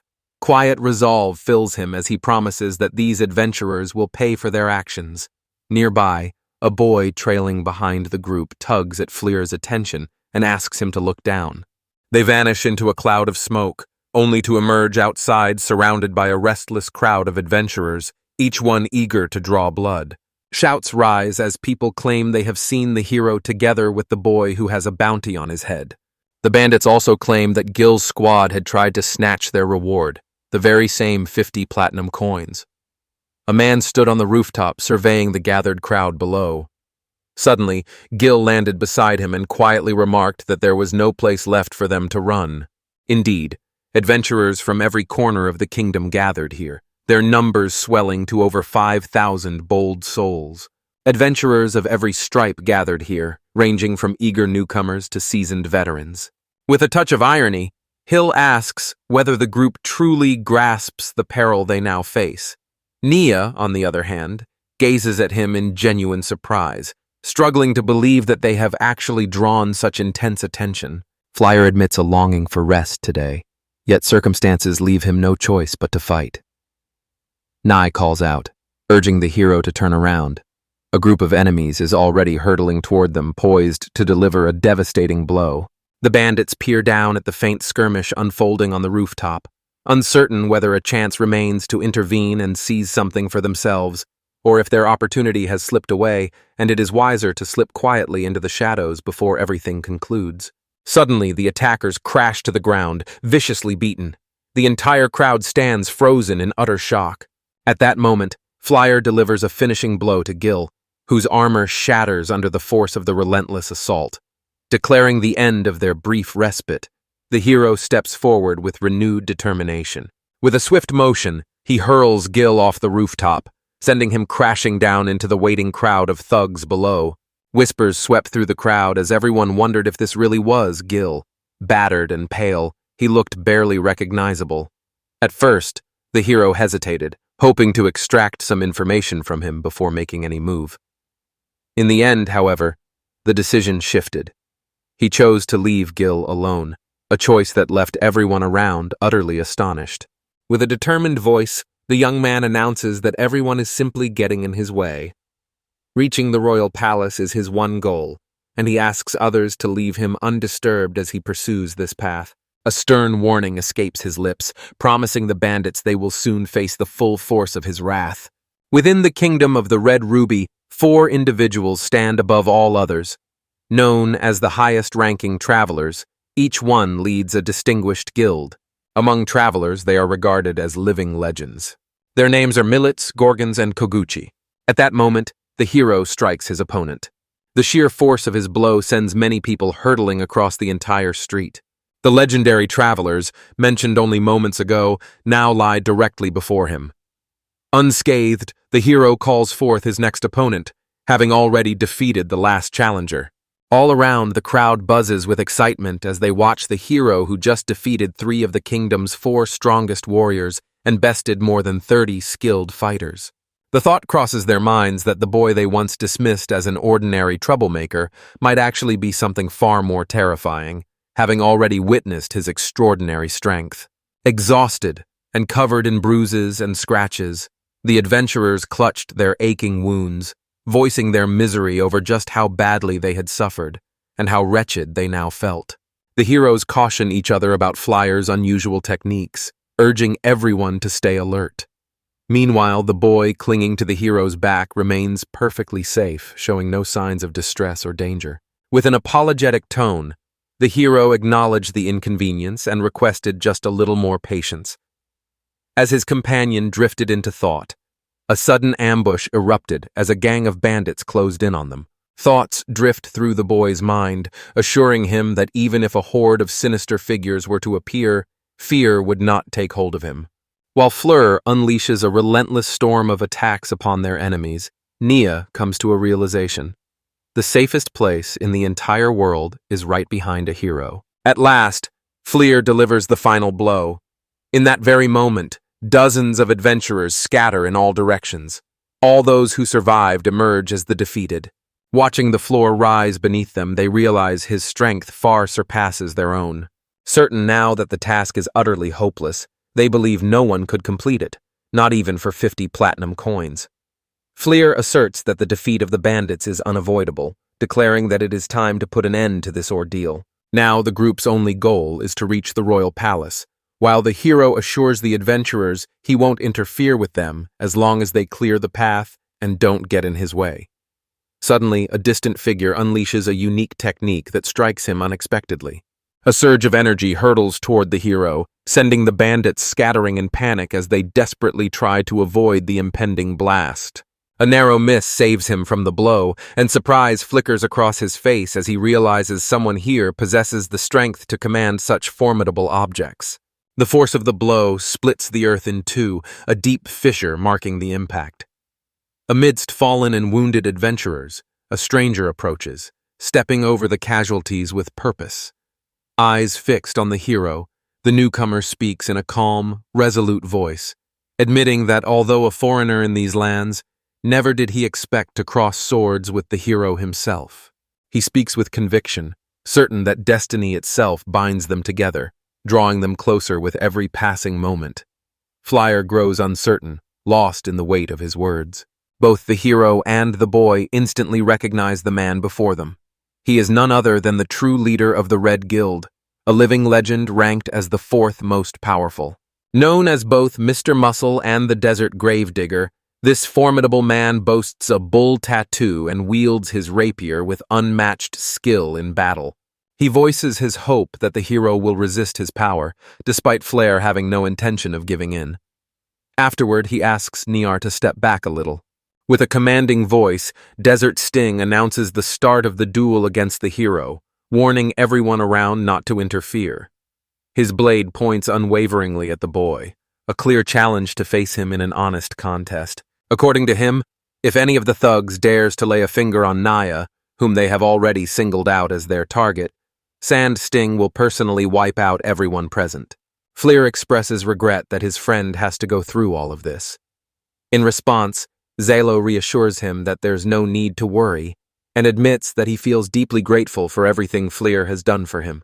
The hero calmly confirms that their mission ended in success, and now he travels alongside Kaguya. The adventurers find themselves speechless, amazed at how effortlessly Fleur converses with a living legend. All the while, the hero tries to win over the strongman's trust. Despite the offer, he calmly declines, explaining that he cannot let the heroic side of the boy take over, as he, too, is an adventurer at heart. With determination, he assumes a battle stance and swiftly swings his sword. Duty compels him to remain and perform his task with unwavering dedication. The hero, tall and broad-shouldered, waits in readiness. Determination shines in his eyes as he prepares to face Mr. Muscle in battle. Two warriors faced each other, preparing for an intense duel. Muscular and eager, one relished the thrill of testing his strength against a formidable opponent like Fleur. At last, he launches his attack with a thrust of his sword, executing the sand harpoon technique. Fliare effortlessly sidesteps the strike, yet the force of the blow refuses to relent, piercing straight through the entire building. It blasts a gaping hole in the tower before soaring far beyond the horizon. The adventurers stood in awe of the hero's sheer strength, particularly the impressive muscles that rippled beneath his armor. Smoke curled lazily from the traveler's sword. Fleer muttered under his breath, recognizing at last the true power of the formidable opponent before them. With clenched fists, he lunges forward, determined to close the gap between himself and Mr. Muscle. The bandits exchanged startled glances. By their calculations, the boy should have run off the moment their first blow landed. Contrary to their expectations, he stood his ground, as though convinced he could outmaneuver the attack by facing it head-on. This choice would only make the next strike hit even harder. With the relentless force of a sandstorm, Mr. Muscle unleashes a torrent of blows, peppering the young man with a whirlwind of rapid jabs from every direction. For a split second, hesitation flashes across the youth's face. The needles streak toward him with unyielding speed, their course set beyond alteration. Satisfaction spreads among the bandits. At last, brute strength seems to have secured their triumph, and the young man appears moments away from defeat. Syringes brimming with injections close in, their sharp tips hovering just above his head. Suddenly, the adventurer's sword snaps, the blade shattering and spinning off to the side. Shock ripples through the crowd. No one can believe the rapier has broken so easily. The reason soon becomes clear. The boy was protected by a rare and powerful cursed armor, sheathed in layers of steel. Muscle believes this is his moment. A few tricks remain up his sleeve, and he intends to surprise everyone with what he has yet to reveal.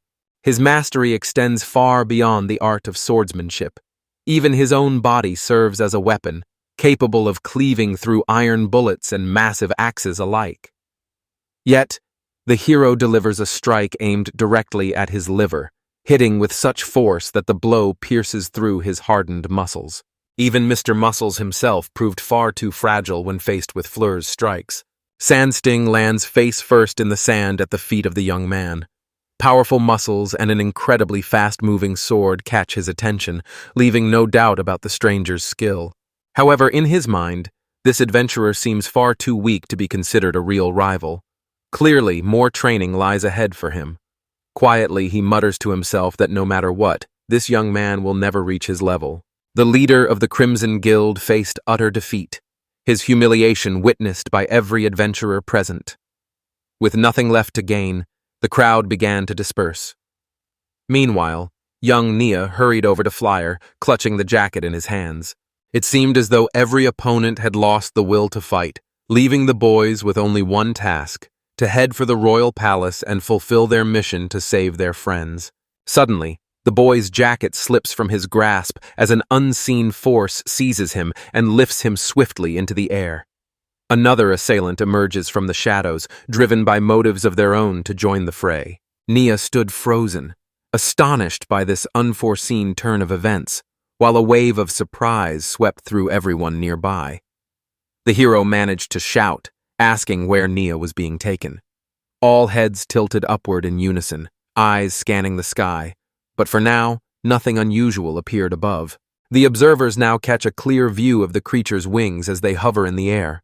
One steps forward, announcing that the target is secured and shielded from any outside interference.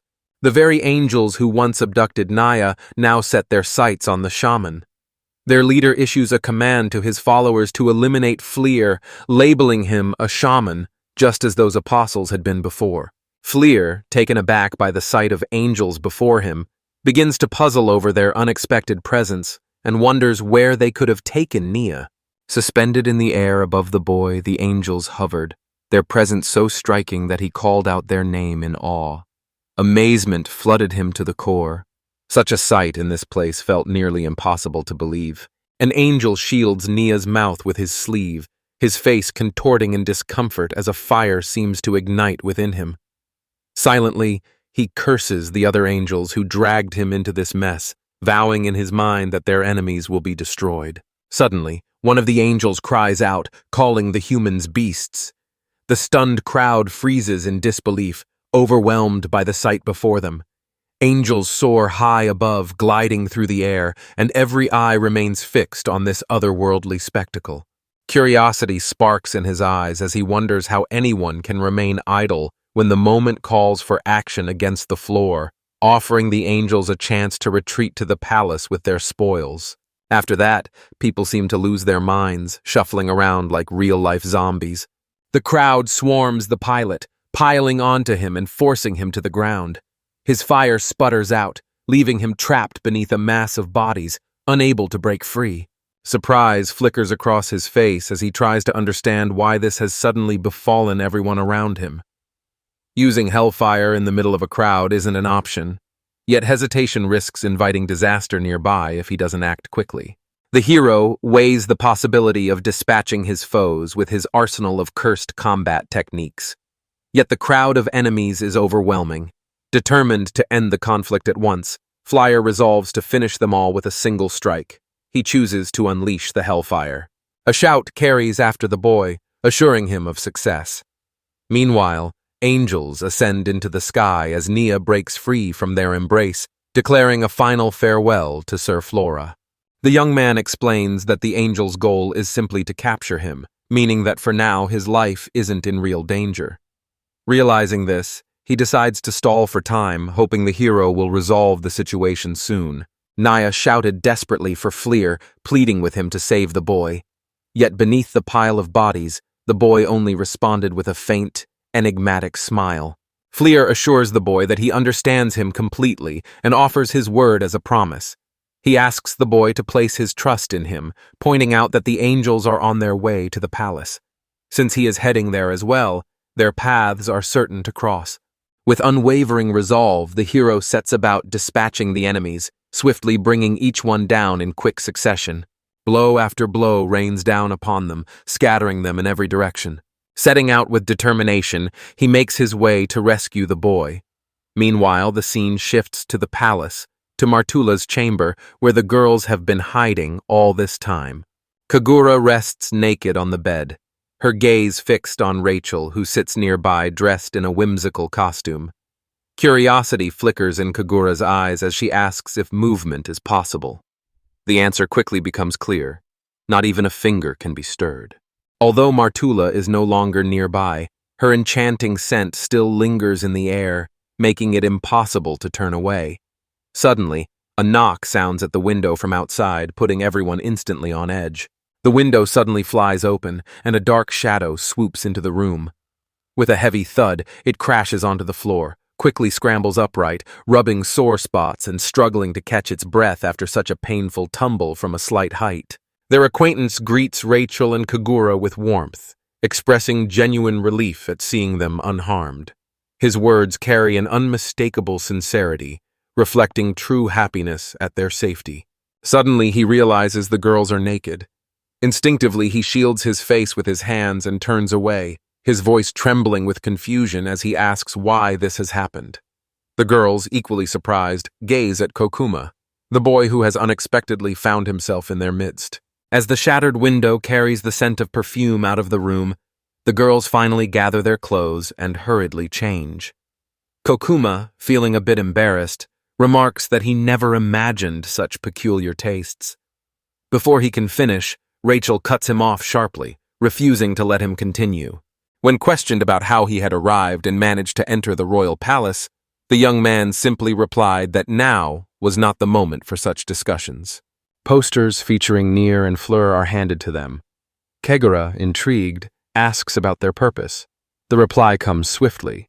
These same notices are plastered all over the capital, and it seems adventurers are now on the hunt for the two boys. Along the way, he witnessed angels soaring through the sky, carrying Nia toward the royal palace. Rachel seizes the boy by the collar, demanding to know the exact location in the palace if his story is true. The boy can only repeat the details he shared before, admitting he knows nothing more. As tension fills the air, a sudden movement catches their attention as Kagura heads off in a new direction. With a swift, powerful motion, she strikes the wall with her heel, causing it to crumble instantly. Everyone nearby freezes in astonishment at her extraordinary strength as shards and debris scatter in all directions. From far below, even the soldiers spotted the sudden explosion erupting in one of the palace towers. Wonder flickered in Kagura's eyes as she realized Fleur still hadn't appeared, and she quietly confessed her longing to regain his trust. A small comfort remained, knowing that Naya was safe within the palace walls. The boys should be able to track him down fairly quickly. With that in mind, she urges Rachel to come along with her. Kagura was still determined to take revenge on the cursed Martula, despite already having suffered defeat at her hands. The young man watched her, surprised that life's harsh lessons had seemingly failed to teach this girl anything. The scene shifts to the highest tower of the palace, inside the throne room. There, angels roughly throw a small boy to the floor.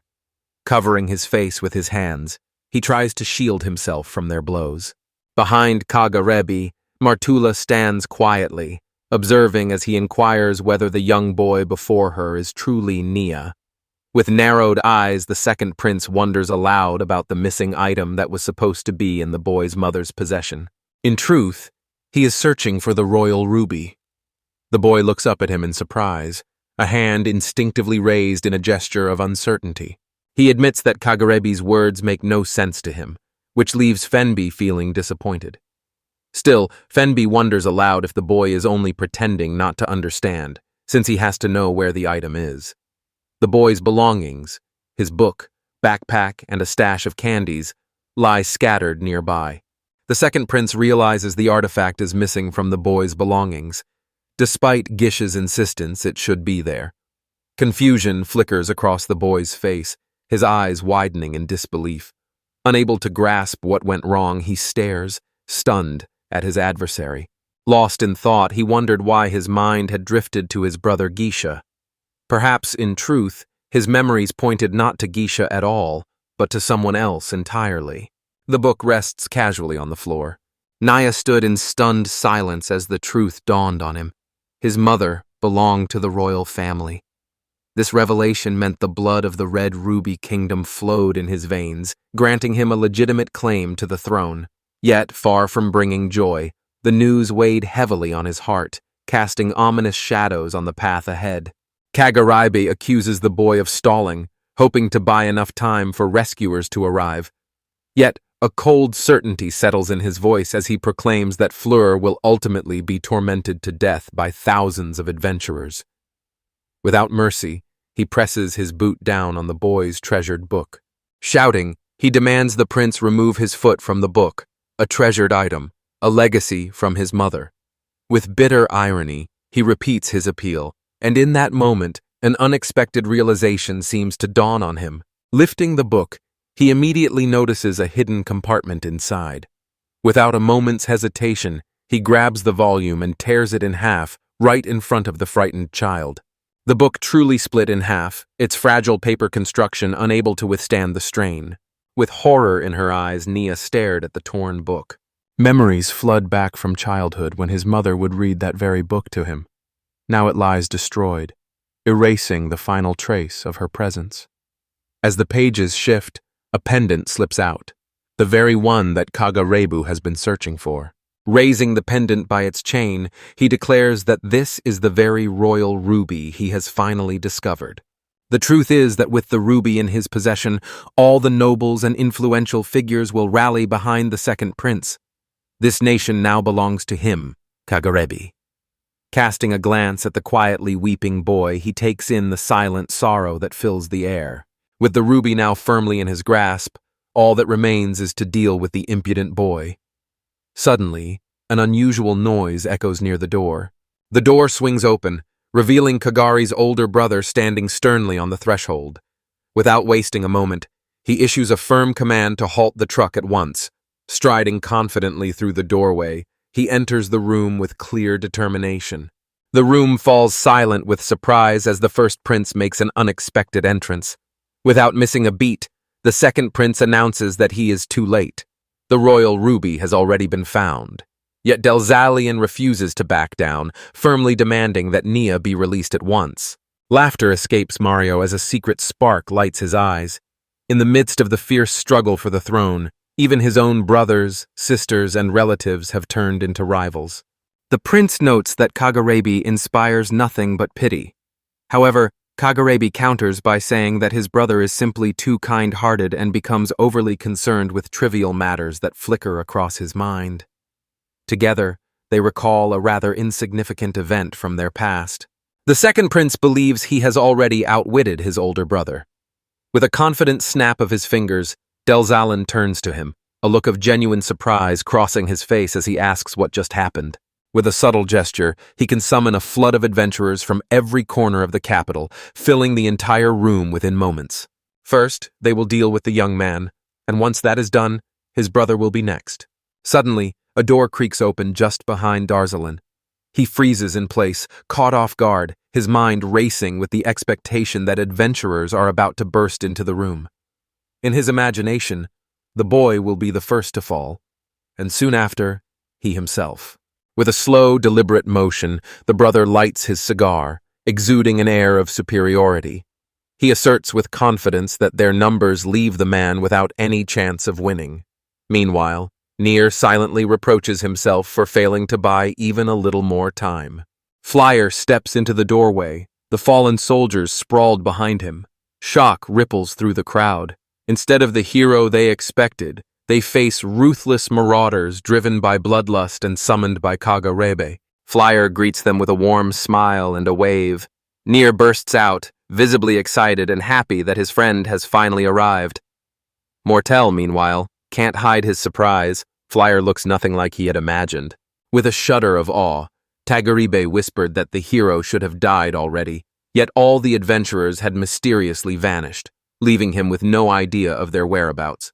As night settled over the city, battered gang members lay scattered across the streets.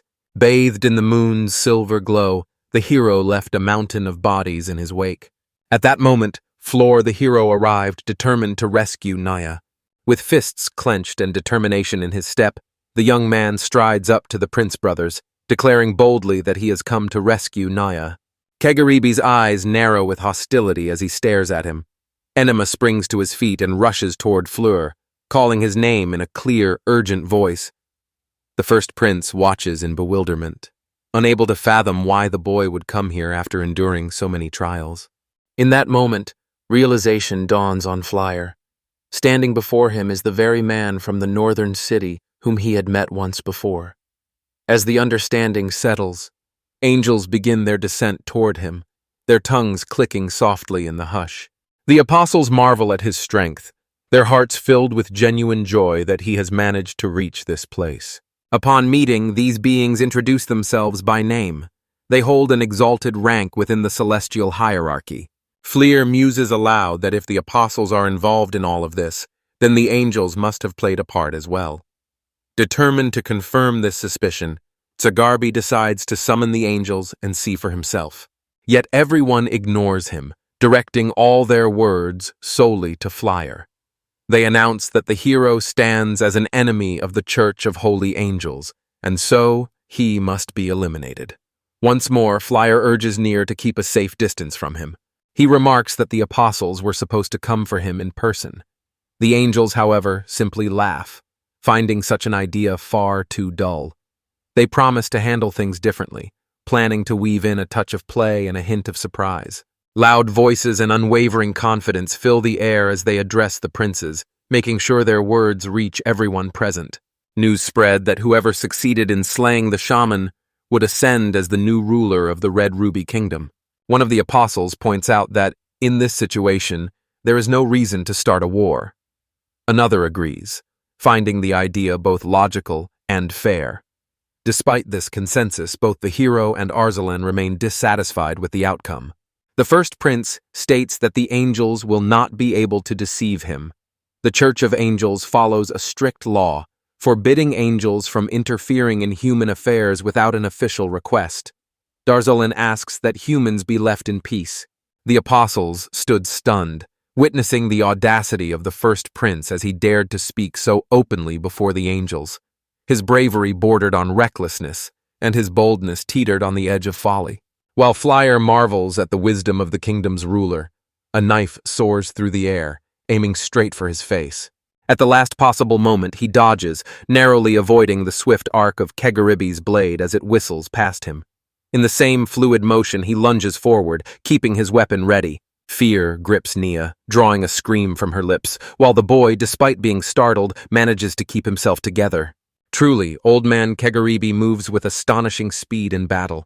The second prince realizes as well that the boy's ability to dodge means this battle won't be easy. Darzalan urges his brother to resist the angel's attempts at manipulation, certain that bloodshed leads nowhere. Spinning his knives between nimble fingers, Kagaribe mocks his brother, calling him a fool and declaring that this time defeat is certain for him. The second prince stands certain that the throne of the Red Ruby Kingdom will one day be his. Catching the knives mid-air, he shifts into a battle stance, his movements now bearing a subtle difference from before. Martula receives instructions to eliminate the two women she has captured. Their usefulness as hostages has come to an end, and now it is time to erase any evidence. Without hesitation, Martula agrees to carry out her master's orders. As Martula leaves, Kagaribe offers an apology to the hero for the delay, explaining that his thirst for blood is nothing personal. Moreover, he points out that his own strength far surpasses that of any of his defeated subordinates. Among the top adventurers, this man stands out as a true professional. His full name, Kagarebi de Sangre Pura, is well known within the Red Guild. With expert precision, he skillfully spins his knives in a mesmerizing dance around himself.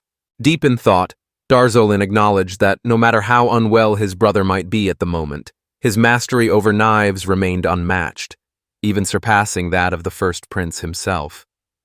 In the face of such skill, Darzalan realized he would have been powerless to act. Meanwhile, the second prince continued to boast proudly. He claims Flore will regret ever getting involved with Nier, describing him as nothing more than a parasite who brings trouble to everyone around him, just like his mother. Fury burns in the boy's eyes. Fury surges through Fleor as he declares that the boy is an excellent candidate for the throne, far from being a weakling. In stark contrast, Kagarabi is nothing but a true coward, the weakest among everyone present. Meanwhile, chaos sweeps through the palace. Guards rush to spread the alarming news that Miss Martula's prisoners have managed to escape, prompting an urgent search throughout the halls. Anxiety hangs in the air as everyone dreads the thought of the furious young woman seeking retribution for this critical mistake. Varta shouts that there is still plenty of time and commands the others to search every corner. Amid the chaos, several guards rush past the very nook where the boys are hiding. Hidden deep in the shadows, the boys remain perfectly still, giving nothing away. Kagura notices the absence of the guards. Their friend stands in the center, flanked by the girls who cling to him, releasing a deep breath. With a practiced gesture, he envelops them all in magical camouflage. Rachel admires the remarkable talents of the boy from Kokuma. According to him, the concealment extends to everything it touches, even if it only serves to deceive people. If anyone truly grasped its nature, perhaps they could unravel the secret, but for now, the illusion holds strong and flawless. Kokuma expresses his gratitude to the girls for the warning sign they painted near the mine. That sign allowed him to escape the dreadful trap and survive. The memory of those tense and dramatic days still lingers. He adds that he feels deep regret, yet whenever those days cross his mind, he knows he had no other choice. Had he stood by and done nothing, that decision would have haunted him forever, leaving no room for self-forgiveness. Apologies spill from his lips to the girls. Rachel immediately brushes him off, insisting that apologies are pointless and the whole situation is just nonsense. Meanwhile, Kagura gently rests a hand on his shoulder and softly explains that what truly matters is genuine remorse for one's actions. Pride often fills her heart when thinking of this young man, and gratitude flows sincerely for the way he rescued her. Kaguya explains that genuine gratitude comes from the heart. Now that they've been properly introduced, she entrusts him with an important task. Without hesitation, he snaps to attention and salutes. Approaching the bridge stretched across the moat, the group spots a set of metal-barred doors just beyond. Kokuma explains that entry to the palace is open and unguarded. Crossing the bridge brings them almost directly to the castle itself. He mentions there is only the matter of reaching the top floor left. Before the words leave his lips, a massive ring hurtles toward him and slams into his body, tearing a vicious wound across his collarbone. The unexpected turn of events left everyone stunned and speechless. With a weary sigh, Kokuma sinks to his knees, his eyes following the ring as it glides past him and finds its way back to the hand of its true owner. Mortilla now appears, armed at last with her true weapon. Her powerful swings send the stake slicing through the air, a trail of smoke curling from the blade. Disappointment washed over her as the girls, her test subjects, likened to animals, had escaped, leaving her bereft of anyone on whom to conduct her experiments. Kagura's voice rang out sharply at Martula, demanding to know what she thought she was doing, as Kokura collapsed lifelessly onto the ground. With sudden urgency, she lunges toward the young man, but the witch intercepts her, declaring that Kokuma has stolen her belongings and must pay with his life. Furthermore, the witch reveals that Kokuma had also taken valuables from their own village.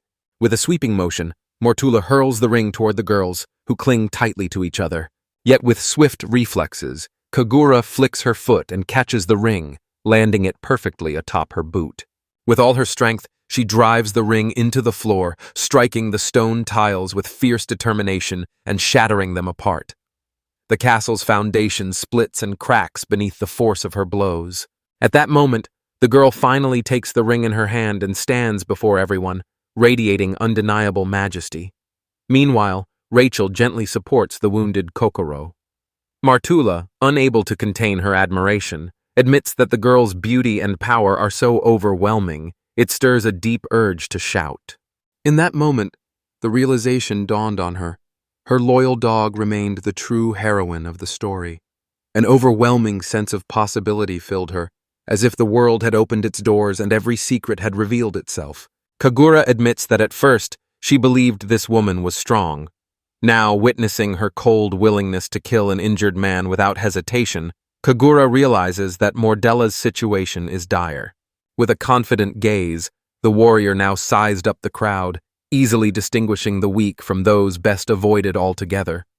Turning to the witch, she asked if it wasn't time for her to finally step aside and let the boys pass. As she spoke, she slipped her wrestler's gloves onto her hands, ready for whatever might come next. Fleur and Kaguri lock eyes with their furious enemies, standing firmly face to face, prepared for the looming battle. Behind the two heroes stand those they vow to protect. Naya remains close to Fleur, while Rachel tends to the unconscious boy beside Kaguri. Both young men keep their gaze fixed ahead, every muscle tense as they await the enemy's next move. Fury burns in the eyes of their enemies, stoked by the sting of being called weak, an insult they cannot forgive. Determined to prove their strength in the battles ahead, they prepare to overcome anyone who dares stand before them. Facing off against Fleer stands Kagarebe, his hands a blur as he twirls his knives with breathtaking agility, each blade vanishing and reappearing in a dance of steel.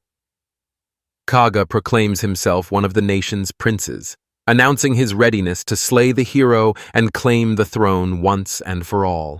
Martula steps forward as Kagura's new rival. With a bold, mocking grin, she taunts Kagura about her recent victory over that other girl.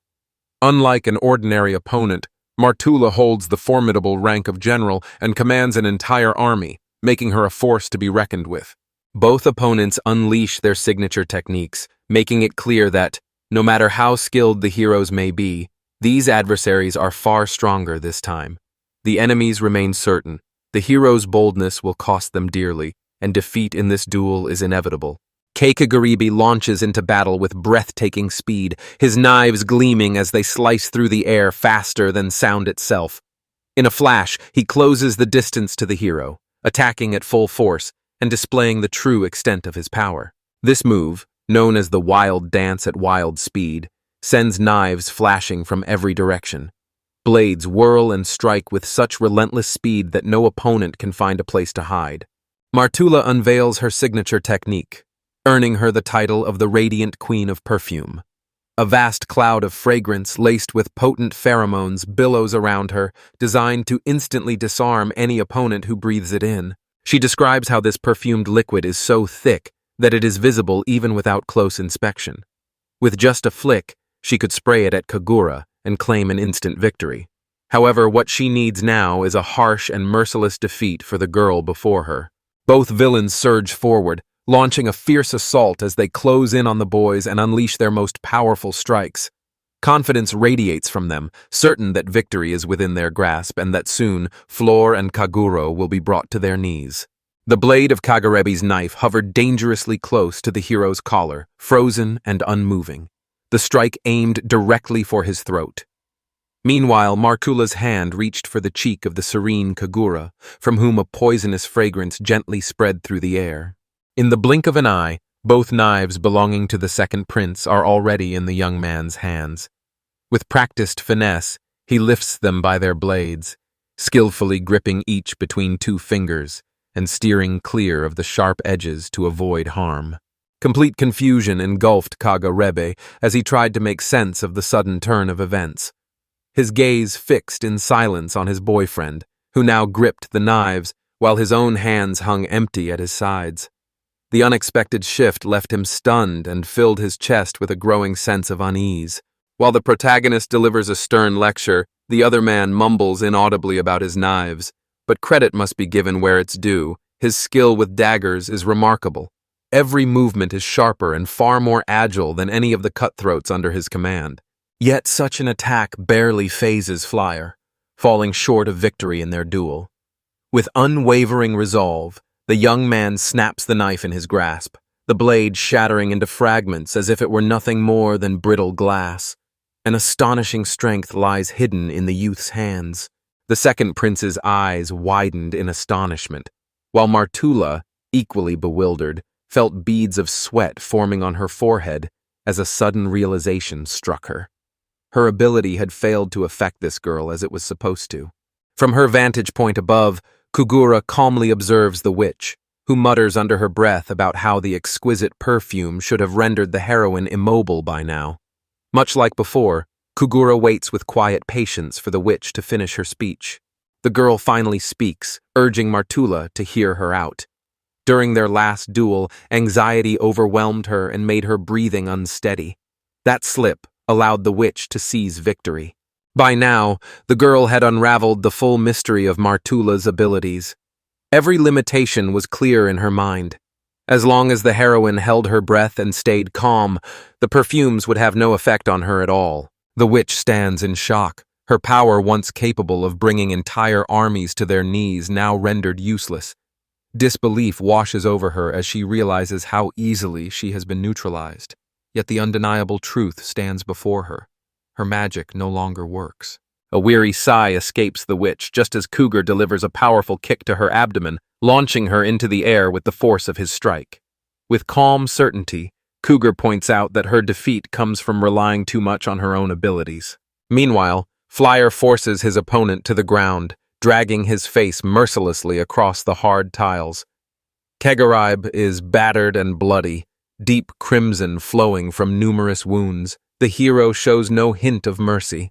The second prince, struggling to stay upright and fighting to remain conscious through the pain, forces out pleading words. With desperation, he begs Fleur for mercy, promising forgiveness in exchange for anything the hero desires once he becomes king. Yet, in the next moment, his voice falls silent. He insists on demanding an apology from the enemy for offending Nea's mother, as a matter of principle. Nea turns around and, to her surprise, notices the man standing at a distance, still observing the fight. Even from afar, he seems to catch every word exchanged among the others. Kakabi sees no reason to object to an apology if it means sidestepping trouble. Relief washes over him at the thought that the issue could be settled so easily. Yet Flyer turns to the prince with a stern warning, urging careful consideration of every word, since forgiveness is out of the question. Deep within Kagurabi and Martula burned the spirits of true warriors, making a simple duel far from enough to defeat them. The boys aimed to show these fierce opponents the full meaning of defeat, dedicating themselves to that very task now. Though the enemies are utterly defeated and pleading desperately for mercy, the heroes press on. They mercilessly continue their assault, intent on completely shattering their opponent's spirits. The scene unfolds with striking brutality. Again and again, the hero drives the second Prince Kagurabe's face into the cold stone floor, while Kagura pins Martula beneath her foot, grinding him mercilessly into the unforgiving flagstones. Both villains lost consciousness long ago and now lie utterly unresponsive to every blow. Martula had met her defeat. With a playful tone, Kagura suggested a rematch, but everyone could see the truth. Her victory was absolute and left no room for doubt. Rachel calls out to the girl from behind. By now, she's already tied a bandage around Kokuma. He survived. Though weakened, he manages to utter Lady Kaguya's name, a clear sign that hope for his recovery remains strong. In a barely audible whisper, he remarks on the warrior woman's remarkable strength, amazed that she defeated the formidable Martula.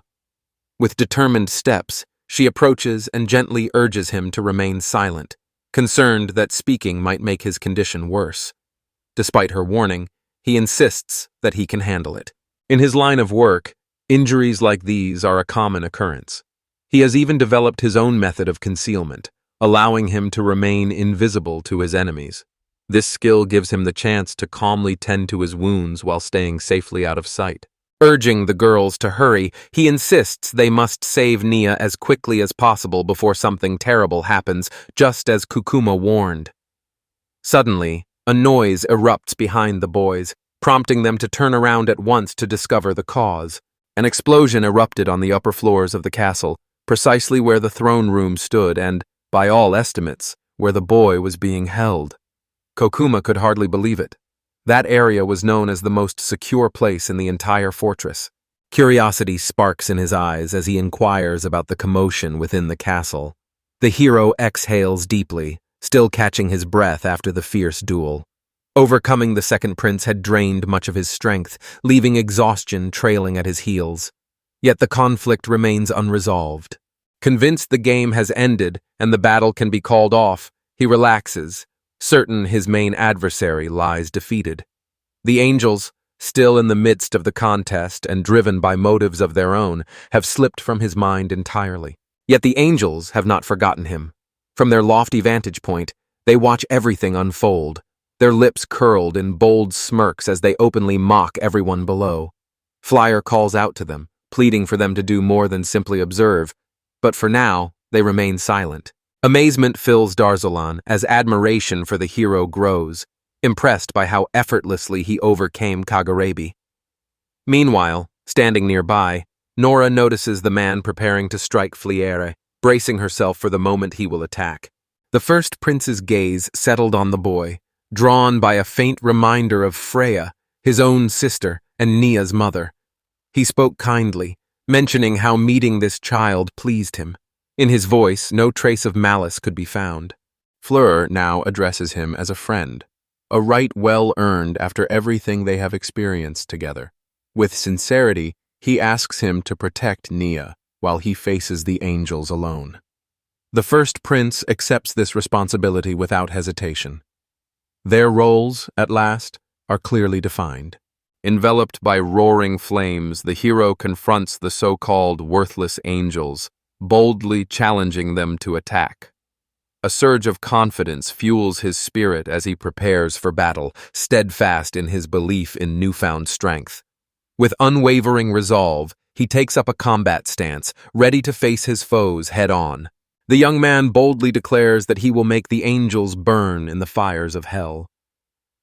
Above him, the angels linger in tense silence, their small figures stiff with fear, unwilling to address the furious boy standing defiantly beneath them on the tiled floor. An angel reaches out, firmly grasping the hand of his companion. Quiet observation reveals that the demon standing before them bears an uncanny resemblance to a man they had met before. The other angel nods in agreement, conceding that this figure is indeed exceptionally peculiar. The demon in question was known as the Cursed God, a being who, despite his own frailty, boldly challenged the angels time and again until he finally met his end. Because of his actions, the angels spent decades hunting down and exterminating shamans. Certainty fills their hearts as memories of that time haunt them. For the angels, rulers of this world, those days brought true terror. Each recollection sends a shiver through their bodies, their eyes reflecting a sacred fear. No matter how desperately they try, the memories remain, refusing to let go. The entire organization lived in fear of a single man, despite all the powerful magical forces the angels possessed. Long ago, he had slain many of their own. That is why the very mention of his name still sends chills through the ranks of the angels. The cursed god's name was Taku, and even after 1,000 years, his name lingered on in memory. The hero, too, recognized that name. Something about it stirred a distant recollection. Quiet contemplation settled over the young man as he repeated the name to himself, uncertain if he'd truly heard them say, Taku. Memories of childhood surface as he recalls training under the watchful eye of a burly instructor who taught him a variety of techniques. Vivid images from those days flash before his eyes, and every detail remains etched in his mind. Hellfire rages around him, yet memories consume his thoughts so completely that the chaos nearby goes unnoticed. Taku's face struck him as familiar, and in an instant, the memory of who he was surfaced clearly in his mind. In his mind, Taku rises upward, engulfed by swirling flames and the roar of fury. In the eyes of the angels, Taku was the last of the shamans. For the young man, he became a mentor and guide through the journey of life. Memories emerged of the great war against the shamans. According to the angels, this struggle was a desperate fight to eradicate the treacherous shamans, whose ambition was to obliterate the world by unleashing the infernal flames. This terrifying scheme demanded a swift and decisive end. On that night, a battle unfolded, one destined to be remembered for 1,000 years. The angel, spectacles perched on his nose, declared with unwavering confidence that their sacred duty demanded the eradication of shamans for the sake of peace and order in the world. With calm detachment, he watched wisps of smoke rising above the shadowed forest. Among the 12 apostles, the newcomer Zuriel bursts with excitement, declaring their mission a true crusade and victory all but certain. His enthusiasm, however, is abruptly cut short when another angel hurls a project device at his head, silencing him on the spot. Lady Mikhail, known as the Apostle of Flames, clarifies that angels concern themselves with only one individual rather than all shamans, dismissing any notion of a crusade. That is the reason she silenced the foolish Zuriel. Yet this war, their mission to hunt down shamans one after another, was never meant for the angels. Mika harbored no doubts that they should not have come, while angels like Raphael outright refused to take any part in the conflict. Another angel soon emerges, Aldebaran, arriving just in time to offer his support. Assessing the situation, he notes that victory is far from certain, as their forces have been scattered. This is precisely why he has come, to strengthen their ranks. The angel originally assigned to this mission failed for some unknown reason. Zuriel finds it difficult to believe, genuinely surprised that such an outcome was even possible. Nevertheless, this unlikely event became reality, prompting Aldebaran to send reinforcements.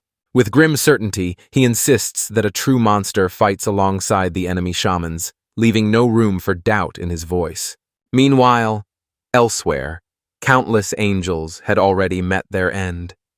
Their bodies lay motionless across the ground as a man finished off the last among them, Marcel. This was the very squad Aldebaran had dispatched. The Harpy leader coolly asserts that the shaman has no idea what he is dealing with. According to him, humans must submit to the angels rather than resist, since this war serves no purpose. In the background, two small angels cower in fear. Bataku declares his indifference toward the strangers, affirming the promise he made to stand guard at the gates of hell and keep outsiders at bay. Summoning the first infernal flame, he claims victory over the enemy once and for all. A massive pillar of fire surges toward the sky, scattering the other angels in every direction.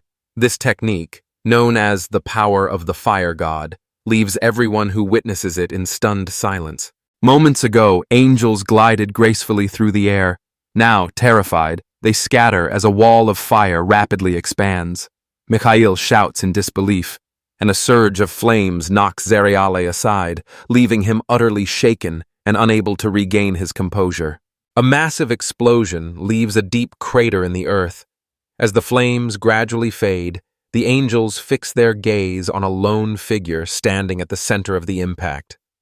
It is Taku, who has just unleashed an extraordinary technique, astonishing many of the angels with the sheer force of his power. In his grasp, the limp angel smolders from defeat, its body hanging heavily from where he holds it by the neck. Calm and composed, the master explains that judgment has no place here. After all, the angels themselves started this war. He merely stands his ground, defending himself and striking back at those who chose to attack. Turning away from the fallen angel, he slipped his hands into his pockets. Nearby, the little angels watched him with wide-eyed fear, but he simply shrugged, admitting that he never got along with children and had no intention of getting involved this time. He simply leaves the children frozen in place while he slips away into the darkness. Senseless killing holds no appeal for him, and taking the lives of defenseless children goes against his code, especially when they are unable to fight back. Within the throne room of the Kingdom of the Red Ruby, both younger angels admit that fury once filled their hearts. At times, they even dreamed of bringing punishment to their master. Yet, before justice could find him, the old man succumbed to age, passing away without ever facing retribution. Relief flickers across their faces, knowing Flir is a shaman, a fact that offers a small measure of satisfaction, a hint that perhaps some justice can be served to those who wronged them. Yet the old wounds remain raw, change remains out of reach. Regret lingers in every word they share. At that moment, the main character steps into the conversation. He shouts his disbelief that his teacher could have carried the flames of hell within him, for he had always been sure that such power was locked away behind the gates of the underworld. The apostles watch, astonished by the deep connection between the boy and Taku. The level of loyalty on display far surpasses anything they expected. Fortune has finally smiled upon them, as the long-awaited opportunity to settle the score with Master Taku has arrived after years of patience. Preparations are underway. The young man raises his staff in anticipation, while the girl readies a stream of molten metal. A powerful jet of molten metal bursts forth, drenching the motionless Kagurabi. The liquid metal slowly encases him, its strange properties beginning to alter his body. Watching in astonishment, Flir stands frozen, unable to grasp what they intend to do to Kagurabi with this mysterious substance. Rising with a muffled thud, he stands tall, his body sheathed in bronze like a genuine suit of armor.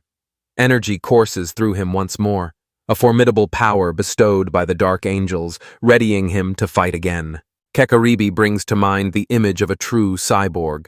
One arm has transformed into a massive drill, while sturdy armor shields his torso, leaving only his head exposed. That head, jutting out from the protective suit, bears the marks of countless bruises and scratches. Astonishment filled the boy as he watched the second prince rise once more, now clad head to toe in gleaming armor. The angels offered an explanation. These were their abilities. One could conjure objects from steel, while the other controlled them with ease. In this way, the angels reach their greatest strength, their powers perfectly intertwined. They solemnly declare their victory, certain that triumph now belongs to them. Meanwhile, a river of liquid metal begins to rise from the girl's hands. An invitation reaches Fleer to join the dance, a ritual battle against their own creation, much like the one they once staged with Kagarebi. The boy with the magic wand commands the fearsome cyborg's every move, orchestrating its motions like a conductor. Squaring her shoulders, Fleur shifts into a combat stance, fully prepared for the coming clash. The young man admits he has no idea what these angels are truly capable of. Despite this uncertainty, he feels compelled to teach them a lesson for their arrogance. Now, their steel-clad cyborg prepares to confront him in battle. Two men with frightful faces chant spells, knight armor, and steel gloom. One, encased in an enormous suit of metal armor, lifts an arm shaped like a giant drill, bracing himself to strike. With a thunderous crash, he slams into the black and white chessboard floor, shattering the tiles beneath him.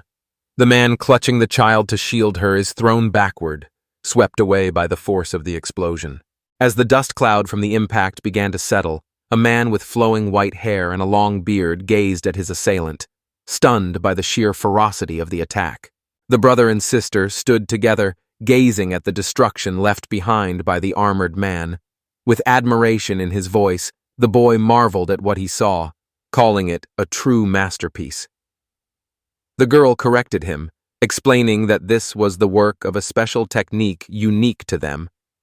They possessed the ability to breathe life into steel armor, making it stronger and more agile than ever before. Within the iron armor, the man bleeds steadily. His sister explains that this technique demands a heavy price, fueled by a human life offered as the core of the machine. The brother raises an eyebrow and asks with dry irony if any of this truly matters, since people can be replaced endlessly. Surrounded by flames, the protagonist stands firm, his gaze burning with fierce anger. A brilliant blaze erupts before the weary man clad in armor, revealing the unyielding, flame-wreathed warrior standing tall in all his imposing glory. The blistering heat causes his fiery, iron-clad hands and pieces of armor to melt away before their very eyes. The enemies watch in astonishment as the hero declares that the act will be repeated again and again until they are forced to surrender. Planting himself firmly in the dent left by the force of the armor's strike, he passionately repeats his warning over and over. Do not treat people as if they are mere playthings. Shouting for them to stand and fight instead of fleeing, the young man thrusts his hand forward. Flames gather in his palm as he hurls a powerful attack toward his opponents. Urged to fight on his own, he unleashes a powerful blast of fire that cuts through and melts the armor. The impact thundered through the building, so forceful and wide-reaching that it shattered the dome above into pieces. For a brief moment, the boy paused to catch his breath, though pain still blazed through every inch of his body. A massive hole gapes in the dome, revealing the star-speckled sky while glowing fragments of the building rain down. One of the twins gazes upward in awe, scarcely able to believe he managed to melt that steel. Circling above and witnessing the trail of destruction etched across his wings, the brother admits that the hero might be even more formidable than Raphael had claimed. The sister, her tone turning serious amid such overwhelming power, remarks that there is no room for jokes at this scale. She points out, however, that his flames still fall short of the intensity commanded by Taku. The brother, hearing this, cannot hide his surprise. The fire had already died down. The hero drew closer and settled across from the man, who had shed his heavy armor and now lay unconscious, propped against a stone. Careful eyes examined his wounds, deep and grave, though, fortunately, not fatal. One of the twins peers closer, asking if it's really Kegarebi, astonished at how he managed to survive the flames with his armor intact. His sister asks why he saved the boy, pointing out that the boy was the one they had called for. A hint of irritation touches the boy's voice as he explains that just because he was called doesn't mean he must give up his life. He adds that his fire is never meant to bring death to anyone. Standing tall, He announces with indifference that such matters mean nothing to him. With a glance toward the man behind, still cradling the child, he suggests that these concerns are better left to those who truly care. With indifference, the sister throws out that trying to understand him is pointless, since these brothers were always ready to destroy each other for the throne. In response, the brother sighs that human logic remains a complete mystery to him. Watching them with a hint of sorrow, the protagonist remarks that, for him, understanding the way angels think remains an absolute mystery. The young man turns to the white-haired gentleman, playfully calling him grandpa and asking for help in dealing with the so-called mean old man, referring to the injured figure. Without hesitation, the white-haired man agrees to lend a hand. In silent gratitude, the gray-haired man offers thanks to the hero in his thoughts. Turning to the child cradled in his arms, he quietly explains that they must flee and gently calls her Nia. With a solemn nod, she shows her understanding. The angels exchange secretive whispers, their eyes shadowed with suspicion, convinced the boy is simply afraid and unwilling to stain his hands.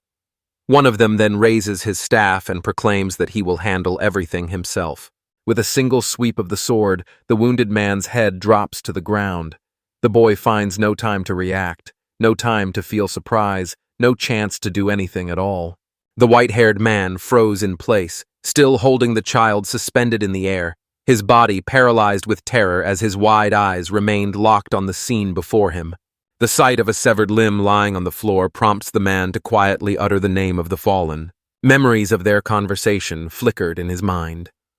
At that time, his brother had declared that he could never entrust the kingdom of the Red Ruby to someone with such a gentle heart. Instead, he would claim the throne himself and transform the country into the most powerful realm. Yet, the man calmly replied that his brother was mistaken. The white-haired man realizes that there is no choice left but to fight. His brother agrees, noting that a lot of time has already passed. Before leaving, the man turns to his brother and asks him to swear an oath. He asks them for a promise. No matter who claims victory, the kingdom must be led toward everlasting prosperity, giving everyone confidence that their land rests in trustworthy hands.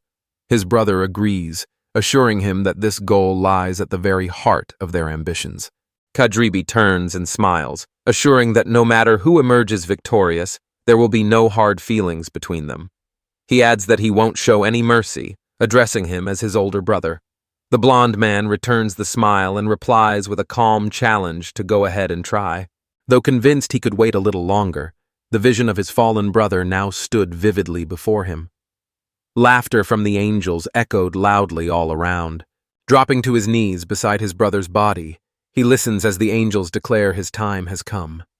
They bestow upon him the name Darzorn and pronounce him the new sovereign of the kingdom of the Crimson Ruby. Approaching him with unsettling grins, they inquire, "Are you happy?" At that moment, a fierce column of fire hurtles toward them with incredible speed. Swift reflexes carry them out of harm's way, and the flames only barely graze their path. Shaking the last traces of flame from their clothes, they taunt the hero with bold jabs, calling him a shaman, and accusing him of being ungrateful after they finished his task for him. Flames whirl around the young man as he steels himself for the coming fight. When asked if gratitude is owed, he replies with a dark look, saying that after everything that has happened, there is no other path left. He remarks that only one path remains for them now, to be consumed by flames. On his arm, the armor transforms into razor-sharp claws, while fire ignites in his palm. The blaze surrounding the hero intensifies, glowing ever brighter and growing more powerful. The angels cast mocking glances his way, convinced he could never succeed. His flame would never reach them.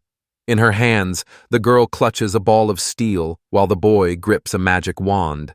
With gentle hands, Darzorn wraps the remnants of his brother in a soft kerchief. Nia watches quietly, her eyes filled with sorrow, and softly asks if he is holding up. Calming the child, he assures that he was prepared for anything. He explains that both he and his brother have always been destined to ignite war. Gazing at the bundle in his arms, he confides that a strange premonition still lingers within him. A powerful gust from the shockwave sweeps up clouds of dust around them, and anticipation grows as they watch the battle unfold. With a sorrowful smile, Darsorn quietly apologizes, admitting he will regret all of this once it has ended. The man insists they should steer clear of this fight. At that instant, the hero raises his armored arms toward the enemies and, shouting, "Infernal flames!" unleashes a barrage of massive fireballs in their direction. The angels joined their powers as the girl whispered an incantation called Full Metal Alchemy, while the boy flicked his magic wand and declared, "Stream control." Their combined efforts summoned a mysterious creature into the air, one unlike anything anyone had ever witnessed. A colossal metal bull takes shape, boasting 4 imposing horns and powerful arms. In each massive hand gleams a razor-sharp scythe, while behind its back, a swirling portal slowly unfurls. Sinister laughter ripples from the angels above. The boy sprawled on the ground realizes that his fiery long-range attacks are useless in this place. The twin siblings, their adorable faces beaming with confidence, announce that it's finally their turn. Meanwhile, the furious bull's 3 eyes glimmer with a menacing, sinister glow. The winged monster lunges forward, weapon raised high, while its long tail slips through the portal behind it. With a powerful swing of his sickle, he aims to catch the hero, but the hero nimbly leaps backward. The blade crashes into the floor with a resounding thud, shattering the surface. Annoyed, the hero mutters that angels are irritating because they never seem to touch the ground, always hovering in the air. The boy dashes along the tail, his voice ringing out as he calls upon the angels to descend to the earth. With a hint of irony, the girl asks why he has climbed so high. On purpose, the boy remarks that it is a pity humans were not given wings. The girl explains how the boy managed to defeat Raphael with the help of the second infernal flame. With a swift motion, he waves his magical staff once more, and the steel platform beneath the hero's feet splinters with a sharp crack, leaving him suspended in midair. High above the ground, the tail is severed, far from the building, sending the hero plunging rapidly toward the earth. The boy plunges downward, heading straight for the rooftops below. Anxiety flashes in Darsorn's eyes as he warns that things look grim and the boy could crash at any moment. Naya calls out loudly, using his nickname, and shouts, "Mr. Flyboy!" Frustration flickers across the hero's face as he clicks his tongue, realizing the flames aren't strong enough to keep him airborne and understanding just how perilous the situation has become. Metal knives materialize in the girl's hands as she notices the hero's inability to move freely. Without hesitation, she hurls the blades toward him. The hero watches with growing anxiety as the deadly weapons hurtle straight at him. A surge of fire bursts forth, melting the knives in its path. With a steady voice, he utters the incantation for the second infernal flame, and a small island materializes high in the sky. The angels look on in astonishment at the daring move. The hero pushes off from the island, leaps forward, and grabs hold of the wall with one hand. Clinging to the curved dome of the building, the hero struggles to regain his balance. Overhead, the angels peer down with thinly veiled amusement, their voices laced with irony as they comment on the feeble shard of ice he had conjured.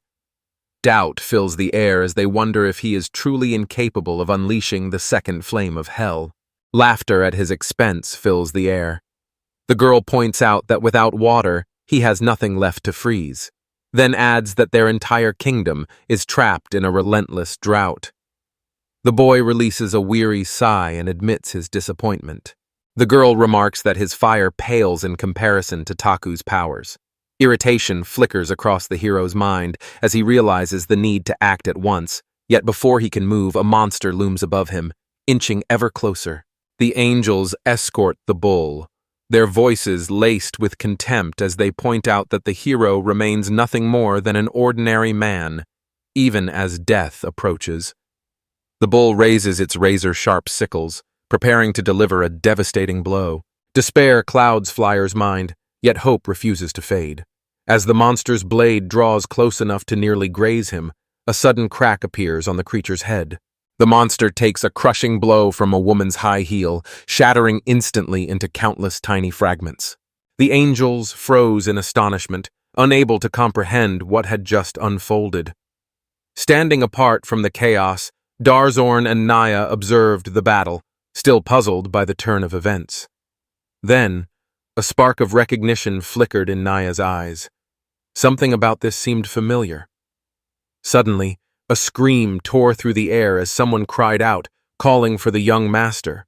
Nia glances back and notices a girl with a ponytail and a white cloak, running toward them in tears, her cries echoing without pause. The girl rushes over, wraps the boy in a tight embrace, and cheerfully exclaims how glad she is to see him safe and sound. The boy greets her warmly as well, calling her Rachel. His gaze then shifts toward where Fleur hangs suspended in the air. In that moment, another figure steps directly in front of him, silently noting that the boy seems to be in high spirits. A girl with flowing long hair, tipped with a large bead, stands tall in steel boots and steps onto the head of a defeated monster. With unwavering confidence, she turns to Flyer and asks to join the team. A wave of happiness washes over the boy as he recognizes Kaguya. Meanwhile, the angels mutter discontentedly among themselves, grumbling that the nuisance has only grown larger. Silently, the girl recites the names Fleer, Gugu, V, Shia, Mortis in her mind. The angels fix the group with ominous stares as she declares that the day of her decisive battle against them has finally arrived. She pulls the boy up, and now he sits beside her atop the dome's roof. Turning her gaze toward the angels, the girl smiles warmly and, with genuine excitement, remarks that everything has turned out in the best possible way. The hero offers his thanks to Kaguya for saving him, but she turns his way with a hint of surprise. With calm honesty, Kaguya reveals her confusion. After all, from her perspective, he could have handled the situation just as easily on his own. A warning passes from his lips, explaining that they now face 2 of the 12 apostles, the most powerful of all angels. He insists that they must join forces, but his words are cut short when she interrupts, her voice sharp and indignant, declaring she can easily handle the pair on her own. Doubt lingers in his eyes as he questions her confidence. Kaguya declares that she has had enough of these games and insists it is time for her to take control. The boy stands up, his voice steady as he tries to explain that he has never met anyone as powerful as they are. Meanwhile, the angels watch from a distance, puzzled by the scene unfolding before them, and quietly assume the two are merely arguing. Suspended in midair, the young woman's eyes blaze with fury as she demands to know what they think they're doing, and if they truly believe they can toy with her so easily. Molten steel trickles from her outstretched palm. Turning to her brother, whom she addresses as Metatron, she declares that she will handle the task of clearing out this mess herself. A metallic armor unfolds along the angel's arm, the steel glinting as the angel swiftly draws back, preparing to strike and launch directly at the heroes. At that critical moment, Fliere notices the impending threat and calls out urgently to Warren and Kaguya. The blow lands squarely on the girl before she can dodge, slamming her into the rooftop. Debris and shards of stone scatter in every direction from the force of the impact. With a powerful punch, Kaguya smashes a hole through the dome and plummets straight down. Fear grips Fleur as she calls out Kaguya's name, worry etched across her face for her friend. Steam rises from the angel's fist as she allows herself a satisfied smile and notes that the gesture lacked courtesy. Those who pretend to be strong while harboring weakness inside always manage to irritate her. A bright laugh bubbled from the girl as she pulled away for a moment. With a confident glint in her eyes, she told the shaman they would see everything through to the end, just as soon as they finished one important task. He cries out, and after witnessing the girl endure cruel torture, races after Kaguya and bombards her with a relentless flurry of strikes midair. Kaguya crashes down, smashing through part of the wall and hitting the floor with a heavy thud. Standing atop the dome, Fleur observes the scene, convinced that this girl acted far too recklessly. The boy silently wishes for her safety, realizing action cannot wait. Metatron flies closer, offering firm reassurance that he stands with them. The girl remains sprawled where everything just unfolded, while the angel settles right on top of her. The angel's hand, now entirely encased in steel, grips the girl's neck with unyielding force. A smile plays on the angel's lips as she remarks that Kaguya is far stronger than ordinary people, having endured every blow without faltering.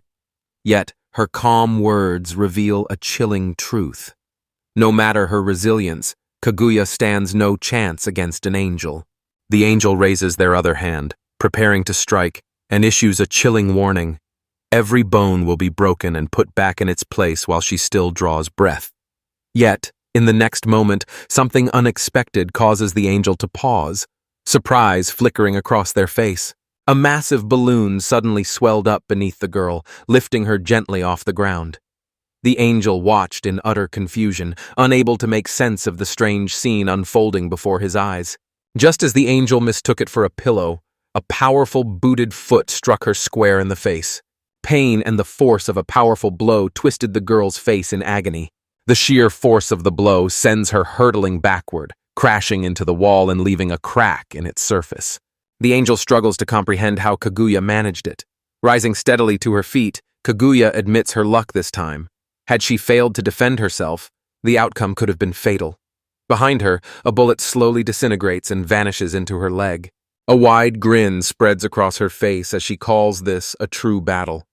Her leg slowly begins to heal, coming together piece by piece as if made from separate plates. Wiping blood from her face, she fixes her gaze on the enemy and calmly states that angels are a force for good, something she truly admires. The defeated angel gazes at Kaguya in astonishment, unable to believe that her foot delivered such a powerful blow. The idea that this girl could reshape her legs at will had never crossed his mind. Surprise flickers across her face upon realizing that someone besides Ashaman possesses the strength to stand against the angels. Scanning her surroundings, Kaguya soon notices they are positioned squarely on a stage. The realization brings her a quiet delight, for now the scene feels even more like a true, fateful showdown. With a desperate cry, the angel calls out his brother's name, raising his voice in an urgent attempt to reach him. Her brother races toward Kaguya, sword raised high and aimed straight at her. Meanwhile, the limping girl quietly resigns herself to the moment, certain there is no reason to worry, for after all, they are angels. Fury blazing in his eyes, the boy shouts accusations at Kaguya, blaming her for what she dared to do to his sister. Meanwhile, Kaguya's thoughts drift elsewhere, convinced that no matter how much people might struggle, defeating angels remains beyond their reach. Before the angel could even raise a hand, Kaguya's kick was already hurtling straight toward his face. A powerful blow lands squarely on the boy's head. Her sister watches the scene unfold with horror. Kaguya, visibly frustrated, demands to know what on earth they are doing and points out that there is no point in hiding while they talk. She wonders aloud if they realize she is actually at a disadvantage right now. Addressing the wounded angels who watch her in astonishment, she announces her intent to give everything she has, for only a true battle brings any real satisfaction. The young woman settles into a fighting stance, her confidence unmistakable as she beckons them to come at her.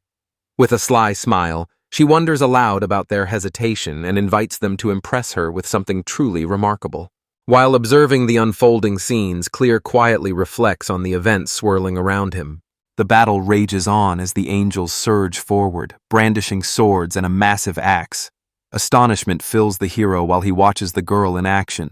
Her remarkable skills leave a profound impression on his soul. With a swift aerial twist, Kaguya leaves them no room to react, driving a powerful kick forward. All the while, a playful smile lingers on her face. With delight, she exclaims how much she enjoys launching an attack on both of them at once. The angels, still reeling from the blows, struggled to find their voices. The relentless assault continues, their shouts of astonishment filling the air as confusion grips them. None of them can grasp how an ordinary human manages to fight on equal footing with the mightiest of angels. With a single powerful kick, she knocks her brothers and sisters off their feet, their faces twisted in pain and bruised from repeated blows. The hero continues to watch the battle unfold, his admiration clear in his gaze.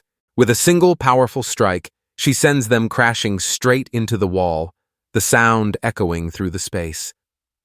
Kaguya remains calmly rooted to the ground, as if the chaos around her had never occurred. Standing tall above her defeated brother and sister, sprawled powerless on the ground, she regards them with indifference, voicing her wonder aloud at whether this is truly the extent of their strength. Kaguya shifted her gaze toward the hero, who had been observing their battle from afar. With a joyful shout, she calls his name and beams as she confesses that staying by his side was the right choice.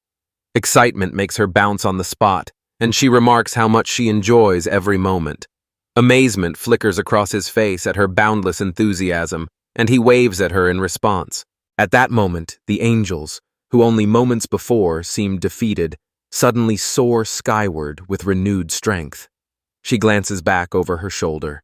The girl declares that Kaguya has earned her respect, and Metatron remarks that the game is over now. The angels, filled with hatred, respond that they will never go near her again. Giant wings unfurl in the sky as harsh voices thunder, commanding her to crawl along the ground like a pitiful, wingless creature, fit only for the earth to which she belongs. Wings composed of countless blades catch Fleer's eye, their number overwhelming. Angels never allow anyone to get close, always maintaining their distance and striking from afar to avoid danger. Defeating them becomes an almost impossible feat. The hero observes that his fighting style mirrors Kaguya's. Both prefer close combat over long-range assaults. He tells her he will always support her from now on, but Kaguya, eyes shining with determination, halts him with a spirited smile and insists he stay out of the fight. Shock flickers across Flora's face as the angels level their blades at them, ready to strike. Muscles tensing, Kaguya slips into a combat stance, every movement poised for the coming battle. With a sudden burst of energy, she dashes forward, confidently racing across the soaring blades. Each swift leap propels her onward, her movements agile and assured. Astonishment swept through both the angels and Flyer, leaving them doubting the evidence before their eyes. Memories surface of her deftly wielding blades, using them almost like tiny footholds to dart and twist through the air with remarkable agility. The vivid image of their battle together stands out sharply in his mind. It appears the true depth of Kaguya's power has slipped from his memory. With eyes ablaze, the girl ascends skyward, rising into the realm where only angels dwell. She announces her return, issuing a warning that no one should assume the tricks are over. Raising her leg for a kick, she declares that if they are, the game is finished. The angel responds with only the faintest hint of a smile. The final line of defense stood firm, their faces set in grim smiles as they hurled mocking nicknames in her direction.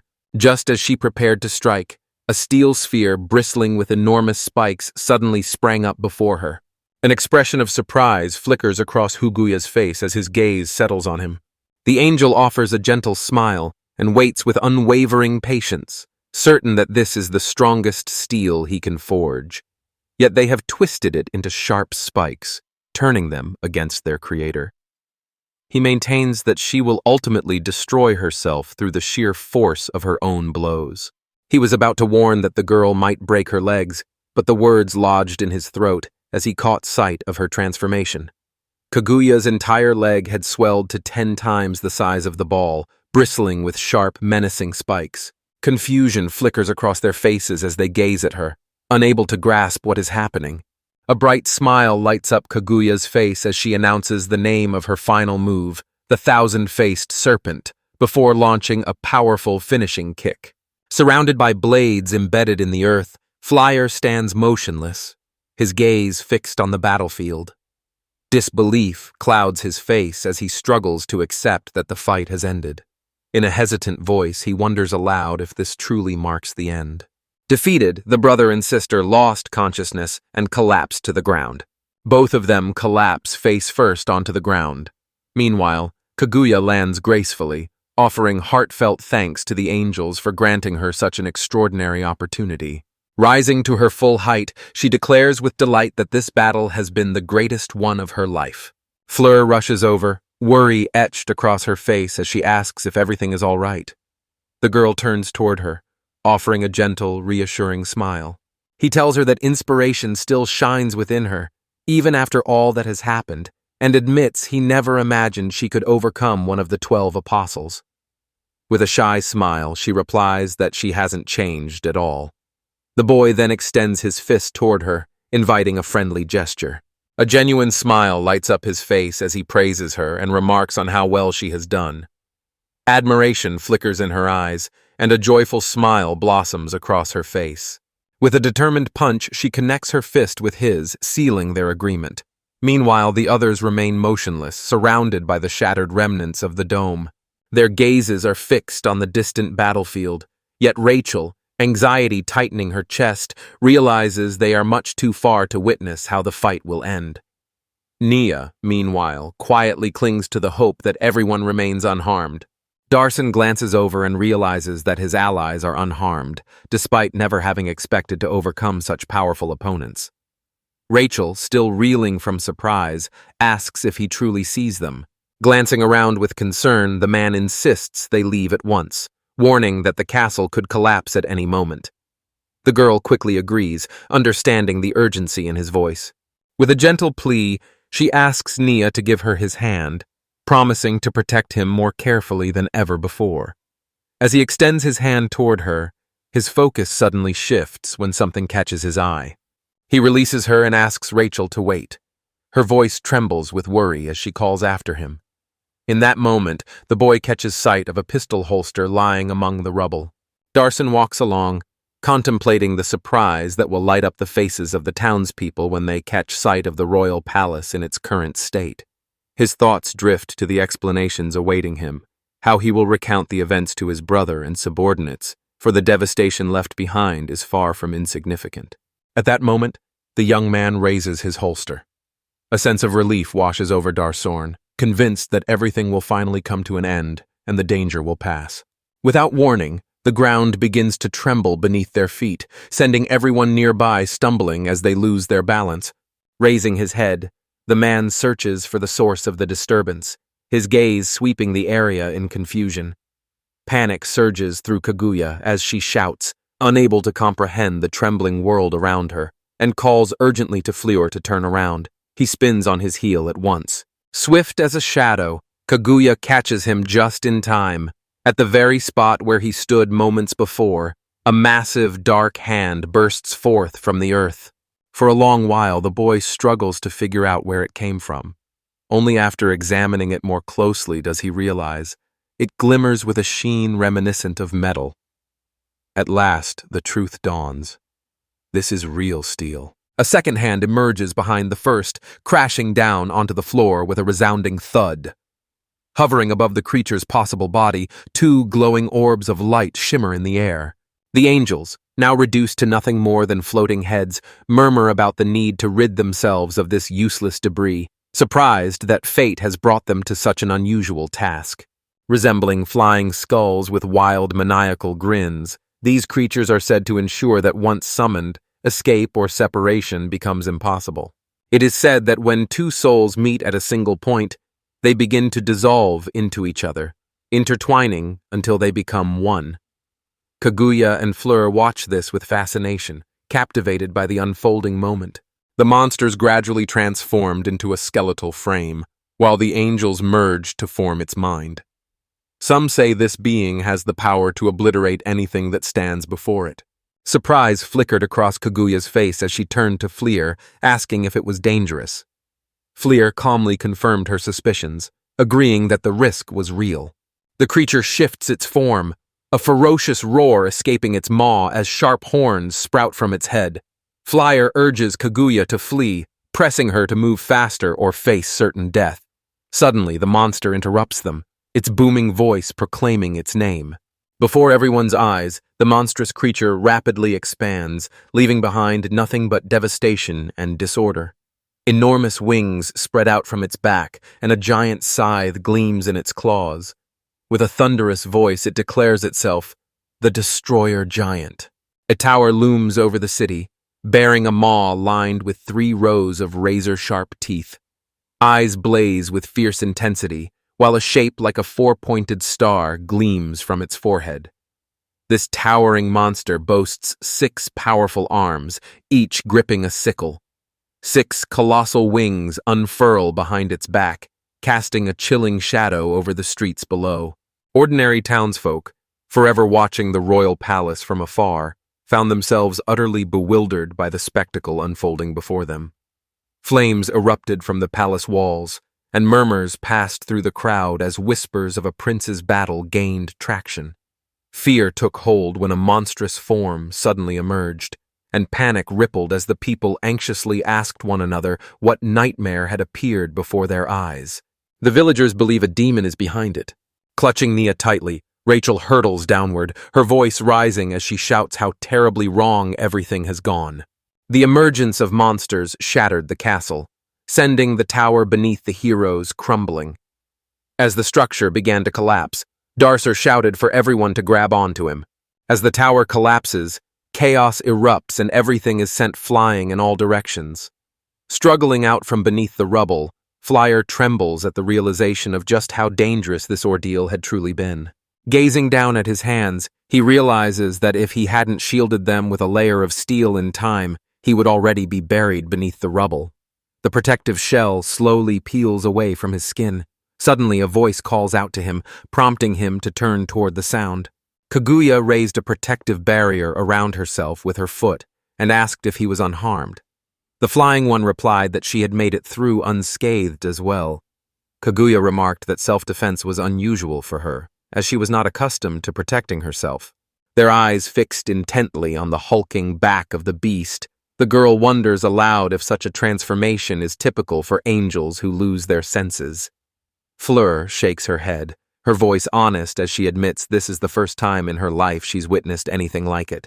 A chilling roar escapes the monster, sending shivers down the spines of the heroes. The danger is clear. Should the beast unleash its fury and tear through the palace city, disaster will surely follow. Flyer realizes this is the place where he must halt the enemy, yet he chooses to make sure everything is secure nearby first. Suddenly, the monster breaks his concentration. Its eyes gleam with a sinister light, and it raises an arm, blade curved like a sickle, preparing to strike. Kaguya shouts out a warning just as the monster surges forward, its massive form swinging directly at them without hesitation. A spark of realization flashes across Flea's face. Meanwhile, Kaguya surges forward into battle, unstoppable. The boy, desperate to halt her advance, shouts after her, begging her to wait. With a single thunderous blow, the monster sweeps everything before it, clearing several blocks in its path all the way up to the mountain. A thick cloud of dust billows up from the crumbling debris, cracks slowly spreading across the wall. With barely a moment to spare, Fleur leaps back, clutching the girl tightly in his arms, just managing to dodge the blow that could have proven fatal. The boy leans in to ask if she is all right. Kaguya curls up, short of breath and coughing harshly, pain evident with every breath. The blow severed the girl's leg nearly up to the knee. Fleur noticed the injury and cursed fiercely under his breath. Both spring back to a safer distance. The boy urges her to hold on, and she reassures him with a quick nod that she is fine. Seated on the ground and catching her breath, the girl observes that the steel has become even more dangerous, mentioning that the monster grabbed her with it. Fleur urges Kaguya to rest, but Kaguya bristles at the suggestion, insisting sharply that there's no need to tell her that. She intends to fight as well. As Fleur notices the injury on Kaguya's leg, skepticism fills her voice while she wonders how Kaguya can possibly fight in such a condition. At that moment, the boy watches in astonishment as her leg heals completely before his eyes. Amazement lights up his face as he calls it unbelievable. The girl simply reminds him that she has already said her legs can handle anything.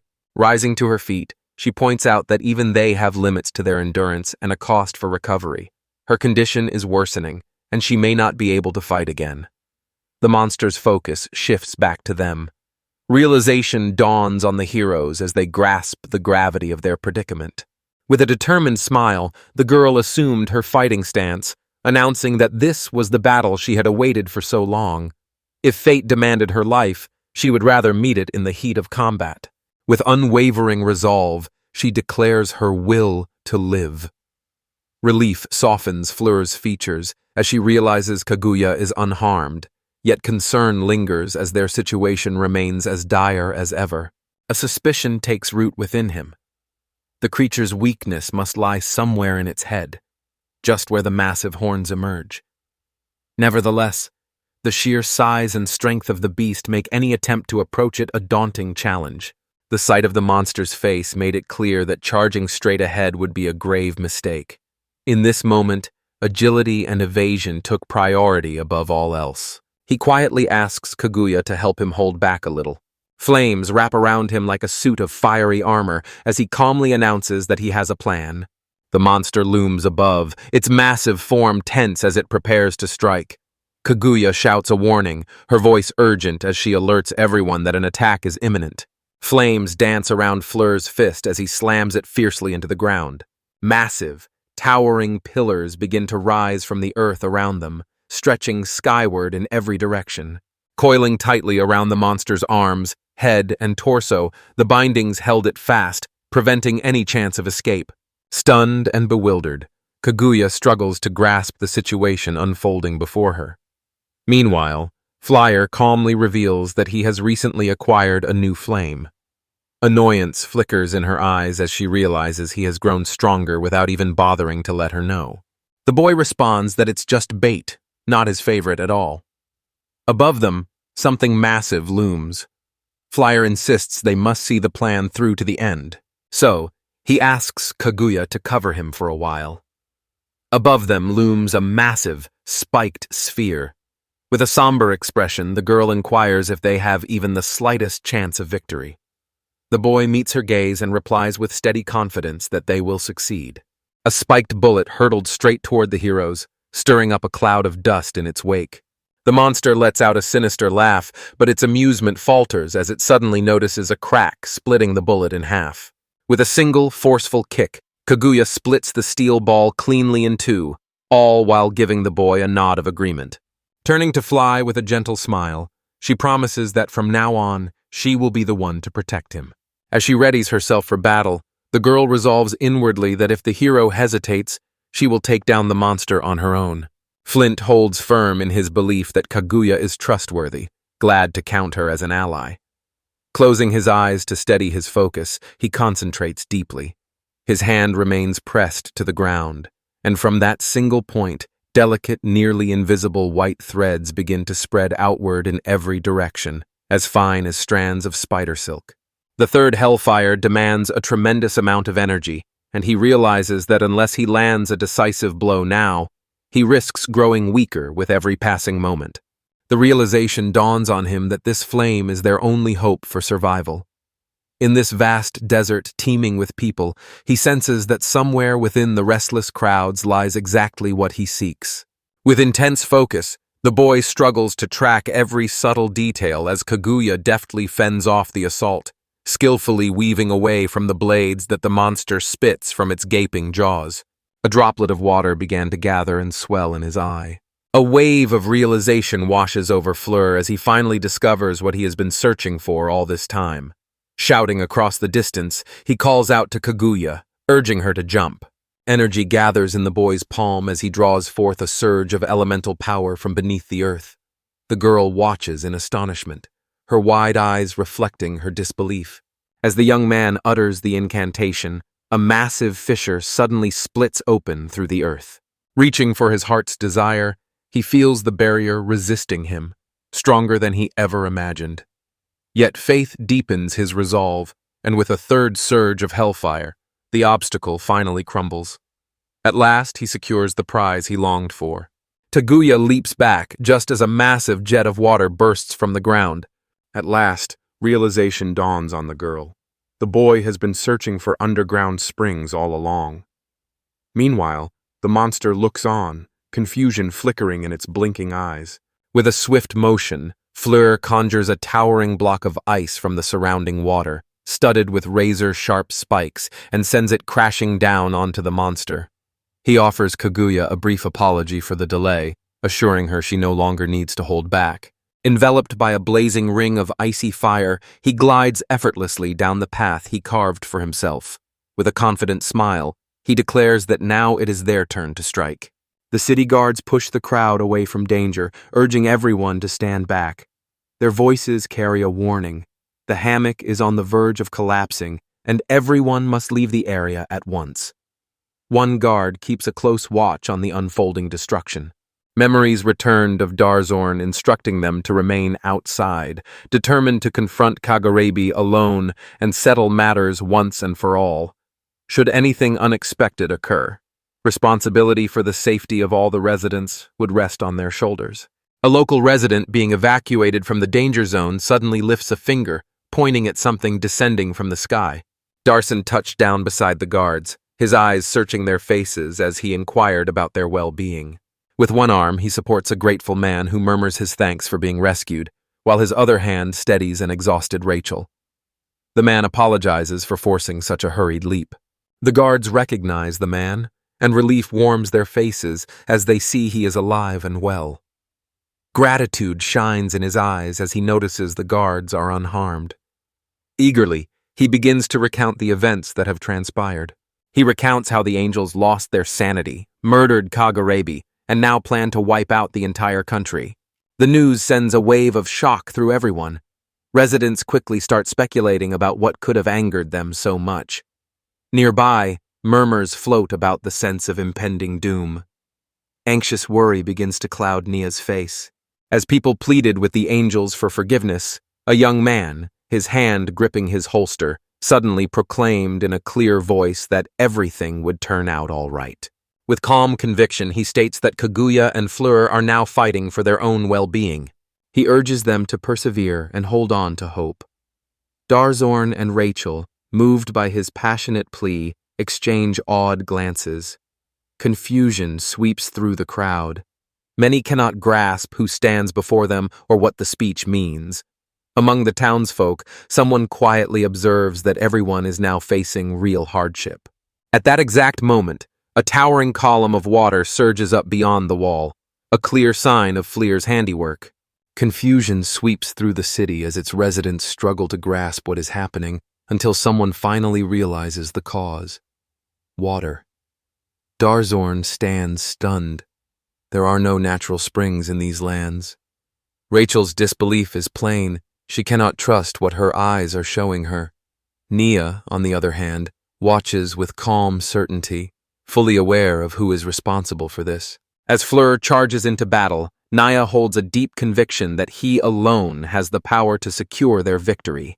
Engulfed in a blaze of icy fire, Fleur charges fearlessly at the beast, unleashing a storm of blows upon its head with her Sakura assault. The monster writhed in agony, its face shrouded in steam from the crushing blows dealt by the boy. Meanwhile, Fleur started preparing for the next assault, conjuring an icy path lined with razor-sharp spikes along its base. With a sweeping motion, the weapon whips through the air like a massive lash, crashing down upon the monster. The force of the blow sends the creature sprawling backward, its fall accompanied by a thunderous rumble. The young man insists that this is far from the end. Meanwhile, Kaguya races down the same path, determination gleaming in her eyes. Suspicions stir within her that this could indeed be the legendary, immensely powerful second hellfire spark Fleur once described. Uncertainty lingers, though, as she cannot tell if it is truly a flame at all. The creature reaches out a massive claw, aiming to snatch the boy, but he refuses to surrender easily. Kaguya notices the boy's movements have grown sharper and more practiced. Yet, despite his improved skills, his character remains much the same, and his true awakening still lies ahead. Convinced that he is finally free, with no one left around to hinder or protect him, Fleur strikes the creature's face with all his might. A surge of icy fire bursts forth, splitting the monster's head open from the force of the blow. Kaguya observes Fleur, now utterly engrossed in the battle. The sheer force displayed leaves a remarkable impression. A satisfied smile spreads across Kaguya's face as this realization settles within her. Certain of his formidable strength, she steels herself to unleash her secret technique, kamikaze. The creature's head lies half destroyed, battered from the ongoing clash. Her leg transforms into a massive hammer, slamming the monster into the ground with overwhelming force. With a gentle smile, she asks the boy if he has forgotten about her, then softly adds that joy is best shared with others. His smile matches hers as he responds, quietly wondering if she truly believes that. The monster struggles to support itself on trembling arms, its body creaking under the strain. A silent effort hangs in the air, as if it wishes to speak, but in the end, it only lifts its gaze toward the heroes. Side by side, they soar through the sky, each meticulously preparing their own strike, united in purpose and determined to see their mission through to the end. The half-destroyed monster fixes its gaze on the two humans, memories stirring as the words once spoken by its master echo in its mind. In his unwavering conviction, God saw angels as vastly superior to humans. Humans appeared to him as frail and helpless beings, always in need of guidance and protection from the angels. Meanwhile, the monster suffered a double blow, struck hard by both heroes at once. Their combined strike lands squarely on the creature's head. The monster's skull shatters into countless fragments. In its final moments, the beast dismisses everything spoken by God as utter nonsense. Fierce debate flared between Fleur and Kaguya as each insisted they had done more damage, while the monster looked on in astonishment at the sheer strength humans could possess. While the monster was still reeling from the blow, Kaguya grumbled in frustration, remarking on Flora's strange fire magic that could both freeze and burn. Announcing her own desire to master such an art, Kaguya looked determined. Flora warned her that this was a difficult skill to acquire. Suddenly, the monster roared in protest and launched itself back into the fray. With a spark of excitement, Fleur notices the creature still standing and, wasting no time, lifts her leg to strike. A surge of frigid, flaming energy bursts from his outstretched hand, instantly encasing the enemy's entire body in ice, all the way up to the head. To the monster, this felt utterly unjust. Without hesitation, Flyer issued a command to Kaguya. As Kaguya lifts her leg, a flock of birds bursts into flight beneath her. In a swift, graceful spin, she delivers a decisive blow to the monster. Its thick armor shatters into fragments, scattering across the ground. As the monster began to crumble, disbelief filled its eyes, as though convinced some mistake had been made. Flora noticed that only its face remained, and quietly observed that this was where angels preferred to hide. Gathering the full force of the first flame in his palm, Flyer declares his intention to reduce his enemies to ash and bids them farewell. Yet just as power gathers, a creature born from angels emerges from the monster's head. It practically announces to the world, presenting itself as nothing more than true garbage. Kaguya and Flor lean in, studying the discovery with intense curiosity. Disgust twists the girl's face as she recoils, declaring with open distaste that it's absolutely revolting.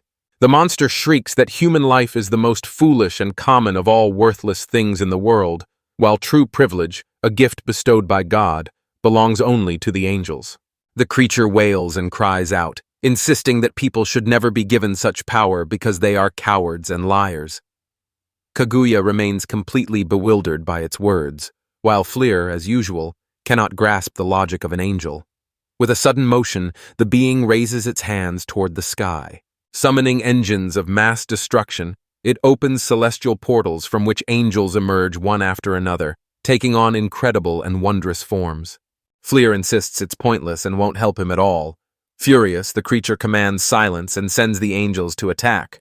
Kaguya and Flor ready themselves to fend off an attack, only to realize with surprise that the angels are flying past them, heading straight toward the city. Settling comfortably upon the jagged remains of a skull, the creature offers a sly grin and observes that the heroes do not fight fair. Rather than confront them directly, it shifts its attention to the defenseless, commanding its puppets to attack the helpless villagers instead. The inhabitants of NIA froze in terror as the models hurtled toward them at breakneck speed. Suddenly, bolts of lightning-like energy shoot toward the crowd.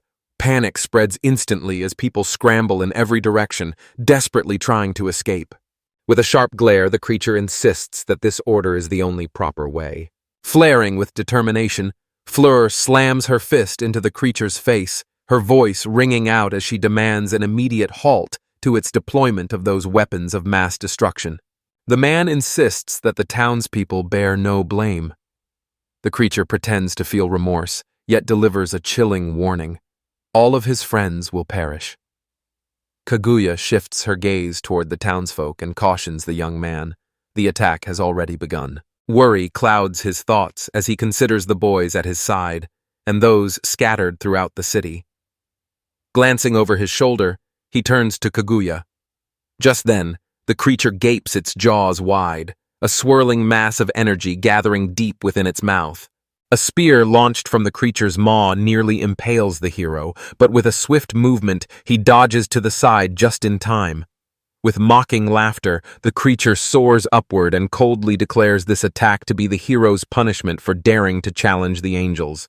With a smile, it announces that now it is its turn to respond, inviting the other to watch everything unfold from the front row as the others are crushed. After saying this, it bids farewell. The creature soars away, while Kaguya shouts after it, demanding that it stop, fury written all over her face. Preparing to escape herself, she suddenly finds his words striking her deeply. Watching the fleeing creature with a shadowed gaze, the boy mutters under his breath that, in the end, only he will bear the punishment. Unease shadows Kaguya's face as she watches Fleur. The townspeople scatter in all directions, their voices rising in terrified cries as attacking models rampage through the chaos. Flames consumed everything around the people as the guards urgently called for everyone to save those who had not yet escaped. Rachel urged Nia that they had to run too, but he stood frozen in place. Suddenly, a piercing scream escaped him, and somewhere in the crowd, a desperate voice cried out for their mother. Tears streaming down his cheeks, the little boy struggles to pull his mother from beneath the rubble. With a trembling voice, she pleads for him to escape as quickly as he can. The guard indicates that the boy's mother is trapped, prompting Nia to spring into action. Without hesitation, she draws her pistol from its holster. Models nearby notice the commotion unfolding around the woman and her child. The models charge toward them with lightning crackling in their hands. Rachel wraps her arms protectively around the boy from behind, warning him of the impending danger. In that moment, a single thought darts through Nir's mind. He must save them. Darson suddenly emerges and, with a single powerful blow, pins the mannequins to the ground, leaving them stunned. The guards step in to assist the young mother in breaking free. Standing firmly before them, the man meets their gaze with unwavering resolve and declares he will hold back the enemies, giving them a precious chance to escape. A wave of new angel models advances steadily in this direction, their ranks unexpectedly large. Darsorn studies them intently, then directs the guards with a firm command. Every single one must be kept alive. The guard urges him to reconsider, warning that they are outnumbered and he cannot hope to overcome the enemy alone. Should anything happen to him, the nation itself would cease to exist. The man squares his stance, bracing himself for combat. Calmly, he asserts that the people's duty is to survive, while the king's role is to shield his subjects. A true ruler, he adds, must always defend the realm. With fierce determination, he announces to the angel models that from now on, he stands as their enemy. Nayu and the guards watch this declaration unfold, struggling to hold back their tears. The models surged forward, racing through the air toward the man who stood his ground, every muscle tensed, fully prepared to counter their assault. The vile creature lets out a harsh, rasping laugh.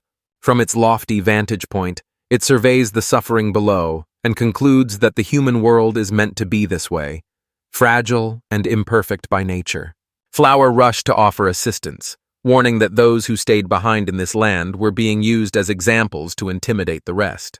A faint smile plays on his lips as he listens to these people endlessly discuss the church, all the while secretly wishing for the entire country to vanish from existence.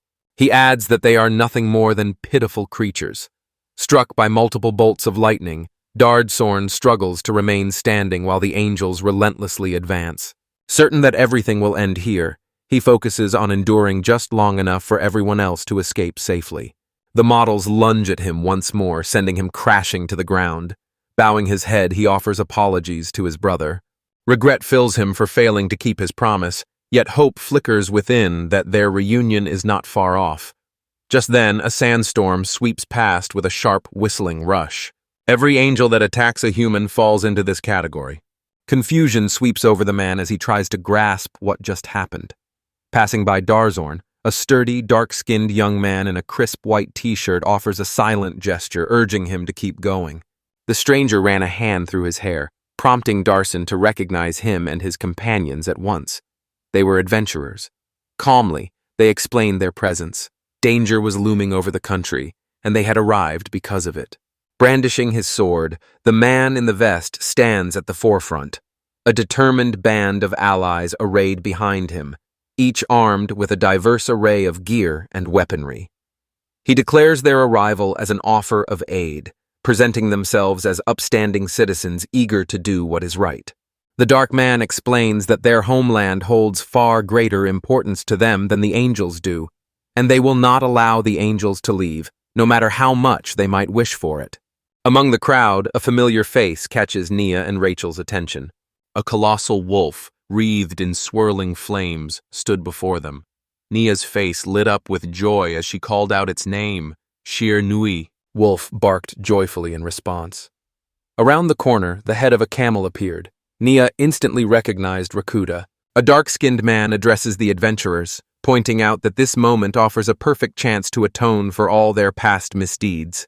Introducing himself as Mr. Muscle, he announces his intention to succeed Kagaribi as the head of the Adventurers Guild.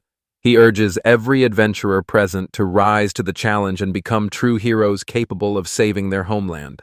Among the adventurers, one confesses his fear of facing the angels in battle. Another points out the harsh reality. Without a fight, everyone will perish. A third chimes in, urging that if fate demands their death, they should at least go out with a thrill. With a booming command from Mr. Muscle to advance, the adventurers surge forward, courage blazing as they charge into battle. The monstrous creature grins, ordering the crowd to wail and sob loudly. Meanwhile, behind her, Fleur silently raises his hand, ready to strike.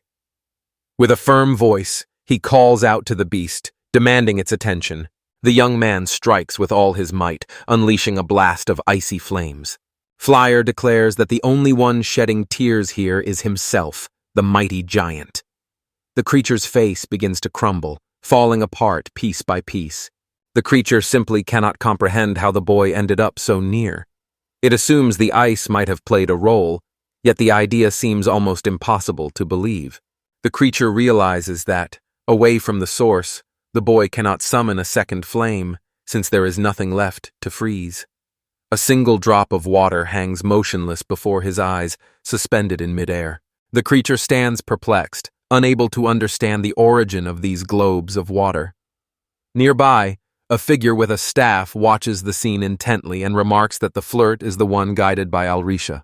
An elderly shaman stands before them, with even more tribespeople gathering behind her, each wearing a mask and gripping a sharpened spear. She announces that they will carve a path for Fly. The sacred beast, master of water, soars near the tribe and conjures shimmering spheres from the river. The villagers sing its praises, honoring its presence. Among them, one declares their intention to descend and aid the sand dwellers, for the enemies of Fleer are also the enemies of Jalandhar. In his thoughts, the boy expresses silent gratitude to everyone, while the creature remains completely baffled about who these people could be. At that very instant, Kaguya delivers a powerful kick, her foot striking the creature squarely in the head. With a gentle smile, she suggests he notice the girl standing directly in front of him.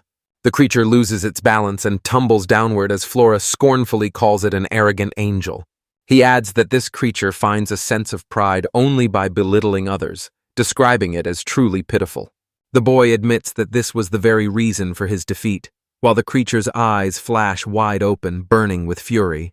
Observing from afar, it witnesses humans, adventurers, and the tribe standing strong and unwavering, bravely withstanding the onslaught of its creations and refusing to surrender in the ongoing struggle. Panic overtakes it as it screams, commanding Fleer to be silent, while hastily preparing to make its move. With unwavering conviction, it summons forth another colossal monster, boldly declaring angels to be beings of a higher order. Kaguya observes as the giant is summoned once again. The boy realizes the act was intentional, carried out right above the city. As the monster's body starts to collapse, Flora instantly surges forward, determined to keep it from hitting the ground. With a loud thud, he crashes to the ground. A grotesque creature bursts from the head, its sinister laughter echoing around. Straightening to his full height, he lets out a booming laugh as clouds of dust swirl around him. Wild triumph fills his voice as he boasts of having destroyed them all in a single blow. Yet, as the dust slowly settles, a lone figure appears ahead, catching his attention. Fleer leaned his back against a chunk of broken wall, his head bowed low. The creature sneered, remarking with mockery on his pitiful appearance. Drawing closer to the boy, the being admits it failed to flatten him completely but managed to leave him with some serious injuries. Looming above the hero, the entity casts its shadow over him. The creature shouts at him, throwing back his recent words about pathetic angels and calling him a fool. Calling him a weakling, he declares that he will never allow himself to be treated like this again and vows to deal with him in the harshest possible way. Just then, a bullet whistles past, cutting through the tension in the air. Nier pulled the trigger, his command for the creature to leave echoing with authority. Flair, struggling to remain upright, slowly opened his eyes and fixed his gaze on the boy. Once again, the gun is leveled straight at him, every motion radiating absolute confidence. The creature can hardly believe the boy is still alive, muttering about his stubbornness, but in the next instant, a wave of realization washes over it. It should have fled from this place much earlier. Glancing back, the thought seems impossible. A colossal steel giant has crashed directly onto the city. In that instant, a powerful realization sweeps over it. The creature observes that the city surrounding it remains untouched. Spinning around, it suddenly realizes that Floor has already exhausted every last bit of his fiery power. Driven by a desire to save the city, he channeled all his strength straight into the heart of the iron monster. The creature laments that Flyer melted away its entire body, leaving only a quarter of its enormous head to crash down upon the city. With bold defiance, Nip shouted at the monster, declaring that Fleer was far from weak. In fact, everyone else had survived only because the boy had fought for them and shielded them from harm. Tears welling in his eyes, he quietly declares that now it is his turn to become Flyer's protector. The wounded boy wonders if Nier witnessed the battle in the sky. He imagines Nier must have worried about him and decided to come to his aid. Memories of Rachel comforting Nier come to the surface as the pilot recalls that moment. The young man is certain that Naya has grown far stronger than she was before. A sinister sneer twists across the creature's face as it admits the boy is right. The words acknowledge that, given the nature of humanity, the shaman truly deserves genuine admiration, and any attempt to compete with him is a futile endeavor. It admits its mistake and assures them it will leave quietly, without causing any disturbance. The boy and his friend find themselves taken aback by such a speech. In an instant, the creature appears beside Nia and assures him it was only joking. Then, with sudden force, it snaps its fingers across the boy's forehead, sending him flying backward and making his pistol slip from his grasp. With a loud cry, it insists that no one has the right to lecture it. The creature turns back to the floor and addresses him, its voice low and menacing. "Watch carefully, because I am about to deal with this boy. Will your heart withstand such cruelty?" In the boy's eyes, a dark fury ignites. The creature was on the verge of fulfilling its plan, while Floor remained paralyzed, unable to move a muscle. Thoughts flickered through Floor's mind, memories of Nier's bravery, how he was ready to risk everything for his sake, and the deep responsibility to protect the boy. Determined, Floor reassured himself that he could handle whatever came next. Deep in thought, Flyer wonders about the meaning of carrying such a name if he cannot succeed. Meanwhile, Nier struggles to crawl away, pushing himself up with all four limbs. The creature's gaze settles on the boy, noting his surprising strength and questioning whether he is on the verge of tears. Naya grabs the pistol and spins around once more, leveling the weapon at her target. The creature, with a sly curiosity, wonders aloud why she bothers with such a toy. A mocking smile spreads across its face as it declares its openness to her choice, calmly remarking that she could end it all right here and now. In that instant, a spear pierces straight through his mind. With silent steps, Rachel sneaks up from behind and drives her weapon straight between the creature's eyes. With a commanding tone, she orders the creature to keep its distance from her young master. Relief and joy light up the boy's face as he reunites with the girl, though he casts wary glances toward the beast. Meanwhile, the monster responds with a sly, knowing smile. Memories of Rachel stirred in Naya's mind, Rachel offering him food with gentle persistence while he awkwardly declined, assuring her he could manage on his own. Fleer, in her memories, recalls how she cared for him with the devotion of a mother hen. In response, the girl explains that she simply cannot do otherwise, for she has never met anyone kinder or more gentle than him. Wrapping Nia in a warm, heartfelt embrace, she smiles with genuine joy and reassures him not to fret over the small stuff. In return, he teases that if her hugs get any tighter, she might end up squeezing the life out of him. Memories echo with her promise to always stay by his side. The creature's hand reaches through an unseen barrier. Tears blur the boy's vision as he gazes at her.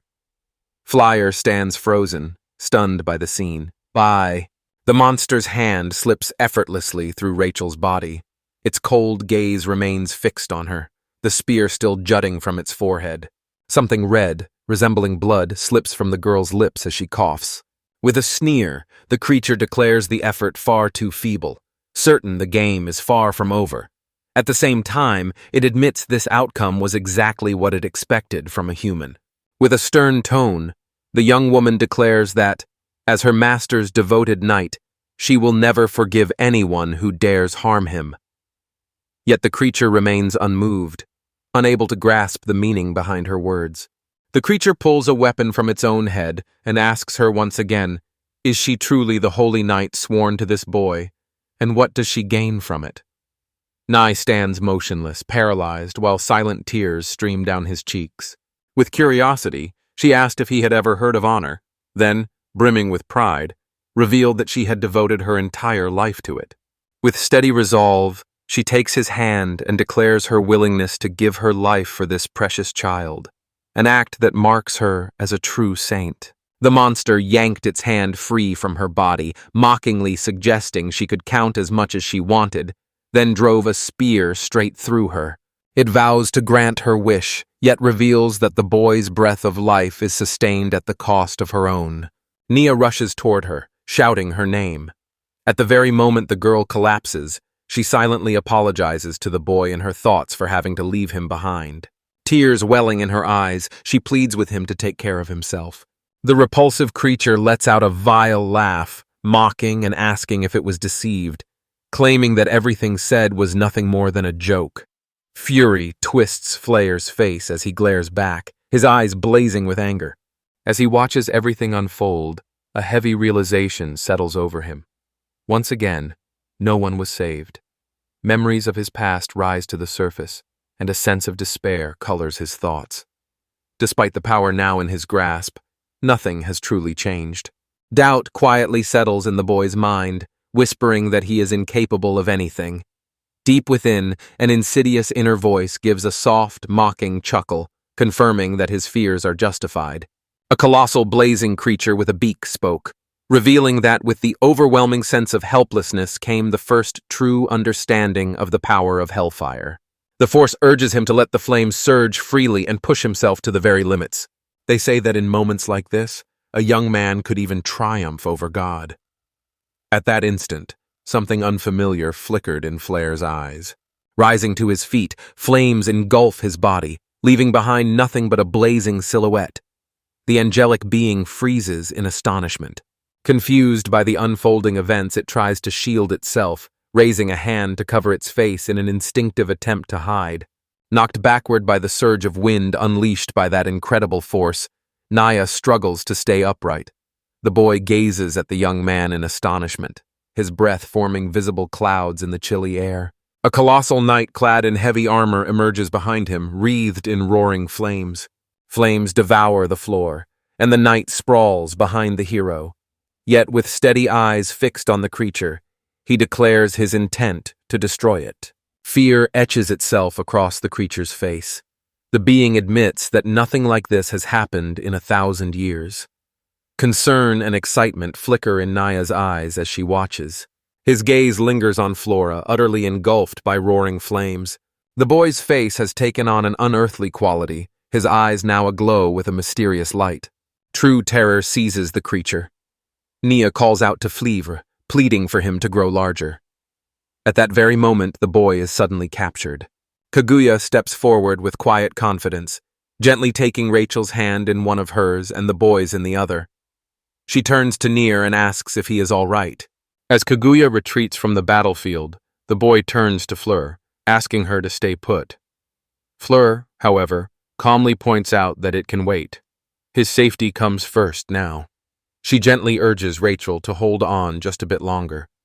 Watching the boy closely, Fleur notes that these flames are unlike any they have faced before. The girl stares in disbelief, struggling to accept that the figure wreathed in flames is truly Fleur. The boy lunges toward the creature, arm raised to strike. Night instantly mirrors his movement, surging straight for the beast. The creature barely registers the lightning-fast assault before another blow hurtles toward it, sending it reeling backward like a gust from a mighty whirlwind. Amidst the searing flames, it cries out in agony, desperately pleading for mercy. The night continued to scorch the monster with flames. Writhing in agony, the creature pleaded for mercy, confessed its regret, and promised never to trouble people again. The creature stands firm in its belief that these flames cannot bring about its end. Certainty fills its mind that the boy will never summon the courage for a finishing blow. Deep within, a quiet hope for survival continues to grow. A fierce blaze ignited in Fleer's eyes. The creature remains unable to comprehend the source of his astonishing power. Disbelief fills the creature as the night relentlessly delivers blow after blow. With every strike, a desperate vow forms. To change, to atone, to become something better. Tears stream down its face as it begs for forgiveness, loudly apologizing and swearing to enter a monastery. Promises spill forth to never again entertain dark thoughts, pleading desperately for mercy. Without paying any mind to the frantic shouts around him, the man wreathed in flames finishes off the creature, crashing down on it with a final, decisive blow. Dissolving into the air, it leaves behind only a single phrase: "This floor is a monster." As the sky gradually clears, Kaguya steps closer to the boy, her face bright with delight as she announces that she has finally managed to be rid of the angel once and for all. Turning toward Flyer, still engulfed in flames, she insists that celebration can wait. There's no time to lose. Noticing Rachel's life hanging by a thread, Flyer rushes over to her side. A sense of unease stirs within her. Flames rage wildly around him while the night lurks in silence, waiting for its moment. Fierce firelight burns in Flyer's eyes, revealing a man entirely consumed by the blaze's power, oblivious to all else.